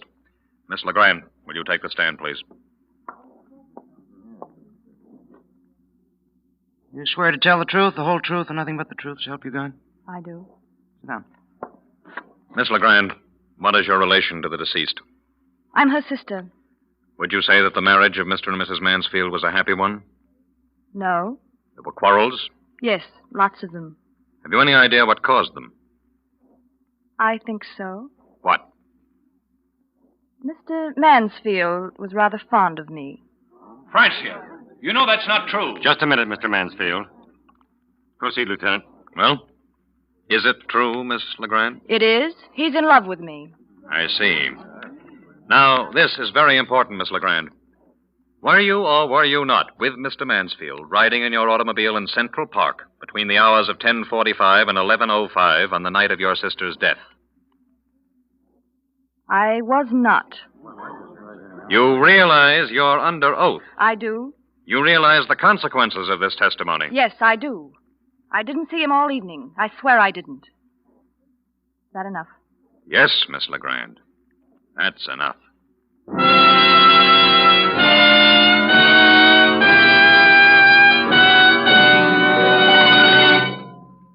The Whistler will return in just a moment with a strange ending to tonight's story. Meantime, because Americans are curious people, like to know what makes things tick, I want to explain just what it is that gives new Signal gasoline its amazing power and performance. You see, science has long known that the way the atoms in gasoline molecules are arranged determines how much power you get from the gasoline. Well, in old-style gasolines, the atoms were left just as nature arranged them. But recently, certain chemists actually found out how to rearrange the atoms to give amazing new performance to new Signal gasoline, which explains why new Signal isn't just pre-war quality gasoline, not just old-style gasoline improved, but an entirely new type super fuel packed with thrilling power. For the fun of feeling your car get young again, make this test, won't you? Try just one tankful of new Signal gasoline. Feel its quicker starting. See its faster pickup. Hear the smooth purr of your motor, thanks to Signal's high anti-knock. And check your speedometer for proof that with new Signal, you do go farther than ever. And then you be the judge.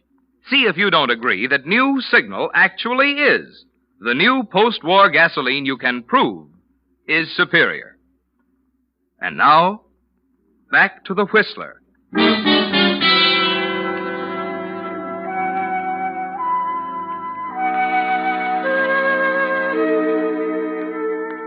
Yes, Francia, coincidence can kill a man, particularly if, mixed up in it somewhere, there's a mind full of hatred to fill in the gaps. The case is complete, even though the inquest is hardly underway. They were right, Francia.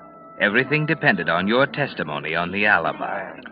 Just a minute, Miss Legrand. I'm not finished. If you weren't with Mansfield, where were you? I was out for a drive. Alone? Yes? Anyone see you? No. That's a pretty weak alibi. Alibi? See here, I'm not under suspicion. That's where you're wrong. Exhibit A, please. Recognize this? What? A box of poison, Miss Legrand, purchased by you on the night of the murder. Poison? Some people call it a sedative, but it's powerful enough to kill when taken in quantity. And it was taken in quantity. Enough of this drug was found in your sister's stomach to support this officer's contention that she was dead or nearly so before the fall. I didn't buy it. But you did buy it. I intend to call the druggist to the stand to prove it. She sent me for it. I never saw it after I brought it to her. Then how does it happen that your fingerprints are on the metal box? Why, the box was on the note. Yes, that's it. She used the box for a paperweight to hold the note down. What note? The suicide note. I burned it. Oh, there was a suicide note and you burned it. Why? I don't know. I see. You're asking the jury to believe that your sister committed suicide and that you deliberately went out of your way to incriminate yourself. I had no reason to kill her. You just testified you had every reason to kill her. You're in love with Mansfield. You implied as much not 1 minute ago.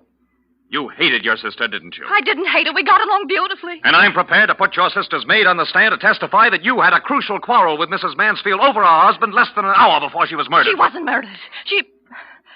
What about the man in the tan coat? His name is Joe Fortescue. He's been in custody for 2 days. Wait a minute. You're wrong. You can't go ahead with this.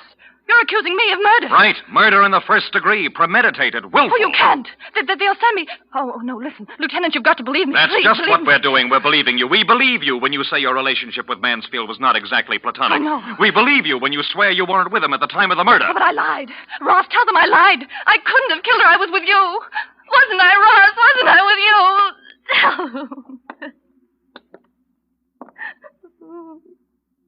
You have anything to say, Mansfield? Lieutenant, Well? All right, Lieutenant. I was with her. There, you see, that proves it. I couldn't have killed her. It does prove something. What do you mean? It proves he loves you. As far as the murder goes, you're going to have to convince a jury. And believe me, It's going to take a lot of convincing.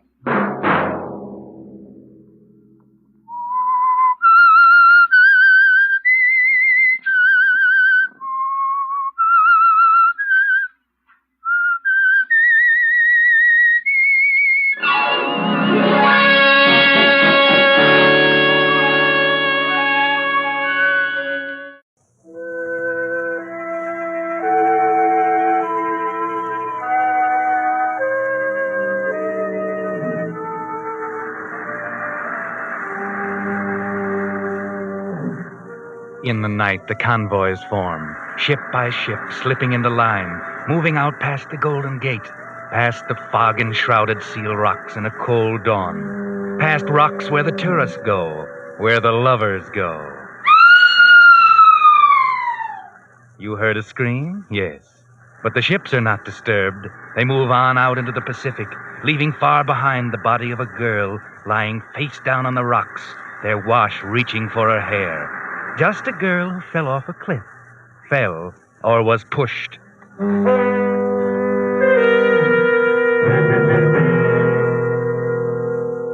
The finding of a girl's body on rocks creates hardly a stir in the bustle of the city the next day. A brief item in the afternoon papers. A call for the coroner. Another entry in the police records. There are only a few people who notice. If we were to look for them, we might find them down on Montgomery Street, in a dirty little bar where artists and would-be artists and slummers hang out. Yes, there are a lot of people here who might know something about a body twisted on the rocks. For instance, that blond giant at the end of the bar, sitting with his head in his hands, or the girl walking up to him now, sliding into the seat beside him. Rick, I thought I'd better tell you they're looking for you. Huh? Oh, hello, Cassie. Who's looking for me? You know who. The police. They're asking questions about Maureen. They know you knew her. So what? Why should they ask me questions about her? Women like her have jumped off cliffs before. Don't try to kid me, Rick. Remember, I'm Cassie, Maureen's roommate. I knew her better than even you did. Yeah, I guess you did. Maybe I never really knew her very well. Well enough to break her heart. Maybe well enough to want to get rid of her. What are you talking about? You needn't pretend with me, Rick. Maureen had no secrets with me. She told me everything. And I told the police. I had to, Rick. They kept pumping me. I had to. What did you tell them, Cassie? And I told them that you loved her once, that another woman had taken her place, a society dame gone bohemian. A blonde and beautiful heiress looking for a thrill by flirting with a poor, struggling artist in a turtleneck sweater. That's enough, Cassie. Leave Sally out of this. She's in it up to the neck. Maureen was too good to take a back seat to any Miss Moneybags. I said leave her out of it. Okay. Only one more thing. I told the police about last night. What do you mean? You and Maureen had a quarrel last night, just a few hours before she died. Yeah? Okay, so we quarreled. That doesn't mean she had to go jump in the ocean, does it? No, it doesn't. I'm pretty sure of that. That's what I told the detective. You throw your accusations of murder around pretty freely, don't you, Cassie? No, not usually, Rick, but I liked Maureen. She was more than a fine sculptress. She was a swell person. She was just about the best of this bohemian melting pot down here, and I don't like to think of her being pushed off that cliff. Just remember that I'll do anything I can to help them get to the truth of this. I'll remember, Cassie. Yeah, I guess you will. Okay, Rick. Better get your answers ready, because if I'm not mistaken, that Dick who just walked in is looking for you.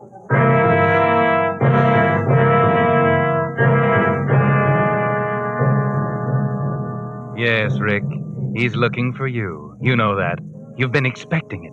You've been curious to see what he'll look like, what expression he'll have on his face. In a minute you'll know, so gulp down that drink. There, that's better. And there he is. You can see his face sliding into the spot in the mirror where Cassie was a minute ago. You Rick Rawson? That's right. I'd like to ask you a few questions. Yeah, I know. Okay, go ahead. It's about Maureen. That's right. You knew her pretty well? Of course, you know I did. She was in love with me. I didn't love her anymore. I took her to dinner last night. We quarreled. She left. That's all I know. What about Miss Blair? What's she got to do with this? I don't know. Maybe a lot. Sally had nothing to do with it. She didn't even know Maureen. Leave her out of it. I'm not sure we can. This Maureen, they tell me, was a jealous girl, unpredictable. Liable to do a lot of things, say a lot of things. Blairs are a fine family, good name. They wouldn't like their daughter mixed up with Go ahead, say it. a bohemian crowd of artists. Maybe you didn't want Maureen to go to the Blairs with the story. And it'd be so easy to keep her quiet, just a shove at the right time. Simple in the fog out there. Simple and sure. Listen, you, whoever you are. Okay, take it easy. I was only guessing. But it all fits pretty well, doesn't it? It fits, only I wasn't there. Oh, that's right. You said she left you after the quarrel. Where was that? At a little fish restaurant at the beach. Near the rocks? Not very far. I see. But you didn't go with her to the rocks? No. Then you might have to prove that. I suppose you can? Yes, he can. Go on, Rick. Tell him it's all right. You needn't worry about dragging me into it. Tell him you were with me. Sally. Oh, this is Miss Blair, I presume. That's right. And you see, officer, you're on the wrong track if you're suspecting Rick. He couldn't have pushed Maureen off the cliff because he was with me last night, from 10 o'clock on. You see, Rick's painting a portrait of me, and we worked through most of the night. It was after dawn when we stopped. I see. Okay, I guess I was wrong. Thanks for your time. You're a lucky man, Olson. And I guess you know that. Yes, I know. Goodbye. Goodbye. Well, aren't you going to invite me to have a drink? I'm simply burning with thirst, and your glass is empty. Good. Let's have 2 old-fashions. Sally. What, darling? Don't you want another one? Sally. What, Rick? What is it? You look so upset. Oh, of course, how thoughtless of me. Naturally, you're upset about Maureen. Wasn't it dreadful? And then, you were very friendly with her at one time, weren't you? Before you met me, of course. Sally, why did you do it? What, dear? Tell him you were with me last night. Oh, that. Well, after all, you're the man I love, and naturally, I'd hardly want anything to happen to you that would take you away from me. Just because you couldn't prove where you were. Thanks, Sally. It's all right, Rick, darling. Let's just forget it now. It's all over. No, Sally, that's just what I'm afraid of. It's probably not over. They won't give up so easily. Now you'll be dragged into it. I don't want that. It's all right, Rick. I don't mind. It might even be fun. Yes, an investigation right here in our own group. All our secret lives exposed. And nothing can happen to you. You were with me. I mean that much to you. After all, you're the man I'm going to marry. Sally, you mean you really will? Of course. I intended to all along, didn't you know? And after all, a girl can't say yes too quickly, can she? Oh, Sally! No, but darling, think this Maureen business may be messy, a scandal in the papers. What about your family? Oh, never mind about them. I'm determined to marry you, Rick, especially now. And nobody can stop me. Don't worry, darling, about me. I think it's going to be thrilling. Thrilling? Everything's thrilling to you, isn't it? Yes, because I live that way. I couldn't stand it just living like most people without any excitement or danger. What's the good of living if you can't have any fun? No, of course not, darling. Of course not. And when this mess is over and forgotten, I'll make you happy. Very happy. Oh, yes, Rick, I'm sure you will. When it's over. When it's over. But it's not over yet, Sally. In spite of your loyal attempt to save Rick, he's not quite safe yet. Some people are so suspicious. Some people aren't yet convinced of his innocence. Yes, there's going to be a trial for murder, the murder of Maureen. The date has been set, and as the district attorney prepares his case, he finds that each way he turns, there's a barrier. One barrier between him and conviction. Sally. Oh, good afternoon, Miss Blair. Sit down. Thank you. I called you in because I just wanted just a few words with you before the trial. All right, I'm here. What is it? Miss Blair, I'm going to be very frank with you.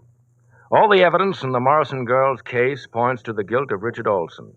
The coroner's jury believed him guilty. I believe him guilty. Any jury in the world would convict him on the evidence, except for one thing. Your word. Yes. I know he's innocent because he was with me. That's your story. You don't believe me? That's beside the point. It's my job to convict Richard Olson if he's guilty. I'll try to do that. But I said I would be frank. I haven't a chance if you testify that you were with him. The jury will take the word of Miss Sally Blair, the daughter of a powerful and famous family. Yes, of course. But it's for that very reason, Miss Blair, that I ask you to stop and think a moment. Think of what? Of yourself, of your family, of your position. If it should turn out later that Richard Olson was indeed guilty, could you forgive yourself for having aided a murderer? But he's not guilty. He was with me. Perhaps you haven't heard that Richard Orson and I are going to be married. Married? Yes, as soon as this farce is over. So you see, Mr. District Attorney, you're wasting your time. I see. And you think that you, the daughter of one of the best families in San Francisco, will be happy living the rest of your life with a murderer? Crime has to be proved. Rick will be acquitted. Yes, I guess he will. And so, Miss Blair, you will go that far for another thrill. I don't know what you mean. I'm marrying the man I love. He's accused of a crime of which I know he's innocent. I will testify to that effect. Rick was with me. Very well, Miss Blair. And may I wish you a very happy married life?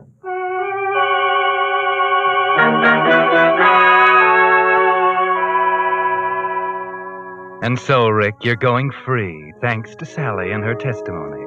And when the trial is dismissed and you're free, you'll take her to that dirty little bar that was your rendezvous. And you'll tell her about all the things in your heart. You don't know what it is, Sally, to be free. You know, I used to sit in that cell and think about you and your portrait. Wonder if I'd ever see you again. I wondered if I'd ever finish my picture of you so that everybody could see your beauty. Darling, it'll be a great portrait. Really great. Of course it will, darling. After we're married, you'll have all the time in the world to paint it. Yes, after we're married next week. Darling, let's go down and get the license right now. Wait. Rick, just one thing. You do love me, don't you? You know I do. More than you did Maureen? Much, much more. I just wanted to be sure. Rick. Yes? Rick, why did you do it? What? Why did you kill her? Sally. Oh, don't look so startled. I knew all along. I just wondered why you did it. Let's not talk about it. Let's leave it as dead as Maureen is. Let's be happy and not talk about it ever. Or maybe you'd rather not go through with this now. Of course, darling. I made my choice. You love me, I love you. That's enough. We'll both forget Maureen. If we can.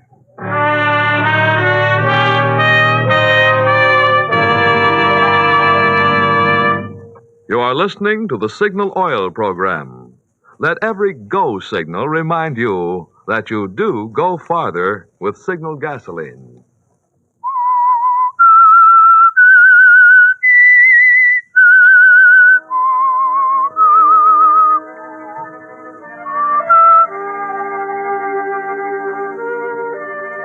And so Rick, acquitted of murder, and Sally, who saved his life even though she knew he was guilty, were married. Not a very happy start for a marriage, was it, Rick? It somehow changed things to know that Sally knew. But then it was only Sally. Charming, beautiful Sally, who got a thrill out of life. After all, she wouldn't have saved you, wouldn't have married you if she hadn't loved you. Would she?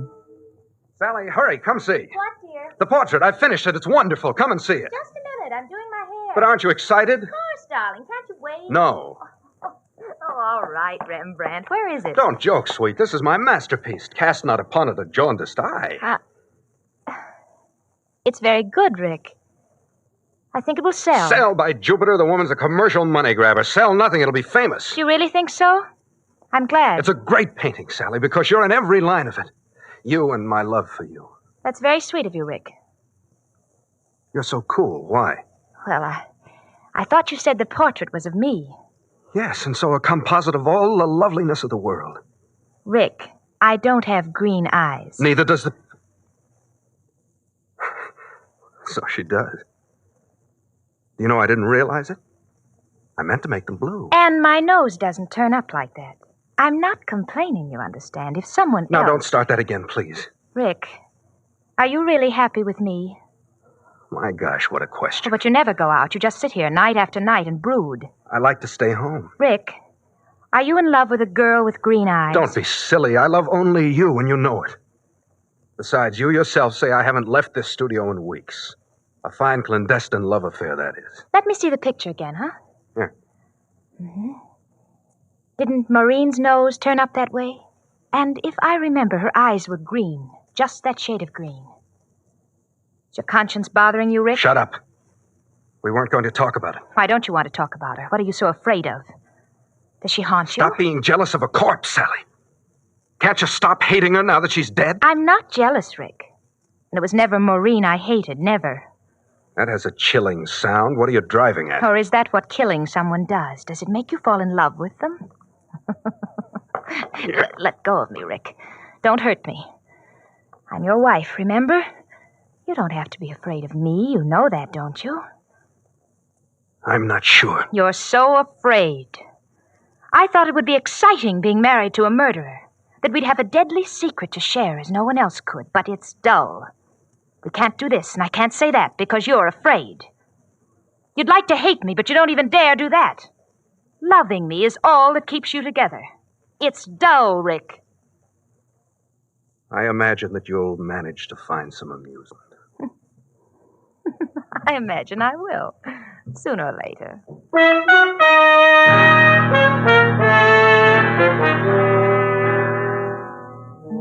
Well, Sally, is being married to a murderer beginning to bore you? But as Rick says, I imagine you'll find some amusement, even if it's only with Tommy Melvin. I need a drink. Come on, Tommy. Buy me one. Oh, where's Rick? Oh, he's at an art dealer's. He'll be along. You know, sometimes I think he loves that painting better than me. Let's have zombies, huh? Oh, that's pretty strong. I like strong things, exciting things. You're bored, aren't you? A little. You're not very happy with Rick, are you? Not very. Well, it's none of my business, of course, but why did you marry him? He's hardly your type. Marrying Rick was the biggest thrill I've ever had. You'd do anything for a thrill, wouldn't you? I like that. I bore easily, Tommy, and I don't like being bored. I want to feel everything I can, every emotion, every experience I can crowd into my life, good and evil. You're without conscience, Sally. You could do anything and not look back. I like that, too. Thanks. But I don't quite see your marrying Rick in that light. I didn't think you would. You could leave him, you know. I'm going to New York next week, and you could come along, Sally. I'd like to have you. Thanks, Tommy. You're sweet. It might be fun. Give me some time to think it over. I'll let you know. Tomorrow? All right. Here comes Rick. You better leave. Oh, Tommy, here's a nickel. Drop it in the jukebox, will you? Number 17. Sure. You won't forget, Sally. No, I'll call you in the morning. Hello, darling. I've been waiting for you. So I see, but not alone. Rick, you're not jealous of Tommy. No, I guess not. You have a drink? No. Sally, listen, I've got to talk to you. We've got to come to some understanding. I found my painting on the back porch this morning. The fog might have ruined it. That painting is great. It will hang in the Metropolitan. It's more important than my life, Sally. Remember that. I'm sorry. You're so morose lately, dear. What's wrong? I don't like it, Sally. What? I don't see you anymore. You're never home. You're always here or out with that Tommy Melvin. And when we are together, you ask questions like, how does the tide sound at 2 a.m? Or you wonder what that murderer in San Mateo feels, and you watch me. When we pass Maureen's old apartment house. When I hear a police siren in the street, you watch me. You watch me and watch me. I don't like it. How suspicious you are. I'm not kidding, Sally. I've walked around and around the streets, making up my mind, and now I'm determined to say it out. You married me for the thrill of marrying a murderer, nothing more. Isn't that true? Hold your voice down. Rick, I think you're afraid of me. Maybe I am. You needn't worry. I won't tell the police. I'm your wife, remember? That's not what I'm afraid of. What then? Perhaps you'd like to push me off a cliff, too, but you can't do it. You love me far too much to hurt me. You're right. Lord, how I wish I didn't. I don't mind. Let's go to dinner, darling. Down at the beach. I want you to take me to that fish place down on the cliff near the rocks, huh? Sally, you know I don't want to go there. Why not? Because you took Maureen there that last night? Rick, you must get over that silly fear. Besides, I want to go there. We'll have dinner, and then I want to take a walk along the beach. I love the sound of the surf at night. Don't you, Rick?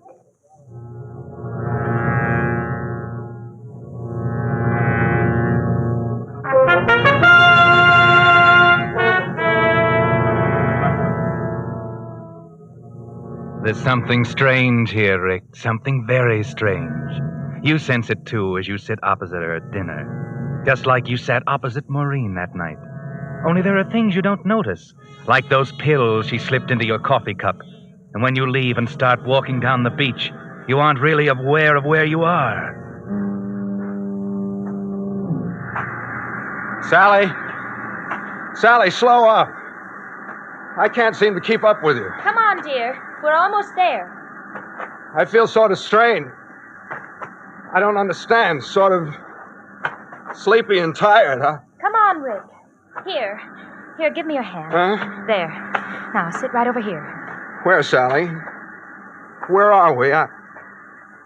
This place seems familiar, but I can't... Of course it's familiar, Rick. Huh? Down below there are the rocks.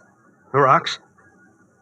Sally, why did you come here? No particular reason. I like the moonlight on the rocks. There's no moonlight. It's foggy. Never mind. I like it here. I don't. What's the matter, dear? Does your conscience bother you? I thought hardened murderers got over that. Are you afraid, Rick? I don't know. I can't seem to think. I'm tired, but I think I'm afraid. Yes. You'd like to push me off, wouldn't you? To see my body on the rocks down there with the tide reaching for my hair as it did for Maureen's. But it won't work twice, Rick. You know that. And besides, you love me too much. Sally, what are you doing?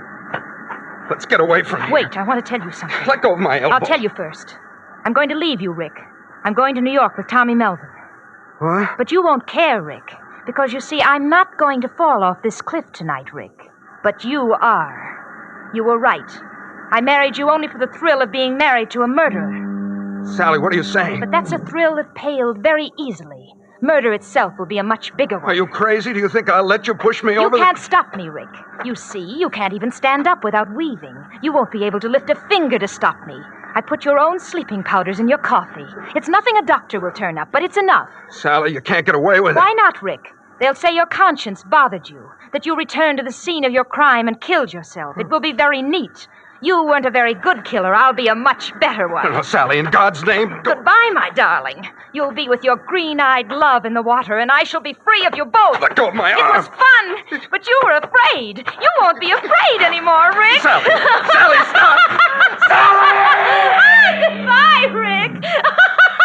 Goodbye.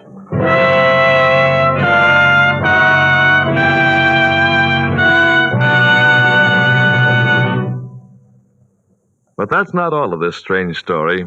In a moment, the Whistler will be back to tell you what really happened. Meantime, I think you'd like to hear how science has finally defeated the great cause of gasoline waste and motor troubles, carbon. Motor experts say carbon causes noise, overheating, loss of power, and often the destruction of expensive motor parts. After years of research, engineers have found a formula that actually dissolves carbon. And that priceless formula is incorporated into every quart of Signal's famous 4-star motor oil. As a result, Signal's 4-star motor oil helps motor performance in not just one, but two important ways. First, its rich paraffin base protects moving parts with a tough, lasting film of lubricant that resists heat and wear. And second, Signal's 4-star oil actually dissolves out carbon to help your motor run better and your gasoline go farther. Since both gasoline mileage and motor performance are doubly important these days, one of the greatest favors you could do your car and your ration coupons is to switch to Signal's finer carbon-removing motor oil that costs no more than ordinary oils. So, if it's been 1,000 miles or 2 months since you changed oil, drive into your neighborhood Signal dealers and say, "Drain and refill with Signal 4-star motor oil." And now, back to the Whistler.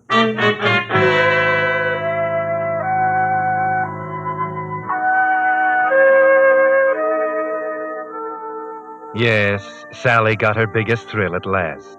She gave Rick sleeping powders and pushed him over the cliff. But then something went wrong. For a girl who had committed murder for a thrill, she suddenly lost her nerve. It was only a little light from a Coast Guard boat, but it sent her running along the cliff, slipping, sliding, taking the wrong turns, and finally... Yes, over she went. They found her body next morning. Rick told them where to look. Yes, Rick. He didn't die. He was only injured on the rocks. It was Sally who died, by her own hand, you might say. But the police didn't see it that way. They didn't know Sally was the girl Rick loved too much to kill. So they said she was pushed. Twice was enough. So Rick was sent upstate for a permanent change of address. Only just before he left, a strange thing happened. The committee from the Metropolitan Museum of Art came to see his painting. They were a little surprised. It was very beautiful, but there had been an accident. Someone had been a little careless with some paint remover. The girl in the picture had no nose, and you couldn't tell if her eyes had been blue or green. Sally might have known, but then the rocks don't tell their secrets. The tide doesn't testify.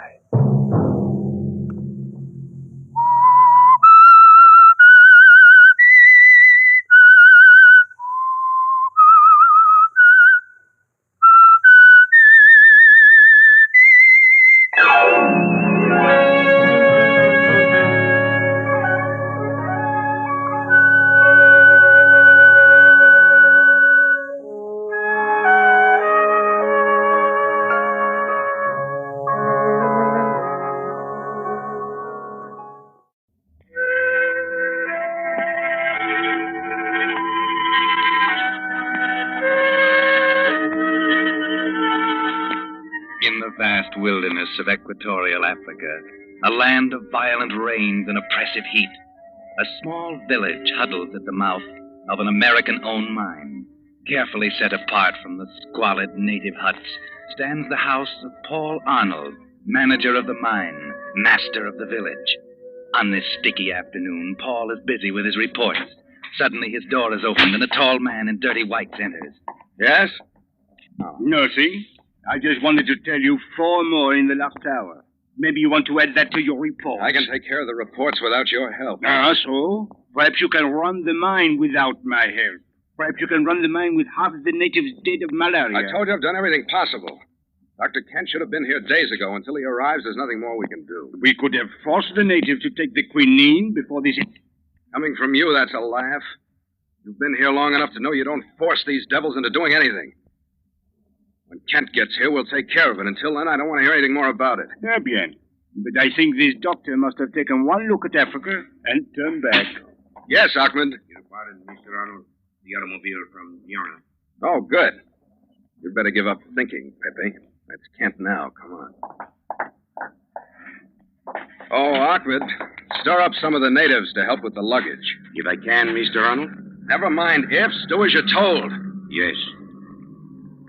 Pepe, be careful what you say to this doctor, you understand? You make it very clear.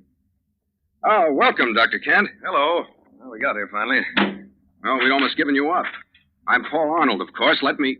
But don't look so startled. This is my wife, Nora Kent. Paul Arnold. How do you do, Mr. Arnold? How do you do? Well, this is something I hadn't counted on. I'm sure it must be. I mean, of course, your letters, Kent.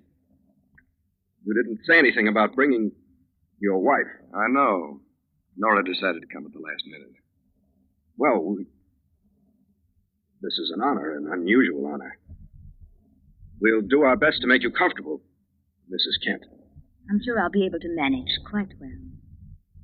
Yes. Yes. Well, come along into the house. It keeps out a little of the heat, some of the rain, and none of the bugs. Pepe will see to unloading your equipment, Doctor. Well, thanks, but that's something I make it a rule to see to myself. Can't afford to have anything broken out here. If you take Nora in... Of course. This way, Mrs. Kent. Thank you, Mr. Arnold.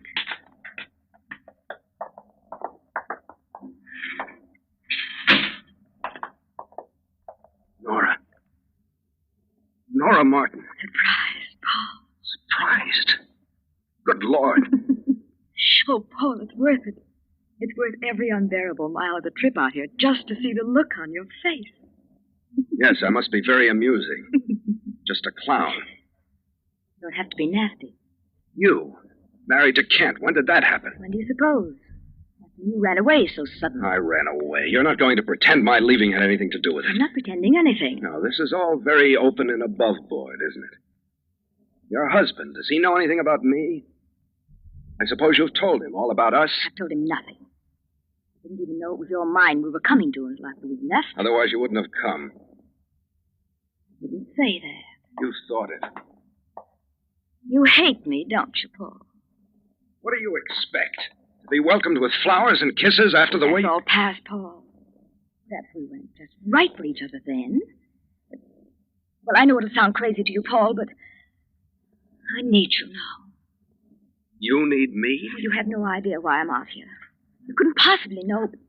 Oh, Roger's coming. Better warn you, he's very jealous. Now it's my turn to laugh. Jealous. I pity him. Well, everything's all set. Oh, good, Doctor. I'll see about some coffee. After your wife's description of the trip, you can probably use some. Thanks. Sounds wonderful. Just make yourself comfortable. Right. Seems like a nice guy, Arnold. Very. Of course, this isn't exactly paradise, but I'm sure we'll be able to manage quite well. You're enjoying this, aren't you? Enjoying it immensely. And aren't you, darling? Oh, sometimes I could kill you. Dragging me out to a hellhole like this. When you'd much prefer to stay in New York with your many friends. No, I'm sorry, darling, but you happen to be my wife. Roger, I won't stay in this horrible place. You'll stay wherever I want you to stay. Besides, it's too late to think about getting out now. I'll get out of here more easily than you can imagine. Much more easily. I don't think so, darling. It's really going to be almost like a second honeymoon. Just you and me. Just you and me, Roger. Mr. Arnold.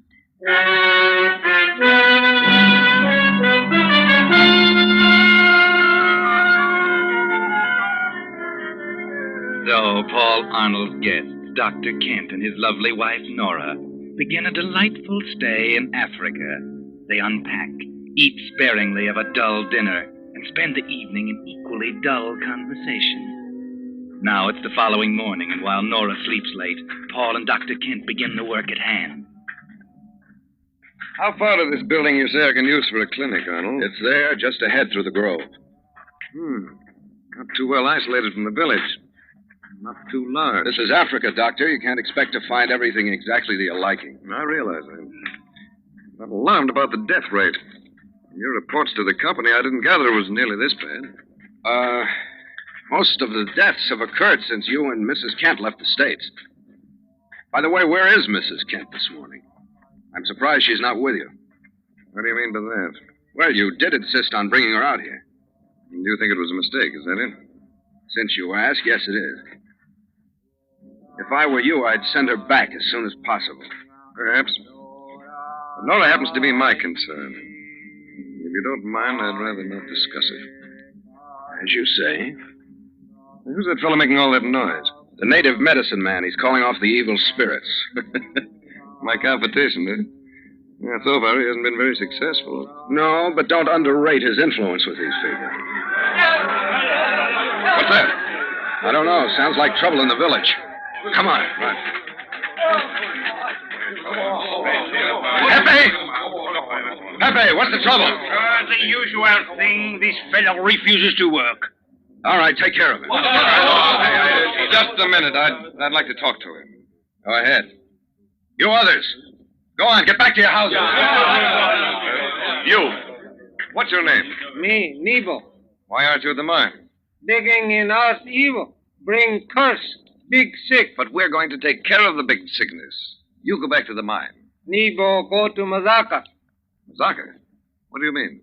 No evil in Mazaka. Nebo, go. But I'm trying to tell You're you wasting your breath, Kent. You can't reason with them. Take him away, Pepe. Come on, you. What was he talking about? This Mazaka? That's a village on the plateau. They'll all run there if you don't watch them. Why? Oh, some more of their magic, I suppose. He said no evil in Mazaka. What did he mean? The natives have an idea there's no malaria there. It's possible. An area of immunity, maybe. I don't know. Let's get back to the house. Might as well. These people, they don't seem to be too fond of you. I'll take care of that. You stick to your test tubes.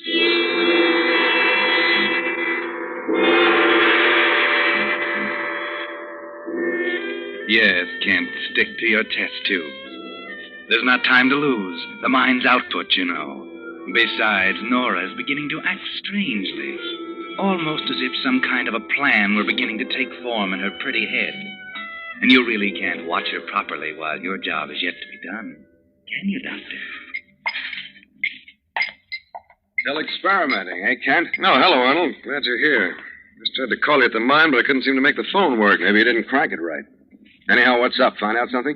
Have you heard of blackwater fever, Arnold? It's a form of malaria, a particularly deadly form. And that's what hit us? No? No, that'll be easy. I've treated blackwater cases. The worst of them was nothing like this. What are you getting at? I'm telling you that we're up against something. This is a form of malaria worse than anything I've ever seen before. Frankly, I don't know exactly what it is. But I do know that the usual treatments, quinine, arsenical salts, and the rest don't even touch it. What do you intend doing? I'm going to Mazaka. Mazaka? If it's an area of immunity, as the natives seem to think, there must be some reason. You'll go up there alone. That's what I intend. And you won't find the natives too cordial to white men. I know that. I have to take my chances. It's your funeral, Kent. Maybe. I'm starting for Mazaka this afternoon. And if you should happen to run into my dear wife, you might tell her that.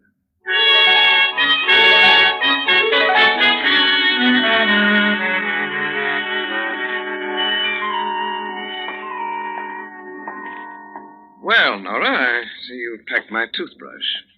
Anxious for me to leave? You don't have to be crude. I don't think you should make this trip, Roger. Oh, don't worry. I'll be back. At least there's no fever in Mazaka. Oh, stop it. I'm sick of hearing about it. Get hold of yourself. Oh, ouch. Don't you hurting my arm. You listen to me. I don't want to listen. This time you're going to. While I'm gone, I want you to stay away from Arnold. Jealousy again? You think I've forgotten? Just wipe the slate clean and start over? No, Roger, you don't forget. You're like an elephant. I don't want to forget.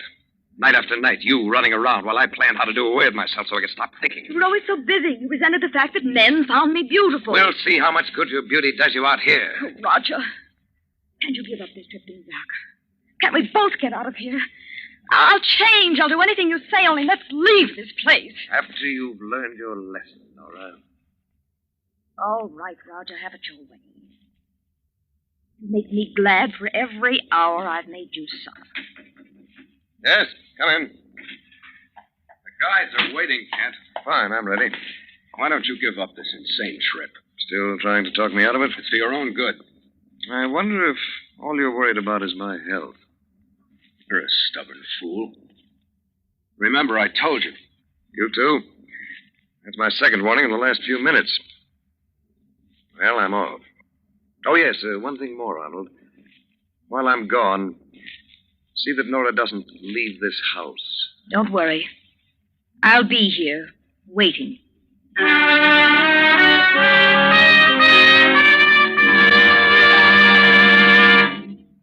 You are listening to The Whistler, another Signal mystery brought to you by your friend, the Signal Oil Company. Marketers of Signal's famous Go Farther gasoline and motor oil.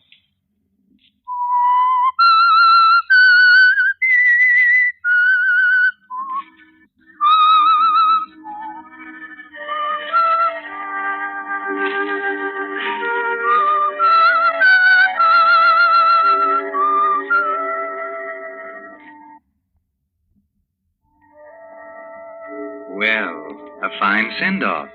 And Dr. Kent is on his way to Mazaka, leaving two people with very much on their mind. To help things along, rain has begun to fall. Cold, drizzling, clammy rain, falling without stop for 3 long, dreary days. Now it is night. Nora's pacing the room like a caged tigress. Arnold is trying to get something on the radio. Paul, stop fooling with that thing. Static's pretty bad tonight. Turn it off! My, what a case of nerves we're developing. Why don't you relax? Oh, this everlasting rain, rain, rain. You'll get used to it in time. I don't want to get used to it. You had no right bringing me here. Well, that's your affair. Why don't you try to get some sleep? Oh, sleep. Lie there in my room listening to the rain, feeling the decay that's all around. There's no use getting all worked up again. It's easy for you sitting there so calm. You think for 1 minute that I like it here? 10,000 miles from nowhere, day after day, with nothing but filth and disease? I can't understand why you stay, Paul.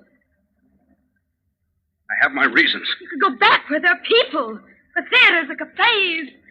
You could be happy. Let's not talk about it. Oh, Oh, we meant so much to each other once.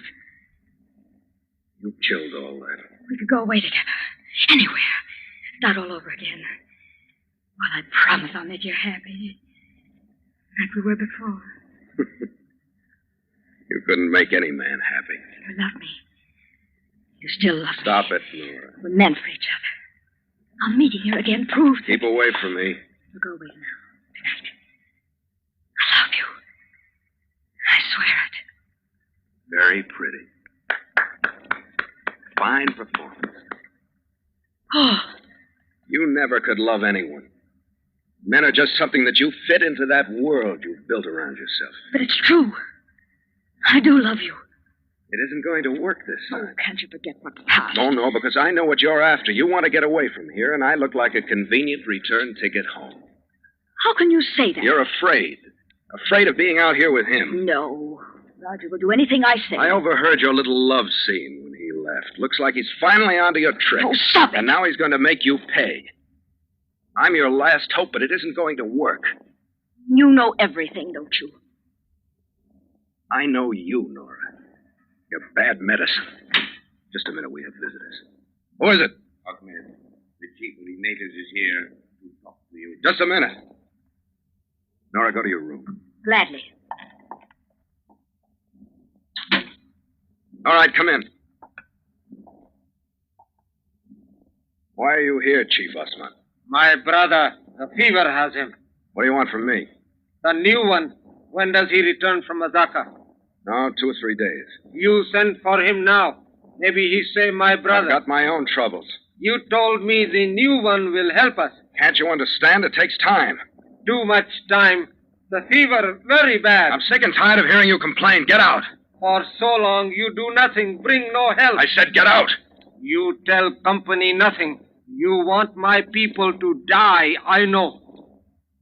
What did you say? You want mines to be bad. Company, go away. Leave the mines. Shut up. You want to take mines. I will tell the new one. I'll stop your blabbing tongue. No, don't. You're joking me. Take your guns and honest. Never talk after I get to him. through with you. The curse of Legba on your head.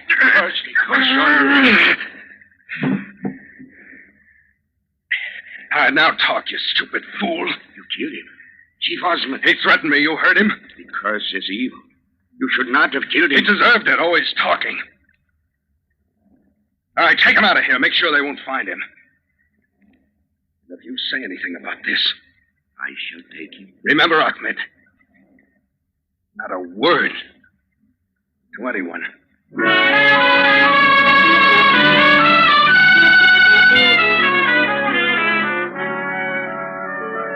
So, Paul, that's your little scheme. Let the natives die off so the company will abandon the mine. Then you will take over. Very clever, perhaps. Oh, Ahmed won't dare talk, and Osman can't. Now there is only Kent and his beautiful wife, Nora. Another day passes, and still another. Now it is night. The rain is gone, and the quietness has come. The sort of quiet that creeps into the bones and ferments in the mind. But now suddenly the silence is broken. Ahmed, the drums. They're beating the drums. It is the village. They haven't done that for days. I don't understand. What's happening? The natives, something's wrong. It began so suddenly. Oh! They're shouting. Listen to them like wild savages. It's strange. I don't like it. Come on, Ahmed, let's see what's wrong. You can't leave me here alone. You'll be safe. But I'm going with you. I won't stay here. All right. Look at that glow in the sky. They've got a fire going. Drums. They can seep right into your blood. It is the chant of Zora. Some more of their stupid magic. To my people, magic is important. What good does it ever do you? It can save. That we call white magic. White magic? It can also kill. That is black magic. That's enough of that kind of talk, Ahmed. Oh, look there. There are the trees. You can see them dancing around the fire. Wait a minute, this is close enough. Yes, it is better that they do not see you. Oh, I'm afraid. Let's go back. Stop your whimpering. Be quiet. Look at those two. They're tying him to that post. No. It is not a man. Oh, What is it? An effigy, a straw image of one who is evil. We call it a legba. A legba? Paul! That effigy! It looks like you! No. No, you're imagining it.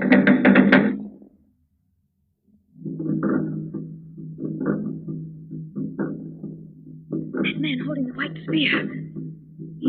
He's walking toward the legba.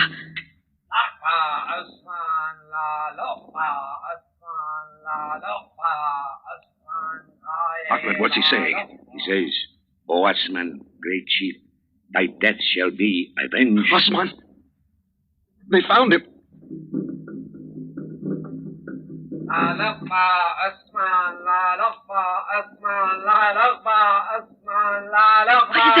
He says, with his white spear, I call black death upon the evil one who killed our chief. The curse of Legba upon him. He threw the spear into it! The curse of Legba! No, not me! They'll never get me! Away! They'll never get me!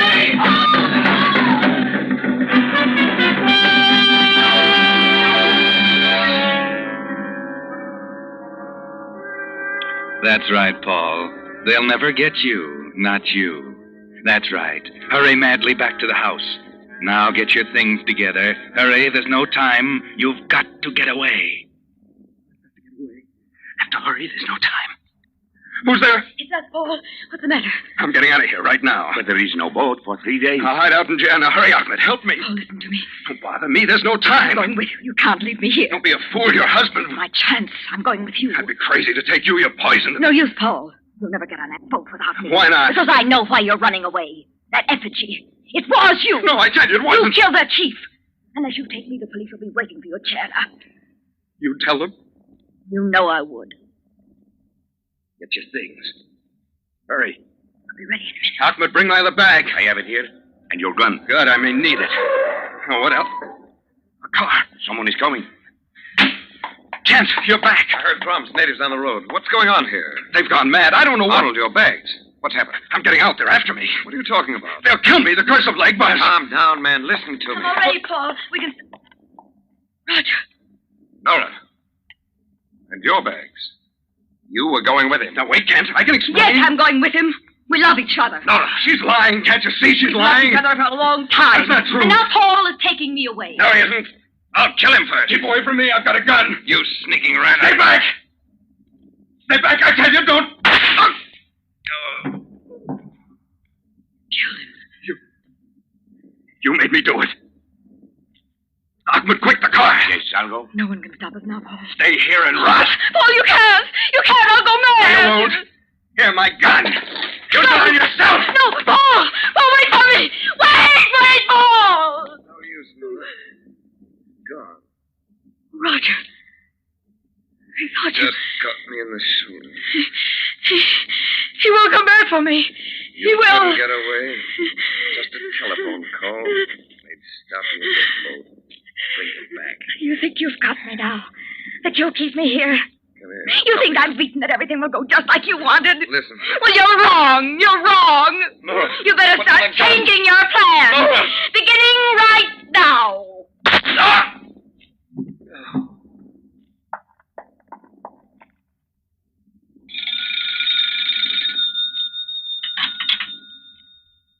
Hello? Baby? Paul Arnold is on his way to Jana. Catch him. He just killed my husband.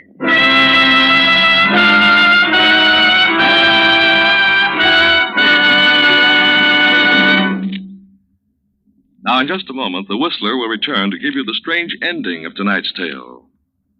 But first, I'd like to recall for you Oliver Wendell Holmes' poem, The One-Horse Shay. It lasted 100 years to a day, and then the whole thing fell apart. That's a lot different from the way cars wear out today. Only one vital part that can't be replaced has to wear out, and the whole car goes off the road. Uncle Sam says that will happen to 1 in every 12 cars this year. Well, so that no vital part on your car will wear out from lack of lubrication, signal dealers take special precaution when they lubricate your car.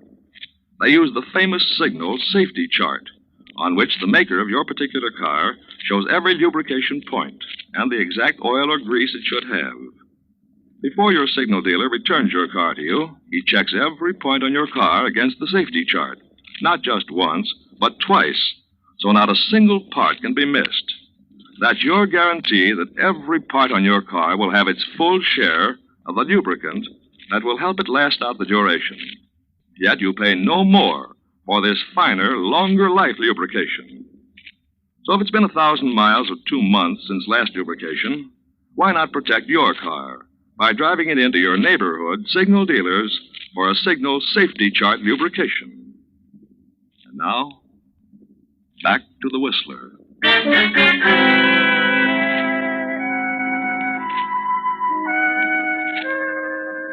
Well, everything has worked out fine, hasn't it, Nora? Only a few minutes now, and you'll be saying goodbye to Africa forever. That's right.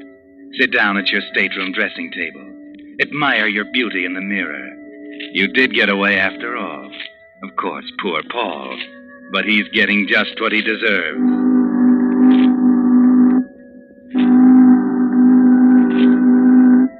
And now the boat is moving.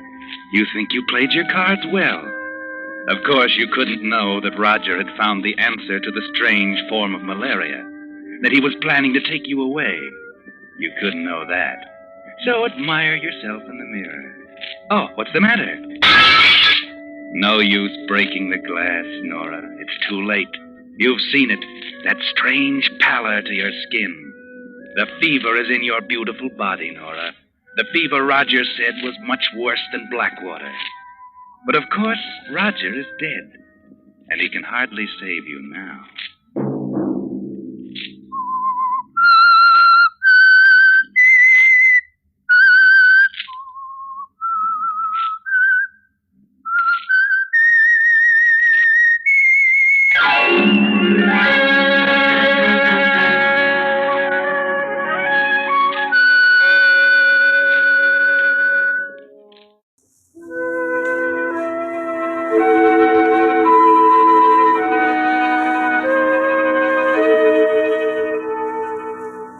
On the southwesterly tip of England, deep in the wild moors of Devon, lies the little village of Stone Cross. Invalided Mrs. Wentworth is one of the few residents of this lonely place. She hasn't been here very long. She moved from London after the Blitz to this, safer place, and bought a little white stone cottage on the moor. She has few, if any, friends. Her neurotic ways and snappy tongue and commanding attitude have turned them away. She has few visitors. The vicar's wife occasionally, and Dr. Brooks more often. He's not really a doctor. He's a masseur, and he's in the living room of the cottage now, giving Mrs. Wentworth one of her treatments.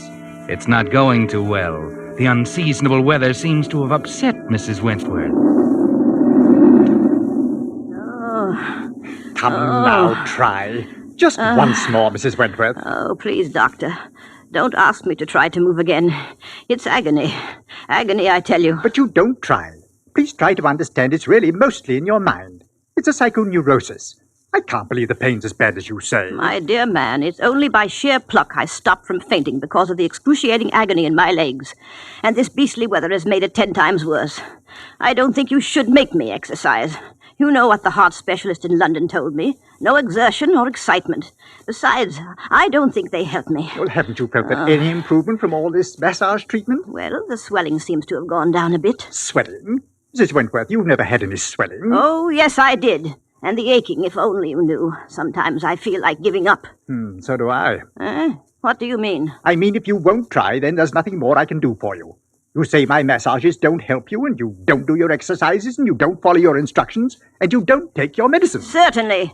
They don't do me any good. You should try something different. You promised to cure me.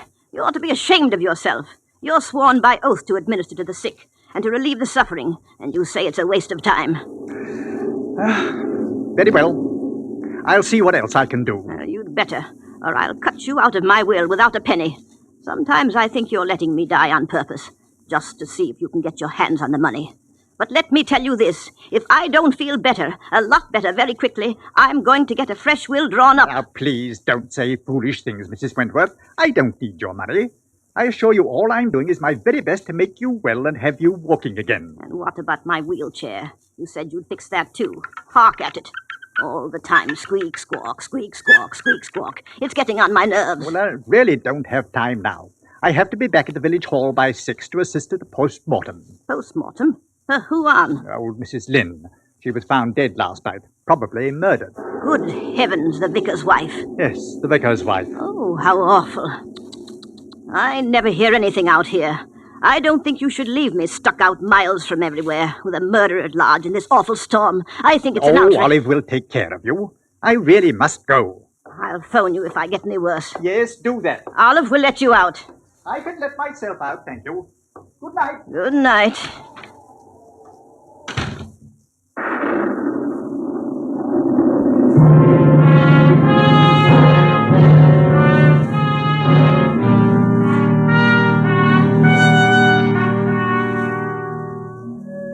But Dr. Brooks didn't go to the village. If she could have watched him, she would see him making his way through the wet, rotting vegetation of the overgrown garden to the rear of the cottage. Mrs. Wentworth might have wondered about that if she had seen, but she didn't, and so... Olive! Olive, come here, Olive. Where are you? Yes, Mum. If my dear husband were alive, he'd horsewhip that doctor for incompetence. Yes, Mum. Olive, did you hear about the vicar's wife? Aye, Mum. Weren't it awful? Milkman told me. When I went past there this morning, all blinds was down. I thought it were funny. What did he tell you? Who? The milkman. He said Vicar went up to London to see about orphans' outing. And when he got back last night, there she were in kitchen. They say it must have been a madman what wrung her poor neck. Oh, keep quiet. Don't tell me such things. You asked me. Turn the wireless on. It's time for the news. Yes, Mum.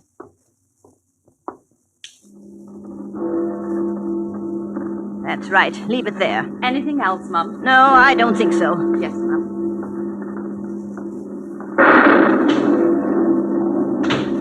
Oh, dear, oh, dear. Why don't they get on with the news? This is the BBC regional program. Before we get on with the regular news, we have a special police bulletin. The police warn residents of the county of Devonshire to be on the lookout for a dangerous criminal wanted for murder. This is his description. He is a man aged about 27 Ah! Olive, the lights have gone. Olive, come here, quick. Oh dear, oh dear. Olive. I be here, Mum. Well, don't just stand there in the dark. Light the candles. Yes, Mum. Oh, what a ghostly place this is. Every time there's a storm, the lights go out. Just when one needs them most. I wish I'd never come to this God-forsaken place. Olive, what have you got your coat on for? I've put you a nice supper on a tray in kitchen. All you have to do is light the gas for the hot water for your tea, Mum. I hope I can be at home before rain starts. You're not thinking of leaving me alone, are you? Yes, Mum. Well, you can't. Dr. Brooks left strict instructions. I was not to be left alone. It be my early night, Mum. You don't seem to understand. I'm too ill to be left alone in this dreadful storm. And Sorry, Mum, but my husband has to have his supper. Come storm or no storm. Nothing hinders his appetite. Oh, please stay. A little while tonight. There's a good girl. Just till the lights come on again, eh? You can see fine now, Mum. Ain't no good being afraid on thunder. Thunder never hurt no one. I forbid you to leave this house. But I got to, Mum.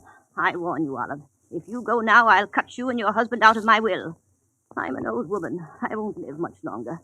So don't do anything you'll be sorry about later. I have to go, Mum. You don't know George when he's kept waiting. Please don't, Olive.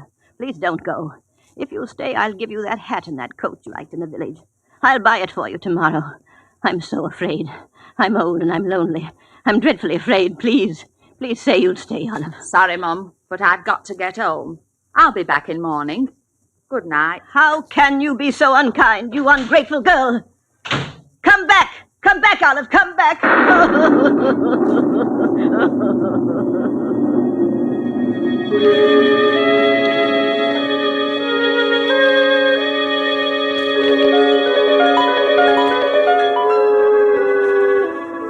Yes, she's all alone now, her old gray head buried in her hands, sobbing as if her heart would break. She stays that way for perhaps a quarter of an hour in the flickering candlelight, the only sound the thunder and her sobbing, and then... me alone.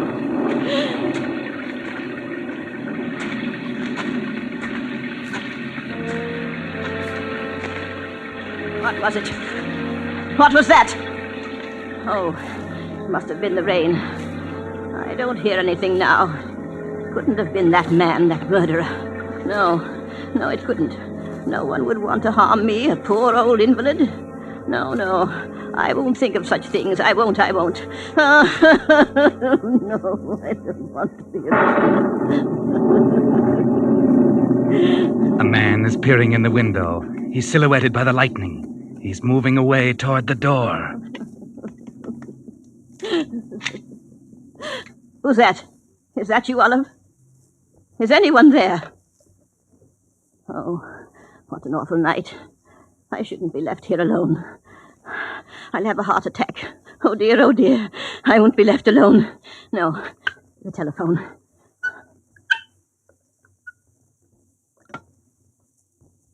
Why doesn't she answer? Oh, why doesn't she answer me? What number, please? What number, please? I want Waterfield, 1702. Waterfield, 1702. Yes.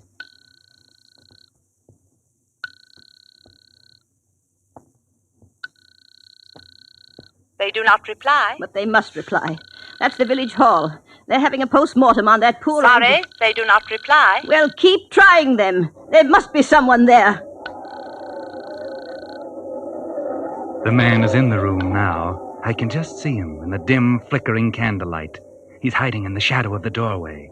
She has her back to him as she sits hunched in her old wheelchair, trying to get the doctor on the phone. Hello? Oh, what is the matter with the phone? Hello?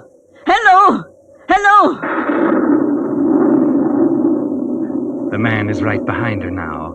He's raised his hands, huge hands, with the fingers outstretched, reaching toward her neck. Hello, exchange.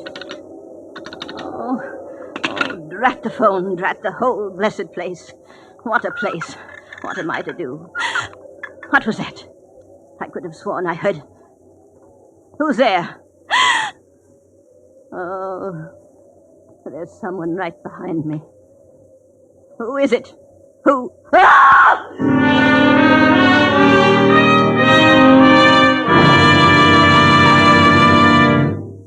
You are listening to The Whistler, another signal mystery, brought to you by your friend, the Signal Oil Company, marketers of Signal's famous Go Farther gasoline and motor oil.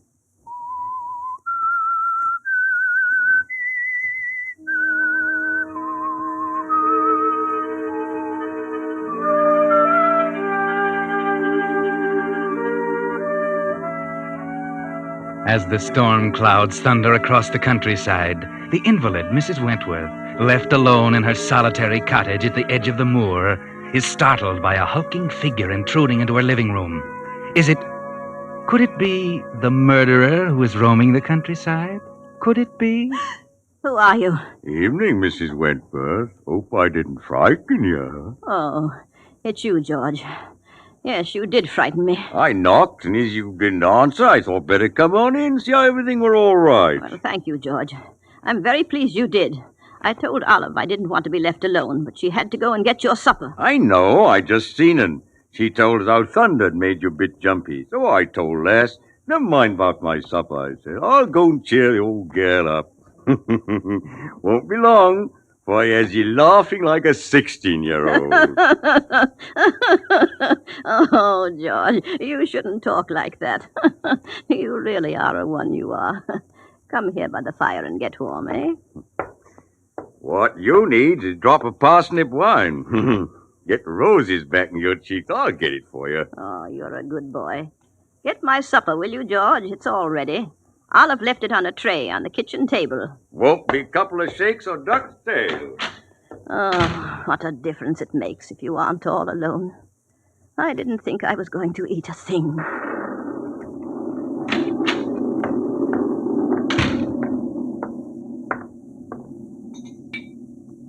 Here you be, Your Royal Majesty. Supper fit set before the Queen. Oh, thank you, George. You don't know how nice it is to have you here. Here you are. Here's your very good health. Thank you. That does go down nice, that do. It's very good. How is my garden these days, George? With the nasty wet weather, I haven't been out of the house since Sunday. Garden be doing fine. What with mud and all, I ain't done nothing much from outside. Well, I saw you digging between the raspberry bushes. I think it was yesterday. What, you said I hadn't been out? I saw you from the window. Was thinking of putting you in there. Oh, George, you're always joking. Oh, don't tease me. What's it for? Going to bury some old rubbish? What I want out of the way? Do them raspberry bushes world of good, that will. Oh, how nice. I love raspberries.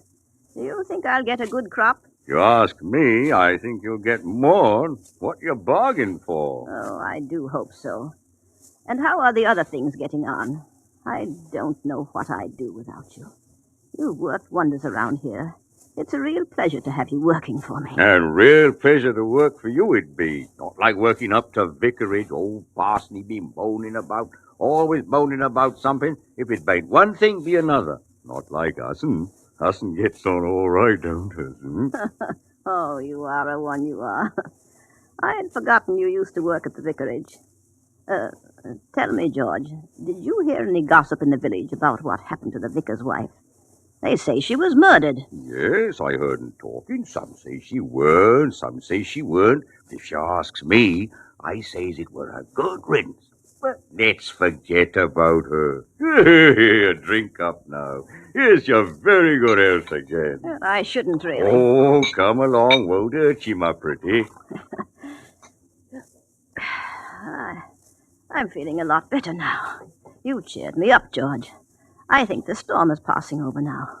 And what do you think? Bless ye. In morning, storm will be gone, old sun will be shining. You never know as how this ever happened. I do hope so. This weather makes me feel my world is coming to an end. Tell me, what did you do for work before you went to the vicarage? Worked down to the slaughterhouse, I did. Oh, how ghastly. Those poor animals. How you must have hated it. Nay, I liked it well there. More fun than a barrel of monkey. Well, why did you leave, George? The bloomin' inspector throwed me out. What on earth for? I used to like the killin' with me bare hands. Oh, how dreadful. How fearfully dreadful. I wish you wouldn't say such things like that. You've given me the cold shivers. Put some more wood on the fire, will you, George? You ain't supped enough of that wine. That's what's the matter with you. I've had enough. And if you ask me, I think you've had too much.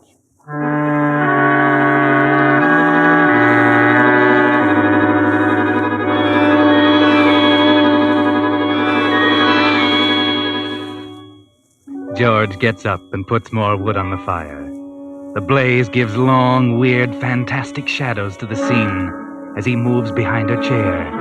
He's looking at his great hands now. He's slowly raising them to the level of Mrs. Wentworth's old neck. She doesn't turn, but she's tensed up. She seems to sense her danger. What are you up to, George? Let go of my chair. Stop pulling at wheels. You ain't going nowhere. Let go. Shut up and hollering. Hollering won't help you. You must be mad. The murder. That hole you've been digging. Those poor animals. Please. Please listen to me. You can have anything you want.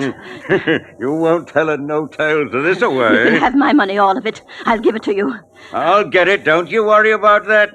Now hold still. I'll get it over quick like. It won't hurt you. Please. Please let me go. Please. Don't.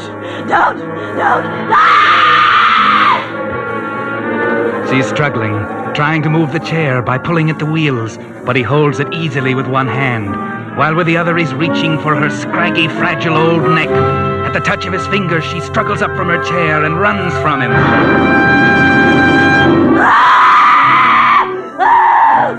Now 2 people are running down the garden path toward the cottage. They're at the door now. Why, it's Dr. Brooks and Olive. Mrs. Wentworth is standing in the center of the room, and George is by the fire holding her chair, and he's laughing. God bless you, Mrs. Wentworth. You'll be all right now. You'll always be all right from now on. Thank God it worked. I knew it would. I'm sorry George frightened you so, but you asked me to try something else, and so I told him to do it, as it was the only way we could get you walking again. Now, you won't ever need that chair again, so I think you'll agree that it was worth it. I'm going to faint. Leave her alone, Olive. She won't faint. How dare you trick me like this? I'm desperately ill. You might have given me a heart attack. Oh, there's nothing at all the matter with you. Get out of my house, all of you. Get out. Go on. Get out of my house. I'll see you're all sorry for this. He don't want to be well. You know what you'll be? You'll be an ungrateful old witch on wheels, and I hope you get struck like it. Get out! Get out, do you hear? You'll be sorry. The lot of you, you'll be sorry. I'll cut you all out of my will, all of you. Well, I'm certain that's all right with us, Mrs. Wentworth. None of us asked to be put there in the first place, so none of us will miss being taken out. If we ever were there at all. What do you mean, ever there at all? I mean, I don't think that we were in your will at all. That's only another device of your neurotic brain to force people to do as you wish. Well, I, for one, have had enough of such things. I've tried to help you, and I did. I proved to you tonight that you can walk, that there's nothing at all the matter with you. By frightening me nearly to death with that horrible man. Yeah, now, be that proper. Us were only trying to help you. Oh, never mind, George. Perhaps we'd best forget about it and leave her. Yes, get out. Get out of my house. You fiends. You fiends. Now, who could that be on such a night? I don't know. You better find out. Hello. Is Mrs. Wentworth at home? Yes, sir. Who shall I say is calling? Inspector Gentry of Scotland Yard and Constable Irvin of your village police. By gum, Scotland Yard. Inspector. Oh, come in, Inspector. Thank God you came here. I've just had the fright of my life. Is that right now, ma'am? Well, what caused it? These terrible people. They frightened me nearly to death. Well, now, that's hardly a nice thing to do. I can explain it, Inspector. Yes, perhaps you'd better. Well, you see, Mrs. Wentworth is my patient. I'm Dr. Brooks. This is her maid, Olive, and her gardener, George. Yes, I know. And you're her doctor? No, he's not a doctor at all, just a masseur. But I was giving Mrs. Wentworth treatments, and she didn't respond. I was sure that she was not really ill, so I tried an experiment to see if I couldn't prove it. And I thought she would, of course, realize that I was trying to help her. Oh, and what was the experiment? Frightening me to death, making me think George was going to murder me. Oh. Well, yes, you see, there'd been all this talk about the murder of the vicar's wife, and I asked George to come in here when she was alone tonight and act as if he intended to strangle her. In her fright, she got up from her chair for the first time in months. So you see, the experiment did work. Rather rough on the patient, though, don't you think, Doctor? Well, I didn't intend to upset her so much. I'm sorry if I made a mistake. It was really something of a joke, you know. Nothing to get so excited about. I'm not so sure about that, Mr. Brooks. Is this the man, Constable? Aye, that's him riding off, Inspector. You see, Mrs. Wentworth, I'm not so sure they didn't really intend to murder you tonight. Because, you see, we have positive proof that this man, George, your gardener, is the murderer of the vicar's wife. George? Oh, no. Inspector, you Oh, George! Look out! Get him, Constable. Yeah. Good show, Constable. That blow should hold him for a while. Inspector, I'm sorry. I had no idea. I'd never have done such a thing if I'd known. Perhaps not. You're not thinking that I could have been planning a murder with George? I didn't say that, Dr. Brooks. Do you have a guilty conscience? Oh, no, of course not. Mrs. Wentworth would tell you. I'm one of her best, her only friends here in the village. She'll tell you. Wait a minute. Mrs. Wentworth. Mrs. Wentworth! Oh, Mrs. Wentworth. Good heavens. I don't think Mrs. Wentworth will tell us anything, Dr. Brooks. And I'm just wondering. Wondering? What? Whether the law considers frightening a person to death murder.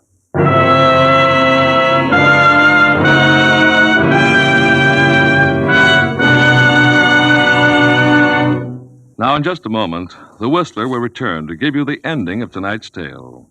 But first, I'd like to call your attention to an automobile headache that's happening more and more often these days. Drivers go out to start their car and find their battery dead. With all cars at least 3 years old, and most of them much older, it's only natural for batteries to be wearing out. But there's another reason for increased battery trouble: ration driving.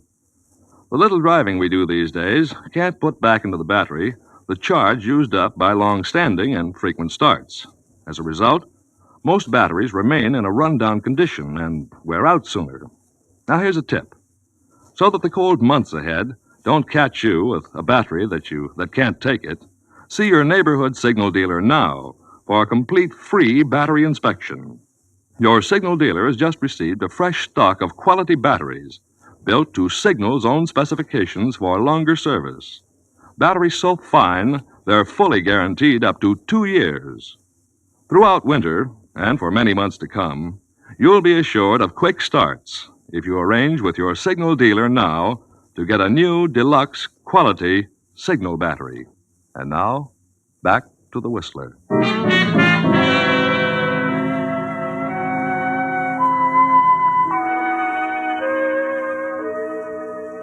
Well, that was rather a drastic cure Dr. Brooks used on Mrs. Wentworth, wasn't it? Yes, he cured her of her illness, all right, by frightening her to death. You see, Dr. Brooks dreamed up that character for George, the character of a man who just loved to strangle things and people with his big, strong hands. And he was utterly amazed to find that he had hit the nail on the head, that George actually was that character. George probably would have murdered Mrs. Wentworth some night anyway, just as he did his other gardening client, the vicar's wife. Quite a coincidence, wasn't it? So much a coincidence, in fact, that the police wouldn't believe it could be a coincidence, especially after they found out Dr. Brooks had a good motive for murder. Yes, you see, the good doctor was surprised to find that the old lady had named him in her will. Her death would bring him a tidy fortune. Another coincidence? Well, just one too many, I'm afraid. No jury will ever believe the good doctor's protestations of innocence. No, I'm afraid the good doctor will find himself convicted of a crime he didn't commit. A crime that wasn't a crime at all. The murder of Mrs. Wentworth.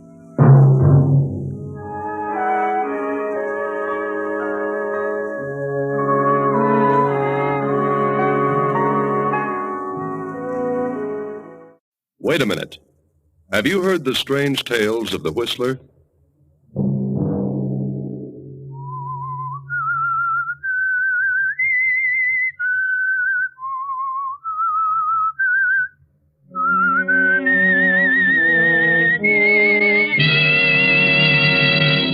I'm the Whistler. You promised me that you wouldn't gamble again. You've broken that promise, and I won't give you another cent. This time, John, you can work it out for yourself. Another Sunday night, and again CBS presents The Whistler.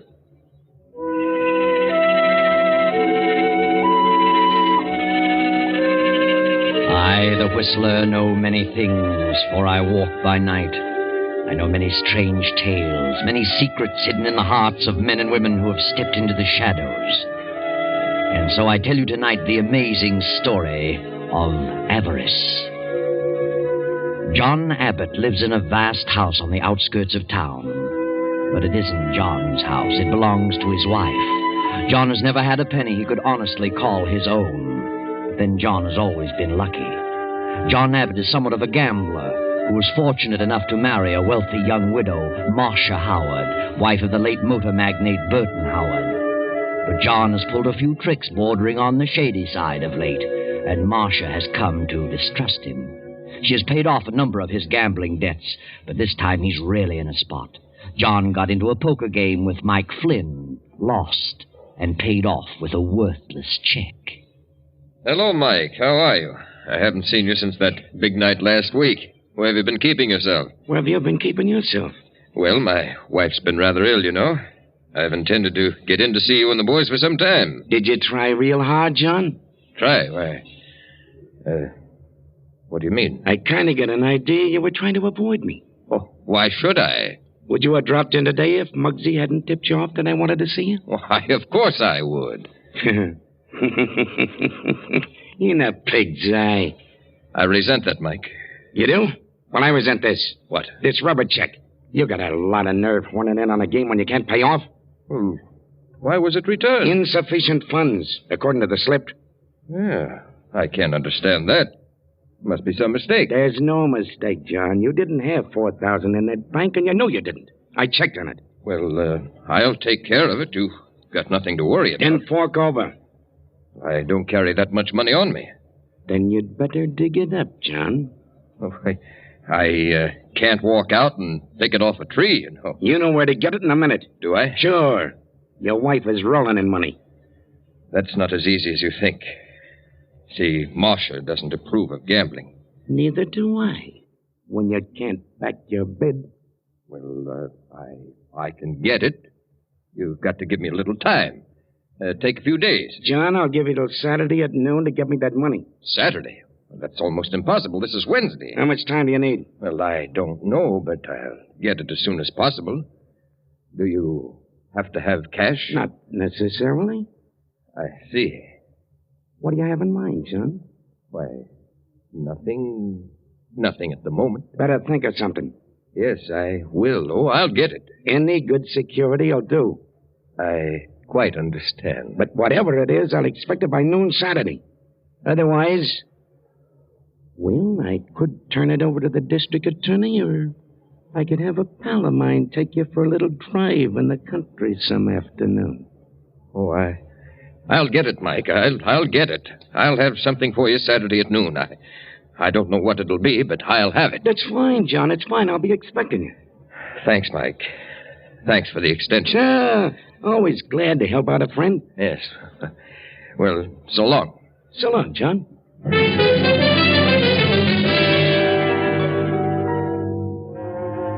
So John Abbott walks out of Mike's office and home in a deep fog, goes to his wife's room on the floor above, slips easily to the side of her bed. Marcia? Huh? Marcia. Oh, is that you, Nita? Were you asleep, Marcia? John. I'm sorry if I awakened you. What time is it? A little afternoon. Where's Nita? I haven't seen your sister this morning. She's around someplace, I imagine. What did you want, John? I wanted to ask you something. That is, well, I have a favor to ask. What's troubling you now, John? I hate to bother you when you don't feel well, but I need a little money. Money? What is it this time? Your brother again? No, it doesn't concern Alan. That's a wonder. How much longer is he going to stay here? I don't know. Is he so obnoxious? I can't understand why a young fellow like Alan should be content to do nothing. Oh, he'll get into something soon, dear. I hope so. What do you need money for, John? A note I had came due. What kind of a note? Just a note. I gave it some time ago.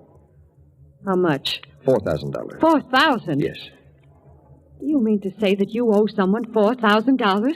I'm sorry, Marcia, but I do. When did this happen? Just a week or so ago. You've been gambling again. Do you realize how many thousands of dollars I've given you to pay off such ridiculous debts? Yes, Marcia, but you don't have to shout at me. Only a month ago you promised you'd never gamble again. And now $4,000. I didn't mean to get in so deeply, Marcia. I just dropped in to say hello to a few of the boys, and I had a few drinks, and before I realized it, I was in the hole. Don't blame it on a few drinks. All you need is a deck of cards. Oh, don't rub it in, Marcia. I feel badly enough about it. You do. You sit in on any game you like, regardless of the stakes, and expect me to always pay off. What do you think I am, the mint? Well, you're not broke, Marcia. It's no fault of yours.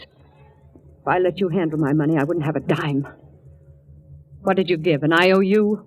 No, dear, I wrote a check. A check? Why did you do that? You have no account of that size and never did. Well, they wouldn't take my IOU. Who wouldn't take it? Were you playing with Mike Flynn again? Yes. You're a fool, John, an impossible fool. But that isn't the point, my dear. Will you help me? No, John. You promised me that you wouldn't gamble again. You broke that promise, and I won't give you a dime.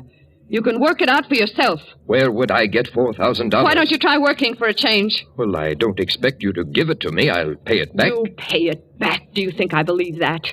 You act as though you were down to your last penny. What good does all that money do you anyway? What good will it ever do you? More good than it would ever do you. I might be able to get into some kind of business if I had enough capital. business. You. Well, what's wrong with that? You talk as though I were a good-for-nothing loafer. You are. You and your brother. I'm sorry I didn't know that before I married you. And now your brother's hanging around here. And what for? Pretending to be in love with my sister. I don't like him, and you can tell him to leave. That's right. Get yourself excited over Have nothing. a good reason to be excited. You're not half as sick as you think. You have all the symptoms of a hypochondriac. Get out of here. Get out of this room. I'm going. And tell your brother that I... Marcia. Oh. Marcia. What's going on in here? What was Marcia yelling about? I don't know. She's fainted. She certainly can get worked up easily. You'd better call Dr. Manning. Very well. I'll call him from downstairs.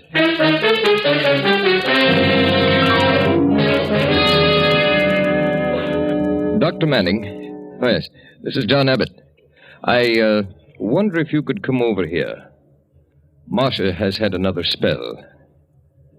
Yes. Very well. Goodbye.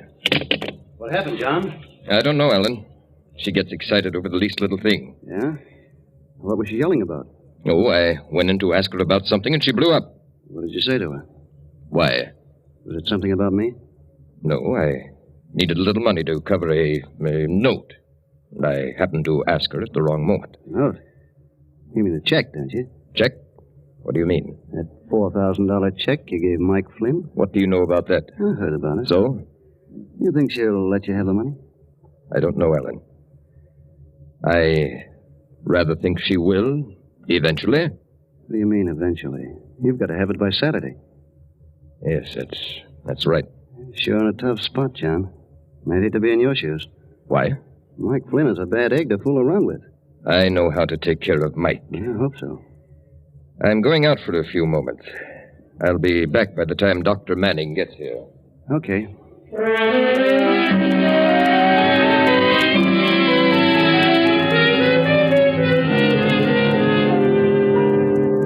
John goes out and walks around for a while, pondering over his predicament. Alan sprawls on the sofa and studies his own personal problem. In a few moments, Nita, Marcia's young sister, comes down the stairs. How is she, Nita? She's a little better. I gave her some of her medicine and she pulled out of it. What upset her? Oh, it doesn't take much to upset Marcia. She's such an unreasonable woman. I wonder what John said to her. Probably some trivial little thing. Maybe. Sometimes I feel I can't stay here another day. Why do you stay, Nita? Well, I feel it's my duty to stay. It wouldn't be right to leave Marcia in this condition. Is that the only reason for staying? No. Suppose she's angry because of my being here? I don't know. I don't think she likes me very much. I don't know why she should feel that way. I've tried to be nice to her. She doesn't seem to like anyone very well. She makes herself miserable. No one seems to be able to do anything for her. Suppose she resents your being here, Nita? Why should she? Oh, I don't know. She might invent some crazy idea and, well, I wouldn't want to see her get angry with you, Nita. What reason would she have to do that? Oh, I don't know. I was just talking, thinking out loud. What are you trying to say? Do you think that Marcia loves John? I know she doesn't. Do you believe that John loves Marcia? I don't know. I don't see how he could, considering the way she treats him. Poor John is miserable. My heart aches for him. Nita, you know that I love you very much, don't you, darling? Yes. Please marry me, Nita. Oh, I just can't, Alan. I know you love me, but I know that I have nothing, but that'll change. I got a swell job coming up, and I'll make you very happy, Nita. I believe you, Alan. I know you love me, but I just can't say yes because... Because of John? John is a swell fellow, Nita, but he's a lot older than you. Besides, he's married to Marcia. So what good does it do to you? I can't help it, Alan. I just can't help it. Do you think that John cares for you? I think he does. Has he told you so? No, it doesn't matter. I worship him. He'll never divorce Marcia. He can't afford to. I know. Then what do you expect to happen? Are you waiting for Marcia to die? Is that it? How can you say such a thing? Oh, why not be frank? Marcia may live for years, and the longer you stay around here, the worse it'll be for you. If you married me and got away from here for a while, you'd forget all about John. I don't think so. The longer you stay, the more miserable you'll become. Perhaps. But I can't leave. I can't. I've tried. Very well, Nita. I think you're foolish. Out of your mind. Please, Alan, let me alone. Don't say another word about it, please. Okay. I won't say another word. Not another word.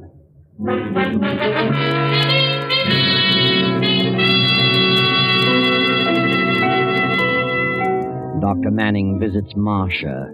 John returns to the house, and now the doctor has come downstairs and asks John, Alan, and Nita to join him in the library. I want to have a little talk with the three of you. Yes? About Marcia? That's right. How is she, Doctor? She's much worse than when I saw her last. Worse? Yes. She's suffered some emotional upset. She can't afford to do that. Her condition is very, very serious. I've warned you before about the result of the slightest argument.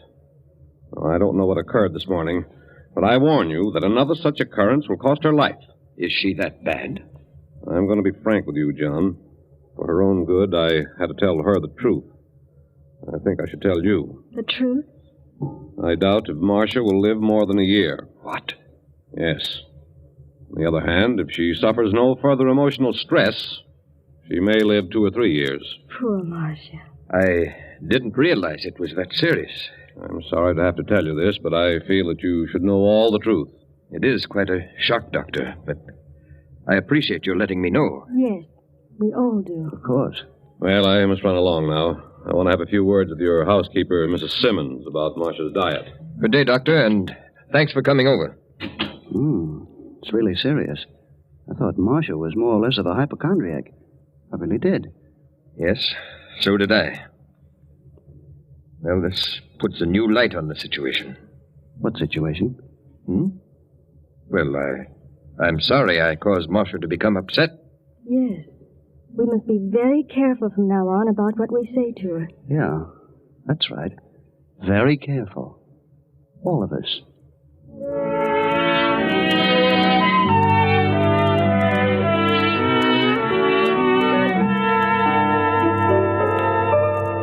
Early next morning, John goes into town to have a talk with Mike Flynn, the gambler. Mike isn't in his office, so John drops over to the drugstore to purchase a few articles. Well, how are you, John? I haven't seen you for a week or so. Where you been keeping yourself? Oh, I've been rather busy the past few days. Yes? What can I do for you? Well, I have a list of things here. Quite a few items. I'll let you fix them up, and I'll call for them later. Very well. Got some nice specials on today. No, just what you see there on the list. Oh, yes, of course. Now, let me see. Yes, I have everything here. I'll be back. Oh, hello, Mike. I was just up to your office. So I hear. Got some good news for me, John? Why, yes.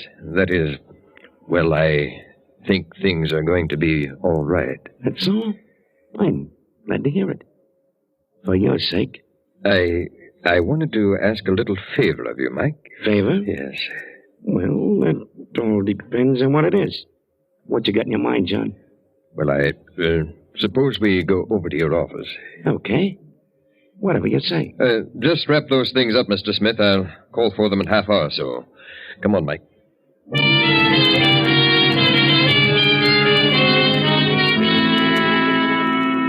Then John returns home at noon. Now it is after 1. Lunch is over, and John sits at the desk in the library, lost in deep meditation.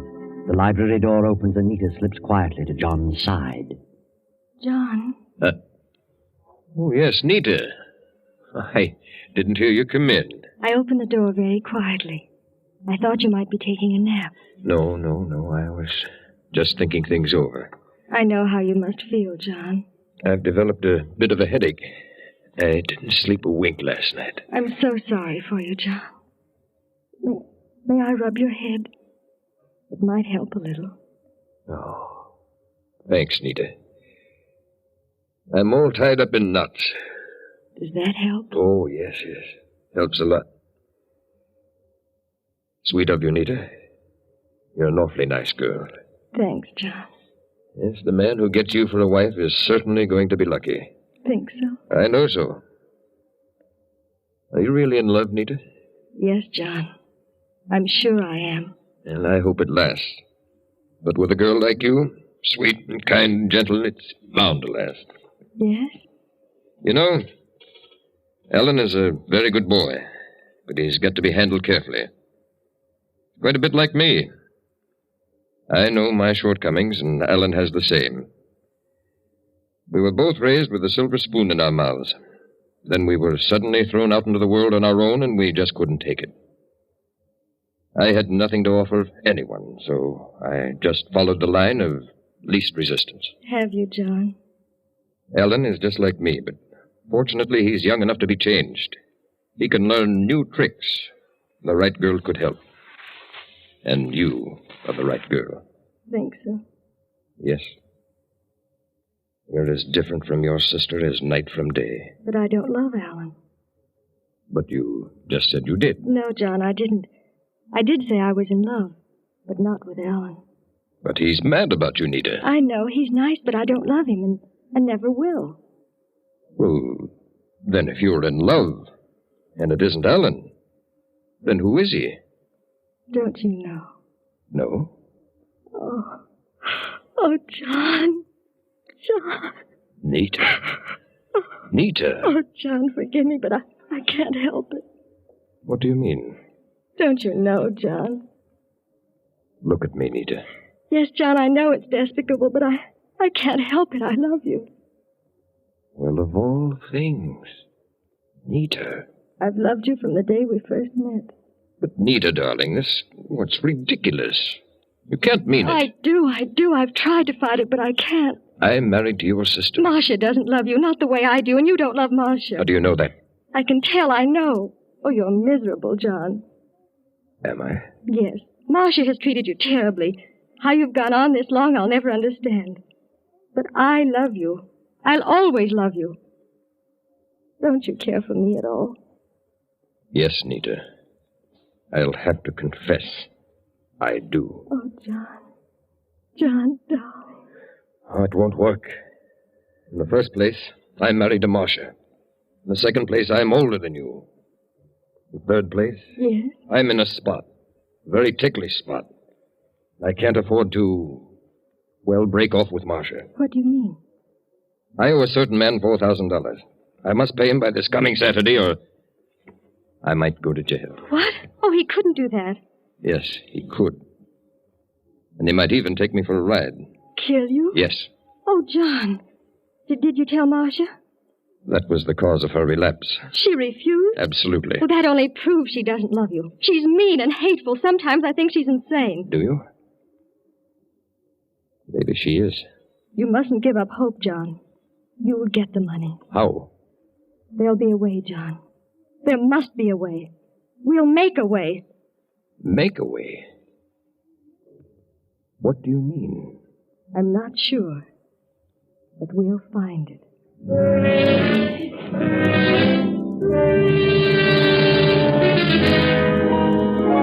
Then, a short while later, the housekeeper, Mrs. Simmons, comes to Marcia's room to take away the luncheon tray. Did you enjoy your lunch, Mrs. Abbott? I thought I'd pick up the tray and dishes. Well, ice cream. Where'd you get the ice cream? I didn't serve you any ice cream. Mrs. Abbott, are you asleep? If you'd wanted ice cream, you could have told me. Mrs. Abbott. Mrs. Abbott. Mercy on her, she's cold as... Mrs. Abbott! Mrs. Abbott! She's dead. She's dead. Give me the police, an ambulance, a doctor.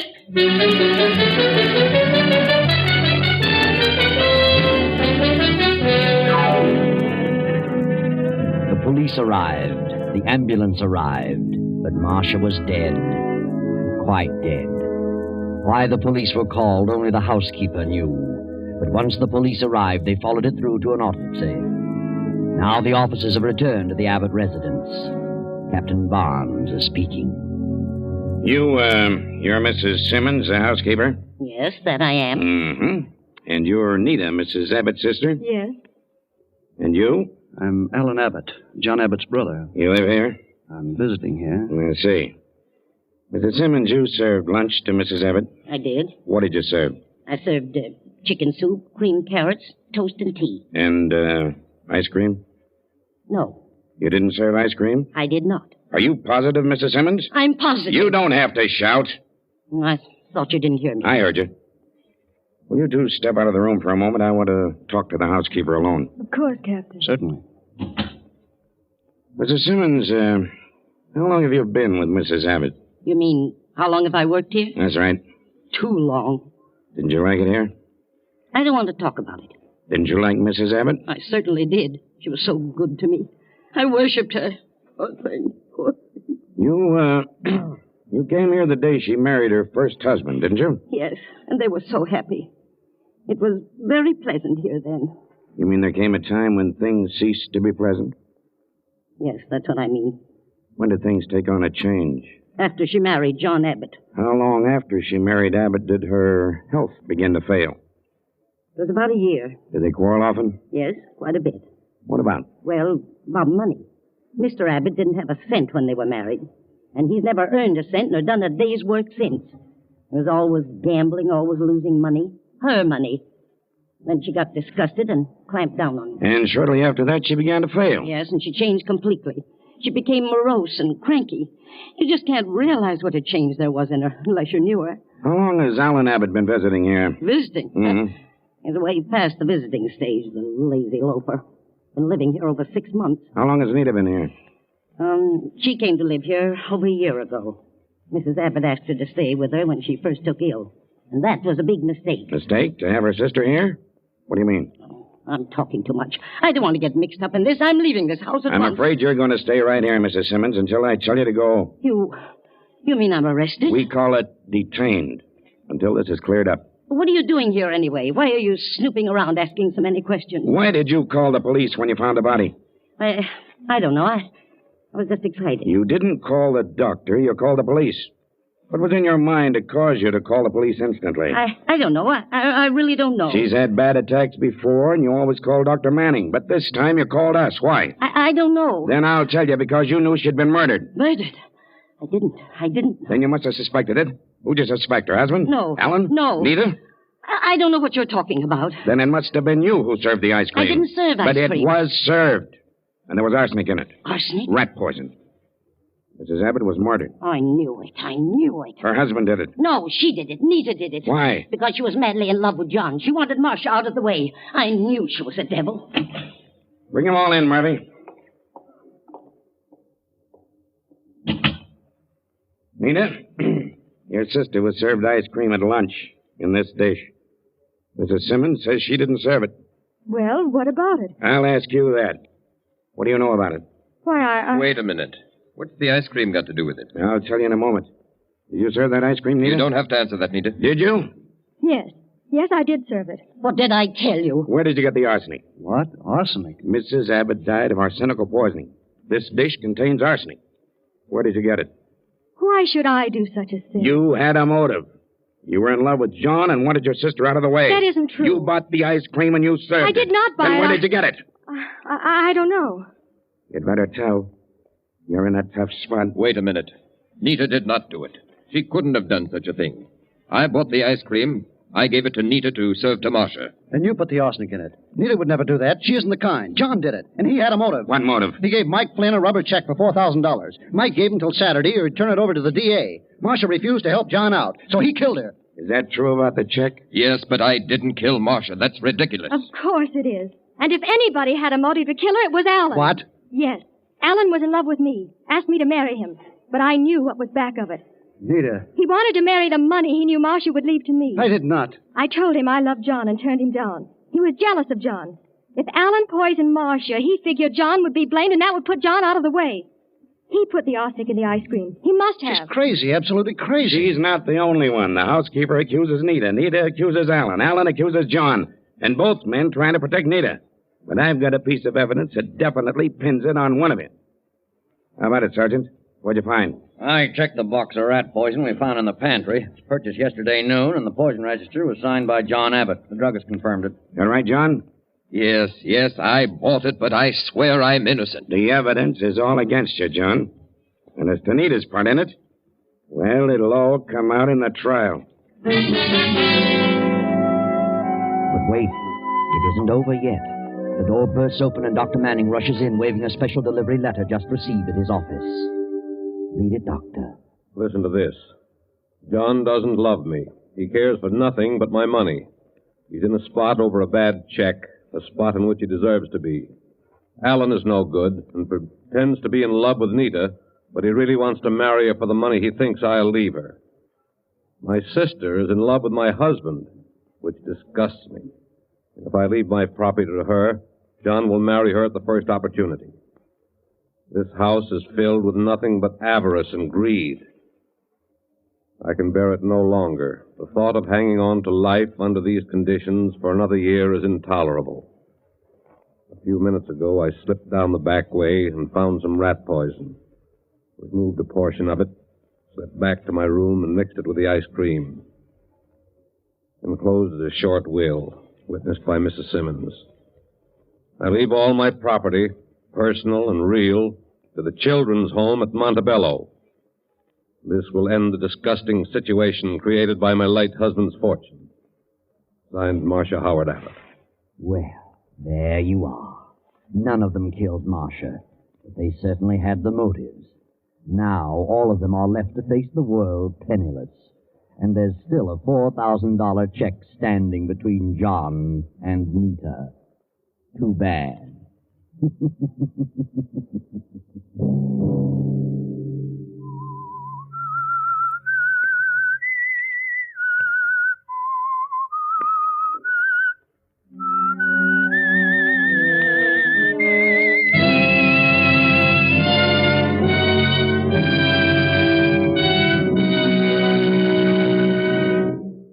Wait a minute.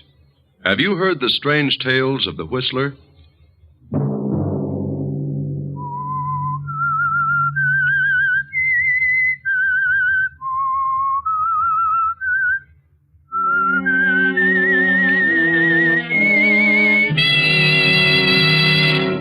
I'm the Whistler.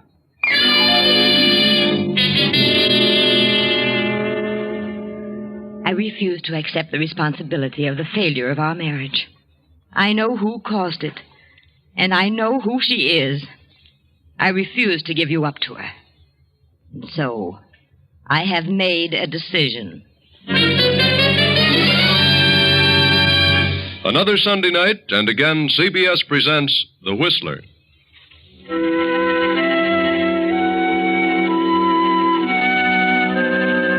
I, the Whistler, know many things, for I walk by night. I know many strange tales, many secrets hidden in the hearts of men and women who have stepped into the shadows. And so I tell you tonight the unusual story of the other woman. Olivia Martin paces the floor of her bedroom. She's been pacing for hours, and it is now long past midnight. Her husband, Fred Martin, did not come home to dinner.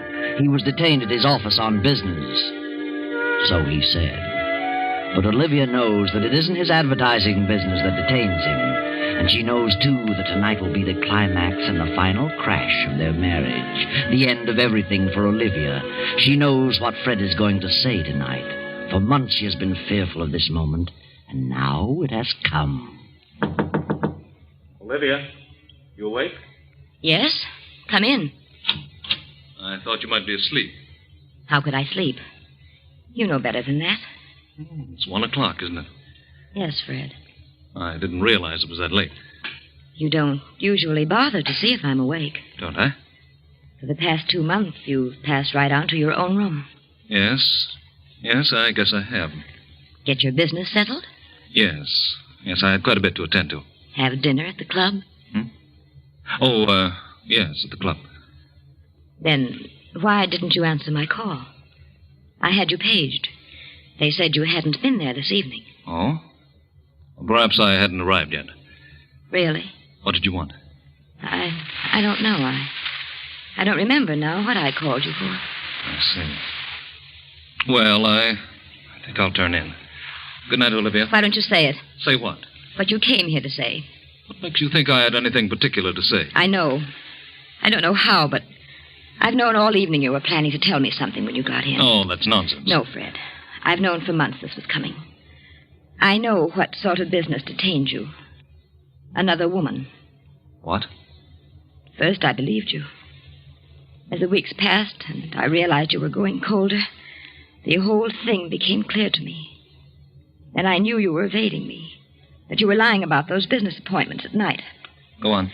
We've been married 10 years, Fred. I've done everything humanly possible to make our marriage a success. Have you? I think I have. At least I've tried. That's your opinion, Olivia. Why didn't you come right out and tell me about this woman at the very beginning? Why should I? Oh, Fred. It's sick all over. I've tried not to believe it. Now, let's not have a scene, Olivia. What do you expect me to do, laugh it off? No, not you, Olivia. Certainly not you. I suppose you'll say it's all my fault. I'm to blame for everything. Well, isn't that what you're trying to say? I haven't said anything. Then why don't you? Say something. Why do you beat about the bush? You came here to say something, say it. Very well, since you put it that way, I will. I'm going out of town tomorrow on business. I'm sending my things to the club. When I return, I intend to live there. Fred. Wait a minute, Olivia. I haven't finished yet. I want you to get a divorce on any grounds you please. Desertion or whatever you wish. Divorce? Do you mean that? I do. Very well. That's the way you want it. There's nothing else I can do. No, Olivia, nothing. Good night.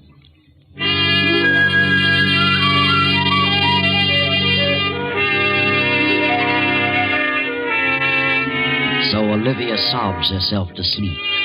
And when morning comes, she finds Fred gone and his things already sent to the club. All day she wanders aimlessly about the house like a lost soul. Then as night falls and her loneliness increases, she is seized with a horrible feeling of hopelessness. A strange depression comes over her, and she sits down at the desk and writes a note. Fred, the very thought of losing you, the thought of divorce, the thought of giving you up for another woman is more than I can bear. The shame, the disgrace, the scandal of it all would, I know, drive me insane. Regardless of what you may think, I refuse to accept the responsibility of the failure of our marriage. I know who caused it, and I know who she is. You'd never be happy with a woman of her type. You'd be throwing your life away. I refuse to give you up to her. And so, I have made a decision. Goodbye, Fred. Olivia.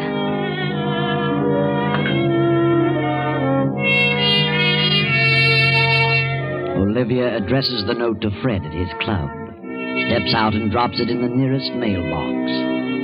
She wanders about for a while, then returns to the empty house, takes some sleeping tablets, and goes to bed. Then, the next morning at Fred's office, Doris, Fred's private secretary, is going over some papers. Yes? Very well. Put him on. Hello?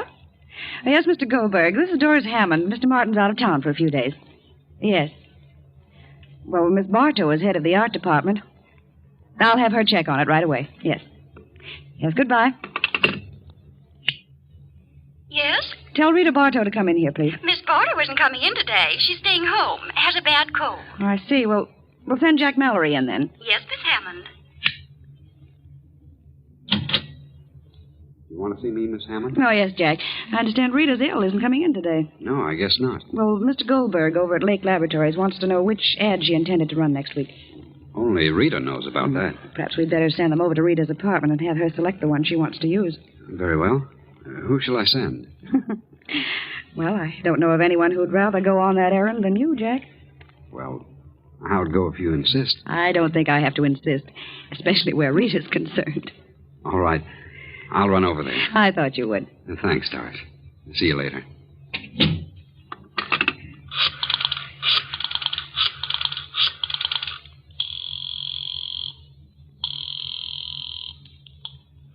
Hello? Rita, this is Doris Hammond. Yes, Doris. How do you feel? Oh, fair. Good. Mr. Goldberg wants to know which ad you selected for next week. I'm sending Jack Mallory over with the layouts. He should be there in a short while. Very well. How I've forgotten which it was. And send Jack back as soon as possible. He'll hang around all day if you don't. I will, don't worry. Goodbye. Bye.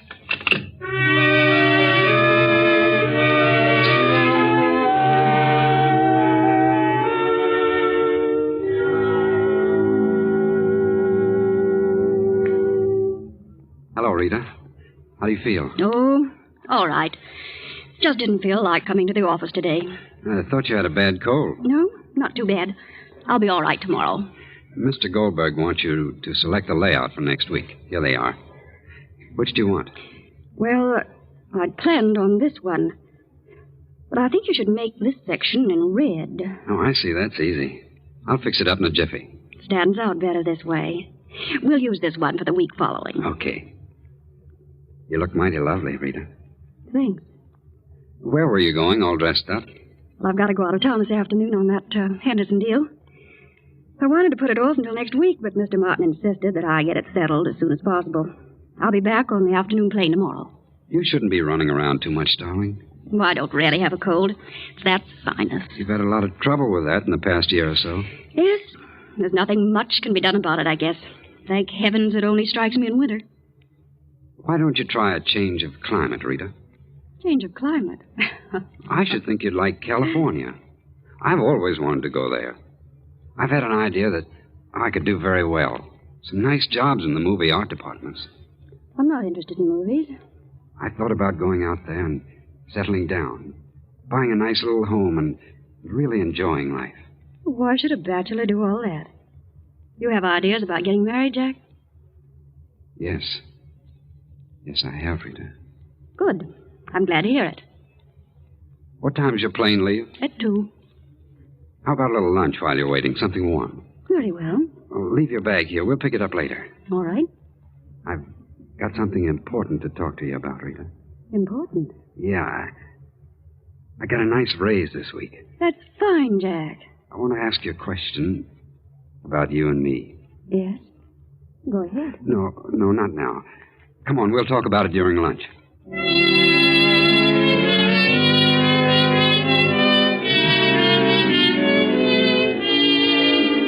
Meanwhile, Olivia Martin, having made a decision and formulated a plan, visits her husband's office and calls on Doris, the secretary. Good afternoon, Miss Hammond. Oh, how do you do, Mrs. Martin? I was just going out to lunch. Would you join me? I'm sorry, Miss Hammond. I'm afraid I haven't time. I'm in rather a hurry. I've a number of things to do this afternoon. Oh, can I help you? I suppose you're quite busy yourself. Oh, yes, my work is always doubled when Fred leaves town. Fred? Yes, Mr. Martin. Oh, my husband. I suppose it does seem strange for an employee to call him Fred. But for some reason I've gotten into the habit and can't seem to break it. He doesn't seem to mind, however. That's so. I can imagine he wouldn't. After all, you're like one of the family, aren't you, Miss Hammond? Yes, I've been here for 2 years. You've been Fred's private secretary for how long now? Almost a year. It doesn't seem that long. Pleasant work, isn't it? Most interesting. You've no idea how absorbing this business can be, Mrs. Martin. But I realize it must have a certain amount of extremely interesting moments. You should come around more often, Mrs. Martin. How right you are. Things might have been different. Different? Yes. I mean, if I had taken an active interest in the business, well, at times it gets rather dull waiting at home, especially on long evenings when your husband has to stay in town on business. Oh, I suppose it is rather dull under those conditions. Yes. But I mustn't take up your time with personal problems. I want you to have a check drawn for me for $500. Very well, I'll attend to it at once. Have you heard from Fred since he left? No, I haven't. He phoned me this morning. He did? Yes. He left an important paper at home, and he knew I was flying to Detroit tonight to visit my relatives, so he wants me to drop it off for him at Buffalo. Buffalo? I thought he was in Boston. Well, yes, he was, but he had to rush over to Buffalo. Some unexpected business came up, and he says he needs you very badly. He wants me to come to Buffalo? Yes, I told him I'd notify you and bring you with me. I'll be leaving the airport about 5:30. Can you meet me there, or shall I pick you up here? Well, I'll meet you at the airport. I'll have to run home for a few minutes. Is there anything in particular he wants me to bring? No, nothing but the paper he left at home. Very well, I'll be at the airport around 5. Do you mind flying, Miss Hammond? No, not at all. That's good. My plane is a small cabin job. Might be a little bumpy, but I'm rather a good pilot. I'll see you at 5.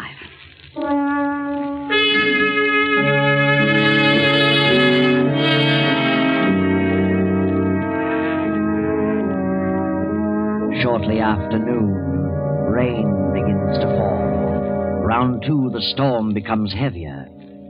Then Jack returns. Jack Mallory, where on earth have you been? Do you know what time it is? Yes, I'm sorry. I got to talking and didn't realize the hour. Well, what about the layout? Did Rita select one? Yeah, this one. She made a couple of changes in it. So? What changed? Oh, nothing important. Just wanted this section set up in red. Stands out better. Yes, so it does. Well, I'd better put it through right away. I'm sorry to have been so late with it. I'm glad you got back with it before I left. Left?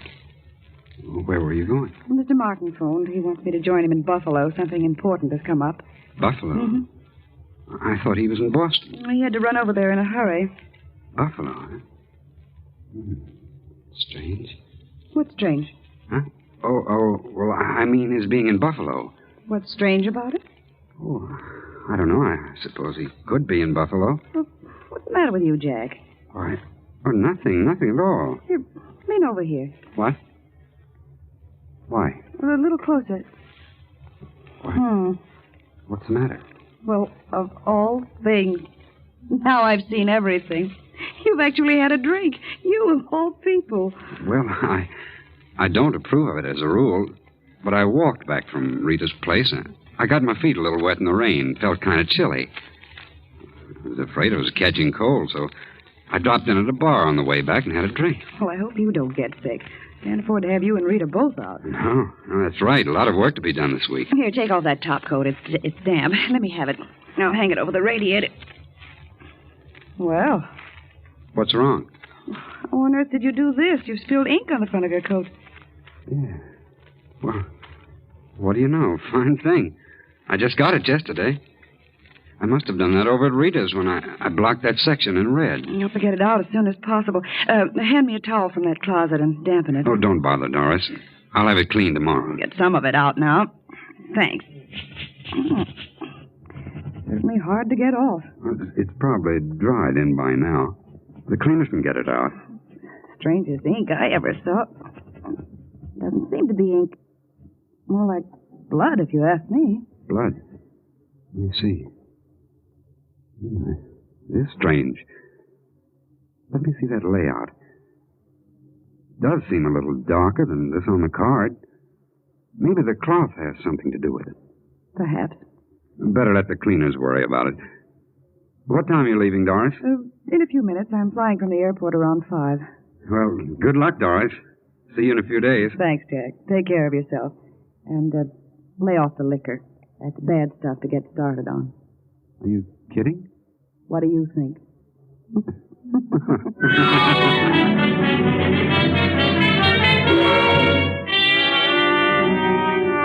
For a few brief moments, Doris stands staring after Jack as he passes through the door to the outer office.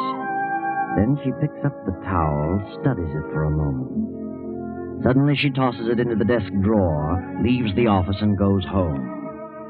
Then around 5, Doris meets Olivia at the airport. Oh, Mrs. Martin, do you think we should try it tonight? You mean you'd rather not go? Are you frightened? Oh, no. No, I'm not exactly frightened, but... Well, the storm's passed. What's wrong? Well, I don't really know. Nothing, I guess. Well, nothing to worry about. I've flown this plane in all kinds of weather. Yes, of course. Well, we're all set. Let's climb in. I wish I could have talked to Fred. I haven't the slightest idea what this is all about. You'll know what it's all about. In no time at all. What? We'll get there in a couple of hours. Don't worry.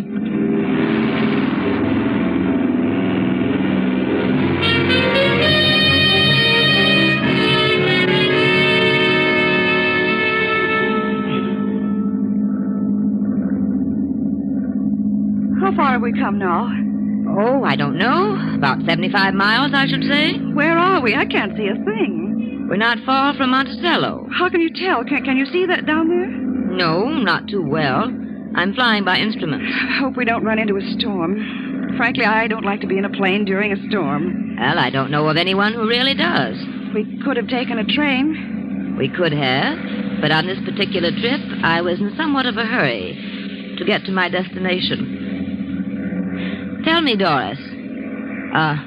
May I call you Doris? Of course. Aren't you just a bit upset over this trip? What do you mean? Just that. Do I seem upset? Yes, you do. Something preying on your mind? Yes. Yes, there is something bothering me. So? What is it? I'd rather not say. A guilty conscience? Guilty conscience? Isn't that what it is? What are you talking about? Are you looking forward to a nice visit in Buffalo? Why, I don't know. I don't consider it a visit. It's part of my job. And a very pleasant job, too. I'm sure you'll miss the job and its attendant interests. Working late at night, several nights a week with Fred. What do you mean by that? Why should I lose my job? Your job isn't all you're going to lose. Do you know what you're saying? Yes, and you know what I'm talking about. You're crazy. Fred isn't in Buffalo. Where is he? I don't know. But wherever he is, you'll never see him again, you little cheat. Put this plane down and let me out. You're mad. I'm going to put it down, straight down on its nose. What? Fred won't think you're so attractive next time he sees you. No. No, you're out of your mind. You can't do this. You can't. You can't. Put that key back in the switch. I won't. You hear me? I won't. You must listen. Give me that key. Pull up! Those trees! Pull up!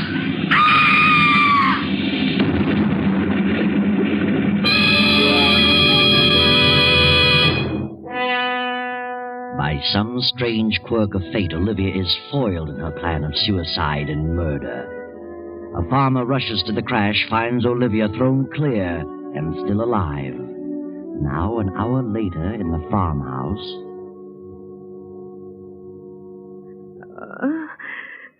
Well, how do you feel, ma'am?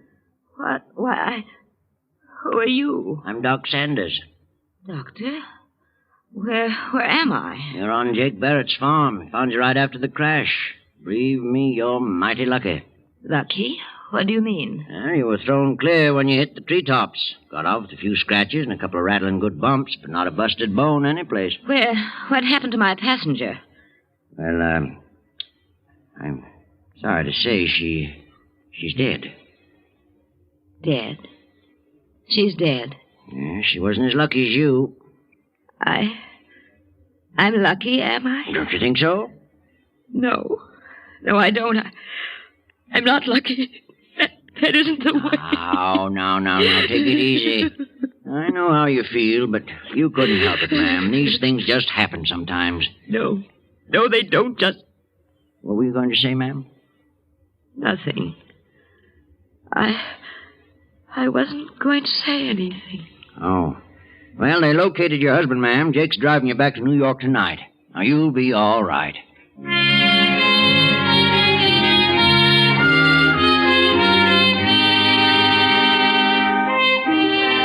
Well, Olivia, now you are on the spot.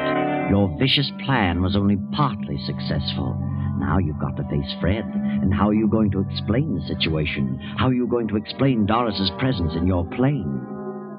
Fred arrives in town, spends a few hours at his club. Then in the morning he visits Olivia. Hello, Olivia. Oh, Fred, it was terrible. Yes, I know. I'm very sorry, Olivia. I don't know what happened, but all of a sudden the motor cut off. I couldn't find a clear spot any place. I thought I saw a clearing, but it was more trees. And with no motor, I couldn't pull up. You were very fortunate. Yes, I suppose so. Where were you going? Why, well, after you left, I got to thinking things over, and I just couldn't remain another night in this house alone. So I decided to go to my sister's in Detroit for a while. Mm-hmm. Why did you fly? I don't know. I just wanted to get away as fast as possible. Wasn't it a rather bad night for flying? No, I've flown in worse weather. Storm had cleared. I see. I was never so shocked in my life. Oh, Fred, so sorry, so terribly sorry. No. Get hold of yourself. You couldn't help it. It was just one of those things. I know how you feel. Doris was she was a lovely girl. A shame. Yes, she was young. Had everything to live for. I know how you must feel, Fred. Yes, I'll certainly miss her. Can you ever forgive me, Fred? Of course, Olivia. I never want to fly a plane again, never. Tell me, how did Doris happen to be with you? Where was she going? Well, she said she wanted to visit some friend in Buffalo. Asked me if I'd drop her off there. How did she know you were flying that way? Well, you see, I went to your office and told her I was going to Detroit and asked her to draw some money for me. Told her I'd be glad to put her down in Buffalo, that's all. I can't imagine why she'd leave the office in the middle of the week to visit friends out of town. That wasn't like Doris. Maybe she had some business to attend to on the side. Maybe. Well, I can't imagine what it might be. Maybe it was personal business. Possibly. Olivia, are you telling me the truth? Why? What do you mean? Have you told me the real reason you wanted to leave town? Well, certainly. Weren't you Well, running from something? What would I be running from? You were carrying out a plan, weren't you? Plan? What plan? Didn't you have a definite idea in mind when you wrote that note to me? Note. It seems you've forgotten the note. Why don't you tell me the truth, Olivia? Yes, I did make up my mind to do something terrible. I was going to kill her and myself. I couldn't stand it any longer.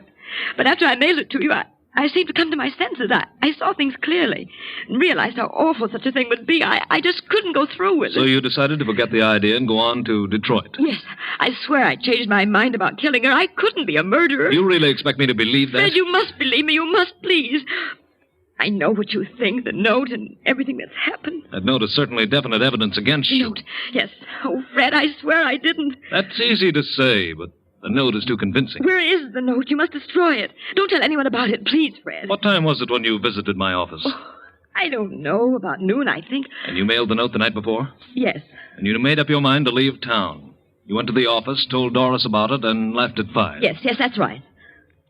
And what did you do in the meantime? Oh, I can't remember. I'm so confused. I went shopping for a while. Are you sure? I don't know. I don't know, but I swear I changed my plan by the time morning came. You're going to have a hard time proving all that. It's the truth. Why shouldn't they believe the truth? The circumstances all tie in too well. We had separated the day before. I moved to the club. Several people knew about that. And in the note, you said you knew who the other woman was, and stated clearly what you intended to do about it. I know. Then how else can the police look at it? Police? What do they know about it? They've been putting 2 and 2 together. But the note? How do they know what's in the note? They were waiting for me when I got back from Boston. They had already found the note. They showed it to me. That's where you made your big mistake, Olivia. Fred, they really think I killed her? Murdered her? They do. What are they going to do? The detectives are here now. They want to talk with you. Detectives? Yes. Yes, I'll be calm. Very well. Come in, Captain Evans. Thank you. Olivia, this is Captain Evans. And this is Lieutenant Davis. How do you do? Good morning, Mrs. Martin. Did you gentlemen wish to see me? Yes, would like to ask you a few questions. Yes. Yes, of course. But I haven't done anything. I'm absolutely innocent. Yes, I know, Mrs. Martin. We don't want to upset you. Just answer a few questions. Very well. Is it true that your husband left you a few days ago with the idea that you were to get a divorce? Yes. He took up residence at his club? Yes. You believe that your husband was in love with another woman? I did. Did you know who that woman was? I did. Did you object to his leaving you, getting a divorce? Yes. Yes, I did. Well, after he left you, did you write this note to him? Yes, I wrote it, but You mailed it to his club? Yes. Next day, you got some money at his office, about noon, and exactly 5 o'clock, you took off in your plane. Yes, but I'd changed my mind. I couldn't go through with it, and I didn't. I swear I didn't. Where were you, Mrs. Martin, between noon and 5 o'clock? I went about town. I did a little shopping. I don't remember what else I did. Can you prove where you were during that period? No, I don't see how I could. No one was with you during that time. Did you frequent any establishment where you were known? No, I didn't. I saw no one I knew. Are you sure, Olivia? I'm positive. What difference does it make where I was between noon and 5 o'clock? It makes a lot of difference. Because it was about that hour that Rita Bartow was stabbed to death in her apartment. Rita Bartow? The head of the art department? That's right. The weapon's not been found, and there were no clues to the identity of the murderer, excepting your note to your husband. But Rita Bartow? What have I to do with her? You said in your note here that you knew who the woman was. Rita Bartow was the other woman. What? Then what about... What about who? What were you going to say? Nothing. I wasn't going to say anything. Not one thing. Oh, yes, you were, Olivia. Yes, you were. You were going to say that you killed the wrong woman. Poor, innocent Doris Hammond. Of course, we know you didn't kill Rita Bartow, because Jack Mallory killed her when she turned him down and said she was going to marry Fred Martin. And Doris was the only one who knew about the bloodstains on Jack's coat. She was the only one who could have pinned it on Jack and cleared you, Olivia. But Doris is dead now, and you killed her. Killed the very one who could have saved you. What a shame.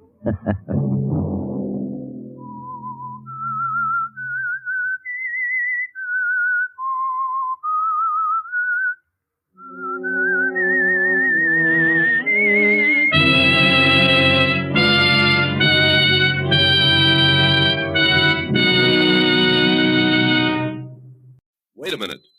Have you heard the strange tales of the Whistler?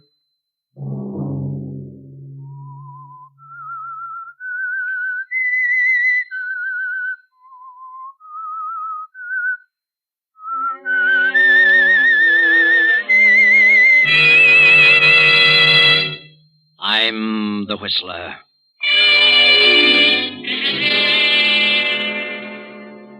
John was here in this room. I saw him and talked to him. He had a message for me. And while he was here, the room was filled with the odor of musty roses. Another Sunday night, and again CBS presents The Whistler.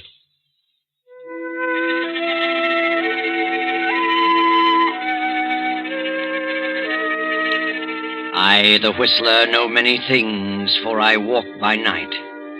I know many strange tales, many secrets hidden in the hearts of men and women who have stepped into the shadows. And so I tell you tonight the unusual story of Apparition. In the midst of a circle of tall, moaning pines spreads an old mansion. On the second floor, a low light burns in a large bedroom, the bedroom of Elizabeth Kemper, the elderly mistress of the mansion. Mrs. Kemper's husband, John, died suddenly a year ago and left his entire estate to his wife, Elizabeth. Shortly after John's death, Elizabeth brought her husband's sister, Bertha, and Bertha's daughter, Celia, to live with her. Since John's death, Elizabeth's health has gradually failed and she has taken to her bed.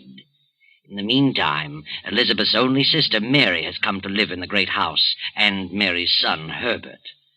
Now, long past midnight, Elizabeth tosses in her bed and mumbles.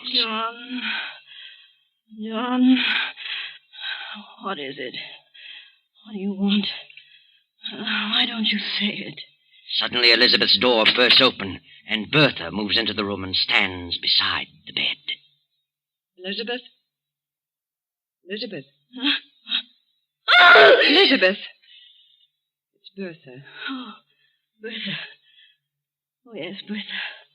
Why did you scream? Scream? Did I scream? Yes. Just as I came in the room. You must have frightened me. Were you dreaming? No, I don't think so. But I don't know. I thought John was here. John? You thought John was here? Yes. Standing there beside the bed. Elizabeth, I saw him, too. Just a moment ago. What? In my room. Oh, but that's nonsense. Why should he always appear to you? I'm his sister. Yes. Yes, of course. John was trying to tell me something. Something about you. What? He was trying to tell me that you should listen to him. Listen to him? Something about the property. What about the property? He says he made a mistake. Mistake? He says he wasn't killed accidentally. He did it deliberately. He committed suicide. Suicide? Why should he have done that? He hasn't explained that. But he says now he knows the truth about everything. He knows that his reason for hating me and cutting me off in his will was unfounded, and he's sorry. He's been trying to reach you, but you aren't receptive. You claim you've seen John every night since the day he died. I have, Elizabeth. I swear I have. I've seen him many times in my dreams. But why doesn't he tell me what he wants? Some night, Elizabeth, John will reach you in your waking moments. Then you'll believe me. But I can't understand it. He didn't like you, and he told me so. Why should he change now? Perhaps it would be best if Celia and I left you. Why should you want to leave all of a sudden? You have your own sister and her son, Herbert. You won't be alone. If I only knew what John was trying to say to me. I've told you what he's been saying to me. Mother, is anything wrong? We heard someone scream. At least I thought I did. No, nothing's wrong. Go back to bed. Elizabeth, Elizabeth, what is it? What's what, Mary? Oh, dear me, I heard someone scream. What was it? Oh, you're all right. Yes, Mary, I had a nightmare, that's all. Oh. Well, I was worried. Better go back to bed, all of you. I'll be all right. Yes. Yes, come along, everybody. I'll see you in the morning. Good night.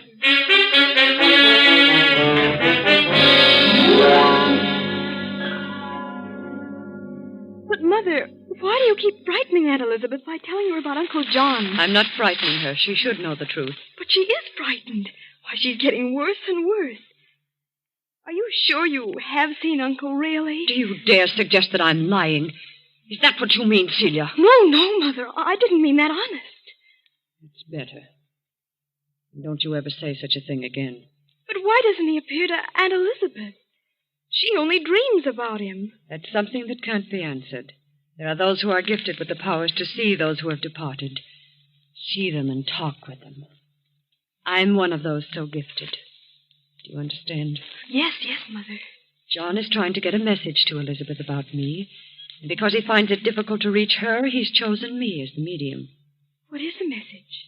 He left me nothing in his will because he hated me and thought I hated him. But you did. I did not. It was his imagination. But now he's learned the truth. Now he knows I had nothing but his best interests at heart. He's trying to tell Elizabeth to leave all the estate to me. And he will continue to return to this house until his mission is accomplished. Then his soul can rest in peace. I'm frightened, Mother. I don't want to stay here another day. I can't stand it You here. stay here until I'm ready to leave. Do you hear me? Yes, Mother. I hear. Now stop this nonsense and go to bed. Yes, Mother. I'm sorry. You'd better be.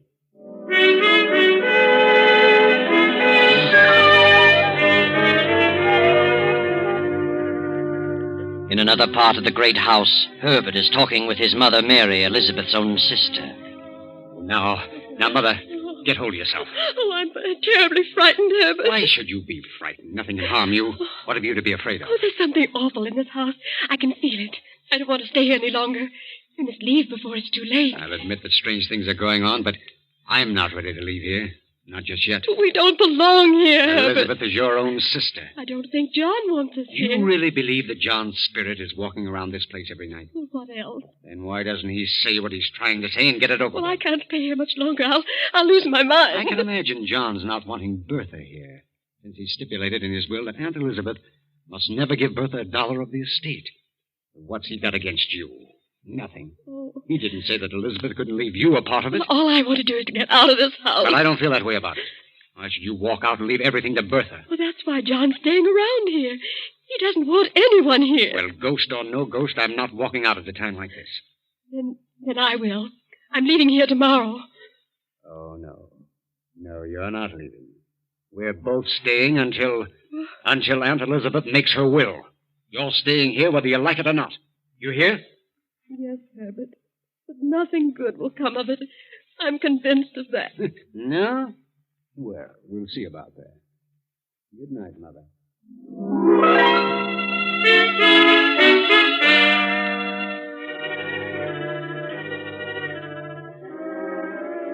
An hour later, Mary has finally dropped off to sleep. Then, as the clock strikes 3, a figure in white slips into Mary's room and stands beside the bed. Slowly, Mary opens her eyes and stifles a scream. Who is it? What do you want? I want to talk to you, Mary. Who's that? I have a message for you. A message? Yes. John is here, standing beside me. I don't see anyone. He is here. What is the message? John says that Elizabeth is planning to leave the estate to you. But he's learned the truth. He knows that his dislike for me was unfounded. He wants the estate left to me, because it's rightfully mine. And he'll never be able to rest in peace until that is accomplished. Oh, I don't want it. I don't want any part of the Then estate. if you want to escape this torment, you must convince your sister that John made a mistake. If you accept any part of it, John will never let you rest. Do you understand? Yes, I understand. Very well, we'll leave you now. Good night.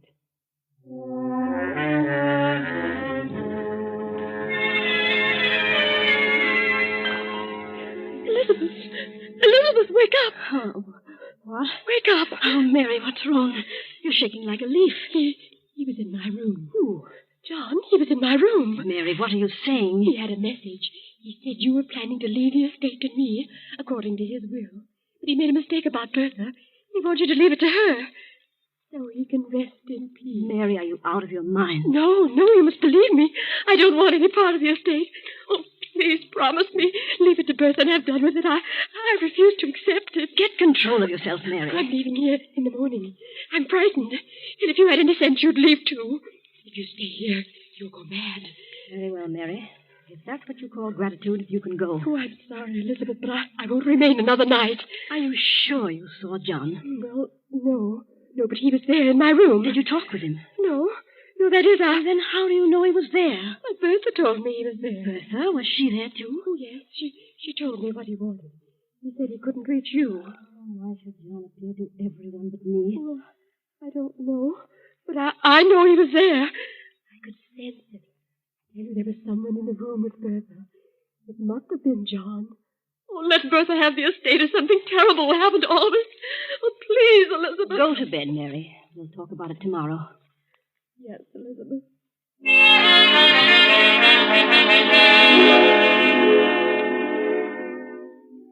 Next day, Herbert goes into town and pays a visit to Henry Wentworth, Elizabeth's attorney.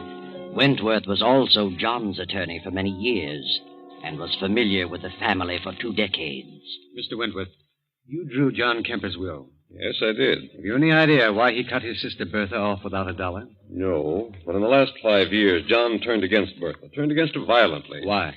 I don't really know. She was his only sister, and he had no brothers. It was very strange. What happened to Bertha's husband? Well, he died about 5 years ago. Committed suicide. He worked for John at one time. Then John set him up in a business of his own. But he went to the wall, and the crash at 29 lost every penny.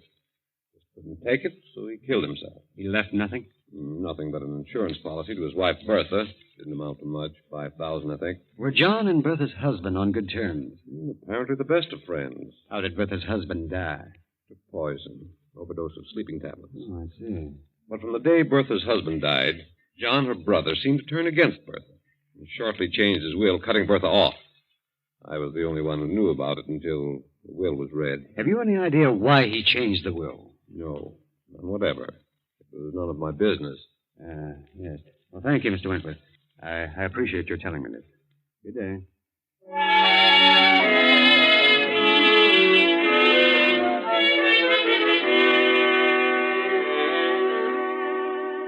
Then Herbert pays another visit, a visit to Dr. Martin, formerly John Kemper's physician. Dr. Martin is at first reluctant to talk, but finally answers a few questions. Doctor, you were John Kemper's physician for many years? Yes, that's right. Uh-huh. Was there anything wrong with him? You mean, was he unbalanced? No. Did he have any severe ailments? Well, no. The last year or so, he seemed to change considerably, though. Became a bit morose. Anything wrong with his heart? Well, yes and no. Yes and no? Well, he began to suffer from severe headaches. Took to using a lot of aspirin. Was too much of anything's bad. He was killed in a car wreck. Yes, he'd been to the city and was driving back home late at night. Drove off into the ditch. Did you attend him? I saw the body shortly after the wreck. He'd been dead about an hour, badly smashed up. Was it his heart? Oh, could have been, but I think he went to sleep at the wheel. Was there an autopsy? No, it was obvious how he died. His skull had been crushed in. Mm-hmm. Who had he visited in the city on business? I don't know. I never thought about it. Where is John Kemper buried? In the family vault at the edge of his own estate. Didn't you know that? Huh? Oh, yes. Yes. I'd forgotten. Well, good day, Doctor.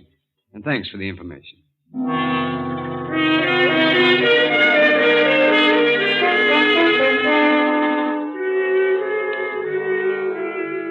Then later that night, the household prepares to settle down to sleep. One by one, the lights go out in the various rooms.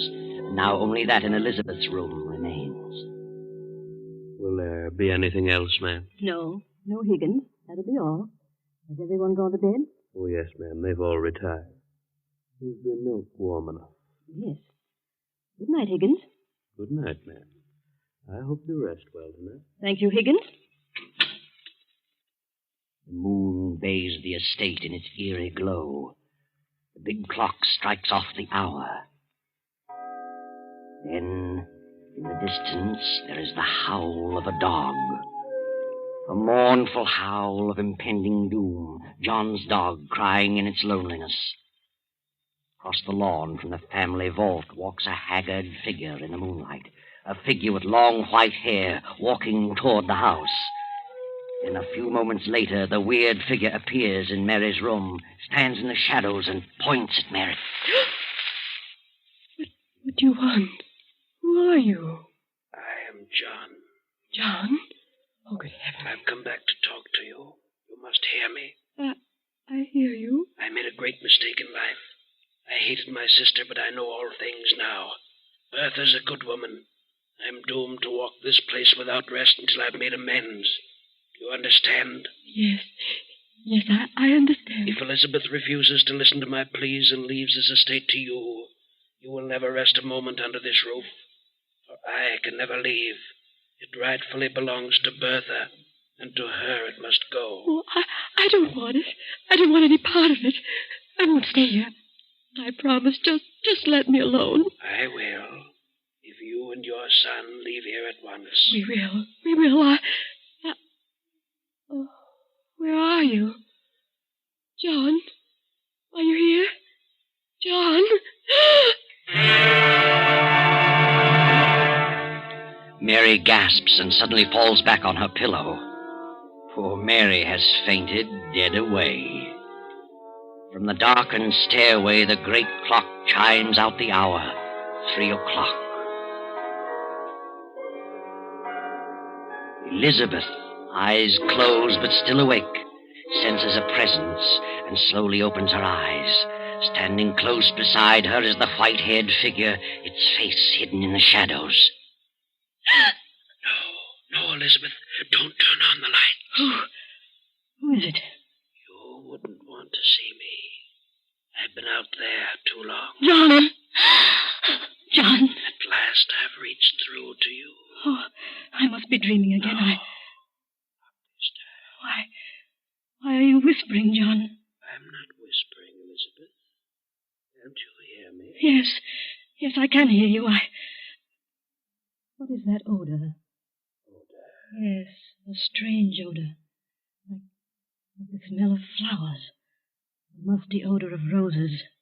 Why, I've just come from the vault, John! Elizabeth. John, what is it? What do you want? You're going to make your will tomorrow. Yes. Only you can right the wrong I've done. Wrong? My father left this estate to me with the understanding that I should leave it to Burr. Yes, I know. I suspected her of wrongdoing and cut her off, and instructed you to do so. Yes. But now I know that I was wrong. You must leave the estate to her. You must right my wrongs so that I can go on to my rest. Yes, John. If you fail to do this, I shall be doomed to walk this place throughout eternity. And all those who come here shall not know a moment's peace. Yes, I understand, John. If you fail me, you too shall suffer my torment with me forever. Yes, I'll do it. I'll do as you say, only... John... Your heart, Elizabeth? Yes, You haven't much time, Elizabeth. You will be joining me soon. I know. John, where are you? I promise, John. I promise. Elizabeth clutches at her heart, gasping for breath. A few moments pass, and she revives sufficiently to reach for the stimulant on the nightstand. She pours a dose, and as she swallows it, she glances out the window over the moonlit grounds. Across the lawn moves the white-haired figure, gliding toward the family vault at the edge of the estate. John! Elizabeth drops the glass and falls to the floor. A few seconds later, Bertha hurries into the room. Elizabeth. Mary. Herbert. What happened, Mother? Hurry. Good heavens. Is she all right? Elizabeth. Oh. She's dead. Who screamed? Must have been Elizabeth. Had another attack. She Still breathing. Put her on the bed. There's a medicine. I get another glass. You stay here, Mary. I'll get the glass from the bathroom. What do you suppose happened to her? Maybe it was the... Was what? I don't know. What's wrong with you, Mother? You're white as a sheet. Oh, am I? What are you trying to say? I saw it, too. Saw what? What did you see? Well, I saw him. John. He was in my room a while ago. I talked to him. You talked to him? Yes, and he talked to me. I heard him and I saw him. What did he say? Stop whimpering and tell us. He said... Mother, stop it, stop it. Oh, I won't stay. I won't. Come back here. Grab her, Celia. Elizabeth's coming, too. Aunt Elizabeth. Aunt Elizabeth. But You're all right now. Just take it easy. Yes. Yes, I'm all right. What's wrong with Mary? She says she saw John and talked to him. I think she's imagining things. No. She isn't imagining things. I know. I saw him, too. He was here. He talked to me. Oh, now look, Aunt Elizabeth. The whole thing is... No. He was here. It was no dream. I saw him walk through the garden toward the vault. When? It can't be very long ago. There was a strange, sickly odor in the room all the while he was here. It smelled like musty roses. Be quiet, Mother. Now maybe you believe what I've been telling you. What did he say? It was about his will and my will. And he talked about Bertha. About me? Yes. He said he was wrong about you. Wants to make things right through me. He knew I intended to make my will tomorrow. And he told me just what to do. Yes, that's what he said to me, too. You? Yes. Why, this is the strangest thing I've ever encountered. Why should he talk to you? Well, he did, I tell you. And Elizabeth must do what he wants. Otherwise, something will happen. What will happen? Well, I don't know. I want you to call Mr. Wentworth, the lawyer, and have him here first thing in the morning. I want to draw my will, as John tells me. Very well. I think I'll have a look around the grounds. Never go back to sleep now, anyway. So, good night, Aunt Elizabeth.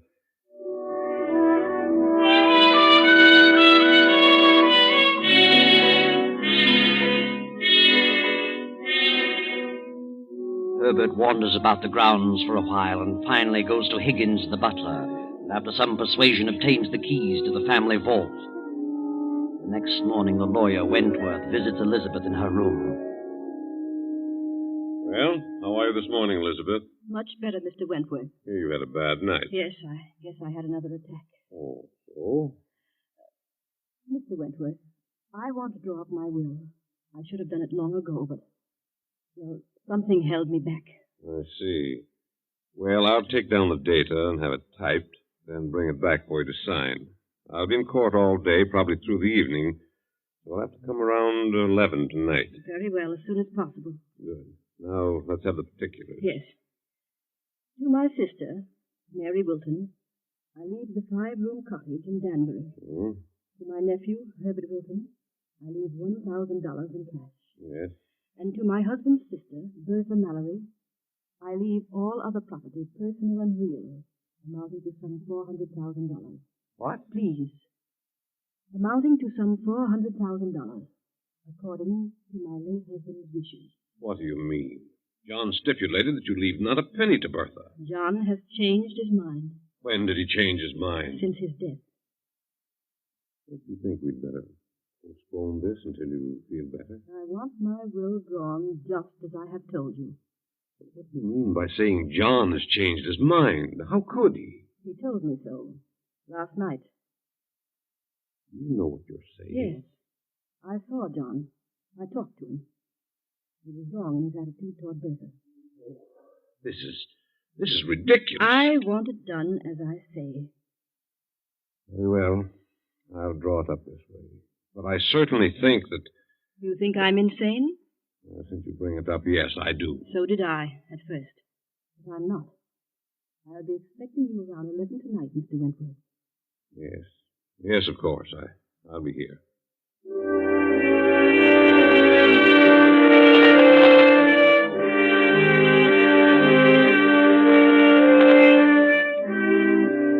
Now it is shortly after 11 the same night. The lawyer has returned with the will, and Elizabeth has called her 3 relatives to her room. Very well, Mr. Wentworth. It is drawn the way I want it. You mean as John wants it? I mean just that. I'm leaving the property that was mine before I married John, the small cottage, to you, Mary, and $1,000 to Herbert. All else I am leaving according to John's directions to you, Bertha. That's the way John wants it, and that's the way it shall be. You must do as you think best. I'm doing as John wishes. Hand me the pen, Wentworth. There you are, and I hope you all understand. I don't. Thank you, Elizabeth. Well, now that you've got it, Bertha, what good is it going to do? What do you mean? How much chance do you think you'll have to use it? What happiness do you think it'll bring you? More than it would you. Isn't it rightfully mine? Is it? That's the way John wanted it. Oh, no, it isn't. It's the way you want it. I had nothing to do with John it. made a will. He's never wanted to change. Elizabeth knows better than that. Aunt Elizabeth knows nothing of the kind. This is my house now, and the sooner you leave, the better. You'll be leaving sooner than I will, you and your spooks. You don't believe in ghosts, and you never saw one. I saw John. Night after night. Everyone saw him. Everyone but me, because I'm not a dump. Your own mother Mary saw him and talked to him. Gosh, John is dead in his coffin out there in the vault. I saw him. But I did see him. So did I. You wouldn't know if you did see him. We would. We've seen him. Yeah. Then turn around.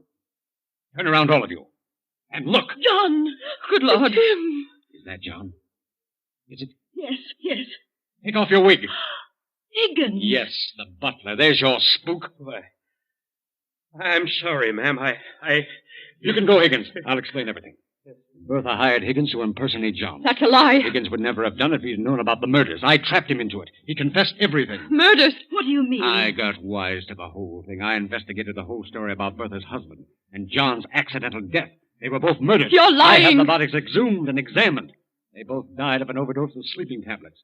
The very same purchased by Bertha at a certain drugstore. He's crazy. He's crazy. I tell you, don't She put listen. the tablets in her husband's aspirin bottle. She was the one John visited. That night he had the wreck. She must have drugged him. That's why he went to sleep at the wheel. I didn't. She killed her husband for his insurance. And John cut her off in his will because he suspected that she killed her husband. It's a lie, I tell you. John never wanted his will changed. I have proof of the whole thing, and the police are waiting outside now. You haven't a chance, Bertha. You're guilty. The police. Oh. What No, good no. will all this do you? Where is your fortune now? They'll hang you. Oh. Yes, I did it. I don't know why, but I did it. I gave him the tablet. Did Higgins know that? No, he didn't know. Oh. Bertha, she's fainted. Mother. No, she hasn't fainted. What's wrong with her? She's dead. Hand me that will, Mr. Wentworth. I want to draw up a new one in the morning.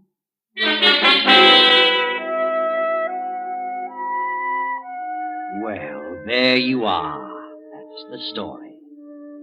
John never wanted his will changed, and for good reason.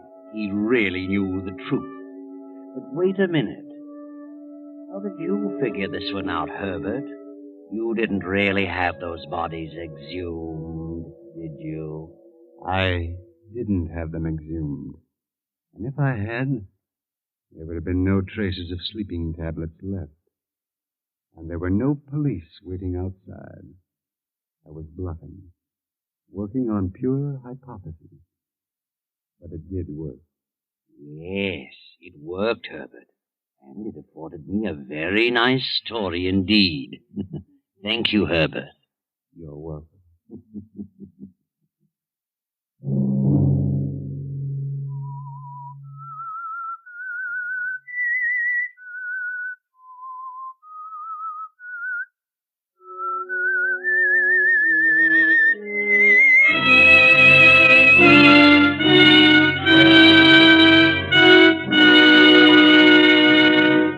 Wait a minute.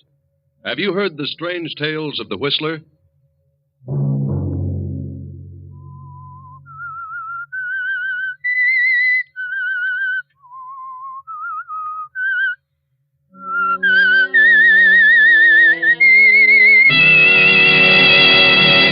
I'm the Whistler. I've come to the end of my rope. I've tried my best for 20 years to please Agatha. I gave up my painting and tried business after business and failed in every venture. Now I can't go on any longer. I'm through. Another Sunday night, and again CBS presents The Whistler.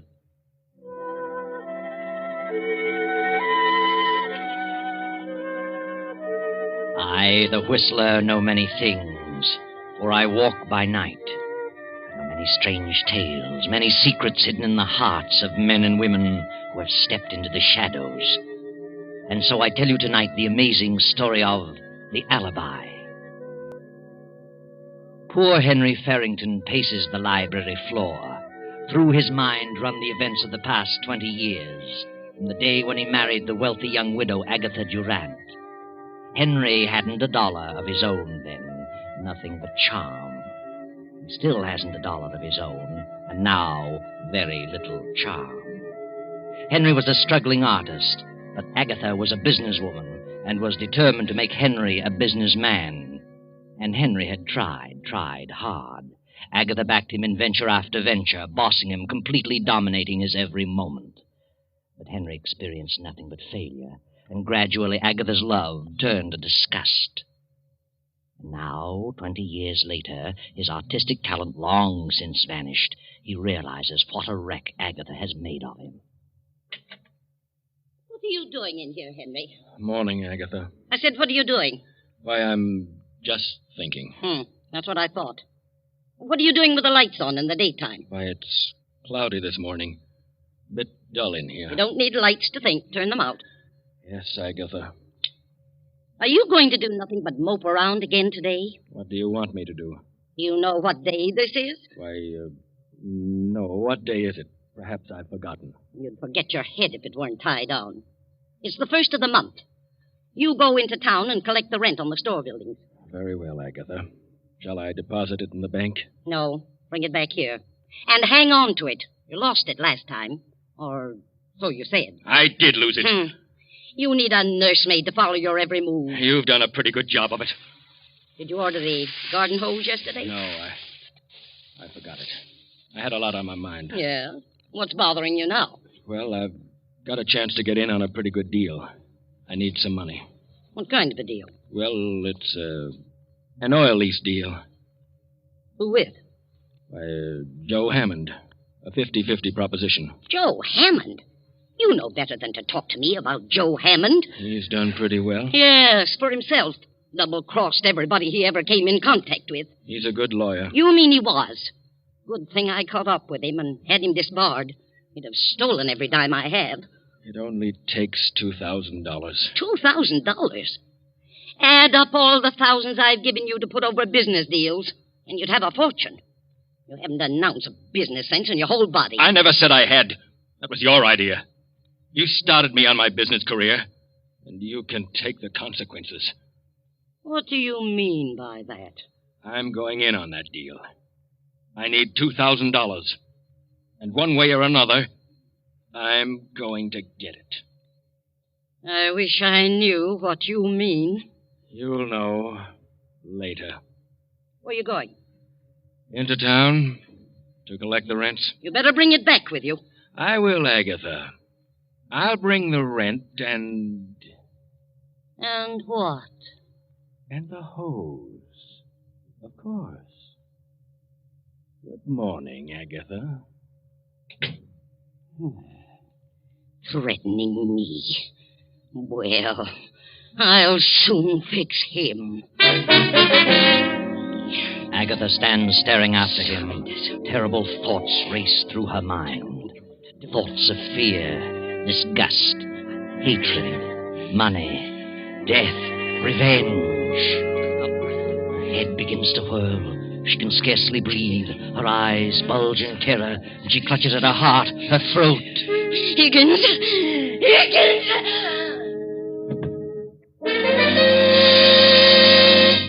Higgins, the butler, rushes in, realizes at once that Agatha has had another of her heart attacks, carries her to the Davenport, gives her a dose of her stimulant, and calls Dr. Johnson. I heard her call to me, but she was unconscious when I reached her, Dr. Johnson. I gave her some of her heart medicine. And I don't remember her having one of these attacks for several months, Higgins. She's had one a week for the last 4 or 5 weeks, Doctor. Oh, dear. Well, she'll pull out of it in a few minutes. Her heart's in a terrible condition. She's been under some extreme emotional strain. Yes. She's coming round now. Morning, Agatha. Oh, what are you doing here? You haven't been eating enough apples. Who sent for you? What's happened? Why, well, ma'am, you had another attack. I called Dr. Johnson. Attack? Nonsense. No, it isn't nonsense, Agatha. You've had one of the worst attacks you've ever had. No. Believe me, if you don't drop all this business worry and control your temper, well, you won't have many more. Oh, bosh. Tell me, what brought this on, Agatha? Some deal turn out badly, lose little money someplace? No, I didn't. Oh, all right, Agatha. But I'm warning you, you'd better slow down, forget business, and control that temper. Do you realize what your blood pressure is? No, and I don't care. Oh, dear. Henry must have pulled a dilly. Who said anything about Henry? Oh, now, take it easy, Agatha. You know you're your own worst enemy. Well, I'll be running along. Good. Plenty of rest and quiet, and no temper. Goodbye, Agatha. Goodbye.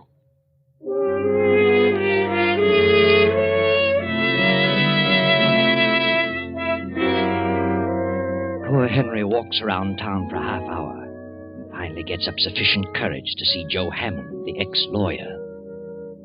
Well, Henry, have you got the 2,000? Well, no, that is not exactly, Joe. When will you have it?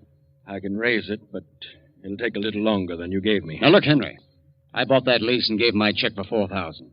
Your check bounced. You didn't have a dime and you knew it. Now I'm caught short because of you. You'd better dig up the 2,000 or I'm turning it over to the county attorney. I'll get it, Joe. How will you get it? I'll figure it out. Did you ask your wife? Yes.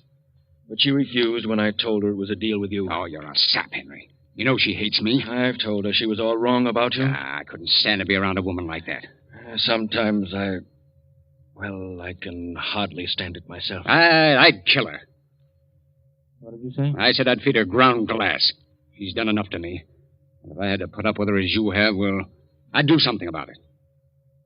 What would you do, Joe? I'd wring her neck. I can't stand a bossy woman. You'd kill her, would you? Oh, well, I was just speaking figuratively. You've tried hard, Henry. You've done your very best to be a successful businessman. It isn't your fault. So far, you failed, and she's sore about it. Left her entire fortune to her niece, a mere nitwit of a girl just out of school. I know, but she took out a $50,000 policy payable to me. Oh, what good does that do you? If you die first. But she isn't very well, Joe. She may live for years. You may bump off tomorrow. Yeah. Oh, of course, I doubt that. Nothing wrong with you that a bank account wouldn't fix. Is there? No, I guess not. She's got all the money she'll ever need. She's not in a jam. She's seen everything. It'll all go to that niece. Except the insurance made out to you. That's payable in a few days, you know, after death. Yeah? I'm in a jam, Henry, and you're in a jam. You better start figuring some way out. I'll give you to the end of the week, Saturday at noon. You mean you must have the money by then? Oh, no, not necessarily money. Just some sort of assurance that you know where you can really get it. I see. Yeah. Well, think it over. And I'll always be around if you want any legal advice. Thanks, Joe, for the extension. I'll be in touch with you.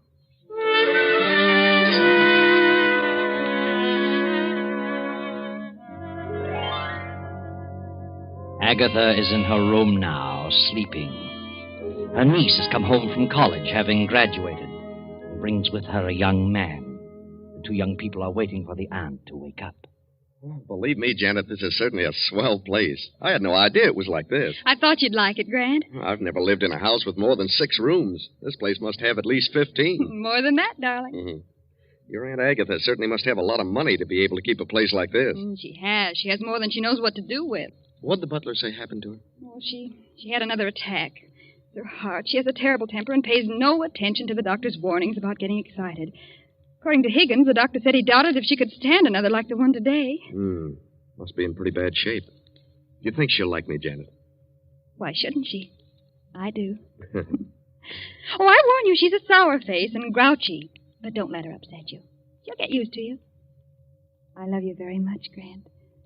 That's all that really matters. I love you, Janet. More than anything in the world. Your aunt will see you now, Miss Janet. Thanks. Come along, Grant. Right. You wait outside the door. I want to talk to her first. I'll try to get her in a good humor. Boy, this is a tense moment. I feel like I'm going before a judge. Hello, Aunt Agatha. How do you feel? I feel all right. How long have you been here? Oh, about half an hour. Sorry to hear you had another attack today. You should take things more calmly. That's easier said than done. How's Uncle Henry? He's in town. Good-for-nothing man. Oh, I wouldn't say that. What do you know about it? Nothing. Oh, I think I know Uncle Henry rather well. All men are the same. I wouldn't trust one around the street. Well, that's a matter of opinion. Aunt Agatha, Well, what's on your mind? What are you trying to say? I have a surprise for you. Surprise? What do you mean? I brought a guest home with me. A guest? Least you could do was warn me. Who is she? It isn't a girl. Who, then? Just a minute. Come in, Grant. Aunt Agatha, this is Grant. Grant? Grant who? Grant Collins. I'm very happy to meet you, Mrs. Farrington. What's he doing here? He's going to stay here for a while. Why? Well, because I asked him to. Well, I didn't ask him. But, Aunt Agatha, you don't understand. I understand, all right. And I don't need any explanations. Is this an example of what you've been doing at college, running around with men? Well, this is different. Grant is more than just a friend. I have enough trouble around here now, without taking on any more. You'll have to leave at once. What? You don't know what you're saying. I certainly do. Well, perhaps I can explain You it. keep out of this. This doesn't concern you. I'm afraid it does concern him, Aunt Agatha. Well, who is he? Where'd you meet him? What does he do? Well, I'm just an ordinary person. I haven't come from any great family, if that's what you mean. And I haven't any money. What's your business? Well, I haven't any regular line. I've done a lot of things. But I'll hit on something. Another one. Just like Henry. You ought to have more sense than that, Janet. But I love Grant. Nonsense. And I love Janet. Young man, you better leave this house before I lose my temper. I'm not going to have my niece throwing herself away on a nobody. Now get out. Just a minute, Aunt Agatha. This is my home, too. Grant is here at my request. Is that so? Your home, eh? It's your home only so long as I choose to make it so. You're my heir, but if you dare to defy me, I'll change that quicker than you can bat an eye. Oh, you're jumping to conclusions. After you get to know me better, I think you'll like me, Aunt Agatha. Aunt Agatha? What do you mean by Aunt Agatha? I'm your nephew. Did you say nephew? Yes, he did. Grant and I are married. Married? We were married today. How dare you? How dare you do such a thing without consulting now, please, me? Aunt Agatha, don't let yourself get excited. Get out of here. Get out. But please, Mrs. Farrington, give me a chance to explain. This marriage will be annulled immediately, Janet, or I'm through with you. Do you hear? I'll change the will and leave you nothing. It's final. Now get out. Get out, both of you, and leave me alone. Get out. Come on, Grant. Let's leave her alone before she has another attack. What do you think we should? I'm all right now. Leave me alone. Say, I never expected anything like this. Neither did I. She certainly is in a bad way. Yes. I didn't realize it was quite this serious. She's in a terrible mental state. Well, this is a pretty situation for us. Oh, I don't want you to leave, darling. You'd better wait a few days until she's better. There must be some way to win her over. I hope you're right. I'll have a talk with Uncle Henry. Something's happened to cause all this. I'll find out as soon as he comes in. Now, don't worry, darling. Everything will be all right. I hope so. I'll just keep out of her way for a few days and see what develops.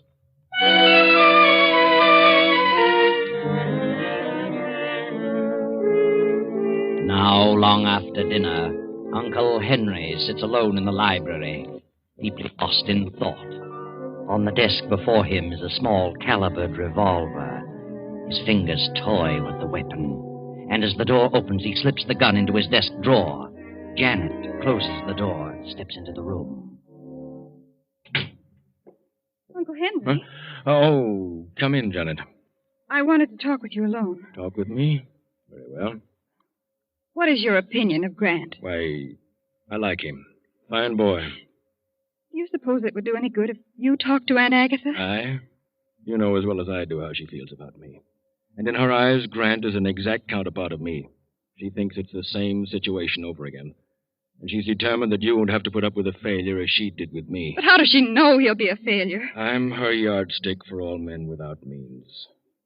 What happened today to cause the heart attack? Her violent temper. There must have been a reason. Yes, Janet, there was. I had a deal on, and I needed $2,000. She flew into a rage and had the attack after I left the house. What on earth are we going to do about her? I don't know, Janet. As for me, well, I've come to the end of my rope. I've tried my best for 20 years to please her. Now, well, I just can't go on any longer. I'm through. What do you mean? Just that. There's nothing left for me now. I'm too old to try anything new. Too old to go back to my painting, and Agatha is becoming more resentful every day. I'm licked. Uncle Henry, are you trying to tell me that you're planning something? Planning something, my dear? What do you mean? You mustn't, Uncle Henry. Regardless of how you feel, there's still much to live for. Is there? You've always been so kind and good to me. I just couldn't stand it if you were to... No, please, darling. I'm much older than you. I just see things differently, that's all. And it's been terrible lonely in this house since you've been gone. Now it'll become lonelier and lonelier, filled with hatred and greed and resentment, and I couldn't stand it. Promise me you won't do anything foolish. Janet, whatever I do will be for the best. Please believe me. Everything will come out for the best.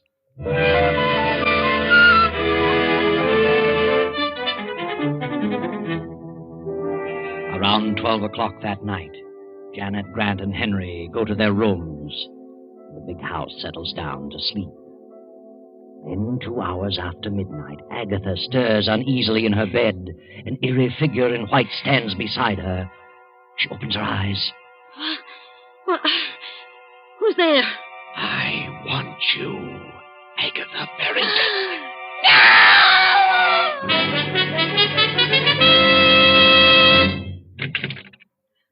And Agatha! Good heavens. Grant, Uncle Henry, hurry! What's happened? I heard a scream. Janet, what was it? There's the medicine. Give her a dose. I'll rub her wrists. Oh, she's as cold as ice. What on earth could have happened? A nightmare? She's had quite a shock. Oh, her pulse is fairly strong. She's coming to. Oh. What happened? Well, you screamed.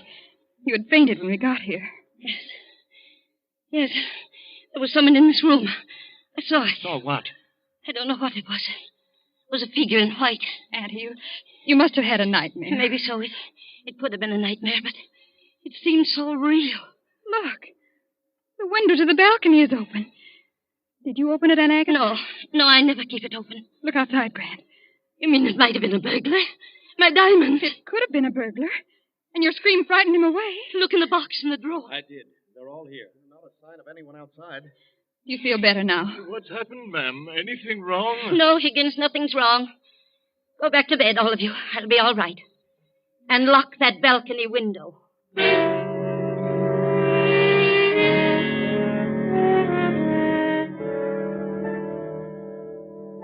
Now it is the next night. Uncle Henry is sitting alone at the desk in the library, lost again in a deep study. Grant and Janet are in the living room. You really think it might have been a prowler last night, Grant? Well, I don't know. The window was open. It could have been. I'm inclined to think it was nothing more than a nightmare. She's been so upset lately. Well, if it was a burglary, he didn't get anything. Well, that's true. And he might try it again. If he does, he's liable to get a good scare. What do you mean? This. Grant, where did you get that revolver? Out of my trunk. Oh, please, Grant, I don't like guns. Let them take what they want. If you start shooting, they're liable to shoot back. Besides, jewels can be replaced. Now, don't worry, darling. I couldn't shoot anyone if I tried. Anyway, there are no bullets in it. Then what good is it? Well, it's a little .32 I use in school for a starting gun. It has nothing but blanks in it. Yeah, see? It won't hurt anyone, but it'll give them a good scare. Well, blanks or no blanks, I don't like guns around. Now, don't worry, darling. Oh, good heavens, it's 7:30. I'd better get dressed or we'll be late for the Morrison's party. Oh, yeah, you better hurry. I'm all ready. I want to see about the car.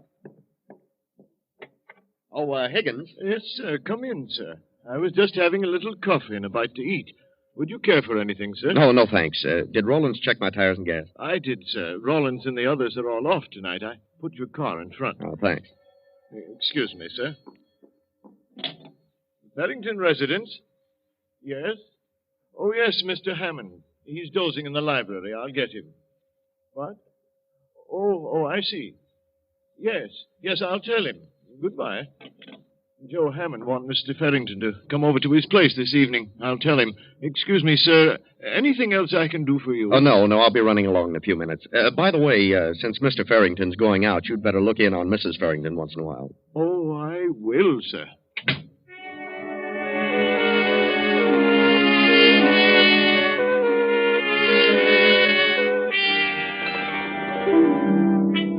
So Grant and Janet drive to the Morrisons' estate to attend a charity lawn party. And Henry goes to talk things over with Joe Hammond, the ex-lawyer who holds Henry's bad check. Then toward midnight, the lawn party breaks up and Grant and Janet return home. Well, that was a wonderful party, Grant.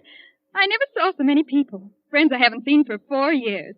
I was thrilled to death. Yes, it was quite an affair. I wonder how much they raised. Good many thousands, I imagine. And did that red-headed gal sell war bonds? I'll run up and see how Aunt Agatha is. I'll be right down. Right. I think I'll have a nightcap. Want one? No, thanks. Hello, Grant. Oh, hello. Party over already? Yeah, big affair. Had a great time. I got to talking business with Joe Hammond, and first thing I knew, it was almost midnight. Grant, call Dr. Johnson. What? Janet, what is it? Aunt Agatha. Come quickly, Uncle Henry. Call Dr. Johnson, Grant. You can't get him. Call the emergency hospital. Get a police ambulance.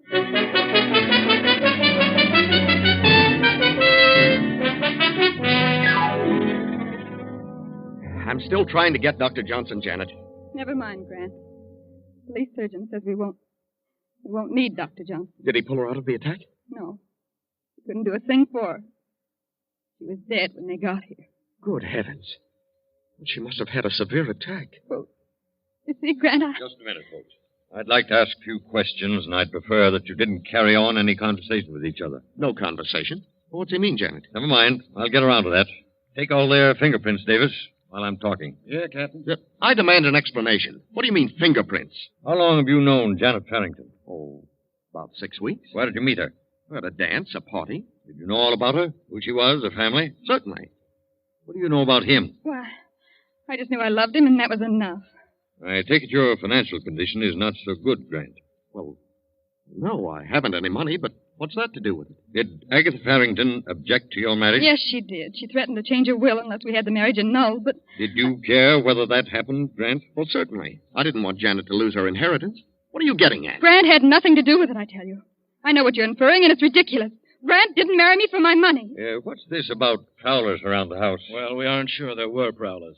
Agatha claimed someone was in her room last night. The window was wide open, but we aren't sure about it. It was a nightmare. Well, she did keep some jewelry in her room, and from the looks of the room, someone certainly went through it thoroughly. Who knew about where she kept the jewelry? Why, all three of us knew.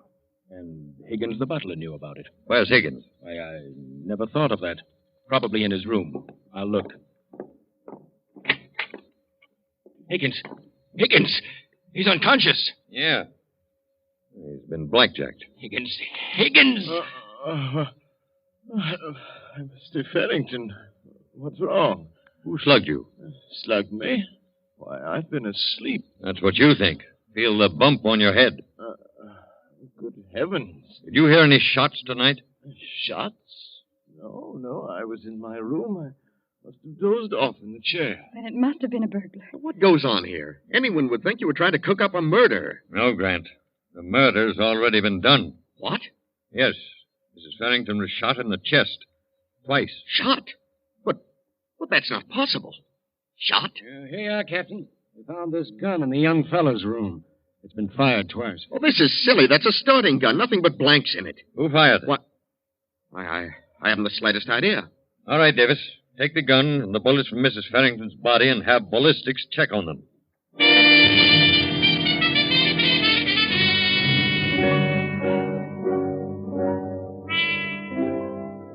Well, young fellow, according to the ballistics test, the bullets that killed her were fired from your gun. But it isn't possible, I tell you. My gun had nothing but blanks. And there were no fingerprints but yours. I'm afraid you're stuck with this deal. No, please listen. I couldn't have done it. You had a motive, a gun, and an opportunity. And furthermore, you left that party for a half hour tonight. We checked on it. We have a witness who saw you leave. All right, what if I did? My gun has blanks in it. Oh, please believe me. I couldn't bring myself to do such a thing. I couldn't. You killed Mrs. Farrington, and you might as well admit it. I didn't. I didn't shoot her. I swear I never touched her. I can't stand by and see an innocent person suffer for this. The boy didn't do it. I did it. I had a better reason. I planned it. I'd have enough of Agatha, and I was caught in a jam. I did it to get the insurance she left me. I was desperate. I came back and slugged Higgins while he was asleep, shot Agatha, and left the house. I don't believe you. You're trying to cover up for him, but it won't hold water. We've got him dead to rights. But I couldn't have killed her. I only wanted to scare her. What? Go ahead. Nothing.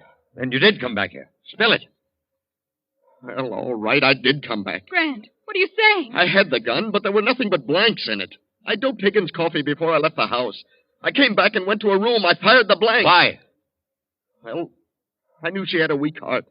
I figured the shock would bring on her death. I was the figure in her bedroom. I couldn't see Janet lose her fortune, but I didn't want to give her up. Grant, how could you? I can't believe it. I tell you, I came back and shot her. If he fired blanks, then I must have fired the bullets that actually killed her. Look at his gun. Real bullets in it. What? Why, they are bullets. Where's your gun, Farrington? Here. Open it.